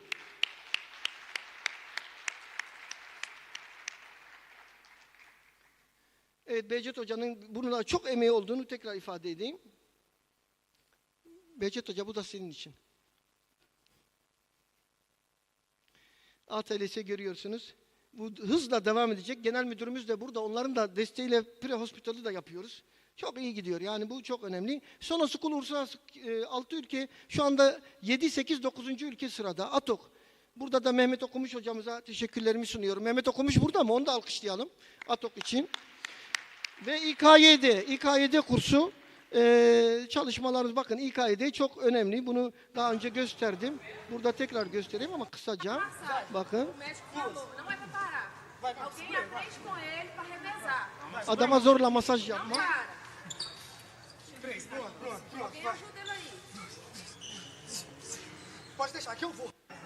Evet, geçelim.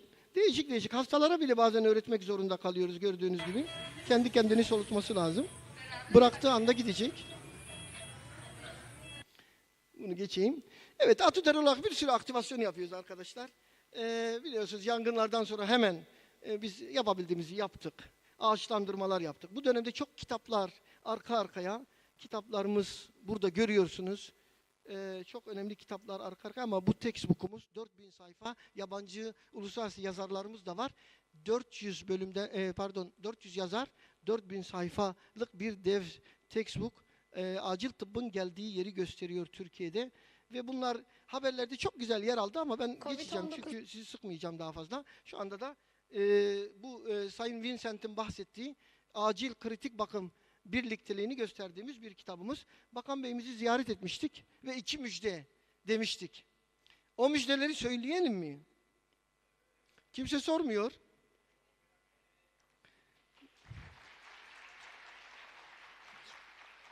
Şimdi söylüyoruz o zaman. Birincisi az önce bahsettiğimiz, aslında çok kişinin de tahmin ettiği yan dal. Yan dallar için bizim yanımızda Sayın Bakanımız sadece yoğun bakım değil, bunun dışında spor hekimliğinden tutun birkaç yan dalı inceledi. Ama yoğun bakım için derhal talimat verdi, çağırdı. Ondan sonra yoğun bakım yan dalı acilciler için gerekli ama bürokraside biraz biliyor şeyimiz, biraz patinaj gibi bir şey olunca Bakan Bey hemen tepki gösterdi. Sonra sağ olsun Eray Hocam bize destek oldu. Onun yanına gittik ama Eray Hoca'dan öncesi var onun. Birisi itiraz edince ya nörologlar oluyor, enfeksiyoncular oluyor, acilciler nasıl olmaz diye Bakan Bey ifade etti. Onun da takipçisi olacağız inşallah. Bu birinci müjdemiz. İkinci müjde de bana kalsın. Yani burada Eray Bey siz gözlerinizi kapatırsanız da olabilir ama Sağlık Bakanı ile ilişkimiz böyle olmasın tabii. El sallayıp şey yapmayalım yani. Koronada çok gündemdeydik. Hakan Hoca'yı da görüyorsunuz. Hep her yerde yer aldı. Bak Mehmet Ceyhan şu anda şey yapıyor tabii. Biraz işte teke tekten tutun CNN'de. Bu özellikle dikkatimi çekti. Ben bu yani bu nasıl denk geldi onu anlamadık ya. Tam yakalamışlar. Bir de benim medyam değil bu, anlamadım yani. Hemen ilk yüz yüzemizi Belgrad'da yaptık Haziran'da. Geçiyorum bak, hiç durmadık. Ve kongremize geldik. Çok uğraştık bu kongre için. Bu kongre için çok uğraştık. Ama sonuçta gerçekten son güne kadar bu kongrenin şey olması için ne oldu? Canım yani konuşma bitsin diye mi ödülü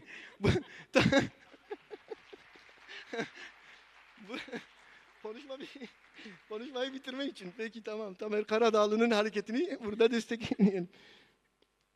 Ya teşekkürler ama biraz hemen bitireceğim. Sabaha kadar buradayım bugün. Sabaha kadar burada. Onun için hiç çevesinlenmeyin, sabaha kadar buradayız bir daha. Sabaha kadar buradayım bugün. Ödüller bizim için çok önemli. Ödül alıyoruz. Çok teşekkür ediyorum. Gerçekten çok güzel ödüller. İşte Özbekistan'da Hikmet'e ve ekibine çok teşekkür ediyorum. Daniel'e.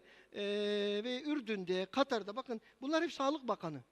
Yani burada Hindistan'da, Suudi Arabistan'da, tabii meclis başkanımızla, bu da Romanya'nın İçişleri Bakanı olması lazım. Çok şey yaptık, ödüller aldık. Ama şimdi bu ödüllerden sonra biz de ödül veriyoruz. Şimdi gelelim, biz kendi ödüllerimizi verelim. Bitti yani bu. Bitme manasına geliyor konuşmamın. Şimdi öncelikle hangi ödülü verelim? Evet, şimdi bu ayakta durmamız, bu zor günlerde ayakta durmamız için sektörün çok desteğini aldık. Hepsine çok teşekkür ediyorum. Bu zor zamanlarda dik durmak insana çok şey kazandırır. Ama bunlar için de üçünü ayırdık çünkü bu üçü ilk üçe girdiler. Onları öncelikle çağıracağım. Ve bronz için, eğer yanılmıyorsam, bronz için, yanılmam tabii inşallah, Ricordati firmasını alıyoruz. Ricordati, Ufuk Bey buraya alalım. Ufuk Bey.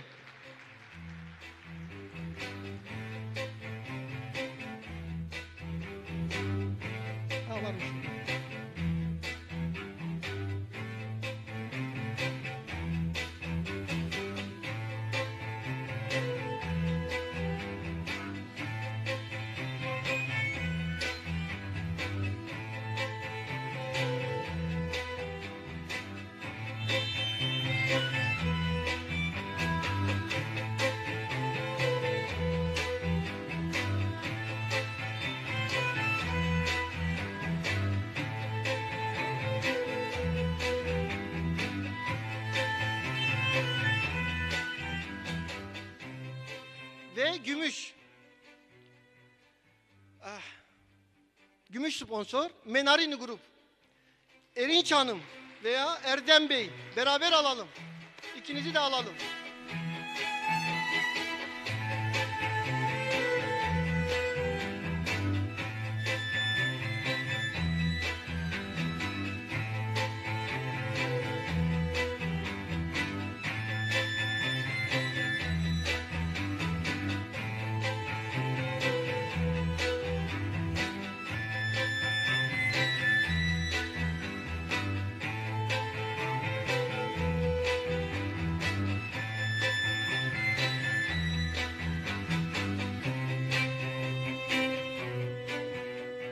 Şimdi geldi sıra altın sponsora en fazla destek verdiği için Biofarma firmasını buraya davet ediyorum. Firma olarak İlke Hanım ve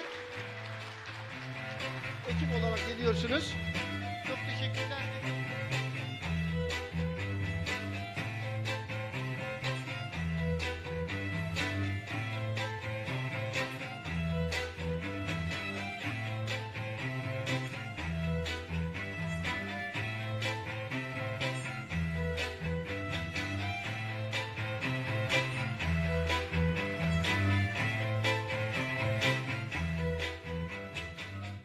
Şimdi iki tane özel ödülümüz var bu dönem içinde. En çok gelişim gösteren firma olarak Ebot firmasını buraya da...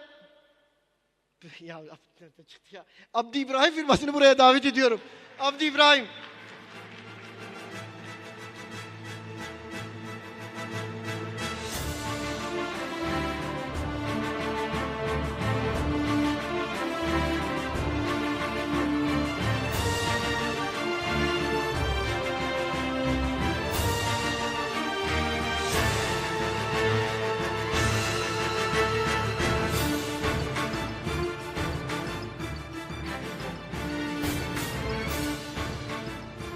Şimdi yine bir özel ödülümüz var. O da gerçekten bu dönemde acil tıbba çok hizmet verdi. 2 büyük projeyle katkı sağladı ve özel ödülümüzü Farmaktif firmasına bu aktif destek hareketi ve kitap desteklerinden dolayı Sinem Hanım ve Alparslan Bey buraya davet ediyoruz.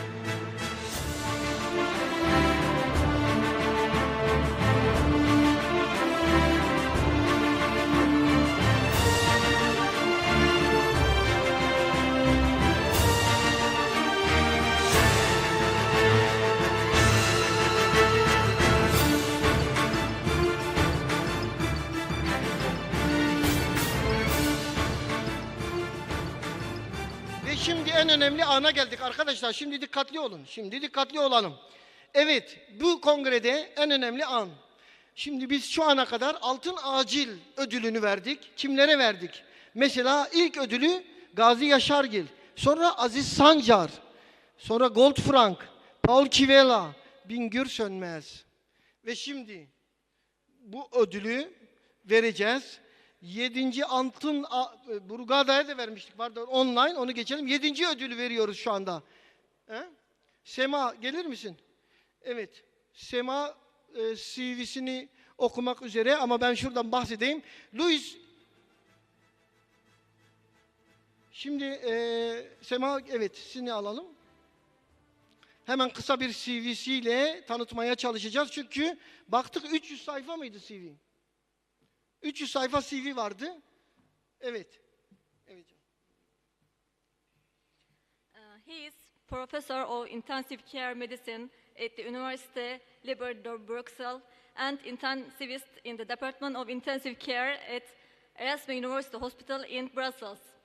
Specialist in internal medicine, he spent 2 years training at the University of Southern California with Professor Max Harry Weil. He obtained his PhD degree at the University of Brussels in 1982. He has signed more than 900 original articles, some 400 book chapters and review articles, and more than 1,000 original abstracts, and has edited 102 books. He is co-editor of the Textbook of Critical Care, Elsevier Saunders 7th edition, and the Encyclopedia of Intensive Care Medicine. He is the editor-in-chief of Critical Care, Current Opinion in Critical Care, and ICU Management and Practice. He is member of the editorial boards of about 30 journals. For 40 years, he has organized an international symposium on intensive care and emergency medicine, which is held every March in Brussels. His name appears more than 1,200 times in PubMed, and his work has been cited more than 200,000 times. Yes, this year. Evet, bu yıl bu ödül kime gidiyor? Profesör Doktor Jean-Louis Vincent. Zeynep Hocam sizi de alalım.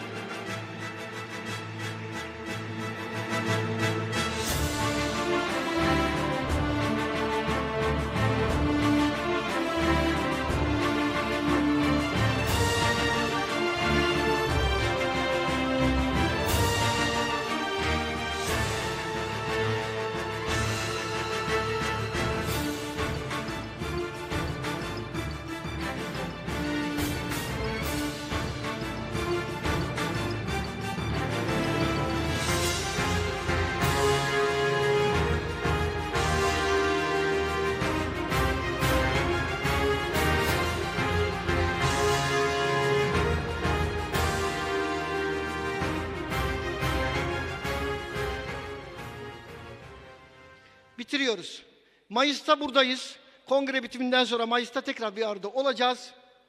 Ve şimdi 2 tane şeyimiz kaldı. Bir, Ukrayna'dan çok değerli bir misafirimiz var. Hemen onu alacağız. Sonra da genel müdürümüzü çağıracağım. Biraz daha sabredin arkadaşlar. Biliyorum çok uzun bir tören oldu. Ama bunu alalım. Evet, Ukrayna'dan temsilcilerimiz Oleg'le Antonin. Buyurun. Welcome.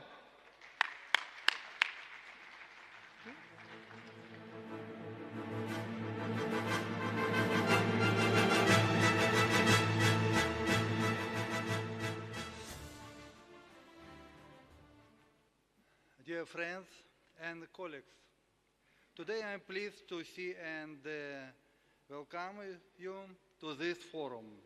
On behalf of the representatives of Ukraine, I congratulate the organizer of the 7th International Congress of the opening of this forum. My friend and colleague Professor Anton Volosovets is next to me. We would like to present a diploma and a cup of the International Public Organization, International Association for Public Health, my friend, Professor Basar Chander. Thank you very much. Asıl buymuş. Tamer Karadağlı. Thank you. You can do, yes, thank you very much.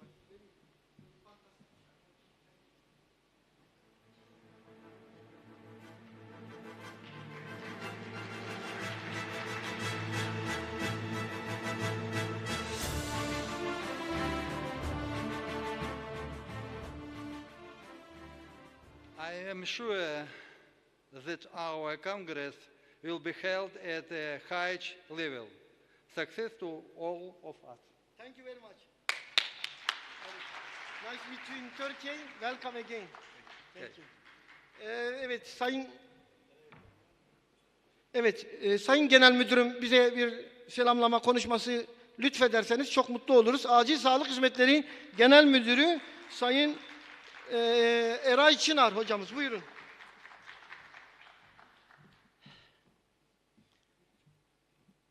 Öncelikle kıymetli başkanım, kıymetli hocam, Başar hocam, sizleri, Acil Tıp Uzmanları Derneği Yönetim Kurulu üyeleri, kıymetli hocalarımızı, yine yurt dışından buraya gelerek bu kongreye büyük katkı sunacak kıymetli hocalarım ve aynı zamanda ülkemizden gelen bu Ümit Ordusunu yetiştiren, sağlık sistemine katan kıymetli hocalarım ve siz değerli acil tıp uzmanı ve asistanı meslektaşlarım, hepinizi saygıyla selamlıyorum.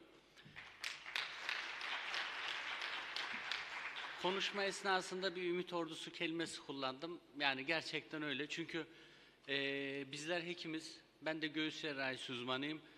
Çoğu zaman evet hasta tedavi ediyoruz ama siz hem kriz yönetiyorsunuz, hem hasta tedavi ediyorsunuz. Üstüne üstelik bir de çoğu zaman titreyen cümlelerle kurulan soru cümlelerinin, bir tedirgin bakışın, bir stresli duygunun, o stresli bekleyişin çoğu zaman ümidi oluyorsunuz. O yüzden yaptığınız iş gerçekten çok kıymetli. O yüzden bir kez daha vermiş olduğunuz hizmetlerden dolayı teşekkür ediyorum. Bir göğüs cerrahisi uzmanı olarak bu kongre ortamına, alanına geldiğim andan itibaren o kadar çok selamlaştığım, tokalaştığım meslektaşım oldu ki, gerçi benim için biraz geç artık bu yaştan sonra uzmanlığa girip tekrar acil tıp uzmanı olmak. Ama gerçekten aynı ortamda sizlerle çalışmak, çünkü acilde çok sık beraber çalışıyoruz. Bu kıymetli organizasyonunuza davet edilmiş olmak, bu konuşma şansının verilmiş olması beni çok mutlu etti. Bir daha tekrardan hem kıymetli hocama hem sizlere teşekkür ediyorum. Saygıyla selamlıyorum. İnşallah güzel bir kongre geçirmenizi temenni ediyorum. Yani gerçekten konuşma böyle olur ya. 5 dakika olsa işte böyle biter yani. Şimdi arkadaşlar son olarak bir şey kaldı. Artık bu en son. Mustafa Keşaplı hocamız da çok büyük bir projeye imza attık. 250 proje içinde 39. olmuş değil mi Mustafa hocam? SEFMI projesi. Haftaya daha doğrusu onlar kongreden nefes almadan İspanya'ya gidecekler. Mustafa hocayı buraya davet ediyorum. SEFMI projesi için. Tabii Nuri Bozdemir hocamızı da katkılarından dolayı alkışlıyorum. Nuri hocam.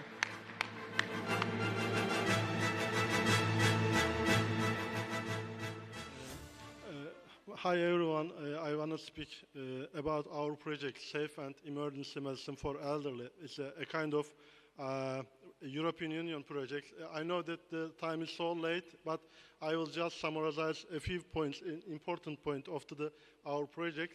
As the Dr. Bashar is mentioned, our project was elected around of 230 project is inside of the 30 of them. So we are so proud of this project. Paylaşım olması lazım. Evet. Açıyorlar bir saniye. I have a so small presentation. I know that you are so little bit late. We are a little bit hungry also. So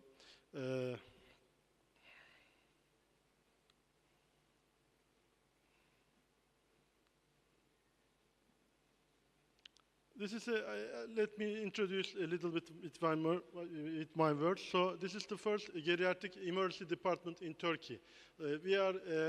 We attend an Erasmus project summarization. So we started our project two years date. So it's maybe we are in the middle of the data. So we will provide to geriatric emergency department in Turkey first time. So this is so proud of us. So we have after this congress we will go to the Spain for the trainees, approximately 18%. So we will attend to trainees in Barcelona, and also we have 5 partners. One of them is my hospital, is the Antalya Training and Research Hospital, the coordination association, and also one of them, the other one is Antalya Health Prevention Directory, also for pre-hospital section especially. So third one is Dean Brașov University from Romania. So fourth one is IPAT. So IPAT is our partner also. We have 5 organization also. So our budget around of 140,000 euro around of the we have a grant awarded. So also it will be the first. We have 8 outputs for the project. We have to prepare to the booklet for the training for geriatric EM medicine, and we had some application for polypharmacy. We checked all the patients' medicines with interaction each other. So we have to at least medical article, at least 2 of them, and then we had then trainees, especially nurses, our colleagues, our personnel in our hospital, with also pre-hospital section. We have 10 beds in our hospital with a separated area. We are planning with these physical areas. So this is my summarization. I think that this presentation is not available, I think. So this is my words. Also, I would like to thank all of my team, all of our colleagues with we are working together. Also, Mr. Başar Cender, Dr. Başar Cender. His support is so valuable for us. Thank you very much for all of our team, also for him. Thank you very much. Harikaydı. Çok teşekkürler. Gayet güzeldi. Evet arkadaşlar, tabii ki böyle olumsuz şartlarda bak son dakikaya kadar bak ne gerçek acize durdunuz burada. Çok teşekkür ediyorum. Ama bu kongreyi bu hale getirinceye kadar organizasyon komitesi çok çalıştı. Hepsini alkışlayalım. Yönetim kurulundaki arkadaşlarımız hiçbir beklenti olmadan, şimdi hep benim ismim çıkıyor ya, aslında ben onlarım. Yani ben hepsinin ismini saymak çok olacağı için benim ismim de geçiyor. Biz bir takım olarak bunu yapıyoruz. Yönetim kurulundaki arkadaşlarımıza çok teşekkür ediyorum. Onları da alkışlayalım. Ve en son olarak da teşekkürü, gerçi bunu son gün yapmak lazım, 3 gün daha bekleyelim ama öncesi muhteşem diyelim, işte bu dediğimiz Orkun, Emre ve Osay'ın Maaşis'e yapıyorum. Teşekkürler. Evet arkadaşlar, bir sayın başkanları buraya ve onlarla birlikte burada olan herkesi bir toplu fotoğrafa çağırırsak işimiz bitmiş olacak. Photo together.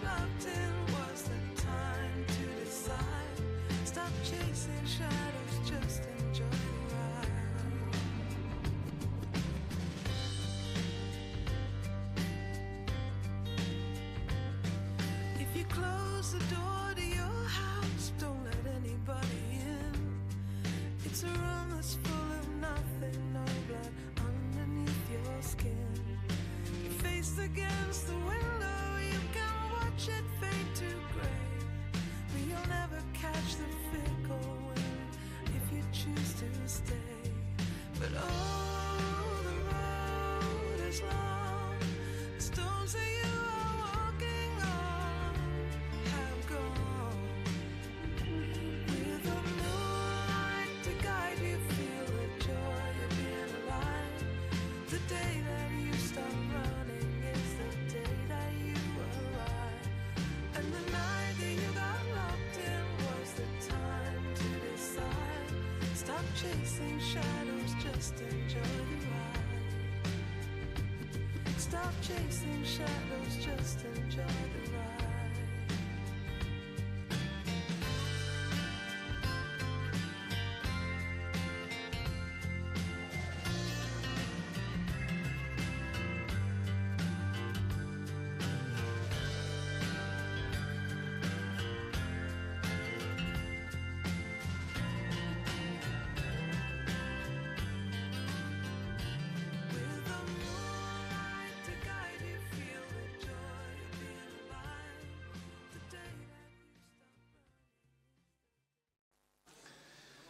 Aha pardon.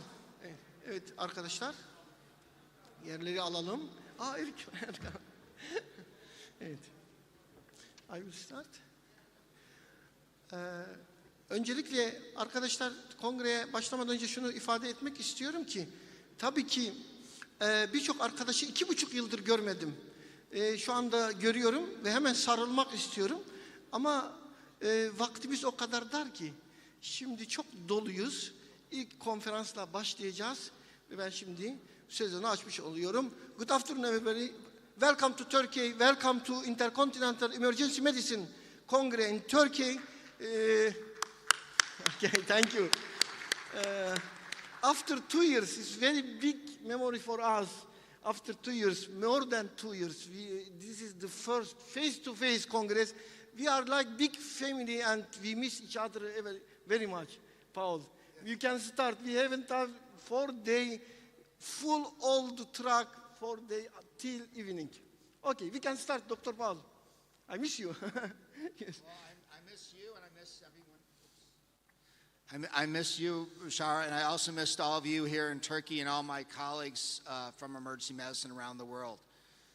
It's great to see everybody's face-to-face. I know we're wearing these masks sometimes, and hopefully soon we'll get past that as well. I know there's a lot of things that we can all learn from each other, and I'm excited to be here. I'm excited to learn from all of you, and I'm fortunately or unfortunately looking forward to presenting how poorly the United States did in managing this pandemic from our side.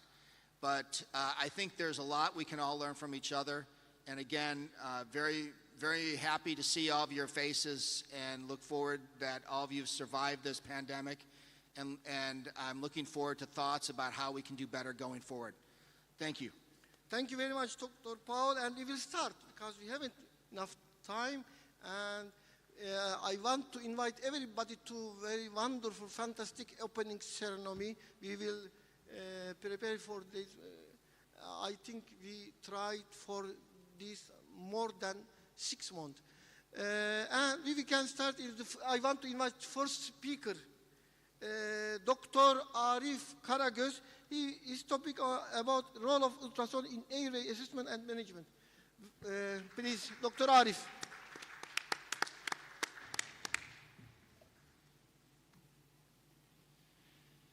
My presidents, my colleagues, it's very beautiful to see you after 2 years in here. I am Dr. Arif Karagöz from İzmir Çeli Training Hospital. Emergency department, and I will talk about point-of-care ultrasound for airway management in emergency department. First of all, I have nothing to declare, no conflict of interests. I will talk about basic anatomy of upper airway and pros and cons of ultrasound for airway management, talk about indications, technique, and basic bedside ultrasound applications for airway management. As you all know, airway starts with mouth and nose and then continues with larynx. And larynx is the most important part of airway for emergent airway procedures, as you know. And we try to see this area with bedside ultrasound to do better interventions. And larynx is made of a bone, some cartilages, and some ligaments between them. Bone is hyoid bone, and there are thyroid cartilage, cricoid cartilage, and tracheal rings, and there are also ligaments and some muscles between them. And why we should use ultrasound? What is pros and cons? First of all, ultrasound doesn't harm our patient.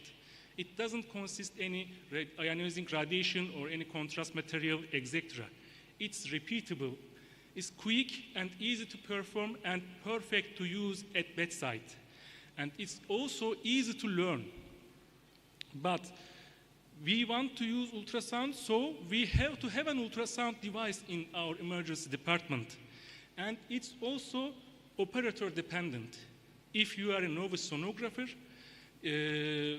at your first, second, third attempts, you can be failed. But after you get experienced, you will do much better imagings with ultrasound.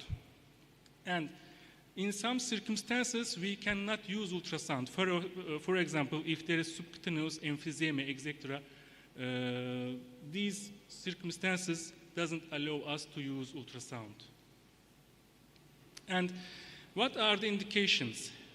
The most important indication of ultrasound for upper airway management is to see the best puncture place for emergent airway procedures, especially cricothyroid membrane and trachea, while we are doing emergent front neck airway access. And then the second important indication is to correct our tube placement. If we have done a correct endotracheal intubation or we have done a false esophageal intubation. And it's very easy to see if it's correct or not with ultrasound. And we can predict the optimal size of our endotracheal tube for our patient with ultrasound also. And we can even see if there is vocal cord palsy or not in our patients with ultrasound. And let's talk about technique.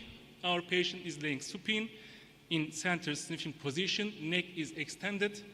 We will use high frequency linear transducer and we will use depth approximately 3 to 4 centimeters. And we will do imaging in two manners, first vertical and then horizontal manner. Let's start with vertical scanning. When we put our probe on the thyroid cartilage, we will see the cartilages as round-shaped hypoechoic structures. And we will see a white line under them. This white line represents air-mucosa interface. And air generates a hypoechoic line with reverberation artifacts lying under. And the green one is thyroid cartilage. The red one is cricothyroid membrane between thyroid and cricoid cartilages. The light blue ones are tracheal rings, and the hyperechoic line is tissue air border. Cricothyroid membrane is important for performing urgent cricothyroidotomy. By using ultrasound, we can find cricothyroid membrane and we can find the best puncture site for our emergent airway access. We can use it by two ways.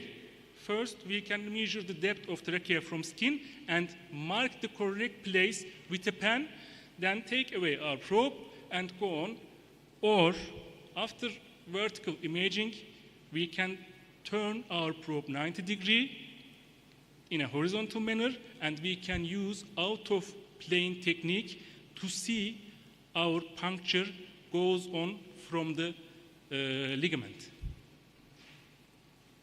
The second anatomic structure we can see with ultrasound is tracheal rings. And to see this area is important for while we are performing percutaneous tracheostomy. We can find the best place to do with ultrasound. And then we will talk about transverse imaging. This transverse imaging is made by level. The first level is thyroid cartilage level. When we put our probe on thyroid cartilage in a transverse manner, we will see this structure as a mount, as a triangular shape. And vocal cords will be seen inside as hypoacuic structures. As you can see here, there is a triangular shape, just like a mount. It's thyroid cartilage. We can see also thyroid gland on the cartilage. And inside, there are two lines, hypoacuic lines, representing vocal cords. And they are lying between the apex of thyroid cartilage and arytenoid cartilages. And if our patient is conscious, we want him or her to emit sound, and we can see both of the vocal cords coming together at the midline and vibrating to produce sound. So this image shows us there is no vocal cord paralysis. But if one or two of them doesn't come at the midline, we can say that there is a vocal cord paralysis. The other level is cricoid cartilage level. Cricoid cartilage level is seen as a hypoacuic inverted U shape, not as a triangular one, an inverted U-shaped structure placed inferior to the thyroid cartilage. And if we measure this cartilage from inner to inner diameter, we can predict the optimal size, tube size for our patient to use. And the most common indication of airway ultrasound in emergency department is correction of endotracheal tube placement. It's simple and fast method for correcting the placement of our tube. It's sensitive and specific. Expert sonographers reach more than 95% correctivity, but novice sonographers have also more than 90% sensitivity and 95% specificity. There are two methods to use ultrasound for this indication. First, direct method. Put your probe to cricoid cartilage level in a transverse manner and look. And the second is indirect method. Indirect method is to see the lung movements by lung ultrasound. And direct method does not require ventilations. It's an important advantage because we can avoid our patient to have gastric insufflation or delay in diagnosis, etc. As I said before, direct method is direct imaging of cricoid cartilage level from anterior neck. And we will look a second round-shaped air-filled tubular structure other than trachea or larynx. If we see a second structure, it means that there is esophageal intubation. You can see at the right side. If you see only one tubular structure with a hypoacuic line, this means this is correct endotracheal intubation. And you can even see esophagus lying posterolaterally at the left side from the trachea sometimes.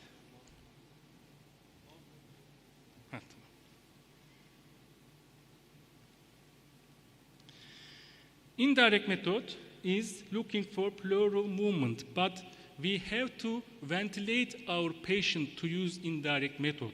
And we can only do this method after intubation. But in direct method, we can do direct method while we are intubating our patient, and we can see the tube passing through larynx or passing through esophagus. And it's very advantageous. If we see both lungs having correct pleural movement, we can say that our tube is in correct place and in correct depth. But if we see only one side, this image, and the other side, this image, there can be mainstem intubation. But we have to know that our patient doesn't have pneumothorax. So direct method is much more advantageous from indirect method. As a summary, ultrasound is safe, repeatable, easy to perform, and easy to learn technique for urgent airway procedures, and there is a growing evidence. There are lots of papers in this area. Thank you so much.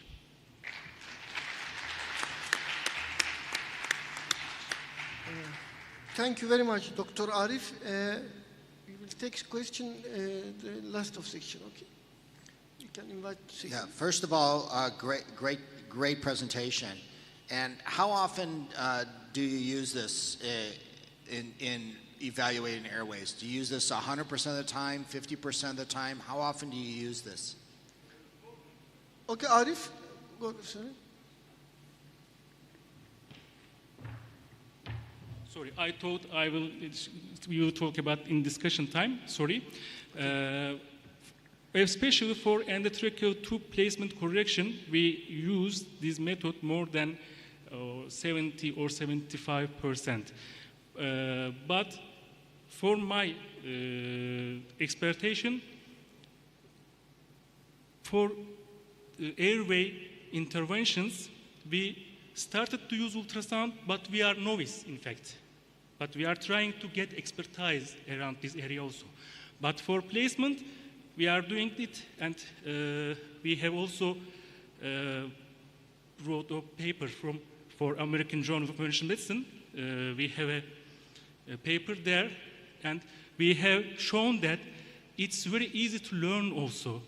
We have given only 30 minutes education, and we have made 10 practices for novice sonographers, and they reached a good correction while making resuscitation. I have one more question for you, because I'm very interested in this, actually. In the U.S., we don't really use ultrasound that much for airways. So can you also look to see whether the ET tube is in the carina at all, or how far down can you look at how far the ET tube is placed? I have read some papers about this issue also, but I didn't practice this yet. Great. Are there any other questions from the audience? Great. Thank you very much. Thank you.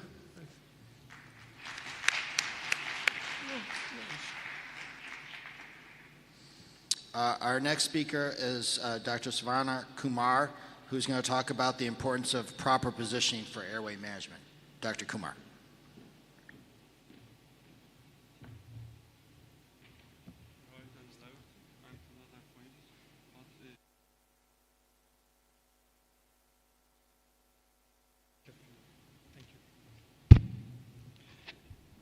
Very good afternoon to all, and I am Dr. Savana Kumar. I represent Society for Emergency Medicine India as its secretary, and it's my pleasure to be here, and thank you so much to EPAT and Professor Bashar for inviting me over. I was so happy. This is my 8th trip to this event and to this Congress, so now Turkey is my second home. So extremely happy to be here. When I got this invite, I was quite happy. At the same time, I was also a bit worried. Happy because I got an opportunity to come again to meet all of your friends in physical event, but a bit worried whether the suit and pants would fit me, because I haven't worn them for 2 years. So we were all on our scrubs, but really feels good to be here at the end of the day. My talk here today is on importance of proper positioning of airway, and this is going to be a very basic talk, because sometimes we do tend to forget basics when it comes to airway. So the objectives of the next 10 to 15 minutes is for us to revisit the 3 golden rules of airway management. We're going to see, does positioning your patient really matters? Does your position as an operator on the head side, does it really matter? What should be the position of the blade tip? And what's the difference in children when it comes to airway management? I have added a few QR codes for your reference of those studies. So anybody who's interested, you can keep your QR scanning so that you can directly refer to those studies. So before we proceed any further, we're talking about airway positioning for an advanced airway like intubation. But we need to remember 3 golden rules of airway management. Anybody, that's almost anybody, can be oxygenated and ventilated with a bag and mask. The art of bagging should be mastered before art of intubation. Manual ventilation skill with proper equipment is a fundamental premise of advanced airway. So this is my suggestion to all the residents, especially those who are starting your career in emergency medicine. Never forget these 3 golden rules throughout your career in emergency medicine. So the 3 positions which are very, very important for us to have a successful airway placement. 1, how do you position yourself? 2, the patient's position. And the 3, where do we keep your laryngoscope blades? Let's quickly look at how do we position ourselves when we intubate. Right? I'm going to show a few pictures in the forthcoming slides. But what I would recommend here is clearly stand further back with straighter arms and your back. Hold your laryngoscope closer to the blade. The arm should be only modestly flexed at the elbow and adducted, and do not bend in right angles. By application of force, the intention here is not to lever your scope, but to give the force so that you can lift the laryngoscope up. So let's look at this picture where my resident is trying to intubate a patient. As you can clearly see in the first picture, you can see he's bent forward, his elbows are flexed. That's not the position you need to be while you are intubating. If you look at the second picture, you can clearly see now how he stands back and the elbow is not flexed as much. It's only flexed very minimally. Right? That's the right position for you to stand when you intubate. And also look at the space between the head of the patient and head of the bed or the end of the trolley. So there's a lot of space in between. That's not the way you place your patients. The patient's head end should be ideally at the end of the trolley, closer to you. When you begin with the wrong position, that will lead to a wrong axis, which we are going to see in some time now. And what we'll end up doing is basically you'll go more closer to the patient, trying to look for the vocal cords, which is absolutely not the right way to do or right thing to do, right? So does the patient's bed height really matters? It's something which we overlook. Clearly in an emergency department, it's quite busier. We don't really pay so much of attention to the height of the patient trolley. Clearly, that does make a significant importance in airway management. The patient must be in the center of the bed, and his head must be positioned as close to the upper end of the stretcher. And this is an interesting study from British Journal of Anesthesia, where they looked at around 300 patients, and they saw that does the bed position really matters. And they tried intubating patients at 4 levels of the operator. 1 at the level of the neck, 1 at the level of xiphisternum, at the level of the lower ribs, and 1 at the level of umbilicus.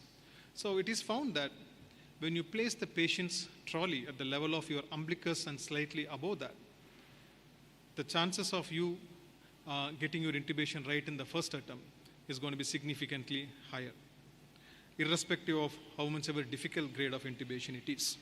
So it is recommended that you keep your bed height at least to a level of umbilicus or slightly above that. So that's about how do you position the bed and how do you position yourself. Let's quickly look at how do you position the patient. The aim of the patient positioning is basically to align 3 axes together. They are oral axis, pharyngeal axis, and laryngeal axis. And they have to be aligned, allowing the line of vision to fall at the laryngeal inlet. And this was described actually in 1936 as 3-axis theory, and we call it as sniffing position.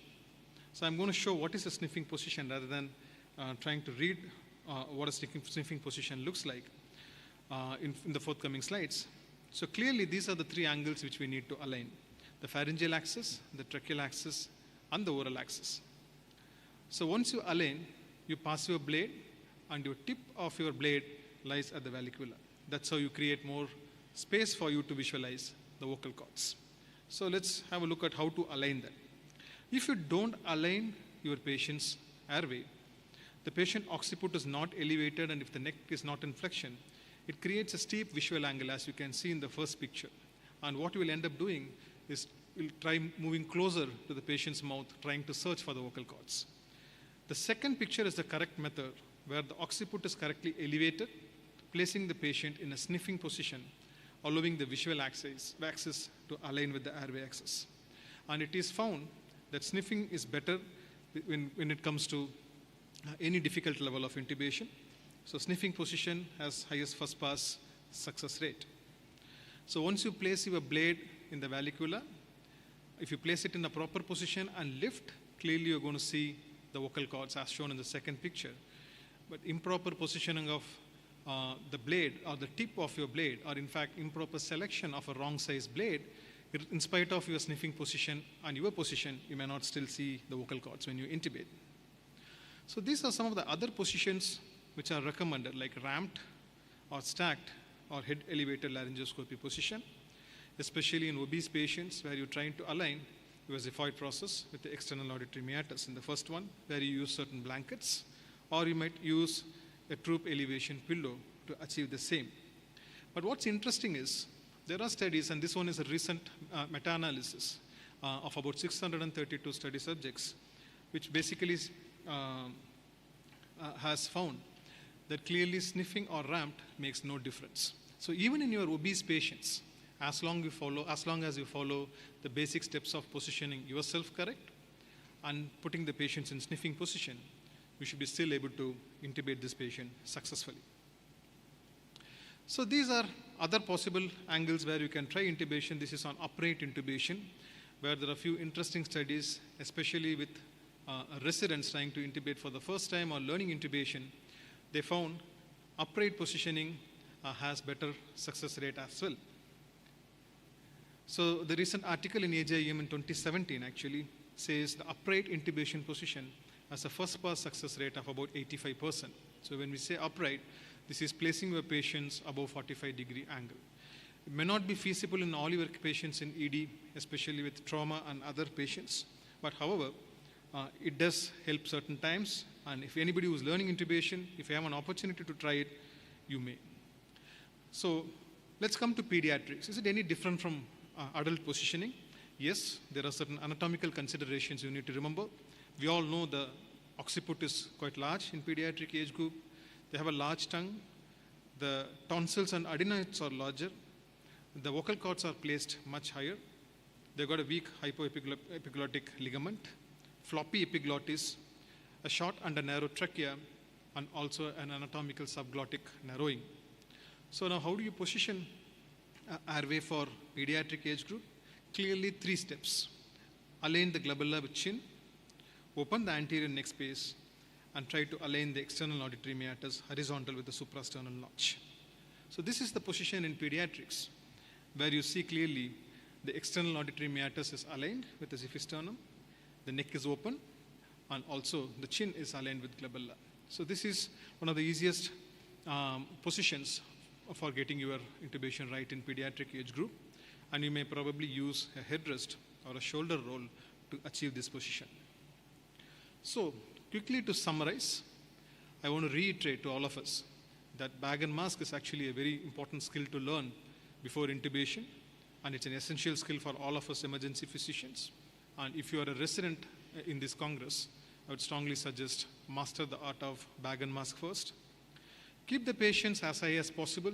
Ensure the bed is at least to a level of your umbilicus and above. Keep the patient's head in the trolley closer to you or closer to the head end of the trolley. Don't have any space in between.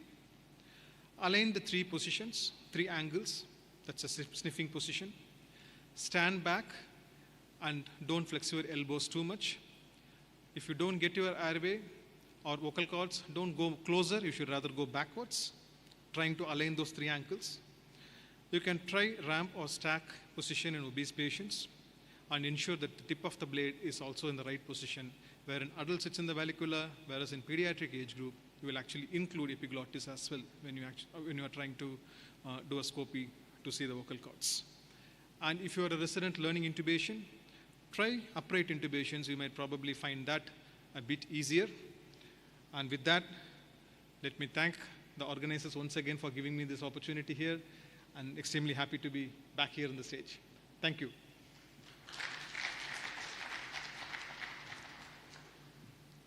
Thank you very much, Dr. Salaman. It's very important object for emergency medicine. Yes, we can take some question. Dr. Behjet.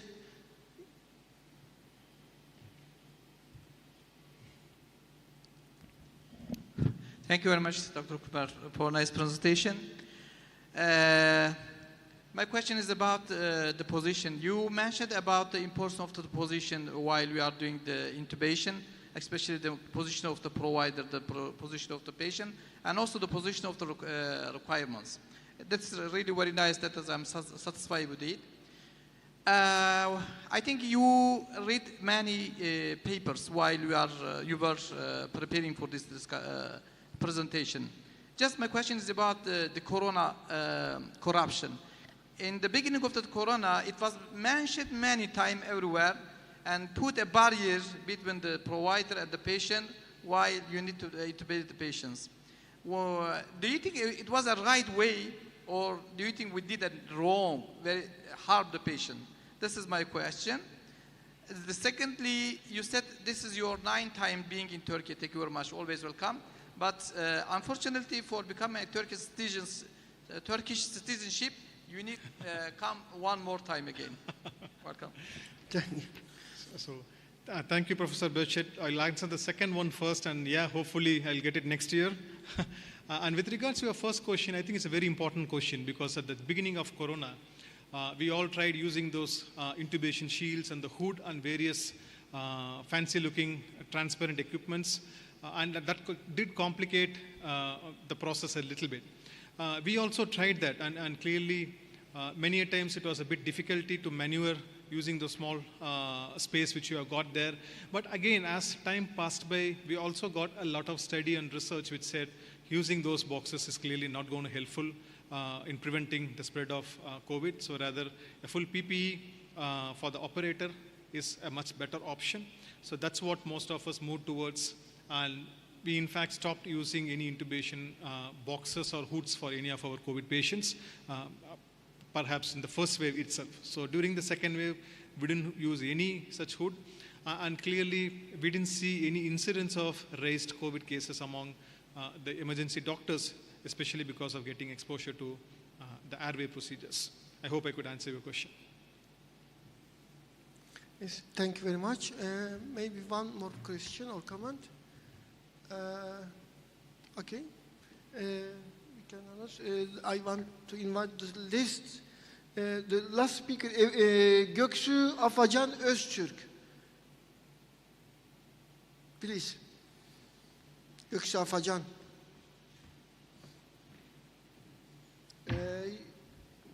Her topic about awake intubation ER.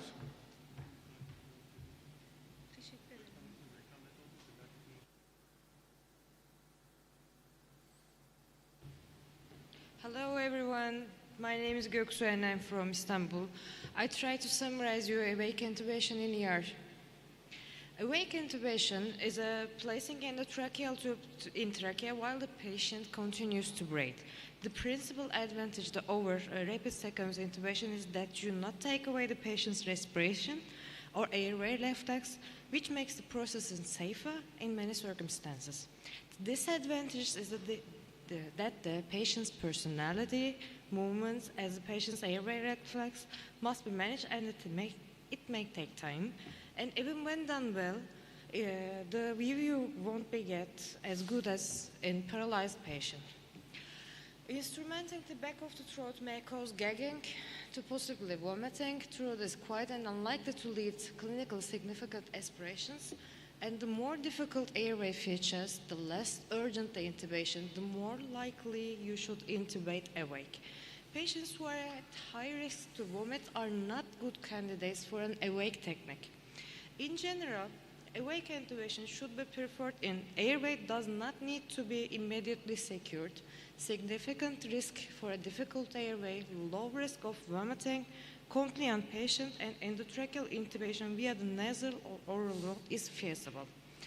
Performance of endotracheal intubation can be viewed as several interconnected steps. These include assessment of the airway, physiological preparation of the patient, pharmacological preparation of the airway, and the preparation of equipment and personnel. We are working in the emergency department, and the physiological preparation of the patient is the important one for the preparation. Just because the patient is not compliable to this procedure, you cannot intubate him or her in the awake manner. The procedure of endotracheal intubation itself divided into essential monitoring, pre-oxygenation, and general local anesthesia, as you already know all of this. And the majority of endotracheal intubations are performed in elective manner. Huge amount may be done in the emergency departments. If I can ask you something, this one is the take-home message.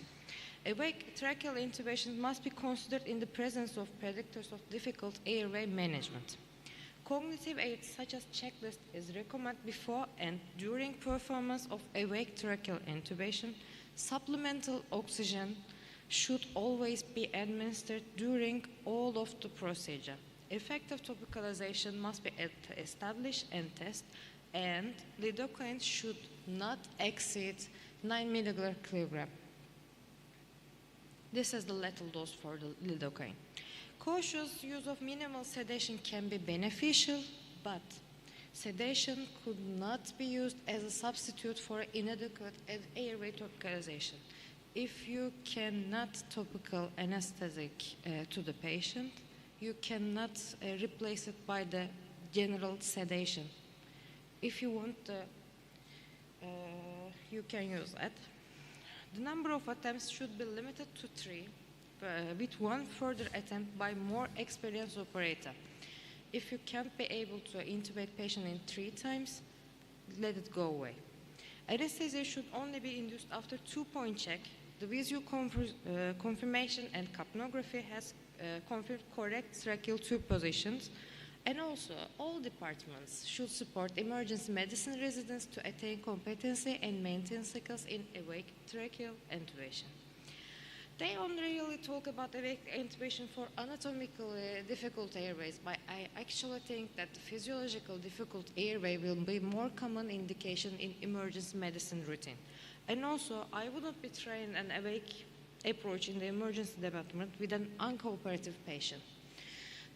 This is a difficult airway intubation and difficult mass ventilation table, but the most important indication is unstable cervical spinal fracture. This is a fracture in the cervical spine. You have to intubate it by an awake manner.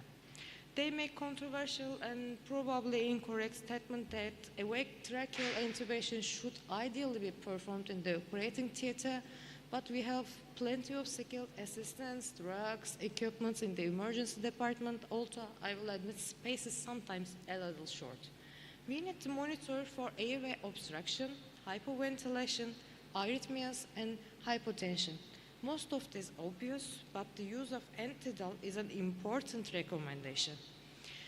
Workspace ergonomics have an impact on performance and safety, and you have to do a plan for an unsuccessful awake intubation.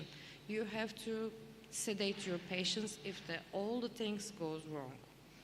And always say that perioperative settings of the cognitive aids such as checklists improves the interprofessional communication, teamwork, and patients of outcomes. A cognitive aid such as checklist before and during performance and awake tracheal intubation is recommended. So we have to use the awake tracheal intubation in 4 things. The first is oxygenate, then topicalize, then sedate the patient, then perform. A lot of things about awake intubation technique.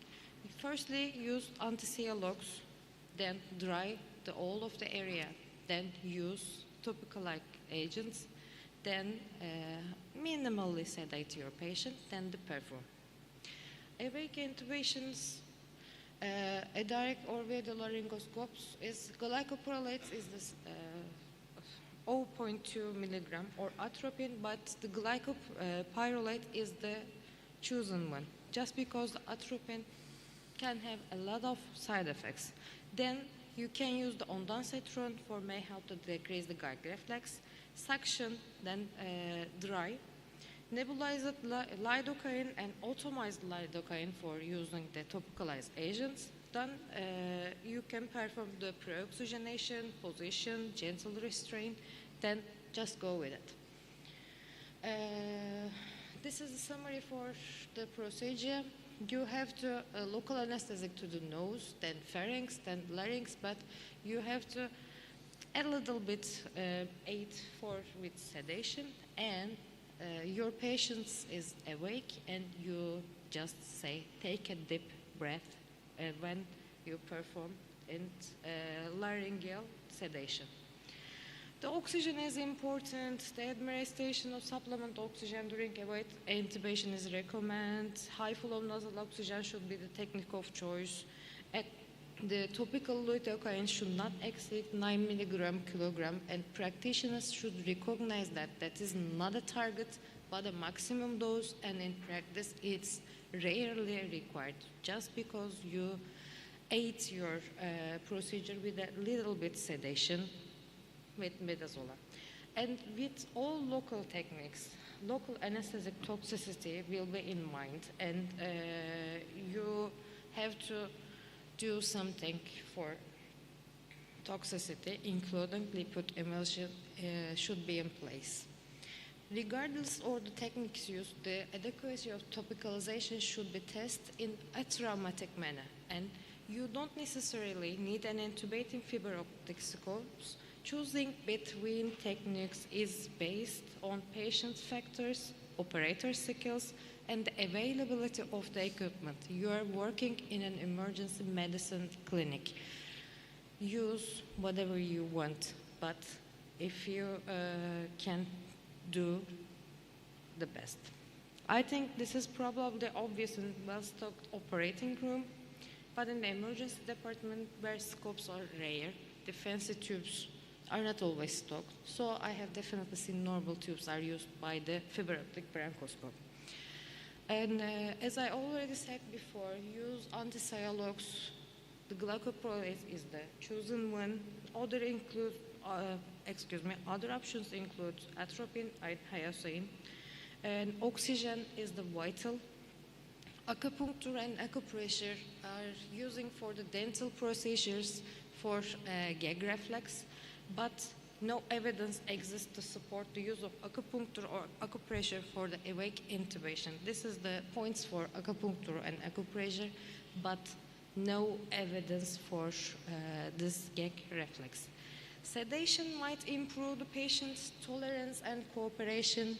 They define minimal sedation as a drug-induced state during which the patient responds normally to verbal commands, fills the airway, spontaneous ventilation, and cardiovascular functions are unaffected. But if you do sedation for more, then direct intubation will be in mind. The risk of over-sedation and sequela, and they actually say keep an anesthetist in your mind, but we are the emergency medicine specialist. We can do wherever you want. And also, this is the important one, you can use a lot of sedative agents, but if you start with one agent and if you handle its complications, stick with one agent. And also, you can use midazolam and remifentanil, then pofol, then dexmedetomidine. And dexmedetomidine is the shining star, I think, but there is a lack of well-designed randomized control trials demonstrating any clear benefit over the other agents. And we also use the tube conformation as a two-point check. First, get a waveform and enter the carbon dioxide. Second, and the most important one, see the direct intubation via the vocal cords. Anesthesia should be induced only when the 2-point check has confirmed the correct tracheal tube placement. Then complications and failure. It's life. It's always been a complication. You can afford this likely attempt at intubation. You get 3 attempts, then stop. You can have a 4th attempt only if it's done by a more experienced operator, just like the direct intubation. If you are not successful, immediate actions should include a call for help, ensuring 100% oxygen is applied, and stopping the sedative drugs. Operators should stop and think to determine subsequent airway management while also priming for the emergency front of neck access. If the airway management is essential, the preferred option for the securing airway is the awake front of neck access with either cracothyroidotomy or tracheostomy. The most appropriate skilled clinician available should be performed this front of neck approach. And when you have some complications in the oxygenate phase, you could easily clear obstruction, reduce or reverse sedation, increase the oxygen, change the mode of oxygen delivery. Have any complications in the topicalize, additional topicalization will be performed, and any complication in the sedation, review sedation regimen, consider reversal agents. Then when some have complications in the performance, limiting attempts. As I said before, just try 3 times, then stop. Then call for help. And there is a lot of educational skills in training this awake intubation, and mannequins and simulators have revolutionized anesthetic training over recent years, and their importance cannot be underestimated. It's also a vital skill in the management of the unexpected difficult intubation. First, you have to train your residents in the mannequin, then Acil fiber optic intubation with predicted normal anatomy, then train them by the awake fiber optic intubation with predicted normal anatomy, then awake fiber optic intubation with predicted abnormal anatomy. The didactic teaching method of fiber optic intubation on mannequins has recently been evaluated by the senior author, combining audio-visual analysis, then feedback with software that enables the quantitative assessment. Then successful performance of awake intubation has been shown to be independent of seniority but related to experience. Therefore, regular training is essential. Thanks for your listening.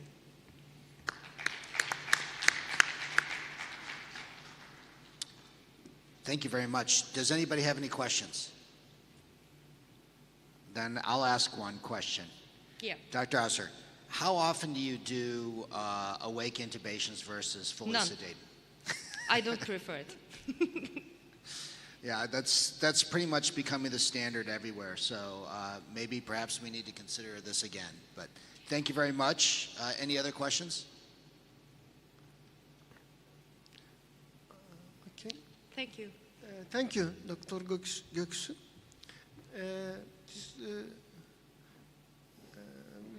We can close the section, but I want to say anything because this intubation is very important for all emergency residents.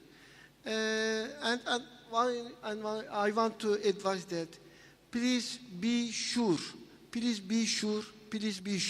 because if you aren't sure for the intubation, right intubation, correct intubation, it's very bad. It's very bad. It's very worse for the patient. Yes. Okay. Thank you very much. This is the first section, the face-to-face congress, and we will meet after 15 minutes. The first satellite symposium. We have break 15 minutes. Okay. Thank you.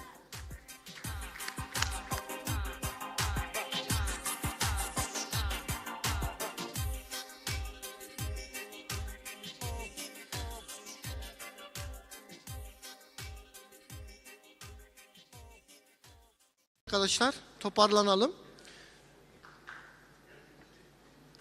Tamam mıyız? Dışarı haber gitti mi?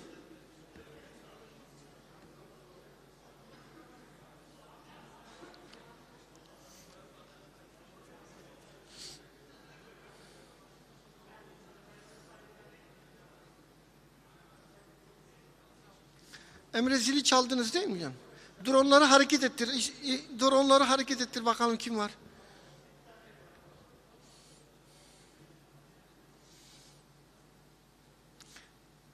Evet değerli arkadaşlar, bugün ilk satelit sempozyum, ilk uydu sempozyumumuza başlayacağız.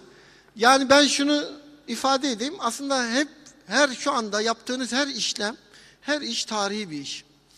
Yani 100 yılda bir pandemi olmuş, ondan sonra ilk face to face kongre, ilk bölümüne geçtik, şimdi ilk uydu sempozyumunu yapıyoruz. Yani 100 yılda bir olacak bir olayı birlikte yaşıyoruz. O yüzden bu anın kıymetini hepimiz bilelim. Tarihi şahıslar olduğumuzu burada anlayalım. Derslere katılma konusunda da gayretlerimizi gösterelim. Dediğim gibi 6 aylık bir belki hazırlık periyoduyla bizim için yapabileceğimiz en uygun açılış törenini yaptık. Katılımlarınız bize güç veriyor. Soru ve katkılarınızı bekliyoruz. Şimdi arkadaşlar bugünkü ilk satelit uydu sempozyumumuzda bizim acil açısından çok önemli bir konuyu tartışacağız. Biraz da interaktif bir konu bu. Vem ilaç sponsorluğunda gerçekleştiriyoruz. Kendilerine çok teşekkür ediyorum. Özellikle ifade etmek istedim. Neden biliyor musunuz? Bizim hayati dediğimiz birçok ilacı aslında birçok firma getirmezken getirdiler. Ama bir yönden eksik. Nerede o? Vem ilaçtan arkadaşlar vardır. Buradasınız değil mi? Biraz şu yönden eksik kaldı. Hep onlara söylüyorum. Ya bakın acillerde daha erken yol alalım. Daha erken yol alalım dedik. Çünkü acile mesela örneğin siteradin getiriyor, adenozin getiriyor, şunu getiriyor, bunu getiriyor. Bunlar acilin hayati ilaçları. Onlar olmazsa biz ne yapacağız? Bunları getiriyorlar sağ olsunlar. Şimdi de bize çok önemli bir ürün getirdiler. Aslında elimizi kolumuzu bağlayan kılavuzlara uymadan tedavi ettiğimiz bir problem vardı. Acil hipertansiyon tedavisinde elimizi kolumuzu bağlayan kılavuzlar var biliyorsunuz. Türkiye'de bulunamayan ilaçlar vesaire yine bu konuda gündemde. Şimdi daha önce olmadığı ama bu sefer artık elimizde olan ve hepimizin çok önemli bilgi ihtiyacı olan, çok geniş kullanım alanı olan bir ilacı burada inceleyeceğiz. Alfa blokerleri inceleyeceğiz. IV alfa blokerler. Biliyorsunuz oral olarak yıllardır kullanıyorduk. Ama IV alfa blokerlerin antihipertansif tedavideki yerini burada inceleyeceğiz. Bu konuda çok değerli. Hepimizin özellikle bu Covid döneminde biraz daha yüzüne aşina olduğumuz bir hocamızı, aynı zamanda Atüder Yönetim Kurulu'nun çok değerli bir hocası, Ankara Şehir Hastanesi'nin eğitim ve idari sorumlusu Profesör Doktor Hakan Öztürk'ü kürsüye davet ediyorum.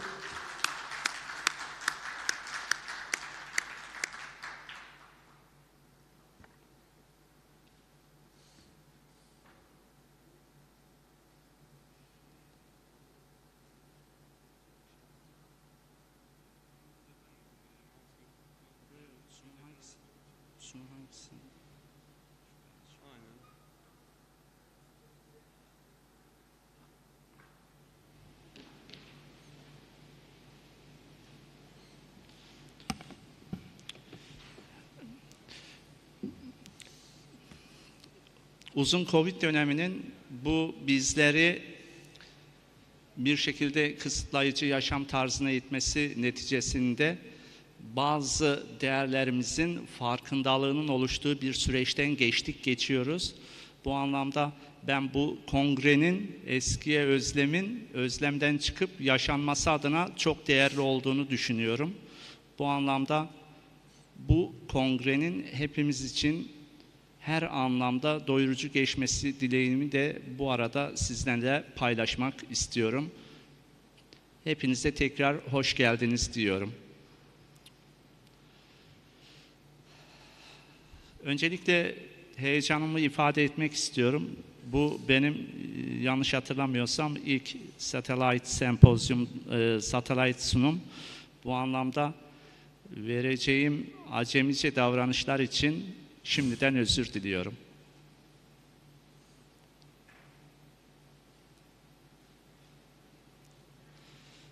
Sunum aktivasyonu.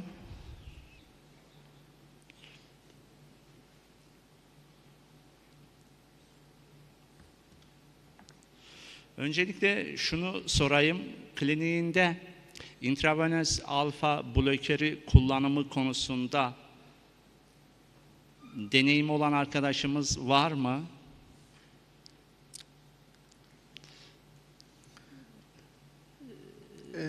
Türkiye'den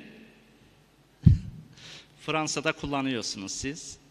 Evet. Yani Türkiye'de de kullanıyoruz hocam. Biraz Caps, Tuğba sizin deneyiminiz ya yok mu? benim gözlerde acaba? Biraz sıkıntı var galiba. Arka taraflarda el kalktığını göremedim. Tuğba kullanıyoruz değil mi? Nasıl bir tecrübemiz oluyor değil mi bizim hastanede de? Başka hastanelerde de biliyoruz Sayın Hakan Hocam. Sizin hastanede de tecrübelerimiz olduğunu düşünüyorum. Onu da herhalde paylaşırız sunum boyunca. Sunumu mu bekliyoruz acaba bu arada?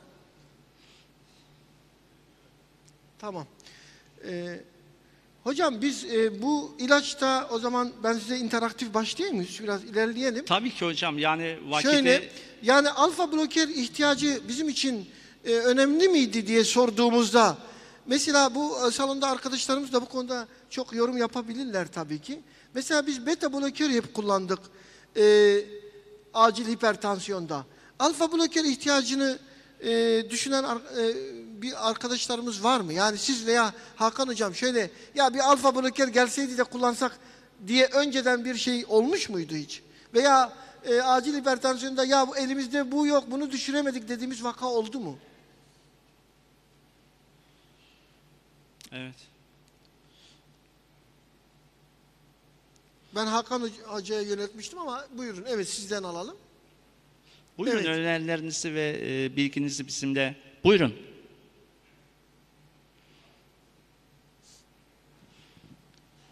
Merhaba. Doktor Ali Karakuş Hatay MKV Tıp Fakültesi Acil Tıp Anabilim Dalı'ndan. Biz alfa blokörleri hipertansiyon için kullanmadık ama klinik deneyim açısından bilgi vermek istedim.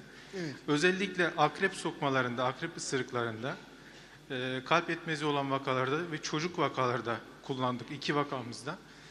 Etkili olarak prozasin kullanmıştık o vakada. Evet. Daha sonra prozasini de piyasada bulunması zor. Onun yerine doksazasin de kullandık bir vaka üzerinde. Ve yetmezlikte de kalp yetmezi bulguları pozitif inotropların yanında klinikte düzelme gördük. Ama hipertansiyon için kullandığımızı söyleyemem. Evet. Teşekkür ederim. Çok teşekkürler katkınız için Ali Hocam. Tabii Hatay'da bu tecrübe biraz daha fazla. Hatta Behçet Hoca'nın da bu konuda bu akrep sokmalarıyla ilgili yayınları, ödülleri falan vardı değil mi Behçet Hocam? Şimdi onlardan biraz bahseder. Evet. Teşekkür ederim. Ali Hocam'ı desteklemek için evet. Akrep sokmalarında fırtına döneminde sempatik aktivitenin arttığı dönemlerde gerçekten faydalı oluyor. Hatta elimizde bulunan en iyi ajandır diyebilirim. 0.03 miligram kilogramdan IV formu olmadığı için oral su içerisinden erittikten sonra nazogastrik de küçük çocuklara bile verilebilir rahatlıkla. Fırtına dönemi bastırmak için gerçekten faydası görünüyor. Yani bundan ilk önce bu konuda Hindistan'da başlamışlardı. Biz de Türkiye'de şu anda kullanıyoruz onu. Şimdi arkadaşlar tabii ki tansiyon tedavisi bizim açımızdan çok kritik bir tedavi. Bazen mesela hiçbir şekilde düşüremediğimiz tansiyon grubu oldu. Biliyorsunuz üçlü, dörtlü özellikle kronik böbrek hastalarında bu konuda sıkıntılarımız oluyor. Tansiyon düşüremediğiniz vaka gruplarında bazen ilaçlar yetersiz kalıyor. Bir başka konu da burada özellikle mesela hipertansif emergency dediğimiz yani stroke'la birlikte tansiyon veya akciğer ödemiyle birlikte tansiyon olduğu durumlarda biraz daha tansiyon belirleyici oluyor. Tedavisi hasta seyrinde belirleyici oluyor. Tabii bütün bunları tartışacağız. Vaktimiz de var. Hakan Hocam bu konularda açıklamaları yapsın. Sonra da biraz da tartışmaya zaman bırakırız değil mi Sayın Hocam? Tabii ki ben aslında birkaç dakika içerisinde genel bir değerlendirme yapacağım. Sonra birkaç vaka örneği ile sunumumu tamamlayacağım. Daha sonra tartışma için uygun bir boşluk kalacak diye düşünüyorum başkanım. Tabii. Evet, acil servise başvuru anlamında gerçekten önemli bir sıkıntıyı oluşturuyor hipertansiyon vakaları. Dünyada nüfusun popülasyonun önemli bir oranını hipertansiyonlu hastalar oluşturuyor. Belki de dünyada en fazla hastalık oluşturan problem sıralaması olursa ilk 3'e giriyordur diyebilirim. Çünkü net bir istatistik veri tüm dünyayı kapsayacak şekilde sağlıkçıların elinde yok. Her yıl milyonlarca insanda ölüme sebebiyet verebilecek ve dünya genelinde morbidite ve mortalite anlamında ciddi sorunlar oluşturan bir hastalık olarak gündemdeki yerini Covid'e rağmen devam ettiriyor kanaatindeyim. En son sınıflamalardan bir tanesi bu. JNC 8'de biz hem prehipertansiyonu hem de evre 1-2 şeklindeki değerlendirmeyi görmekteyiz. Bu anlamda bizim çok basit bu tanımlamayı zihnimizde yer tutturarak acil servise başvuran hastanın anemnezini netleştirdikten sonraki süreçte evrelemeyi rahatlıkla yapabileceğimizi düşünüyorum. Burada dikkat edilmesi gereken diastolik kan basıncı ve sistolik kan basıncı arasındaki regülatif değişikliklere bizim değer vermemiz gerekiyor. Hasta geldi. Tabii ki biz bu hastanın hipertansiyon kliniğiyle ilgili değerlendirmeyi yaparken alt gruplar oluşturmamız gerekiyor ki bizim tanı ve tedavi anlamında daha spesifik nokta atışları yapabilelim. Bu anlamda bizim anamnezi çok önemli bir şekilde irdelememiz ve detaylandırmamız gerekiyor. Kan basıncı seviyelerinin daha önceden hasta veya yakınları tarafından değerlendirilip değerlendirmemini araştırmamız gerekiyor. Süreye, kullandığı ilaçlara veya kan basıncı ile etkileşimde, kullandığı ilaçlarla etkileşimde bulunabilecek diğer başka ilaçlar var mı yok mu? Onları da bu sorgulama aşamasında netleştirmemiz gerekiyor. Risk faktörleri oldukça fazla. Maalesef tansiyon yüksekliği ile ilgili o kadar geniş spektrumlu komorbid durumlar söz konusu ki bunlardan birkaçını ben sadece burada sizlere sunmak istedim ama en önemlileri arasında siz de biliyorsunuz ki arkadaşlar nörolojik problemler, sigara kullanımı, alkol kullanımı ve böbrek problemleri ile diyetsel alışkanlıklarımızdaki sıkıntıları özetleyebiliriz.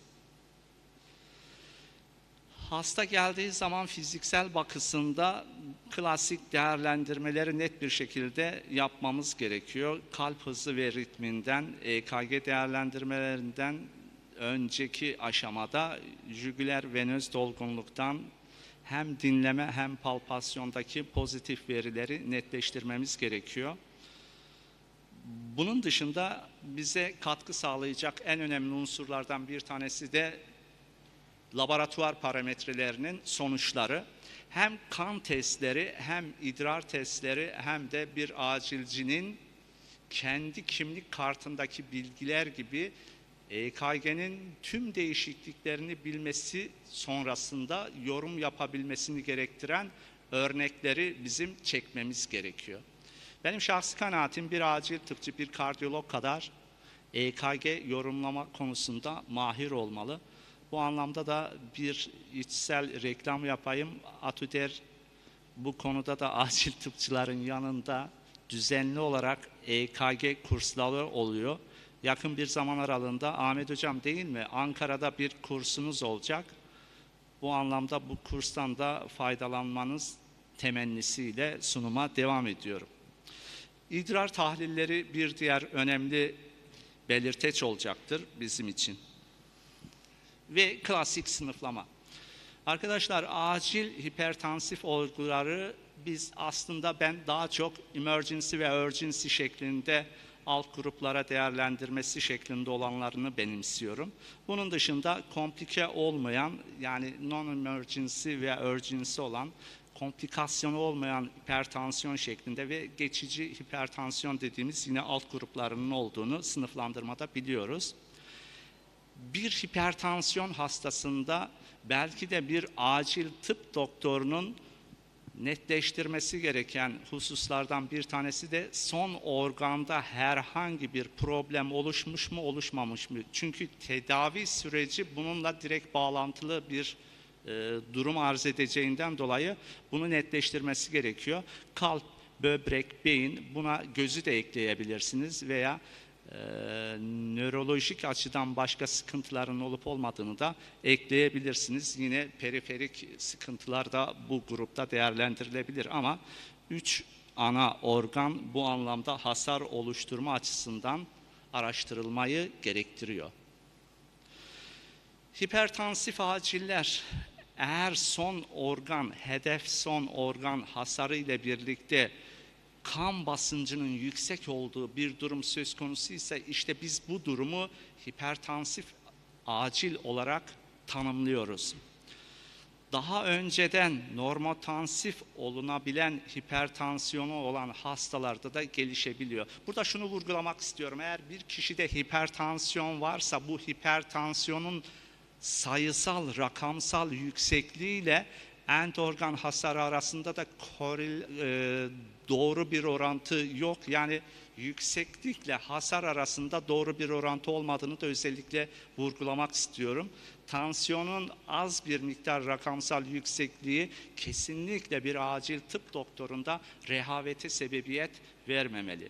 Sıklıkla hastaların kan basıncı sistolik 180 mm civa veya diastolik 120 mm civa üzerinde bulunsa da tanı için az önce söylediğim sebepten dolayı reel bir tanımlama yapmak çok da doğru değil kanaatindeyim. Evet, neticede diastolik kan basıncının 120 mm civanın üzerine çıkması da hipertansif kriz için belirteç arkadaşlar. Amaç az önce de söylediğim gibi son organda hasarı önlemek, yani bu hipertansif krizlerde acil tıpçının amacı son organlarda hasarı önlemek veya önleyebilecek bir süreç içerisinde hasta karşısına çıkmamışsa oluşabilecek olan hasarı sınırlayabilmek temel amaç olmalı. Tabii ki biz acil servislerde hipertansiyonları takip ediyoruz ama netice itibariyle ben şahsi kanaatim acil servislerde uzun süreli takip gerekiyorsa acil servisin de yoğun bakım konforunda hastaya hizmet vermesi gerekiyor. Bunu başarılı bir şekilde ülkemizde devam ettiren birçok klinik var. Kendi hastanemizdeki acil tıp kliniği de bu örnekler arasında sizlere söyleyebilirim. Tabii ki siz eğer bir yoğun bakım kalitesinde hizmet veriyorsanız oradaki o end organ hasarını sınırlamak istediğiniz olan hastanın tedavisini de intravenöz şekilde dizayn etmeniz gerekiyor. Reel ve rasyonel alanda bu sevgili arkadaşlar. Oral ajanların intravenöz verilen ajanlara göre kan basıncı üzerine olan etkisi netice itibariyle herkesin bildiği bir realitedir. Bu yavaş bir süreç olarak fayda gösterecektir. O anlamda biz oral ajanları bu süreçte ilk anda aklımıza getirmiyoruz. Ya birçok problem, end organ hasarı organlarını söylemiştik. Birçok problem oluşturuyor hipertansif durumlarda. O anlamda belki de biz spesifik bazı vakaları da vereceğim, zamana karşı yarışıyoruz. Oldukça geniş spektrum var arkadaşlar. Hipertansiyon tedavisinde belki bu salonda kullanan arkadaşlar da vardır. Yani 100 tane hipertansiyon tedavisi gören kişiyi siz bir araya getirseniz inan ki aynı ilaç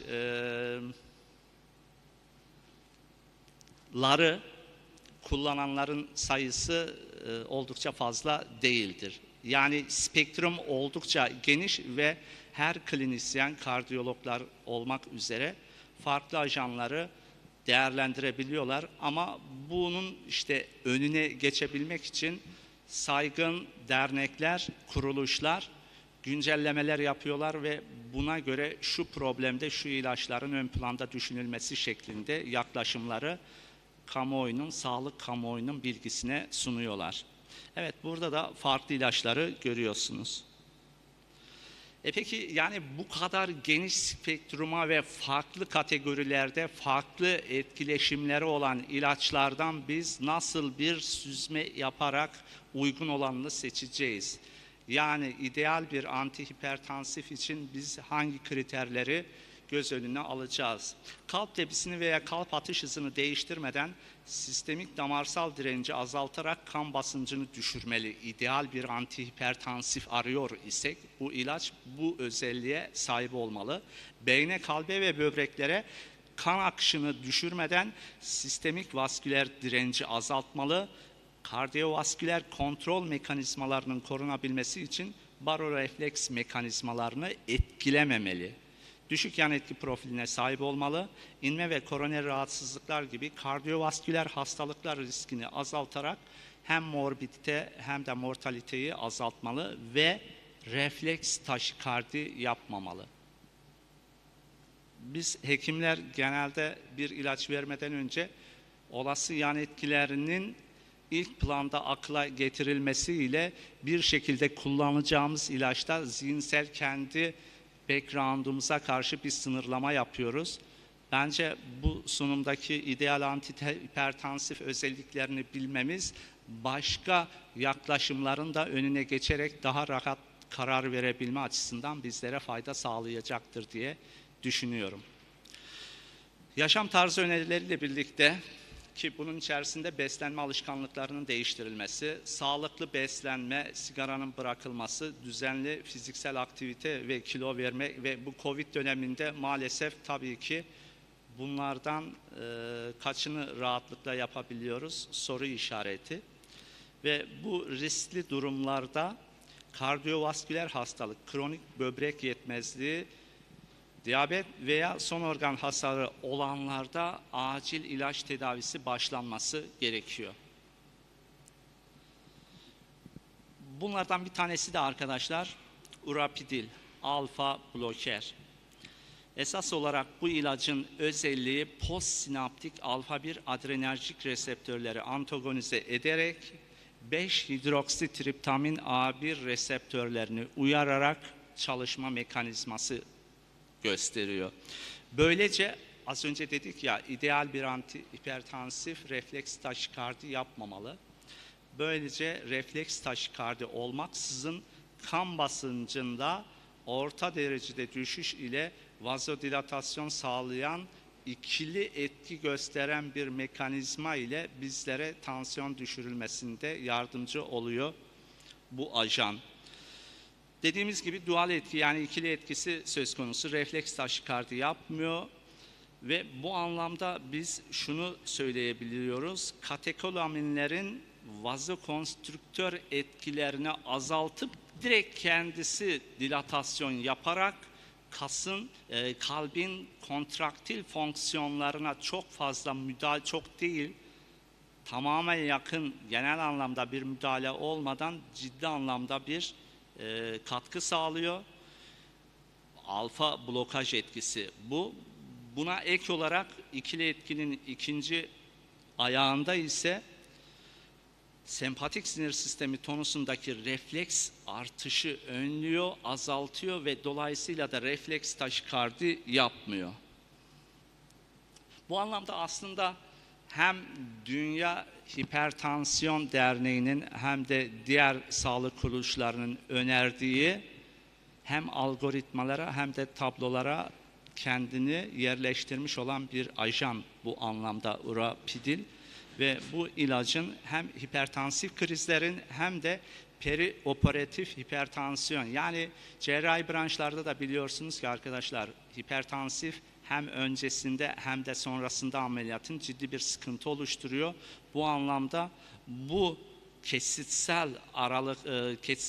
dönemde de yine bu ilacın etkinliği ile ilgili önemli verilere sahibiz. Bir diğeri ise preeklamsinin tedavisinde etkinliği olduğu. Akut inmenin yönetiminde de potansiyel bir rol olduğunu yine biz bilimsel veriler ışığında söyleyebiliriz. Özellikle hemorajik enfarkta biz bu konunun daha etkin bir şekilde gündeme getirildiğine sahibiz bilgi anlamında. Evet, az önce söylediğim tablolardan bir tanesi Avrupa Kardiyoloji Derneği'nin 2018 kılavuzu. Burada hem böbrek yetmezliğinde hem akut hemorajik stroke'da hem de akut kardiyojenik pulmoner ödemde alternatif olarak aslında birinci sıradaki çizgideki tedavi ajanlarının bir kısmının Türkiye'de olmadığını da biliyoruz. Bu anlamda ikinci sıradan birinci sıraya geçiş durumundan da söz edebiliriz. Nazmine Hanım, Fransa'yı sormayacağım. Yine labetalol'un intravenöz formu var mı diye. Var mı sizde? Labetalol etken maddesinin ticari intravenöz formu var mı sizde? Aklınızda değil, evet. Ülkemizde bu ajanların bir kısmı var, bir kısmı ise Sağlık Bakanlığı tarafından isim vermek istemiyorum ama kısa zaman önce toplatıldı. O anlamda Rapidil'in burada alternatif olarak sunulması sanki birinci hattaki tedavi ajanına geçişine de bu yaşanan olaylar katkı sağlayacak gibi görünüyor. Bu da arkadaşlar Uluslararası Kardiyoloji Derneği'nin 2020 kılavuzu. Burada da yine aynı çizgili değerlendirme yapılmış. Böbrek malin hipertansiyonda yine kanamalı serebrovasküler olaylarda ve akut koroner olgularda bu ajanın alternatif şekilde hekimler tarafından kullanılması tavsiyesinden bahsedilmekte. Ve bunların ışığında tabii ki Türkiye Cumhuriyeti Sağlık Bakanlığımızın da hazırlamış olduğu kardiyolog ekipleri tarafından hazırlamış olduğu kılavuzda da bu ajan yine yerini almış. Aynı hem hipertansiyon derneklerinin tabloları hem de kardiyoloji derneklerinin önerileri doğrultusunda benzer çizgide endikasyonlar ifade edilmiş durumda. Tabii ki bunu tekrar edecek olur isek akut kardiyojenik pulmoner ödemde, koroner olaylarda ve böbrek yetmezliği olsun veya olmasın birlikteliğinde veya birlikte olmaması durumunda yaşanacak malin hipertansiyon olgularında alternatif tedavide bu ajan önerilmekte. Bununla ilgili birçok çalışma var arkadaşlar. Ben bunların detaylarına girmeyeceğim ama netice itibariyle bu çalışmalarda etkinliği ile ilgili verilere sahibiz. Sunum zaten daha sonra derneğimizin veri havuzunda sizlerin değerlendirmesi ve incelemesine sunulacak. Oradan daha detaylı değerlendirebilirsiniz. İnteraktif konuşma adına ben hızlandırıyorum. Bu ajan arkadaşlar intravenöz anlamında başkanımızın da ilk başta ifade ettiği gibi Türkiye'de en azından şu saate kadar benim bildiğim anlamda tek ajan olduğunu söyleyebiliriz. Bu ajanın hem bolus hem de enfeksiyon nereden çıktı? İnfüzyon şeklinde içimiz dışımız Covid olduğu için neticede öyle bir dil sürçmesi oldu ama sürekli infüzyon şeklinde de bu ilacın kullanıldığını söyleyebiliriz. Pozolojisinde arkadaşlar dediğimiz gibi iki farklı uygulama durumu söz konusu. Birincisi bolus, ikincisi ise arkadaşlar bir perfüzör veya perfüzör olmadan drip infüzyon ile iki farklı uygulama şeklinde biz bu ilacı kullanabiliyoruz. Burada vurgulamak istediğim aslında en önemli cümle şu. Siz ilacı uyguladıktan sonra hangisinde olursa olsun fark etmez ama çok kısa zaman aralığında bir tansiyon değişikliğini gözlemliyorsunuz ölçümlerle. İşte bu zaman aralığını ben kendi gözlemlerimde 5 dakikadan daha az da gördüm ama genel olarak enjeksiyondan sonraki 5 dakika içerisinde kan basıncında azalma olması bekleniyor diyor. Gerçekten realite anlamında da biz bu rakamsal değişiklikleri görüyoruz. Tabii ki tedaviye verdiği yanıtın regülasyonlu kontrolü ile gerektiğinde siz bu ajanı tekrarlayabiliyorsunuz. Eğer siz etkin doz aralığına yakın bir sürece eğer sahipseniz infüzyon tedavisine geçiş anlamında da süreci devam ettirebiliyorsunuz. Tabii ki bunların rakamsal karşılıklarını detaylı bir şekilde prospektüsten görebiliyoruz. Bu ajanın iki farklı formu var arkadaşlar. 10 mililitrede 50 miligram veya 5 mililitrede 25 miligramlık infüzyon ve bolus formları var. Ve doz planı. Siz intravenöz bir enjeksiyon yani çok kısa bir zaman aralığında damar içerisine direkt ilacın uygulanmasını yapabiliyorsunuz. Ve bu yapıldıktan sonra ajanın uygulanmasından sonra 2 dakika sonra arkadaşlar bir kontrol yaptığınız zaman eğer kan basıncında istediğiniz düzeyde bir düşüklüğü size ilaç sağlamışsa infüzyon tedavisine geçebiliyorsunuz. Ama regülasyonda biraz daha devam edilmesi gerektiği kanaati sizin zihninizde hasıl olmuşsa ikinci bir veya üçüncü bir uygulama tekrarlarını yapabiliyorsunuz. Ama sonraki infüzyon sürecini de yine ihmal etmemek gerekiyor. Burada bir örnek var arkadaşlar. Ben olgularda da yine bu tablo eşliğinde sunumlar yapacağım. Gördüğünüz üzere tabloda eğer siz uyguladıktan sonra, bolus uyguladıktan sonra 2-3 dakika sonra eğer istediğiniz düzeyi sağlayamamışsanız tekrarlayabiliyorsunuz.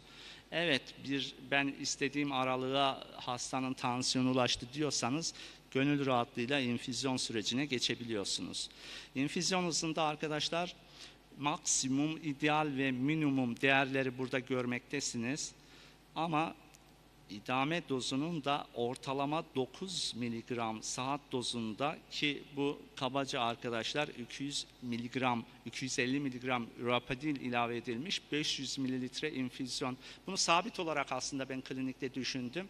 Bunu total olarak kullandığınız zaman 550 oluyor. Hem ajanı hem de SF'i kullandığınız zaman SF şartı yok, onu başta da söyleyeyim. Glukozun düşük oranda olduğu o sıvı ajanları da bu şekilde siz bu ajanla birlikte kullanabiliyorsunuz. Ve dolayısıyla saatte minimum 9 miligram, maksimum ise 120 miligram olacak şekilde bir dizayn ile etkin değerlere ulaşmanız sağlanabiliyor.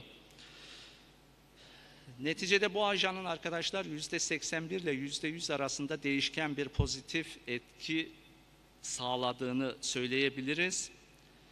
Koroner sinüs kan akımına, miyokardiyal oksijen tüketimine ve miyokardiyal laktat salınımına etkisi yoktur ve kafa içi basıncını da artırmıyor.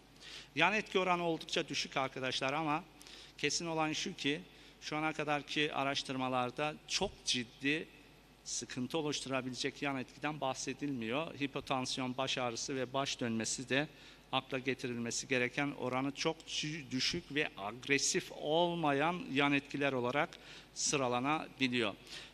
Bu ajanla ilgili birçok ülkede çalışmalar yapılmış. Avrupa'da işte zaten pratiğini de Nazmine hocamda az önce gördüğümüz üzere Fransa'da kılavuzlara dahi girmiş. Avustralya'da yine bu ilacın önerilmesiyle ilgili kardiyoloji dernekleri tarafından öneriler, algoritmalar oluşturulmuş.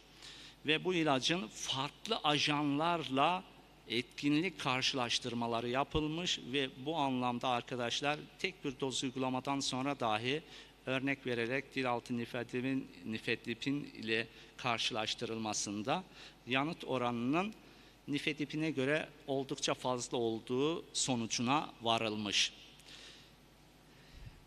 Perioperatif uygulamalarda yine akla getirilmesi, preeklemsi vakalarda ve intrakaranyal hemorajilerde ilk akla getirilmesi gereken ajanlardan birisi olduğundan bahsetmiştim.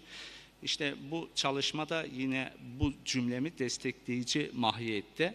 Enjekte edilebilir urapadilin kullanımı kolay ve vakaların %80'inde etkili olan anne veya fetüs üzerinde çok az ikincil etkisi olan bir antihipertansif ajan gibi görünmektedir diye sonuç bağlamış bu 2012 yılındaki yayın.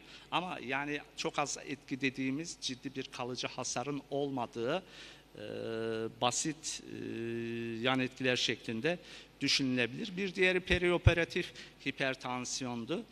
Bu anlamda cerrahi operasyonların özellikle de koroner arter cerrahisi ve abdominal aort cerrahisindeki hipertansif atakların, işte bir feokromostoma cerrahisi düşünün arkadaşlar, ciddi bir şekilde karşımıza sıkıntı oluşturabilecek bir süreci o cerrahların stresli bir şekilde yaşadığını da göz ardı edemeyiz. Bu anlamda intravenöz urapidirin de yararlı olduğu çalışmalarla gösterilmiş. Akut inmede de yine hem az önce de ifade etmiştim, hem serebral perfüzyon basıncını etkilememesini hem de kafa içi basıncını etkilememesi anlamında ciddi anlamda potansiyel bir protektif etkisinin olduğunu ifade edebiliriz. Yine nifetipine göre etkinliği üzerinde de çalışmalar bulunmakta akut inme ile ilgili.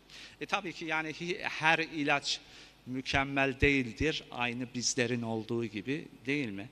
Netice itibariyle burada da dikkat etmemiz gereken bazı hususlar var. Emzirme döneminde kullanılmaması gerekiyor.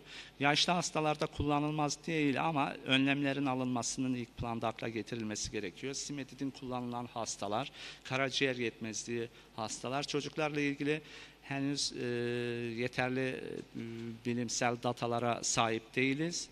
Bu anlamda bu konularda dikkat etmek gerekiyor. Aort veya mitral kapak stenozu gibi mekanik bir fonksiyon bozukluğundan, pulmoner emboliden veya perikardiyal bir hastalık nedeniyle kalbin işlevinin bozulmasından kaynaklanan bir kalp yetmezliği konusunda da yine uyarılar yapılmakta. Şimdi bazı olgular var. Bu olgularda tabii ki ürapedil tercih edildiği zaman başarılı olduğumuz vakalar var. Bunların birkaçını ben örneklendirme yaparak sizlere sunmak istiyorum. Erkek hasta 48 yaşında nefes darlığı ve progresif bir nefes darlığı şikayetiyle başvuruyor ve bu arada da tansiyon yüksekliği saptanıyor. Diğer problemlerini çok fazla gündem almak istemiyorum ama bu anlamda bu hastanın hem akciğerinde sıkıntısı olduğunu ve tansiyon arteriyelinin de 205'e 148 mm civar şeklinde bir raporlamasının olduğunu biliyoruz.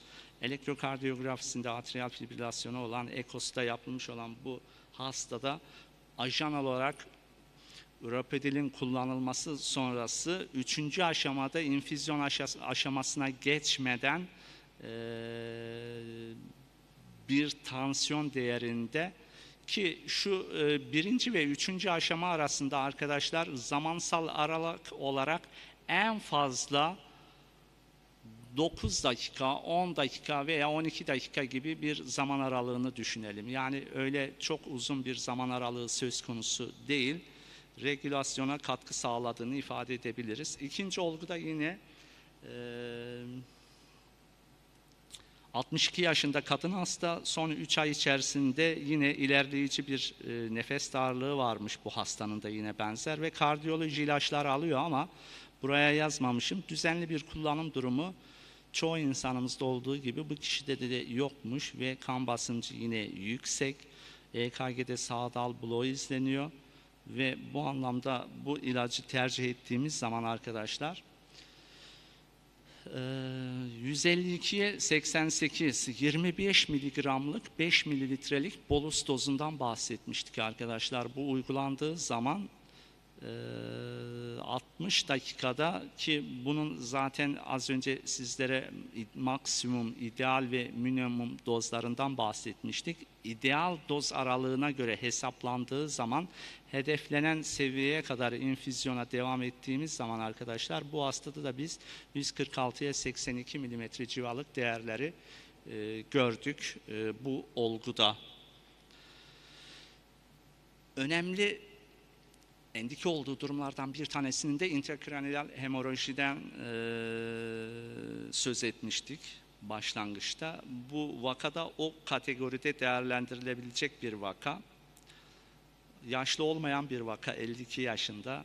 Bu hipertansif hastanın acil servisteki görüntülemesinde intrakraniyal hemorraji sonrası o kısa süre içerisindeki, hani hep başkanımız diyor ya, yaşam ile ölüm arasındaki o ince çizgide hızlı karar alma ve bunu uygulama yetisine sahip olan bir kişi acil tıp uzmanı olmalıdır.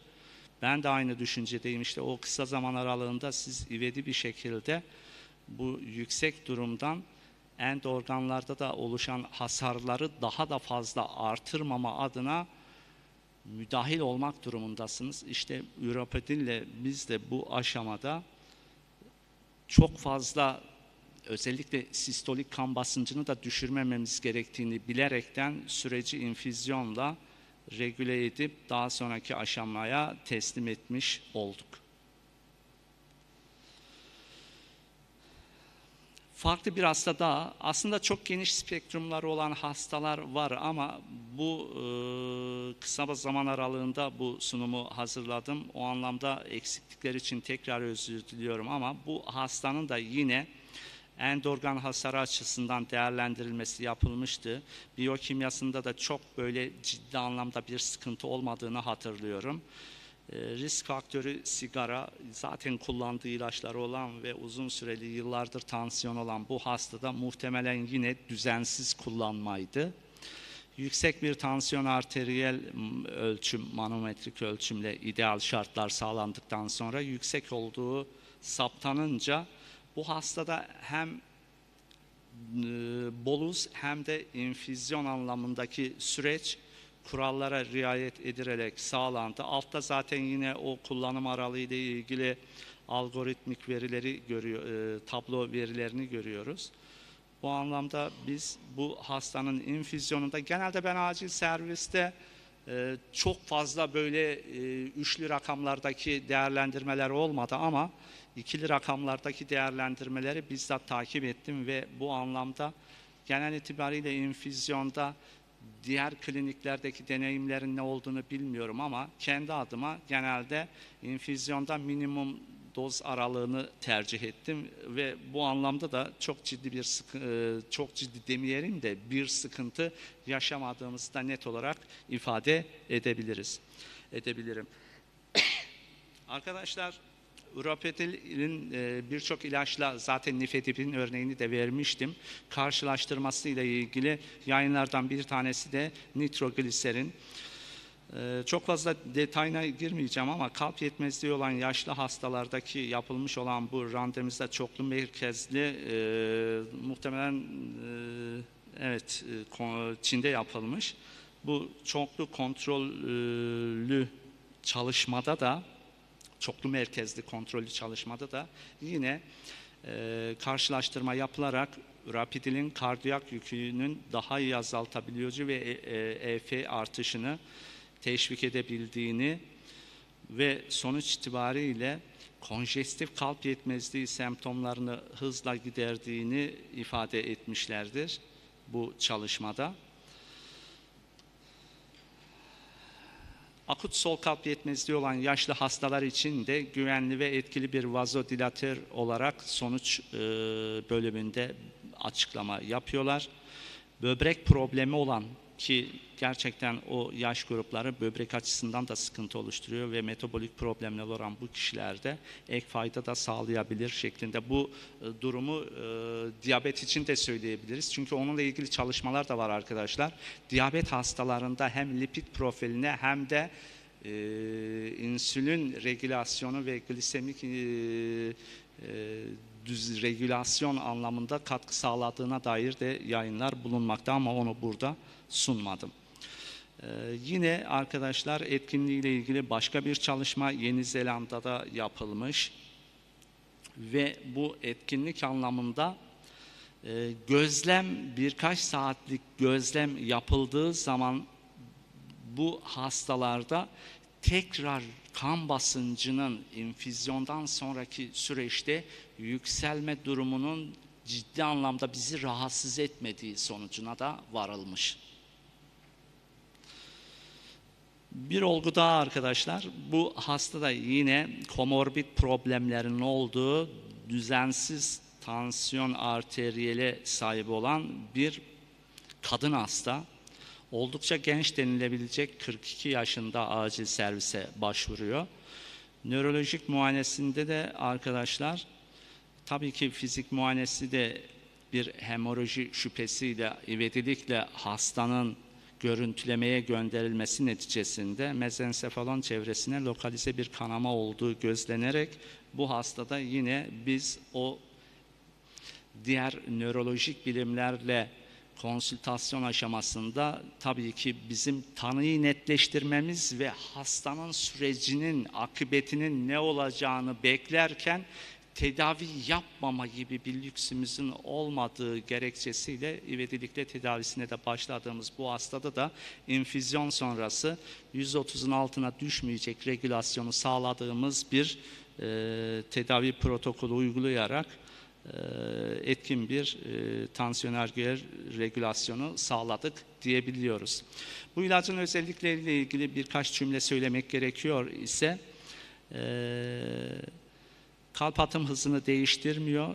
Çünkü kalbin fonksiyonları üzerine çok etkin bir sıkıntı oluşturmuyor. Refleks taşikardiyi özellikle birkaç slaytta vurguladım. Tolerans gelişmiyor. Hem 5-hidroksitriptamin 1 hem de direkt postsinaptik alfa 1 blokajı ile ilgili etkinliğinden bahsetmiştim. Kılavuzlara girdiğinden bahsettim. Türkiye Cumhuriyeti Sağlık Bakanlığımızın da bu anlamda tablolarında yer almış bir postsinaptik alfa bloker.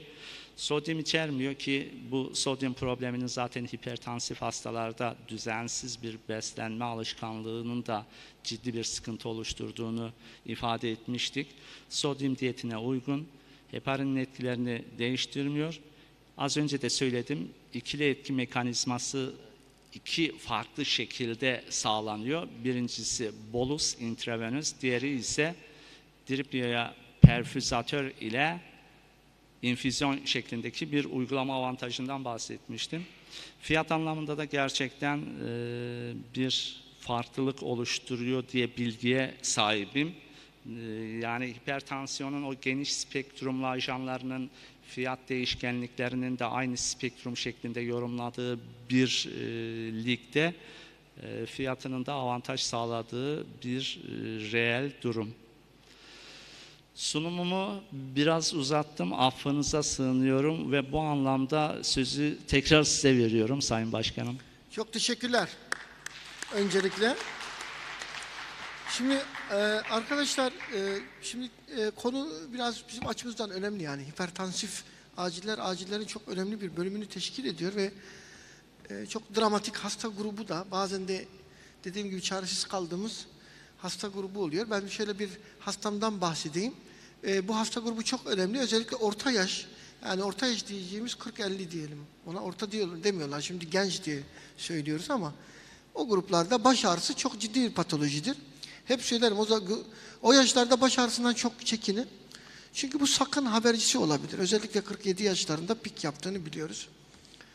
Şimdi bu hastalarda sak ilk kanamada kendini toparlayabilir. Nitekim böyle bir hastam olmuştu. Artık geri dönüş bekliyorduk. Ekstübe edecektik. Ama bunların 24 saat içinde ikinci hipertansif kanama durumu var. O hastada tansiyonu kontrol etmek hayati bir önem arz ediyor.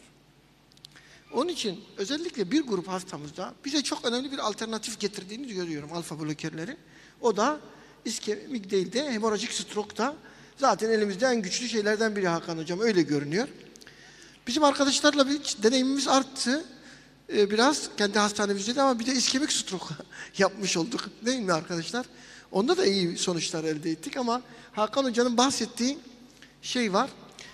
Çok çabuk düşürüyor değil mi Hakan Hocam ya? Evet. Biraz böyle alfa blokerlerden de bunu bekliyoruz herhalde.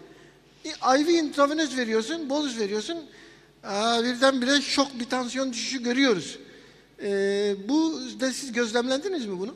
Ben özellikle bazı acil tıp meslektaşlarımızın yan etkiler konusunda tedirgin olduğunu bu süreçte sorguladım, yani ne düşünüyorsunuz falan diye. İşte ilk doz senkopu, refleks taşikardi. Benim yani burada dediğim vaka sayıları çok yüksek değil. Hani klasik derler ya, daha fazla bu konuda pratik değerlendirmeler gerekiyor ama benim kendi uyguladığım o ikili rakamlardaki hastalarda bu sıkıntıları görmedim. İnanın ki bir acil tıp kliniğinde siz bir ilacı uyguladığınız zaman ya bunun yan etkisinde şu sıkıntı olabilir diyerekten bir tereddüt içerisine girmeyin. Hepsinin telafisine olacak konfora sahip bir klinikte çalışıyorsunuz. Yani bu hasta arrest olursa ne olur? Genel anlamda söylemek istiyorum. Bu olaya özgül değil. İşte solunum sıkıntısı olursa ne olur? Hepsinin çözümü sizin zaten o kliniğinizde elinizin altında.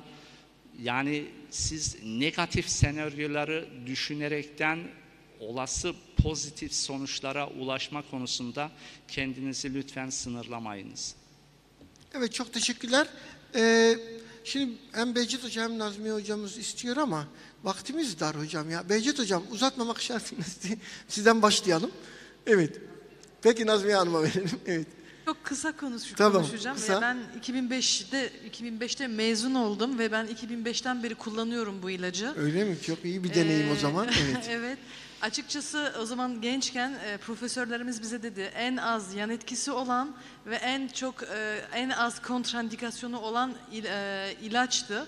Ve ben gerçekten yani ilk etapta her zaman A planım ürapidil oluyor. Yani hamile kadınlarda bile.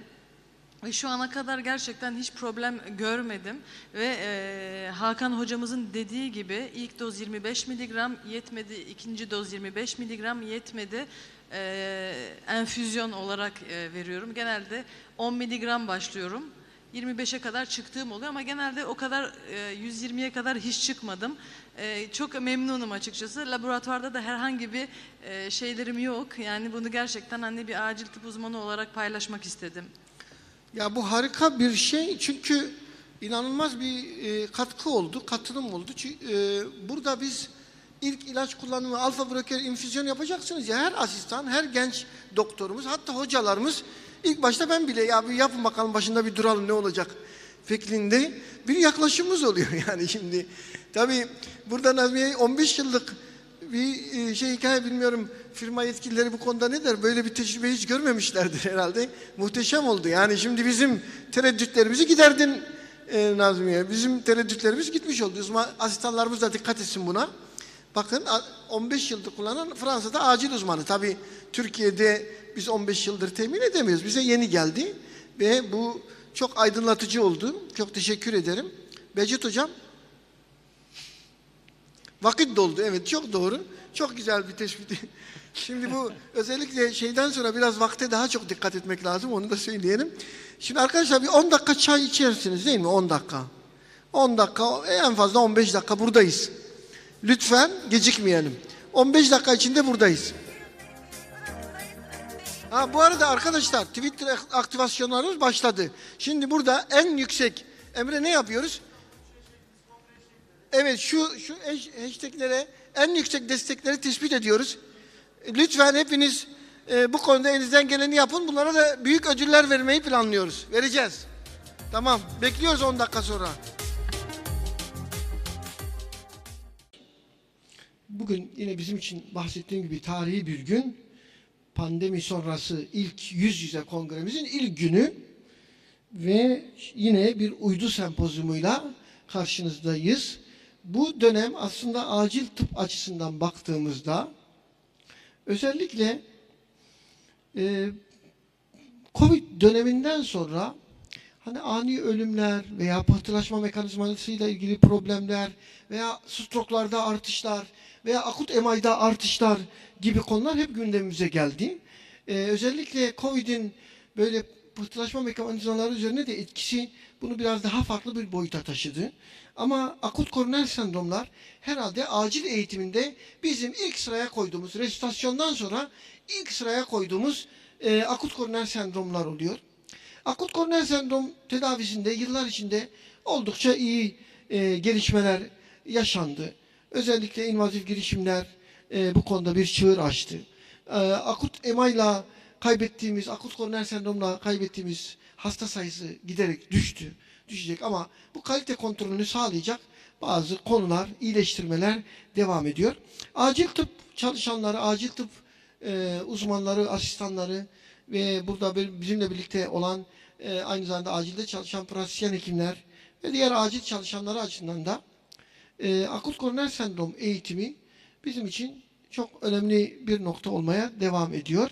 Burada da bizim üzerimize düşen görevler var. Akut koroner sendromda yapılacak tedavinin zamanla bir yarış olduğunu, bu yüzden de verilmesi gelen ilaçların zamanında verilmesinin çok önemli olduğunu yıllardır bahsediyoruz. Yıllardır hep ben şu soruyu sorardım. Yani eğer elinde bir ilaç olsa, sadece bir ilaç olsa, akut MI'da, akut koroner sendromda hangi ilacın elinde olmasını isterdin? Hep asetilsalisilik asit üzerine çalışırdık. Ama süreç şunu gösterdi ki, bir de P2Y12 inhibitörlerinin özellikle bu konuda çok ciddi bir gereksinimi var. Ve bunların erken verilmesinin, zamanında verilmesinde çok büyük önemi var. Yaklaşık 4-5 yıldır biz bu konuda özellikle eğitimlerimize devam ediyoruz.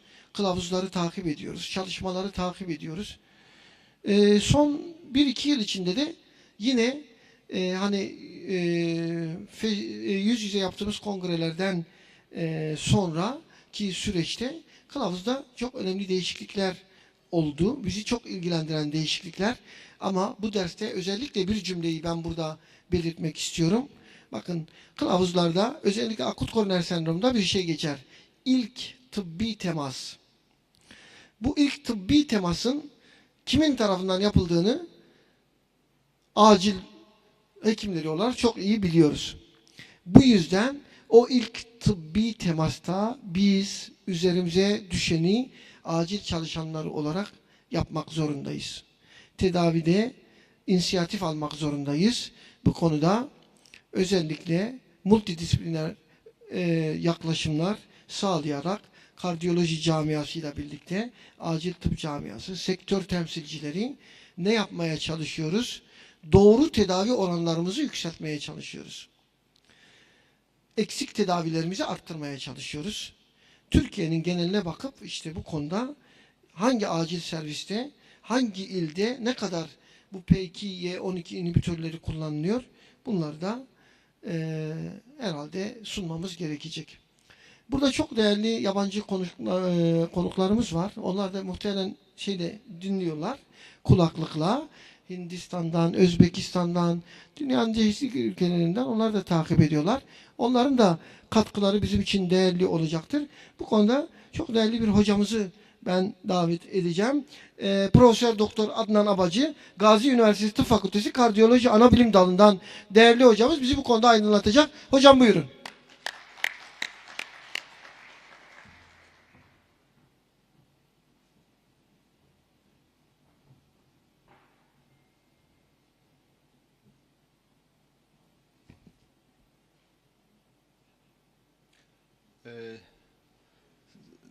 Değerli başkan, değerli meslektaşlarım, bu oturumda ben size ST yükselmesiz miyokard akut koroner sendrom kılavuzundaki hem değişikliklerden hem de bu değişikliklere neden olan çalışmalardan kısaca bahsedeceğim. 2020 ESC, Avrupa Kardiyoloji Derneği, ESC diye kısaca söyleyeceğim bundan sonra. Kılavuzu biliyorsunuz 220'de yenilendi, 2020'de yenilendi. Daha önce 2015'te bir önceki versiyonu çıkmıştı. Arada bir güncelleme yapılmıştı. Şimdi buradaki esas konumuz ön yükleme meselesi. Bu kardiyologlardan daha çok sizi, yani acil hekimi meslektaşlarımızı ilgilendiren bir konu. Ön yükleme diye Türkçe'ye çevirdim. Ön tedavi denebilir, pre-treatment. Öncelikle ön yükleme dediğimiz zaman ne anlıyoruz, ne anlamalıyız? Ön yükleme, ST yükselmesiz akut koroner sendromda. Burada ST yükselmesiz akut koroner sendrom ifadesini özellikle kullanıyorum. ST yükselmesiz MI ve kararsız anjinayı kapsayan bir terim bu, biliyorsunuz. Ön yükleme, ST yükselmesiz akut koroner sendromda koroner anjiyografi yapılmadan önce P2Y12'nin başlanmasıdır.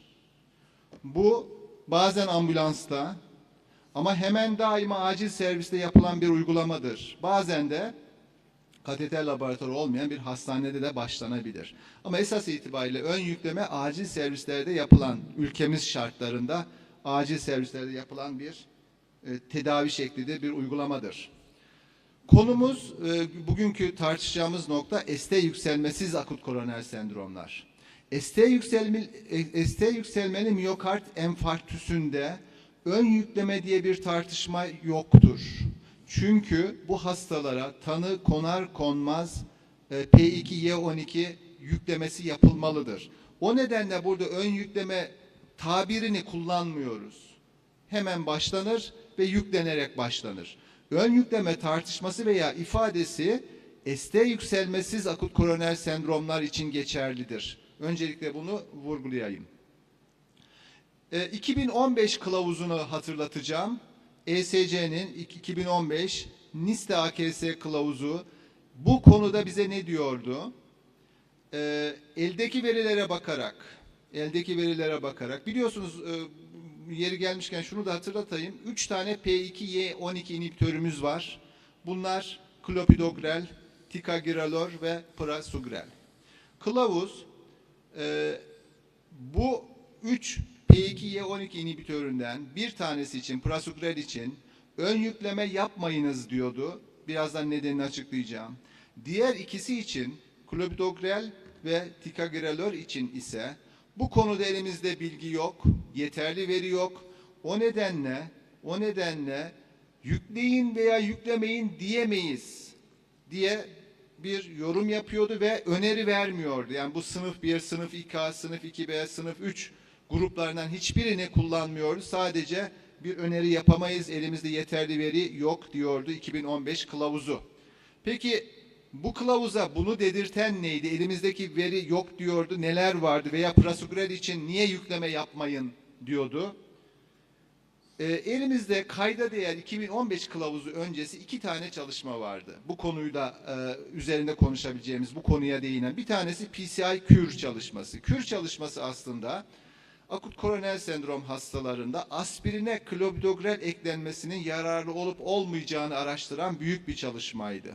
Bunların bir kısmına perkütan koroner girişim yapılan hastalar vardı. O PCI Cure olarak alt bir çalışma şeklinde tasarlandı ve bu grupta aslında ana konu yine aspirine klopidogrel eklenmesinin faydalı olup olmayacağını araştırmak idi. Fakat ilk bir ay hastalara girişim yapılmadan önce başlandı. Plasebo verildi veya klopidogrel verildi. İlk bir ayda tüm hastalara klopidogrel verildi. O nedenle ön yüklemenin, ön tedavinin değerlendirmesini sağlayabilecek bir çalışmaydı. Burada ön yükleme yapılması, yani hastaya acile gelir gelmez klopidogrel başlanması, anjiyografiden sonra başlanmasına üstün bulundu. Fakat bu çalışma çok eski bir çalışmaydı. 2003'lü yanlış hatırlamıyorsam. O zamanki şartları taşıyan bir çalışmaydı. Ve ön yüklemeden anjiyografi yapılmasına kadar geçen süre ortalama 6 gündü. Yani çok uzun bir zaman geçiyordu hastaların anjiyografiye gitmesine kadar geçen sürede. Yine bu çalışmada rutin invaziv yapan merkezler dışlanmıştı ve ana çalışmanın sadece alt bir grubunu oluşturuyordu. İkinci çalışma Akkos çalışması. İşte bu prasugreli yüklemeyin dedirten çalışma. Aslında esas ön yükleme yapılıp yapılmamasını inceleyen çalışma buydu. Burada nistemiyle gelen hastalar prasugrele veya plaseboya randomize edildi. Anjiyografi yapılana kadar.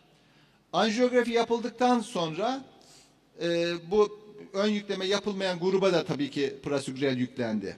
Yani bu gerçek bir ön yüklemenin işe yarayıp yaramadığını araştıran, karşılaştıran bir çalışmaydı.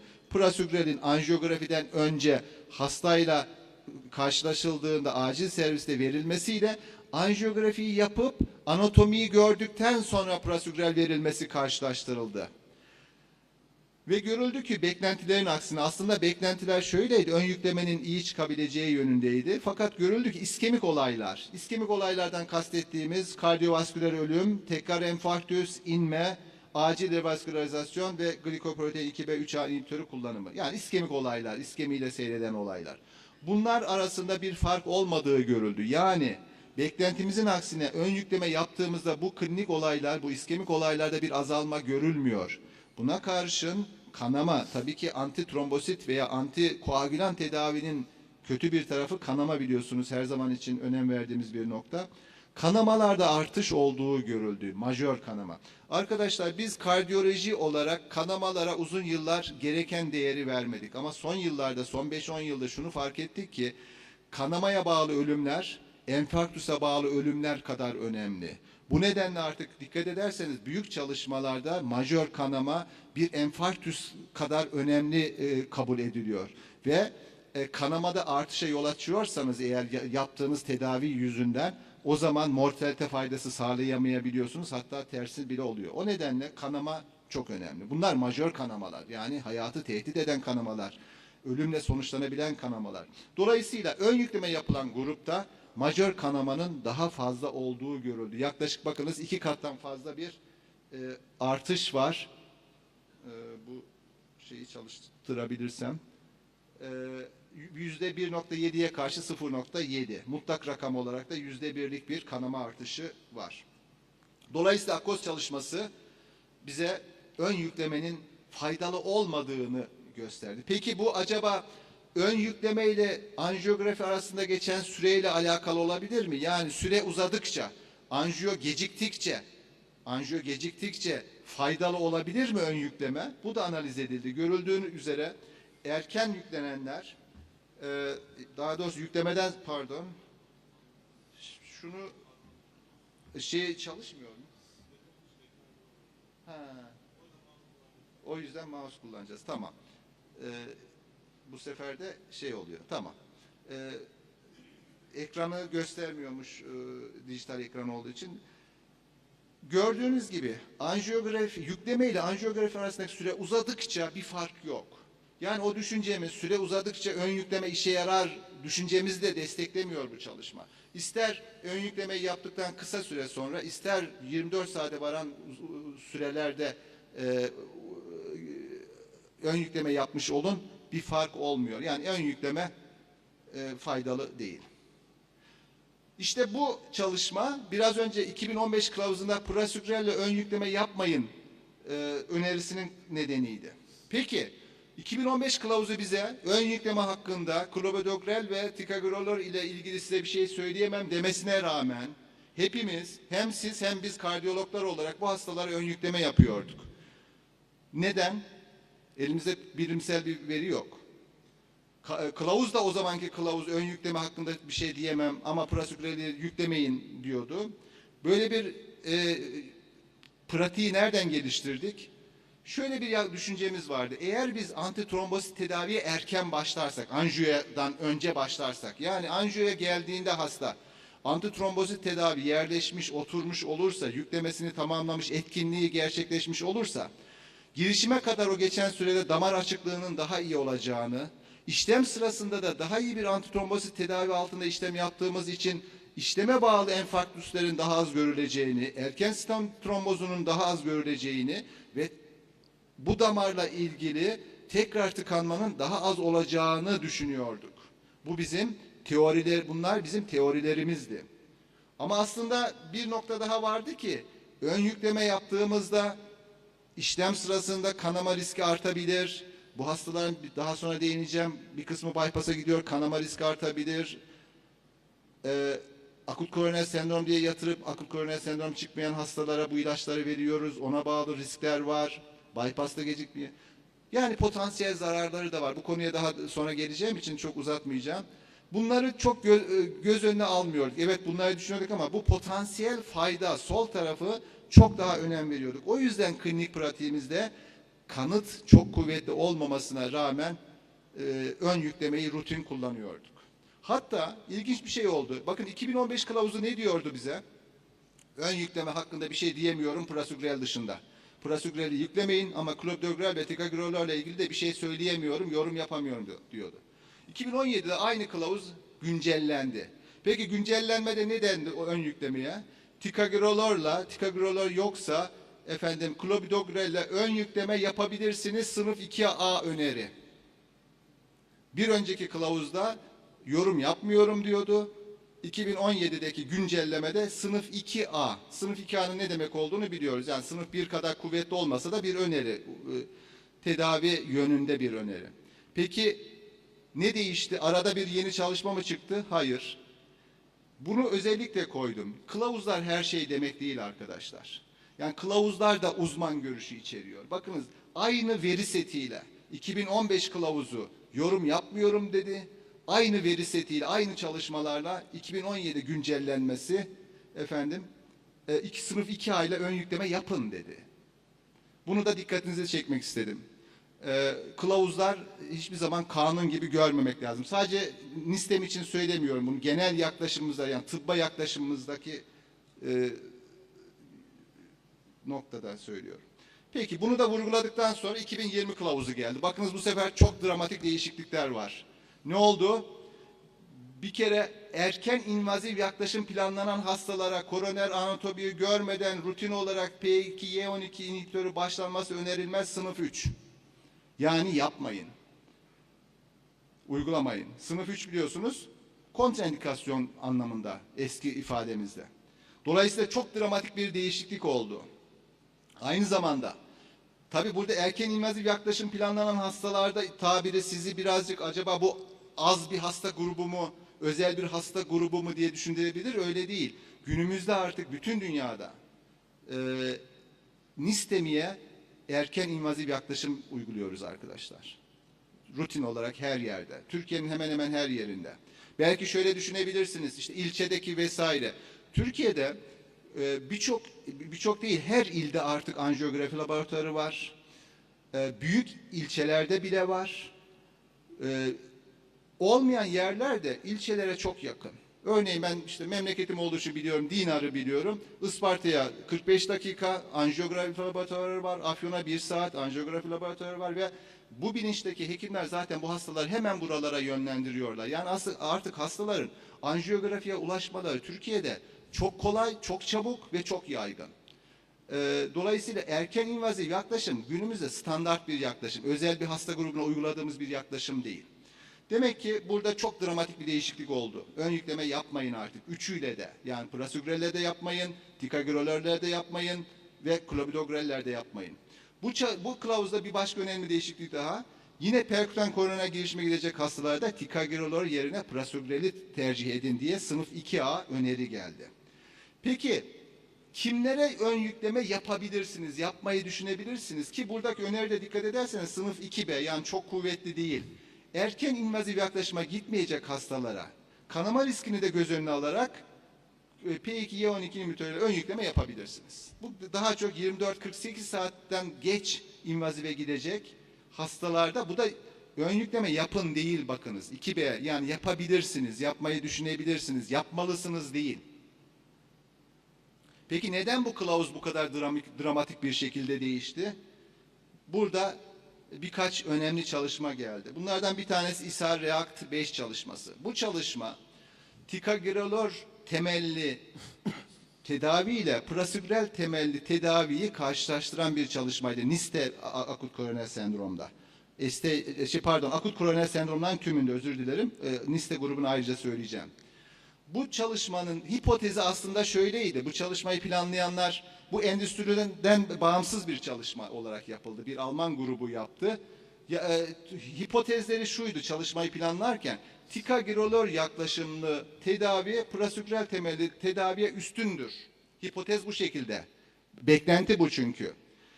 Çalışmaya hem ST yükselmeli hastalar hem ST yükselmesiz hastalar alındı. Az bir kısmı da kararsız anjinaydı. %40 kadarı STEMI, %46'sı NISTEMI, %13'ü de kararsız anjina. Yani %60 kadarı NISTEMI olmuş oluyor. NISTEMI AKS.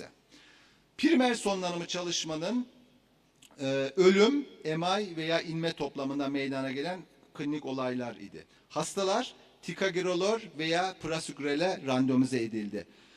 Ticagrelor'a randomize edilen hastalar hemen yükleme yapıldı. Çünkü kılavuz ne diyor? Ticagrelor'u yükleyin. Değil mi? Bir önceki yorum yok diyordu ama 2017 update'i yükleyin ve klinik pratikte de biz bunu bu şekilde uyguluyorduk zaten. Klinik pratiğe uygun bir çalışma yapıldı. Madem biz bunu ticagrelor'u işlem öncesi yüklüyoruz, görür görmez acilde yüklüyoruz, o zaman o yaklaşımı prasugrelleri de anjiyo yaptıktan sonra yüklüyoruz. Anatomiyi gördükten sonra yüklüyoruz. O iki yaklaşımı randomize edildi hastalar. Dediğim gibi beklenti ticagrelor'un üstün çıkacağı şeklindeydi. Fakat beklenmedik bir şekilde prasugrel ile klinik olaylar anlamlı olarak daha düşük bulundu. Burada gördüğünüz gibi olay sıklığı 12 aylık, bir grupta %9'larda, öbür grupta %7'lerde anlamlı bir fark var. Peki kanama, acaba iskemik olayları daha fazla azaltıyorsa kanama da o grupta, o ilaçta daha fazla olur mu? Hayır, böyle bir şey de görülmedi. Gördüğünüz gibi rakamsal olarak prasugrel grubunda daha düşük ama istatistiksel olarak ilk grupta da benzer bir kanama oranı görüldü. Dolayısıyla prasugrel temelli bir yaklaşım, ön yükleme yapmadan, anatomiyi gördükten sonra yükleme şeklindeki bir yaklaşım, ticagrelor temelli hastayı görür görmez, tanı koyar koymaz yüklemeye göre iskemik olaylarda daha az iskemik olaya yol açıyor. Kanamada da büyük bir fark gözlenmedi. İşte bu ishal reak 5'in bu sonuçları biraz önce kılavuzda bahsettiğim o iki öneri değişikliğine yol açtı. Bir tanesi ön yükleme yapmayınız. İkincisi de sınıf 2A öneriyle prasugrel'i ticagrelor'a tercih ediniz. Peki sadece bu mu bu öneriyi destekleyen çalışma? Pardon, ona geçmeden şunu da hatırlatayım. İshal reakta bütün hasta grupları ST yükselmesi, ST yükselmesiz ve kararsız anjina alınmıştı. Sadece nistemi hastalarını içeren alt grubun o %46'ydı biliyorsunuz. Onun da ayrıca bir analizi yapıldı. Acaba bu çalışmanın toplamı için olan sonuçlar, bulgular nistemi grubu içinde geçerli mi? Evet, aynı sonuçlar olduğunu görüyoruz. Bakınız iskemik olaylar prasugrel'de daha az, kanama ikisinde benzer. Dolayısıyla nistemi alt grubu da ana çalışmayla aynı. Bunun dışında kılavuzun bu önerisini destekleyen, aslında kılavuz yayınlandığında bu çalışma henüz yazıldığında, 2020 kılavuzu yazıldığında bu çalışma yayınlanmamıştı. Fakat kılavuzu yazanlar belki bu çalışmayı yapan kişilerle görüşüp ön bilgi aldılar mı bilemiyoruz. Diğer bir çalışmada Dubius çalışması. Bu çalışma da yine endüstriden bağımsız olarak yapıldı. İtalyanlar yaptı bu sefer. Niste AKS hastaları alındı bunlara sadece. ST yükselmeliler değil, ST yükselmesiz akut koroner sendromlar alındı. Ön yükleme yapılan ve yapılmayan gruba randomize edildi. Burada ön yükleme yapılıp yapılmaması ticagrelor ile yapıldı. Yani ticagrelor'un çalışması yoktu. Bu çalışmayla ticagrelor'un ön yüklemesinin faydalı olup olmadığı da özellikle incelenmiş oldu plaseboya karşı. Ön yükleme 700'er hasta var. Toplamda 1500'e yakın hasta. Orta büyüklükte bir çalışma. Primer iskemik olaylarla kanamayı beraber değerlendiriyor bu çalışma, dikkat ederseniz. Yani hem kanama hem iskemik olaylar beraber değerlendiriyor. Burada tabii pre-treatment değil de upstream, downstream ifadeleri kullanıldı. Upstream demek pre-treatment uygulanması demek. Yani ön yükleme yapılması demek. Downstream ise anjiyografiyi gördükten sonra yapılması demek. Görüldüğü gibi ticagrelor ile ön yükleme yapılması yapılmamasına göre bir fayda sağlamıyor. Dolayısıyla Dubius çalışması, kılavuz yayınlandıktan sonra yayınlanmasına rağmen kılavuzun önerilerini destekledi. Son bir destekte SCAR registrisinden geldi. Bu bir randomize kontrollü çalışma değil.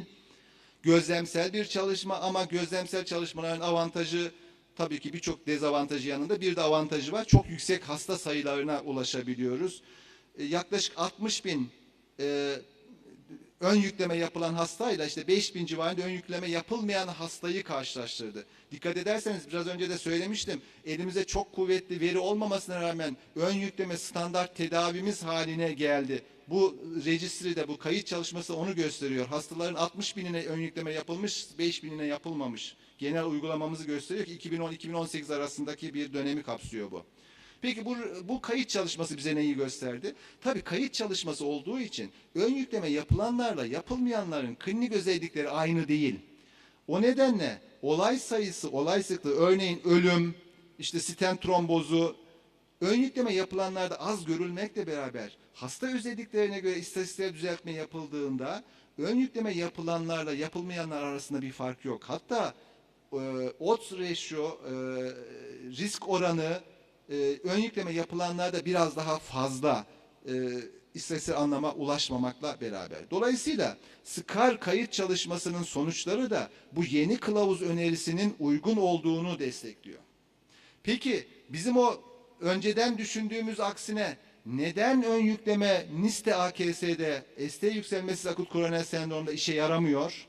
Bir kere arkadaşlar ST yükselmesiz akut koroner sendrom ST yükselmeli enfarktüs gibi homojen değil.